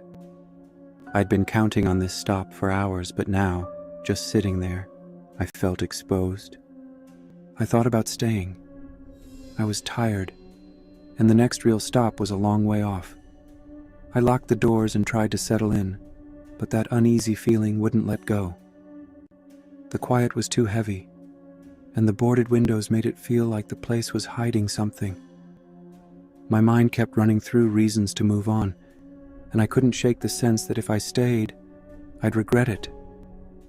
I started the engine again and pulled away from the lot, watching the abandoned building disappear in my mirrors. The road ahead stretched out empty. No towns, no lights, just the dark pressing in from both sides. I drove until the fatigue got too strong to ignore. There was a gravel shoulder just wide enough to pull over. I took it, cut the engine, and sat for a minute, listening to the silence. The feeling from the truck stop stuck with me, but I told myself I was being paranoid. I locked the doors again, grabbed my sleeping bag, and tried to convince myself it was just another night on the road. I was almost asleep when I heard a sound. Quick, sharp, and out of place. It could have been gravel shifting, but it didn't fit. I froze, listening. The noise came again, a high-pitched squeak, and then the faint hum of an engine just outside. I sat up, heart pounding, and checked the side mirror. Headlights glowed behind me, not moving, not on the highway. Whoever it was had pulled off the road and killed their engine, but they were close, too close. I kept my keys in my hand, debating whether to start up and leave. Before I could decide, I saw movement in the passenger window. A man in a hooded jacket and a thick beard, maybe early 40s, stepped out of the shadows and came straight for the door. He didn't hesitate. He grabbed the handle and yanked, shaking the whole door. My stomach dropped. I jammed the key into the ignition, hands shaking. That's when the first crack split the air and the glass exploded. A rock came through the window, spraying shards across the seat. He reached in, fingers searching for the lock. I didn't wait. The engine roared as I stomped on the gas, gravel spraying behind me as I pulled hard back onto the highway. In the mirror, I saw him stumble back, then disappear into the dark. I kept my eyes forward, not daring to look back again. My hands were locked on the wheel, knuckles white, breath coming in short bursts. I drove until the next town, barely slowing down when I saw lights in the distance. When I finally pulled over, I sat in the cab, shaking, the broken glass crunching under my boots. I kept thinking about how close it had been, how a few seconds slower, or one more moment of hesitation, and he might have gotten in. The abandoned truck stop, the empty lot, the silence that felt like a warning, it all made sense now. My gut had told me to keep moving, and it had saved me. I kept replaying the scene in my head, the boarded windows, the missing pumps, the way the lot felt erased. I'd spent years trusting that stop, counting on it to be the safe place in the middle of nowhere. But when it was gone, When it turned into something unfamiliar, my sense of safety disappeared with it. I realized how quickly routine can turn on you, how the places you trust can change without warning. It took a long time for the adrenaline to wear off. I checked the locks again and again, listening for any sound outside. Every headlight in the distance made me tense up, waiting for another figure to step out of the dark. I kept thinking about what would have happened if I'd stayed in that lot, if I'd ignored the feeling that something was wrong. Even after I left South Dakota behind, the memory of that night followed me. I noticed the way my hands hovered over the locks, how I scanned every lot before pulling in, how I listened for sounds that didn't belong. The idea that a place could go from safe to dangerous so fast stuck with me. I started to question every routine, every shortcut I'd relied on for years. Some things on the road you can prepare for, others you just have to survive. I learned that night that instincts aren't just a backup plan. They're the only thing that stands between you and what waits in the dark. Even when the road is empty and the lot looks familiar, you never really know what's waiting for you until it's too late. The feeling didn't fade after the sun came up. There were days when I thought I'd left it behind, but it always came back, quiet, steady, just under the surface. Sometimes the road's clear and the miles roll by, but what happened out there doesn't let go. Sleep was no longer simple. Most nights I'd park and kill the engine, but instead of relief, I felt exposed. The quiet inside the cab left too much room for my mind to run back over every detail, each sound outside, each flicker of movement in the mirrors. It was easier to keep moving than to risk closing my eyes, so I'd drive until exhaustion forced me to stop. When I did rest, it was never deep. My body stayed tense, ready to react if anything felt off. I started to believe that letting my guard down, even for a few minutes, might be all it took for something to go wrong. The habit of checking locks became second nature. Before, I'd pull the handle once, maybe twice, and move on. Now I'd check it 3, 4 times, sometimes more. I'd sit in the dark and listen, waiting for the scrape of gravel or the distant crunch of footsteps. The memory of that man yanking the door, the glass exploding, replayed every time I reached for the latch. Even after I got home, I double-checked the front door, haunted by the idea that a stranger could appear out of nowhere and try to force his way in. Long hours alone can magnify these memories, making rest feel dangerous. The cab, once a place of routine comfort, became a space where old scenes looped on repeat. The abandoned truck's empty cab, the woman in the red hoodie, the man lying in the road, each image surfaced at random, triggered by a shadow or the static on the CB. It didn't matter if I was surrounded by other drivers at a busy stop or parked in the middle of nowhere. The sense of isolation never really left.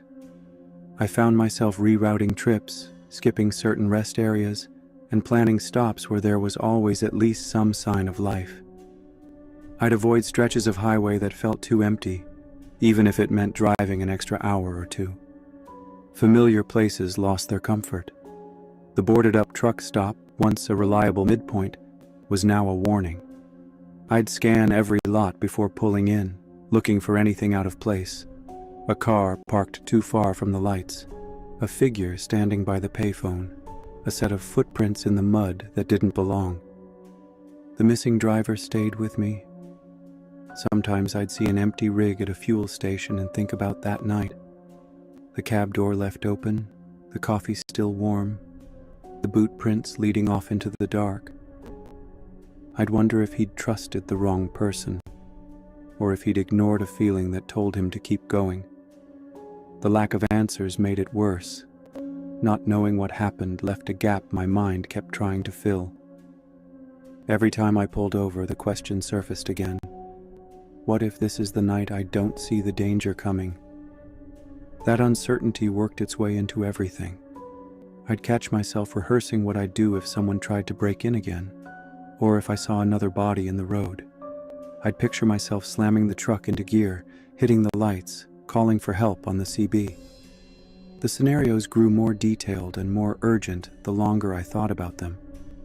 Sometimes I'd drive for hours just to shake the feeling, but it never really faded. My nerves stayed raw, and I started to expect the worst whenever something felt out of place. On the rare nights I made it home, the habits followed me. I'd check the locks twice, sometimes 3 times before going to bed. A car door slamming outside or a stray shout would snap me awake, heart pounding, convinced for a second that someone was trying to get in. My family noticed I was different, quieter, always scanning the windows. I tried to explain, but it was hard to put into words how the road had changed me. It wasn't just fear that stuck. It was the realization that the road could twist without warning. I used to think routine was a kind of protection, that knowing the route and sticking to familiar stops was enough to keep me safe. But routine is what made me vulnerable. The places I trusted most were the ones where I let my guard down. The man at the window, the abandoned lot, the silent radio. They all taught me that danger doesn't always announce itself. Sometimes it waits, quiet and patient, for you to make a mistake. Avoidance became a way to cope. I'd skip empty stretches, drive through the night instead of stopping, and sometimes refuse loads that took me too far off the main highways. I'd plan every stop with an exit in mind, park where I could pull out fast if I had to. I started to listen more closely to other drivers' stories, picking up on the warnings and the patterns, where people disappeared, where setups happened, which stops to avoid after dark. All of this took a toll. The constant tension wore me down, making even small decisions feel heavy. I'd catch myself hesitating before turning off the highway or pulling into a lot. The job hadn't changed, but my sense of safety was gone. I knew I'd never look at the road the same way again. The line between caution and paranoia blurred until I couldn't tell the difference. But out here, that edge might be the only thing that keeps you alive. I started to trust my instincts more than any checklist or safety protocol. The gut feeling that told me to keep driving, to skip a stop, or to stay behind the wheel instead of getting out. That was what mattered most. I learned to act on those feelings, even if it meant looking foolish or overly cautious. The stories I'd heard from other drivers, the warnings passed around late at night, all started to make sense. You don't always get a second chance if you ignore what your body is telling you. The hardest part was accepting that there might never be closure. The missing driver, the figures on the road, the man at my window. None of those stories ended with answers. The unknown became part of the job, something I had to carry with me whether I wanted to or not. Every empty mile, every quiet stop was a reminder that I couldn't predict what would happen next. I could only prepare as best I could and hope my instincts would be enough. Out here, paranoia can be your shield. Better to stay uneasy than unprepared. The road doesn't always show its dangers, and sometimes the most ordinary places hide the biggest threats. Routine on the road can feel like armor, mile after mile, the same turns, the same stops, the same worn coffee thermos in the cup holder. But for drivers out here, the real risks aren't always obvious. They're not just the sharp turns or the weather that turns without warning. The hidden dangers are the ones that slip in when you least expect them, disguised as everyday moments or familiar places. You hear stories passed around at truck stops and rest areas. Sometimes they're just rumors, but sometimes they stick because they sound too close to what you've seen yourself. I learned quickly that the road holds more than just the hazards you can see. There are 3 kinds of risk that stand out, each one a reminder that threats don't always announce themselves. First, there's the abandoned rig. A truck left idling in the middle of nowhere, cab door open, engine rumbling. At a glance, it looks like someone just stepped away for a minute. But when you get closer, everything feels wrong. The driver is gone, no sign of a struggle, only boot prints fading into the dark. Sometimes police find other vehicles nearby, cars, pickups, even motorcycles, each one empty, each one a question with no answer. Drivers have vanished along these stretches, and nobody can say exactly how or why. The danger here is in the ordinary. What should be a simple stop to help turns into a situation where you're suddenly alone with too many unknowns. Then, there are the staged ambushes. You see a figure by the side of the highway, maybe waving, maybe just standing still. Sometimes it's a woman in a red hoodie, sometimes a man lying across the lane as if he's been hurt. The setup is simple. Someone looks like they need help, and your instinct is to pull over. But the moment you do, you realize it's a trap. I remember the way my hands tightened on the wheel as I passed the figure in the road, the way my gut screamed at me to keep moving. It's a tactic as old as the highway itself, and it works because it preys on your hesitation, your urge to do the right thing. The real threat isn't always the person you see. It's who or what might be waiting just out of sight, hidden in the trees or the dark. The last risk is the erased safe haven. Truck stops and rest areas are supposed to be places where you can let your guard down for a minute, grab a coffee, stretch your legs. But sometimes, what you expect to find isn't there. The stop between those two South Dakota towns was always part of the route. One night, I pulled in and found it stripped bare, windows boarded, pumps missing, the lot empty as if it had never been used. The sense of safety I'd counted on was gone, replaced by a feeling that I didn't belong there anymore. When I left, the unease followed me. Later, parked on a gravel shoulder, I heard footsteps and saw headlights. Someone tried to get in, smashing the glass, reaching for the lock. I realized then that even familiar places can turn dangerous overnight, and that routine can make you vulnerable if you're not paying attention. These aren't just isolated stories, they're patterns. Each one starts with something that looks harmless: a truck left running, a person in need, a quiet stop in the middle of nowhere. But the risk is hidden in the details you might overlook. The world outside the cab can shift in a second. What you thought was safe can turn threatening with no warning at all. Most of the time you don't get an explanation. Sometimes the police find tracks in the dirt or a coffee cup still warm in the cab. Sometimes there's nothing at all. No footprints, no clues. Just a sense that someone or something is missing. It's the silence that gets to you, the unanswered questions. You wonder how many drivers have stopped to help and never finished their route. How many times a staged accident or a fake breakdown has ended with someone vanishing into the night. I started to see the road differently after those nights. The lessons were simple, but they stuck. Never assume a situation is safe just because it looks familiar. Trust your instincts, even if you can't explain why you feel uneasy. Pay attention to the small things. A truck parked at a strange angle, a figure who doesn't react the way you'd expect, a stop that feels too quiet. The difference between a close call and a disaster is often just a second's hesitation, or the lack of it. There's no checklist for this kind of danger. You can run through safety protocols, keep the doors locked, check your mirrors, but sometimes that's not enough. The real defense is awareness. Not just looking, but seeing. Questioning what doesn't fit, even if it means changing your plans or driving an extra hour to find a safer place to stop. It means listening to the stories other drivers share, picking up on the warnings they pass along in low voices over late-night coffee.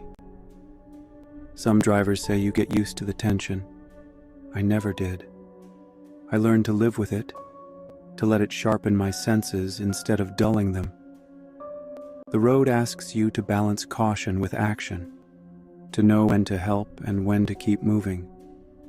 It's a constant calculation, and sometimes you get it wrong. But most of the time it's the gut feeling that saves you, the sense that something's off even if you can't say exactly what. I think about the abandoned rigs, the figures in the road, the empty truck stops. They're reminders that the threats out here aren't always loud or obvious. They wait in the quiet, in the places you've come to trust. For every story you hear, there are others that never get told. Drivers who didn't make it home, mysteries that never get solved. The danger is real, whether or not you see it coming. What will the next empty stretch hold? Sometimes the answer is just silence. Other times it's the memory of a routine shattered, a place you thought was safe turned upside down. The only thing you can do is keep your eyes open, trust your instincts, and remember that the road doesn't owe you any warnings. Danger often waits where you least expect it. For these drivers, the places that felt safe, an old highway, a quiet truck stop, became the settings for their closest calls. Each story comes back to a simple truth. Instinct matters.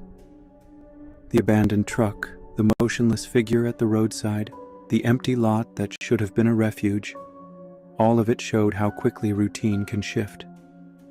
One driver put it best. If something feels wrong, don't ignore it. The road never tells you what's waiting, only that you'll hear it if you listen. Have you ever experienced a roadside encounter that didn't feel right? Share your story in the comments. Tonight's story comes from Mike Lawson, a 41-year-old long-haul trucker out of Oklahoma. Mike's been driving big rigs across the country for over 15 years, and he's seen just about everything the open road can throw at a man. But nothing rattled him quite like what happened one summer night in 2022, out on that lonely stretch of Route 66 near Amboy, California. It was late, about 2:30 in the morning. Mike was hauling a load through the Mojave, the kind of desert where the air feels heavy and the stars look close enough to touch. He was fighting off sleep, sipping lukewarm coffee, and listening to the low static of his CB radio. The road was empty, just endless blacktop and the occasional tumbleweed rolling by. As he crested a small rise, his headlights swept over something up ahead, a figure standing on the shoulder, right at the edge of the darkness. At first, Mike thought it was a mirage, maybe just his tired eyes playing tricks. But as he got closer, he saw it was a young woman, maybe mid-20s, wearing a white dress that looked straight out of another era. She was waving, her arms moving slow and desperate. Mike's the kind of guy who can't just drive by someone in trouble, especially out in the middle of nowhere. He slowed down, rolled down his window, and called out to her. She stepped closer, her face pale in the headlights, and asked if he could give her a ride to Amboy. Said her car had broken down a few miles back and she needed to get home. Her voice was soft, almost like she was afraid to speak too loud. He unlocked the passenger door, and she climbed in, buckling her seatbelt with careful hands. As soon as she settled in, Mike noticed the cab felt colder, like someone had cranked the AC even though the desert night was still warm. The woman stared out the window, barely saying a word, except to mention her fiancé was waiting for her in Amboy. She sounded sad, almost lost. They drove in silence for a while, the only sound the hum of the engine and the tires on the cracked old highway. Mike tried to make small talk, but she just kept looking out into the darkness. Then, just as they passed a faded old sign for Amboy, Mike glanced over, and the seat was empty. The seatbelt was still buckled, the door still closed, but she was gone, just like that. Mike pulled over, heart pounding, and looked around, but there was no sign of her. That's when he noticed something on the seat. An old silver locket, tarnished and heavy. Inside was a black and white photo of the same woman, smiling next to a man in a suit from the 1950s. When Mike finally made it to Amboy, he told the gas station attendant what happened. The guy just nodded and said, "You're not the first. Folks say she's been trying to get home for 70 years. To this day, Mike swears he'll never forget that night. And if you ever find yourself driving Route 66 after midnight, keep your eyes on the road and think twice before picking up a hitchhiker in a white dress. Imagine you're driving on an empty highway at 4 a.m. A flash of headlights grabs your attention as a car swerves wildly ahead. You see her, panicked, pounding on the back window, mouthing for help. It's a moment that turns your stomach, the kind of thing you hope you'd never witness. In that instant, every choice you make matters more than you realize. Tonight, we're sharing 4 real highway encounters that left drivers forever changed. Each story reveals how isolation and darkness can hide danger in plain sight, and how a single decision can decide what happens next. It was supposed to be a normal drive. Quiet, uneventful. The kind of late-night commute where your mind drifts and the hum of the tires on the pavement is almost comforting. The witness had taken this route home after work more times than they could count. A 20-minute stretch of highway that always felt deserted at that hour. Sometimes there were a few red taillights far ahead, sometimes the distant glow of a truck's running lights. But mostly, it was just empty road and the steady rhythm of passing streetlights overhead. Tonight, though, something felt off. The first thing that stood out was a gray Honda Accord coupe coming up fast in the rearview mirror. The witness was already going about 75 or 80 miles per hour, but the Accord had to be pushing 90, maybe even 100. It shot up behind, then swung into the next lane, weaving a little too sharply, drifting toward the shoulder before jerking back. At first, it seemed like maybe the driver was just tired or impatient, someone eager to get home before sunrise. But the way the car moved, the sudden corrections, made the witness uneasy. They eased back, keeping a cautious distance. As the Accord pulled even, the witness noticed something in the back seat. The car passed under a street lamp, and for a split second, the inside was lit up. That's when the witness saw her. A woman in the back, banging on the window, her face twisted in panic.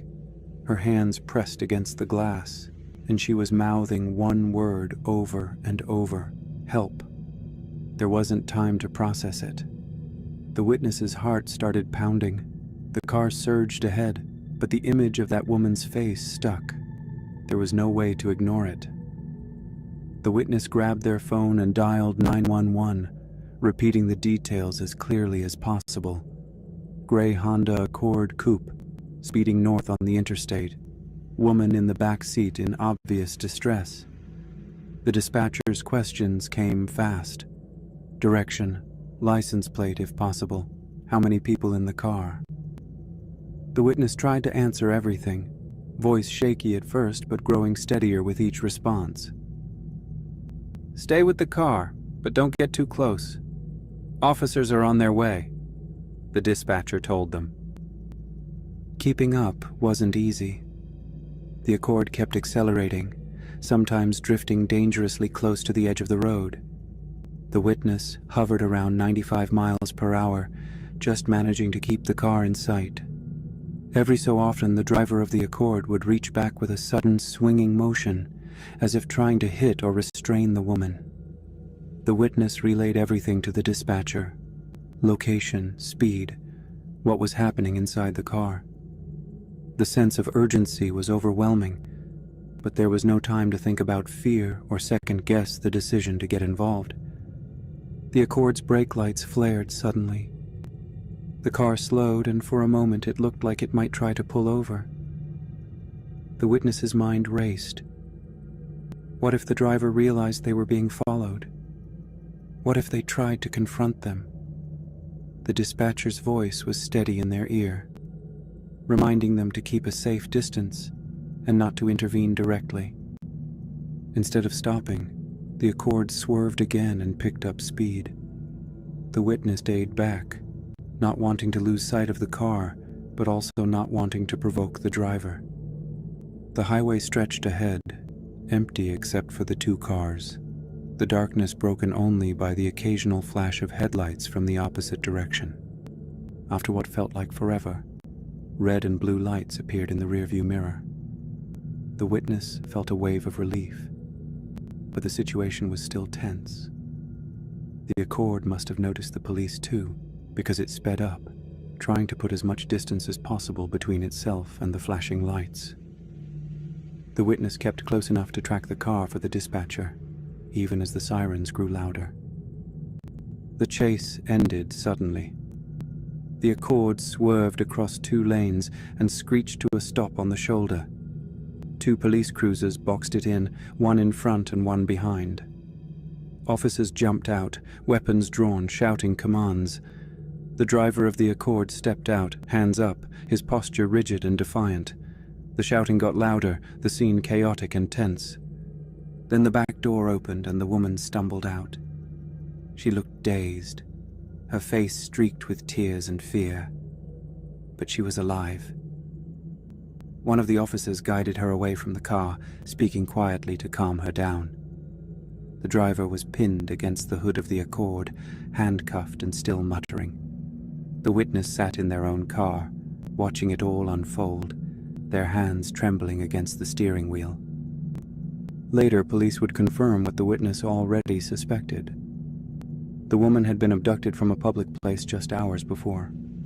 The driver of the Accord was a repeat offender with a long record.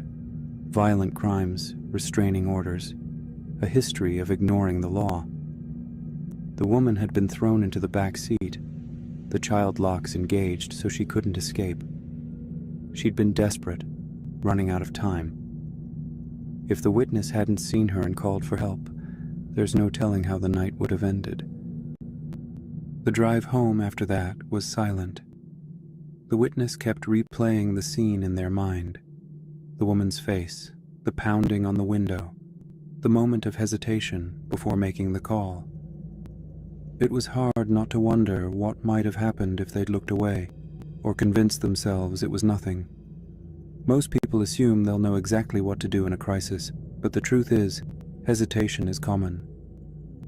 Experts say that freeze response is as natural as fight or flight, and sometimes it's only a split-second decision that makes the difference.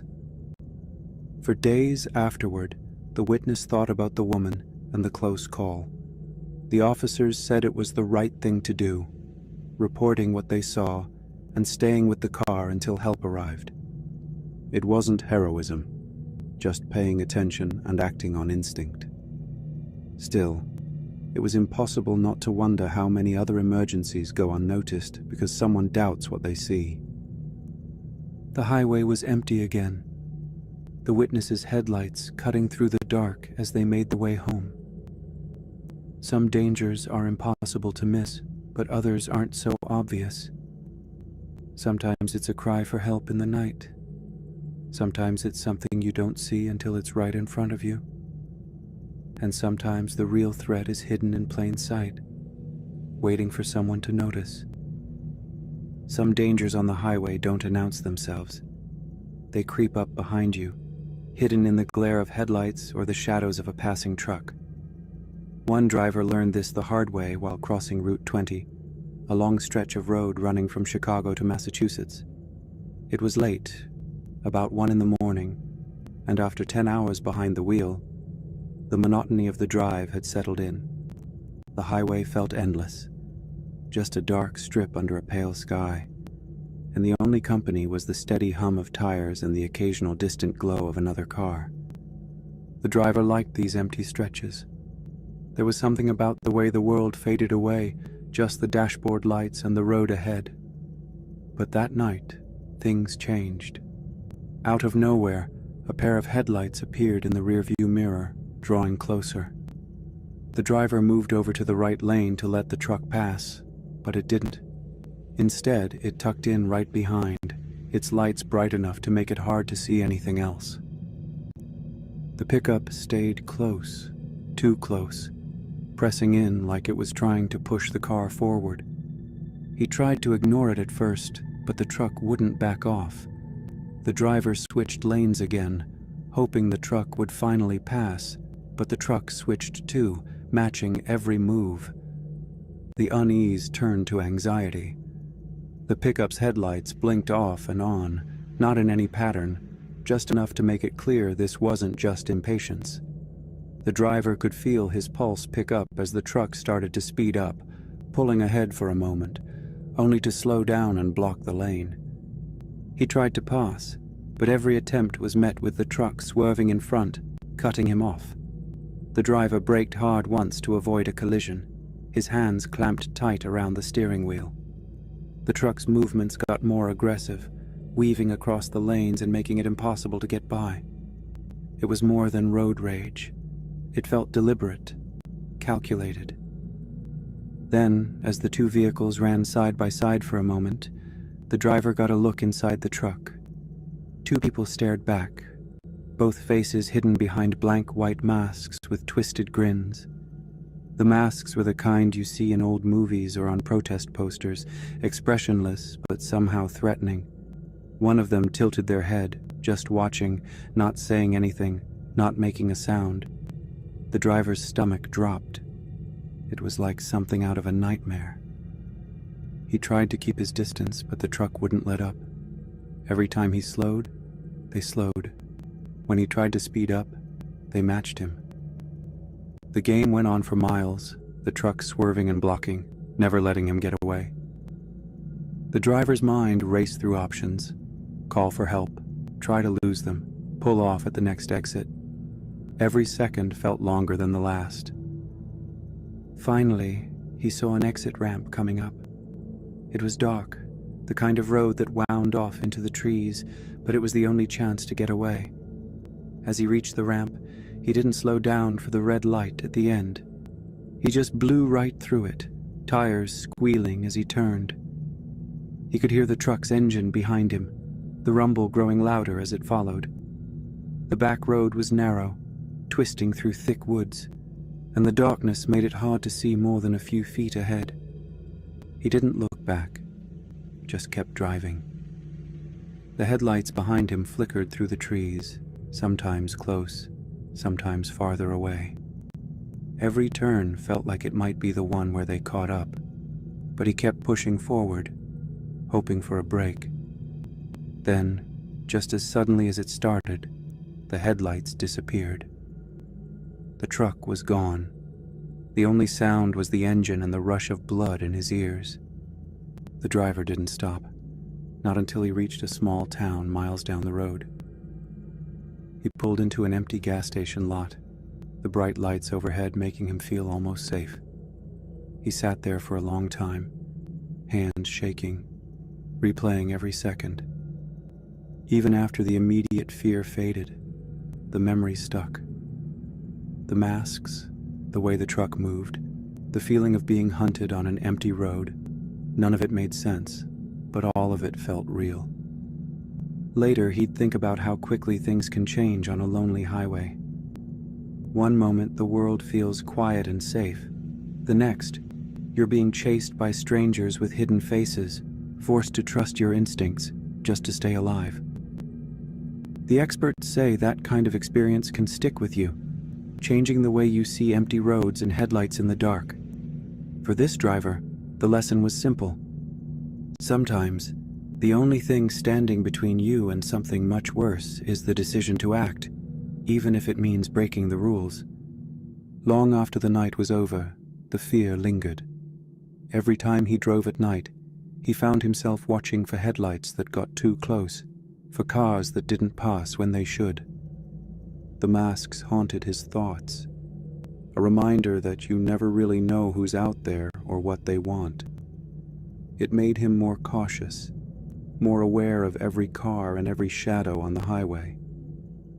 Not every threat comes with a warning, and not every danger is obvious until it's right beside you.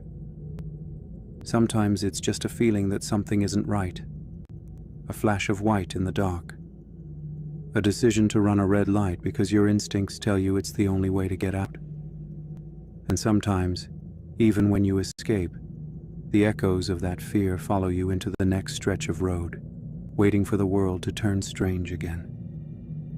On some nights, the weather itself feels like a warning. Around 1 a.m., a driver found themselves alone on a stretch of highway where fog had settled thick and low. The high beams were almost useless, and the usual comfort of familiar road signs was gone.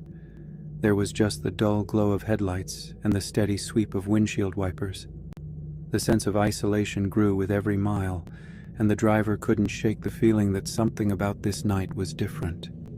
A shape appeared ahead, vague and shifting in the fog. As the car rolled closer, it took form. A vehicle pulled onto the shoulder, hood up, hazard lights blinking in the mist. A man stood near the front, waving his arms. He was dressed in jeans and a sweatshirt, maybe in his 30s or 40s, and his face was only half lit by the car's approach. The driver slowed, almost without thinking. They had always been the type to help, and the man's urgency felt real. Pulling over just ahead of the stranded car, the driver kept their own engine running. The window went down a few inches, just enough for conversation. "Everything okay?" the driver called out, trying to keep their voice steady. The man jogged up, stopping at the window. He smiled, but it didn't seem to reach his eyes. "Thanks for stopping. My car just died out here. I've been trying to get someone's attention for almost an hour. No cell service, and I'm freezing." The driver hesitated, their hand tight on the steering wheel. The fog made it hard to see anything else, and a small warning bell rang in the back of their mind. Still, the man's story was believable. He looked tired, frustrated, and cold. "What do you need?" the driver asked. He stepped back a little, hands visible, and explained, "I just need to borrow your phone to call a tow truck. It's too dangerous to stay out here tonight." He shrugged, looking embarrassed. "I promise. I'm not trying to cause any trouble." The driver nodded and reached over to grab their phone from the passenger seat. As they did, something about the man's tone changed. Quieter, less desperate. Before the driver could hand over the phone, a sound came from behind the car. It was a quick, soft shuffle, barely loud enough to hear over the engine and the fog-dampened night. "Is someone else with you?" the driver asked, their voice suddenly tense. The man's face didn't change much, but his eyes flicked toward the rear of the car and then back. "No, it's just me," he said too quickly. The driver's grip tightened. A second figure materialized from the fog, moving fast and low along the passenger side. The driver caught a flash of metal, a knife, gripped in the newcomer's hand. Instinct took over. The driver slammed the car into drive, stomped on the gas, and shot forward. The first man lunged at the window, shouting, but the car was already moving, tires screeching against the wet pavement. The second man tried to grab the passenger door, but his hand slipped off as the car accelerated. The driver didn't look back. The fog swallowed the scene as quickly as it had revealed it. They kept the car straight, barely seeing the lines on the road, heart hammering so hard it drowned out the sound of the engine. For miles, there was nothing but the blur of headlights and the memory of that knife glinting in the dark. They didn't stop until a gas station appeared out of the mist, lights bright and harsh against the night. The driver pulled in, parked, and sat there, hands shaking, breath coming in short bursts. It took a while before they could even dial the police. When they finally explained what had happened, the officer on the other end sounded tired, but not surprised. "This isn't the first time we've had reports like this," the officer said. "People know that in this kind of weather, drivers are more likely to stop. It's easy to hide in the fog, and most folks want to help." The driver gave as many details as they could: the man's clothes, the make and color of the car, the spot on the highway. The officer promised to send a patrol, but there was no guarantee anyone would be found. As the call ended, the driver's mind kept circling the same thought. What if someone else stopped next? Did those men wait for the next car, or had they been scared off for the night? Studies show that criminals often use tricks like this to prey on people's good intentions. A broken-down car, a plea for help, a friendly story. It's all designed to make you lower your guard. The driver realized they had ignored their own instincts at first, pushing aside the uneasy feeling that something wasn't right. The fog had made everything harder to see, not just the road, but the warning signs too. The next morning, the driver replayed the whole thing in their head. The way the man smiled, the quick glance he gave into the darkness, the sudden appearance of the second man. The police told them that foggy nights and empty highways make it easier for criminals to hide, and that people are more likely to help when they can't see what's coming. It's a setup that works because it feels safe until the very last second. After that, the driver changed how they thought about helping strangers. They didn't stop at night anymore, especially not in bad weather, and they kept their doors locked even when pulled over. The memory of that night stuck with them, not just the fear, but the realization of how quickly a good deed could turn dangerous. They wondered if the men had tried the same thing on someone else. The question lingered every time they saw a car on the side of the road, especially when the weather was bad. It made them more cautious, but also left them uneasy about a world where kindness could be used as bait. Sometimes it's not just the fear that lingers after a close call, but the way it changes what you're willing to do for someone else. The cost of helping can be much higher than you expect, especially when you don't see the danger until it's already at your door. For some, the instinct to help is automatic. After a long overnight shift at the hospital, exhaustion was the only thing on a worker's mind as they drove home on the nearly empty parkway. The pandemic had changed everything. There were hardly any cars out, and the silence was only broken by the sound of their own engine. The workers' eyes were heavy, but they snapped to attention when they spotted a car stopped on the shoulder, red SOS lights blinking in the dark. It was just past 2 a.m. The worker slowed down, feeling a mix of caution and concern. A man stood next to the car, waving his arms in wide arcs. The vehicle was pulled close to the edge of the shoulder, hazard lights flashing on the wet pavement. The worker rolled down their window just enough to talk, keeping a careful distance. "Everything all right?" they asked, voice low. The man stepped closer, his face half lit by the headlights. He looked tired, maybe a little cold, and his words came quickly. He said he'd been stuck for hours, that his phone was dead, and that he needed to call his brother. He asked if he could borrow the worker's phone just for a minute to get help. There was hesitation, but it was easy to brush aside. The man's story fit. Phone service out here was spotty, and he looked genuinely frustrated. The worker didn't want to be the kind of person who ignored someone stranded in the dark, so they unlocked their phone and handed it over, keeping the window mostly up. "Thank you," the man said, turning away and walking a few steps toward his car, phone pressed to his ear. The worker listened for signs of a real conversation, but only caught bits and pieces, not enough to know for sure. After a minute or two, the worker started to feel uneasy. The call was dragging on, and the man had drifted further into the shadows. "Everything okay?" the worker called out, their voice sharper now. No answer. The man's back was turned, and he seemed to be talking quietly, almost too quietly. The worker considered getting out to retrieve the phone, annoyed by the delay, but before they could move, something shifted in the corner of their eye. Another person, someone who must have been hiding, darted out from behind the broken-down car and moved quickly toward the rear of the worker's vehicle. Panic set in instantly. The car door wrenched open, and the second man, tall and wiry, forced himself inside. He grabbed the worker, one arm clamping around their neck, squeezing tight. The worker struggled, gasping for breath, clawing at the attacker's arm. The man's grip didn't loosen, and his voice was cold and steady.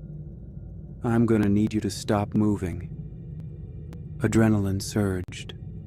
The worker managed to elbow the man in the ribs, just enough to break free for a second. Without thinking, they shoved him back and reached for the gear shift. The first man, still holding the worker's phone, ran toward the car, yelling something the worker couldn't understand. The worker slammed the car into drive and floored it, tires screeching as they tore away from the shoulder. 2 gunshots rang out behind them, loud and sharp. The worker didn't look back. Their hands shook so badly they could barely keep the car straight, and their heart hammered in their chest. The world outside was a blur of darkness and headlights as they sped away, trying to put as much distance as possible between themselves and the attack. When the worker finally made it home, they sat in the driveway, stunned and shaking. It took a long time to gather the nerve to step out and look at the car. The rear windshield was shattered, glass scattered across the back seat. The realization that the shots had been aimed, not just fired into the air, made their legs feel weak. The immediate relief of escape faded fast. The worker reached for their backup phone and called the police, trying to explain what happened while their hands still trembled. That's when they realized the other man still had their phone. Panic returned as they thought about everything stored on that device: contacts, banking apps, personal information. The police told the worker to use Find My iPhone to lock the device, but by the time they tried, it was already offline. It wasn't just the phone that was gone. In the next few hours, the worker saw notifications for password resets and unfamiliar logins. Their cryptocurrency exchange account had been drained, thousands of dollars gone in minutes, transferred to an untraceable wallet. The worker scrambled to freeze accounts, change passwords, and cancel cards, but the damage was done. The police suggested contacting the phone carrier to track the last call made, but the logs were blank. There was no trail to follow. The days after the attack felt unreal. The worker went through the motions, showing up for shifts, answering questions from the police, calling banks and tech support, but their mind kept replaying the moment when they handed over the phone. Every time they thought about it, a wave of guilt and anger followed. They had wanted to help, and that impulse had made them a target. The police explained that these kinds of setups were happening more often. Criminals using fake breakdowns, SOS lights, and believable stories to trick people into stopping. The workers' kindness, the thing that usually made them feel proud, had been used against them. Their trust was gone, replaced by a constant sense of vulnerability. The hospital workers' losses weren't just financial. The fear didn't fade when the glass was swept up or the account secured. It lingered every time they drove home at night, every time they saw a car on the shoulder. They found themselves double-checking locks, glancing in the rearview mirror, and ignoring anyone who looked like they needed help. The lesson was burned in. Trust your instincts, and don't let kindness override caution when you're alone in the dark. In the end, the worker made a promise to themselves. They would never stop for a stranded stranger again, no matter how real the need seemed. The experience left them wary, always alert, and unable to forget how quickly a good deed could turn into something dangerous. It's easy to wonder what might have happened if things had gone differently, or if that moment of hesitation had lasted a second longer. Sometimes, the difference between a close call and a tragedy is measured in the smallest decisions. When you look back at these highway stories, what stands out isn't just the danger, but how close each person came to a completely different ending. The line between walking away and disaster is thinner than most people realize. This section is about that, how survival and tragedy can hinge on a single